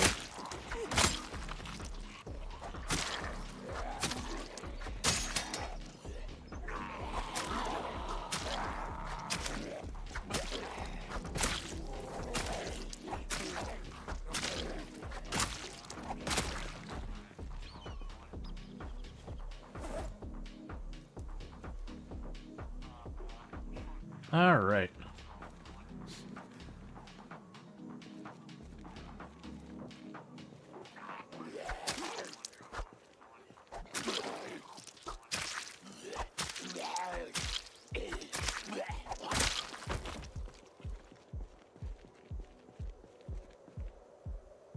Let's see, you feel like you need to come down here and be noisy on the approach for a day or two to re-clear the resort path.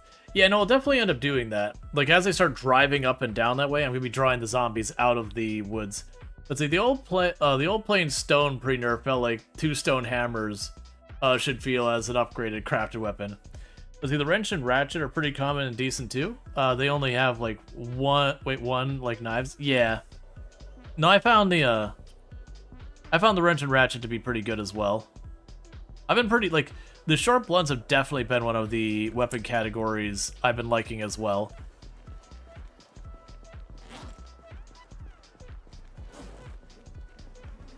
Right, we'll go ahead and have ourselves half a stick of butter.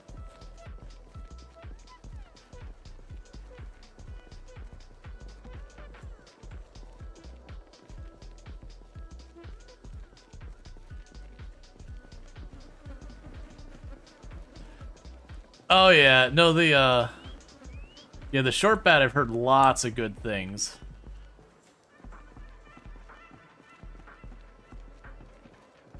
Start messing with that too.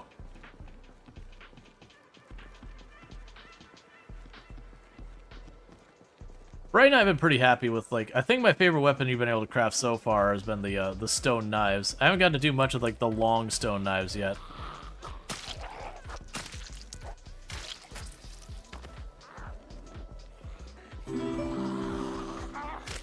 Thank you for the follow. Welcome to the stream. We got a couple cutting in from the woods. Yeah, something definitely happened where the zombies moved around. That's okay. I'm curious if we'll get over here and the zombies we saw at the resort will be way more spread out now because, like I said, it's probably just like distributed or had like a migration. I don't think we heard a meta event. This meta event would do the same thing. This also doesn't feel like me pulling stuff and then ditching it kind of thing.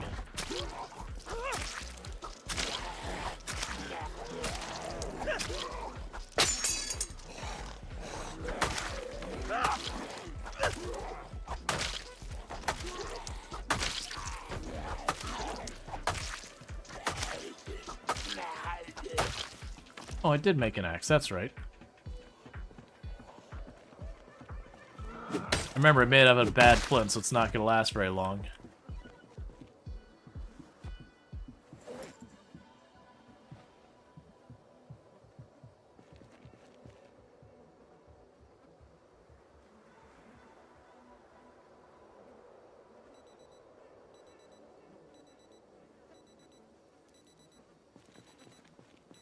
Yeah, those are your goals with spear right now. You only have access to regular stone knives.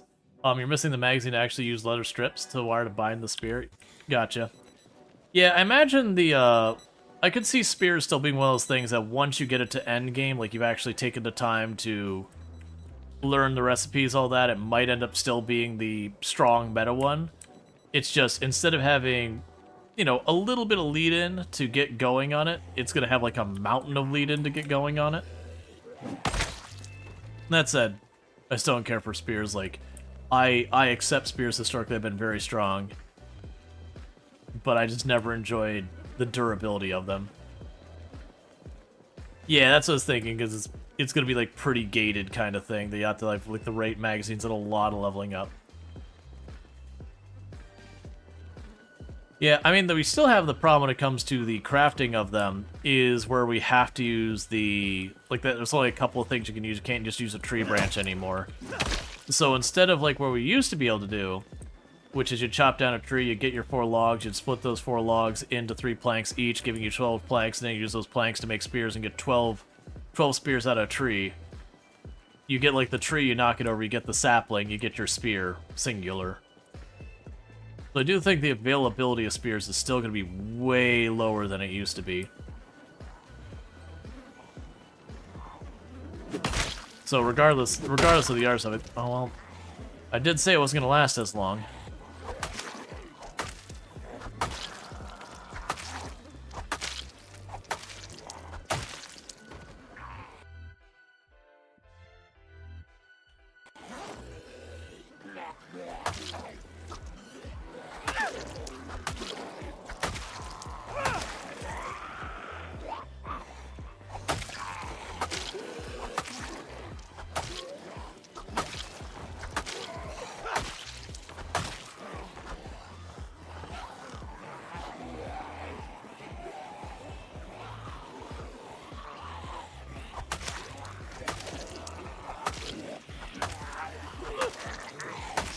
Okay.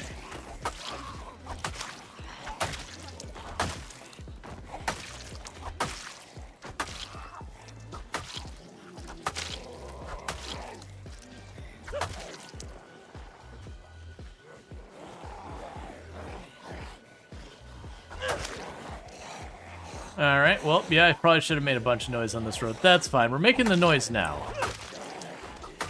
One zombie kill at a time.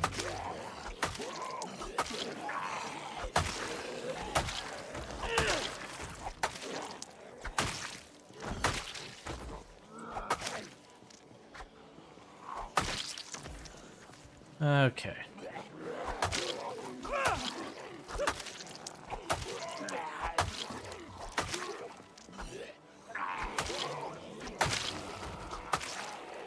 Alright, let's back off. The weapon's getting dull. Actually, we're still not that exerted. Like, we've hit exertion, we're not, like, pushing the edge of high exertion.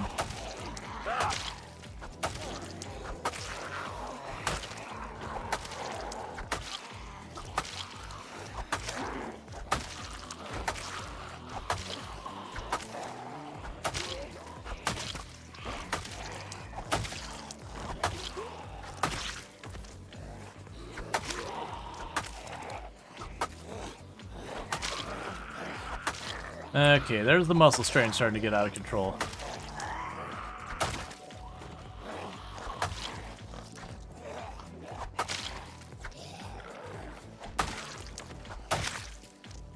Alright, let's back off.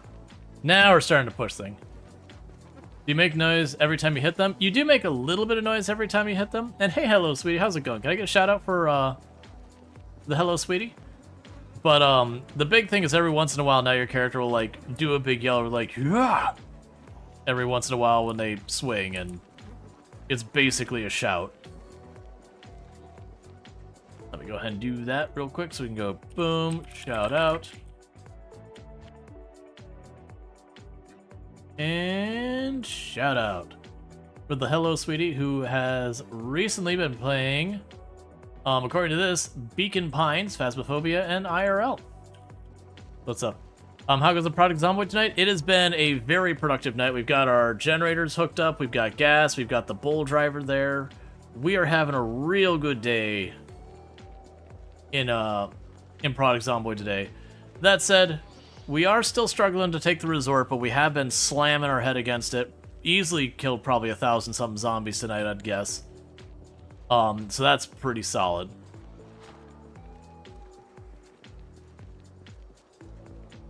Oh, for using budget weapons. That is a budget weapon I will use.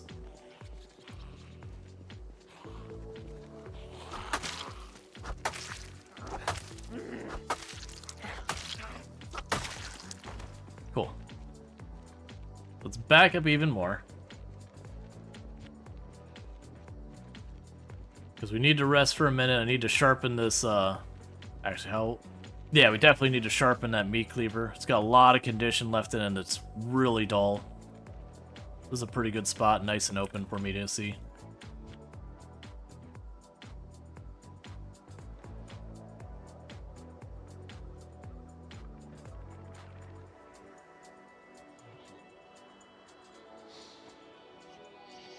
Okay.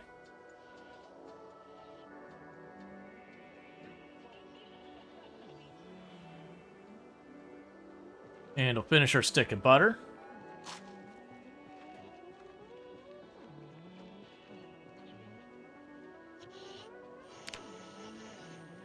Cool.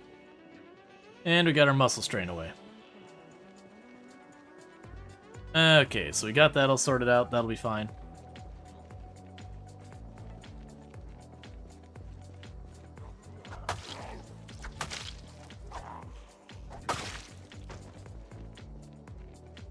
Do you love the food in the game? Game to eat, not gonna lie. Always makes you giggle. Oh yeah, like just... There's a lot of fun stuff in it. Like some of the candies that are, you know, the copyright safe version of candies are a lot of fun. How often does your weapon go dull? Depends on the weapon. I found, like, for example, the scrap sword goes dull, like, a lot. So every couple times I need to rest, I usually need to sharpen it. I haven't had a meat cleaver in a good while. And so we did have that go dull in the previous fight. But the only ones I've really had to need to sharpen is we had the meat cleaver right now. Otherwise, it's just been the swords. That usually with the knives, by the time it starts to dull, usually the knife is done. That said, we are gaining more maintenance. And I know the maintenance applies to condition, but I have no idea how the maintenance applies to, you know, sharpness.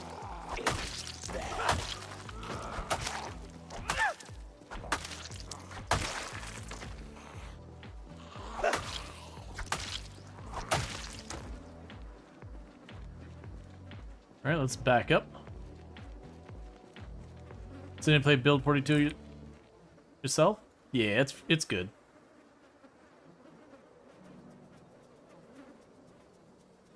You know, it's a good time. There's definitely stuff you gotta adjust to. Muscle strain as a mechanic being the new thing. That's one that just it takes some playing around with. It mostly means early game you have to do a lot more to manage it than like just your exertion. Yeah, you're actually dull. Yeah, this knife is actually dulling up pretty quick.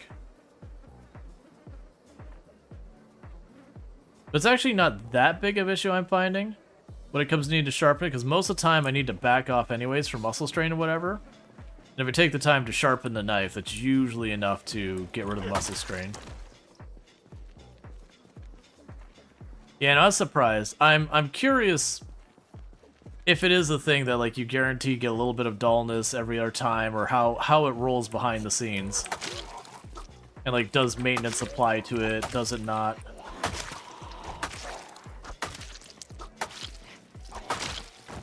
And it could be certain weapons just have a bigger predisposition to dulling than others.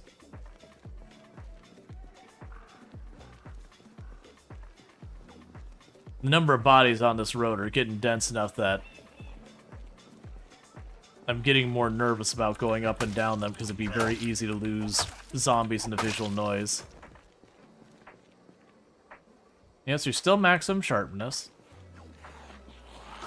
It could also be something like hitting zombies wearing like leather jackets and bulletproof vests and all that might dull your blades faster.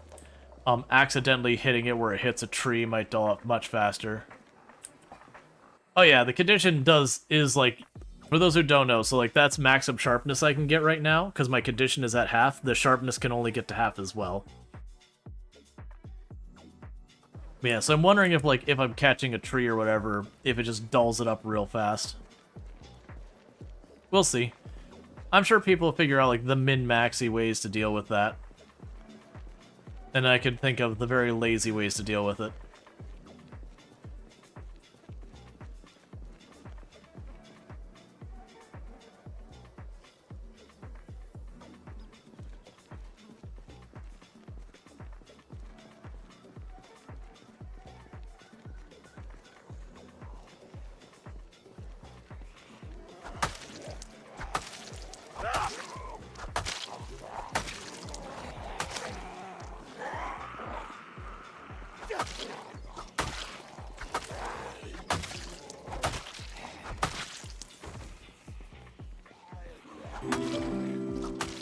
And thank you for the follow.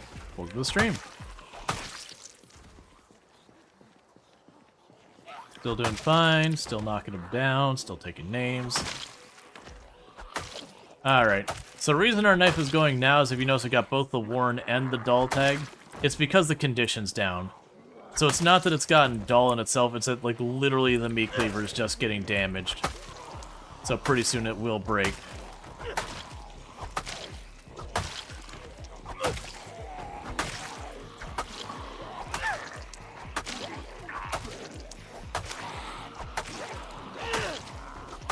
But yeah, it's like, I wonder, like, hitting the zombies like that one at the helmet, I wonder if that dulls your blades faster or something like that.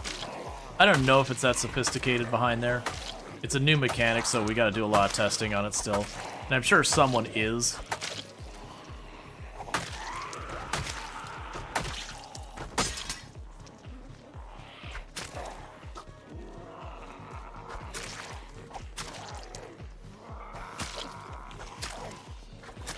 Alright.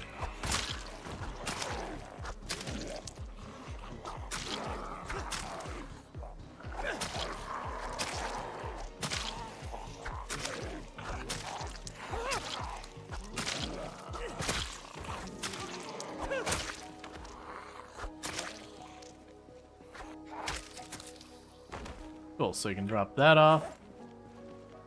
Grab the next thing I can stab a zombie with. This is the area that's kind of open we've been dropping back to sometimes.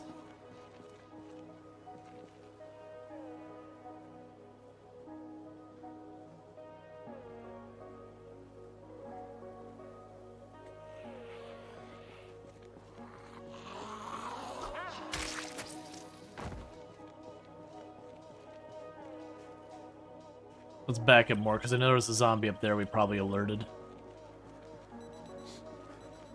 It's already sketchy enough when I don't notice a zombie about to come right through there.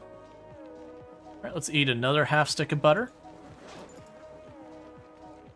Let's see, you've been going down some narrow gravel paths, and you hit a small tree.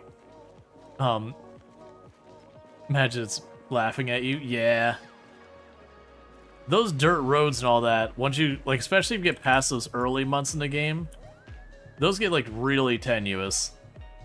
Because it's all the trees to smack into and all that stuff.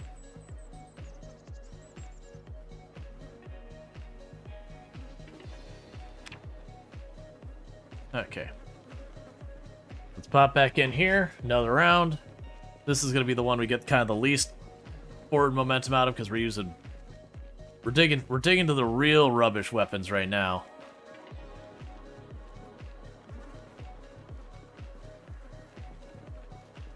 Fighting with trowels.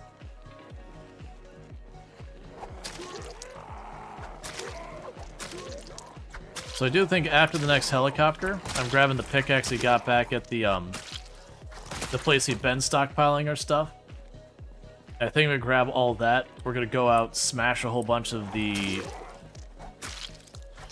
flint nodules, get ourselves unlocked the knives, and start making the knives so I'm not dependent on getting tree branches just for any weapons. Like anything wood will be a source of handles, which should make it way easier to keep that going. That tree to my left is shaking a lot. There you are.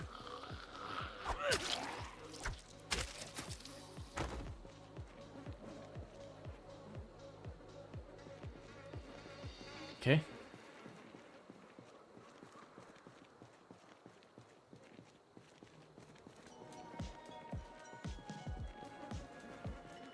Because then we'll get the knives going. That'll let us keep fighting. They'll be better than a lot of the junk we've been using.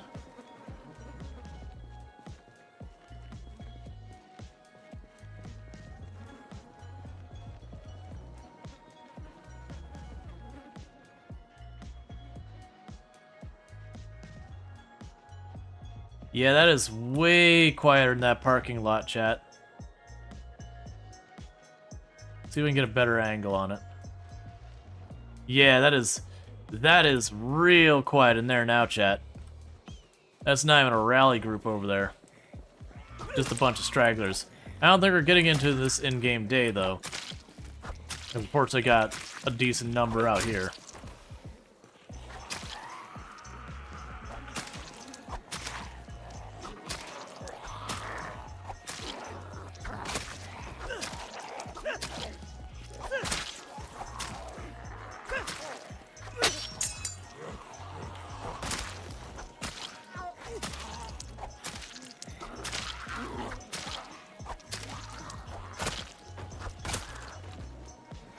Okay.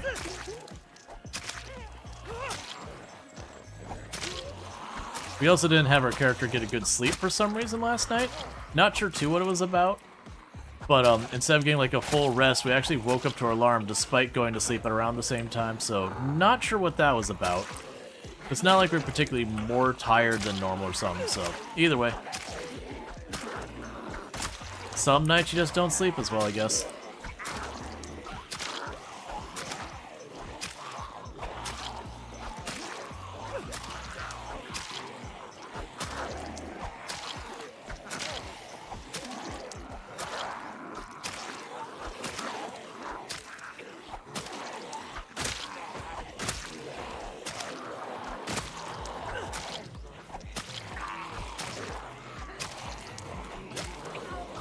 Alright, there's the muscle strain.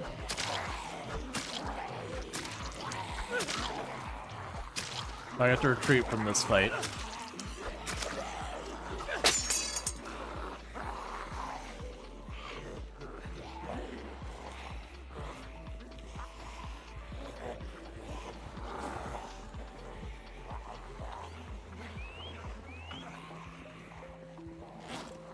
That's not what I meant to do.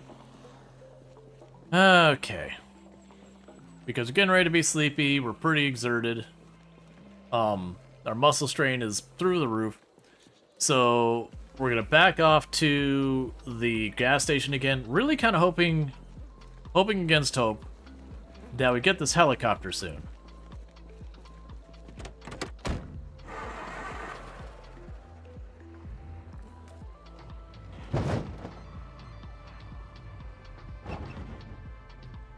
Alright.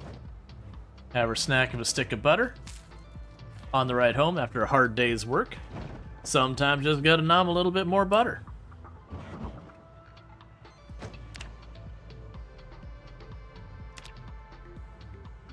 Okay. We're also at the point I should be getting some stuff other than butter to eat. That way I don't need to keep my calories completely peaked out. So we can start mixing in eating like acorns and berries with the occasional butter as we slowly gain our weight back up.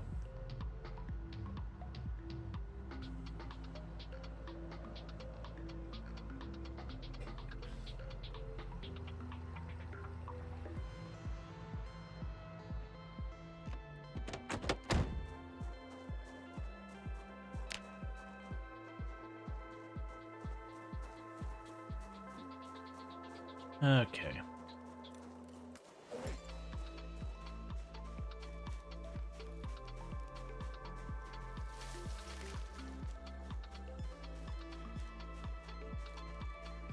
Do you play the transmission on? I am on default infection stuff.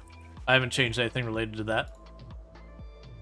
So like scratches, bites, lacerations, all of that's still dangerous.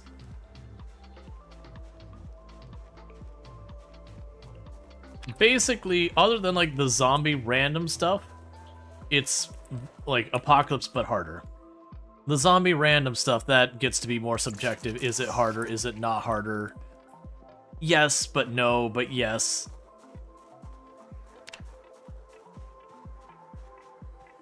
But yeah, so like all that kind of stuff, it's just harder. Like I have multiple helicopters, so they keep coming back, 16 times pop.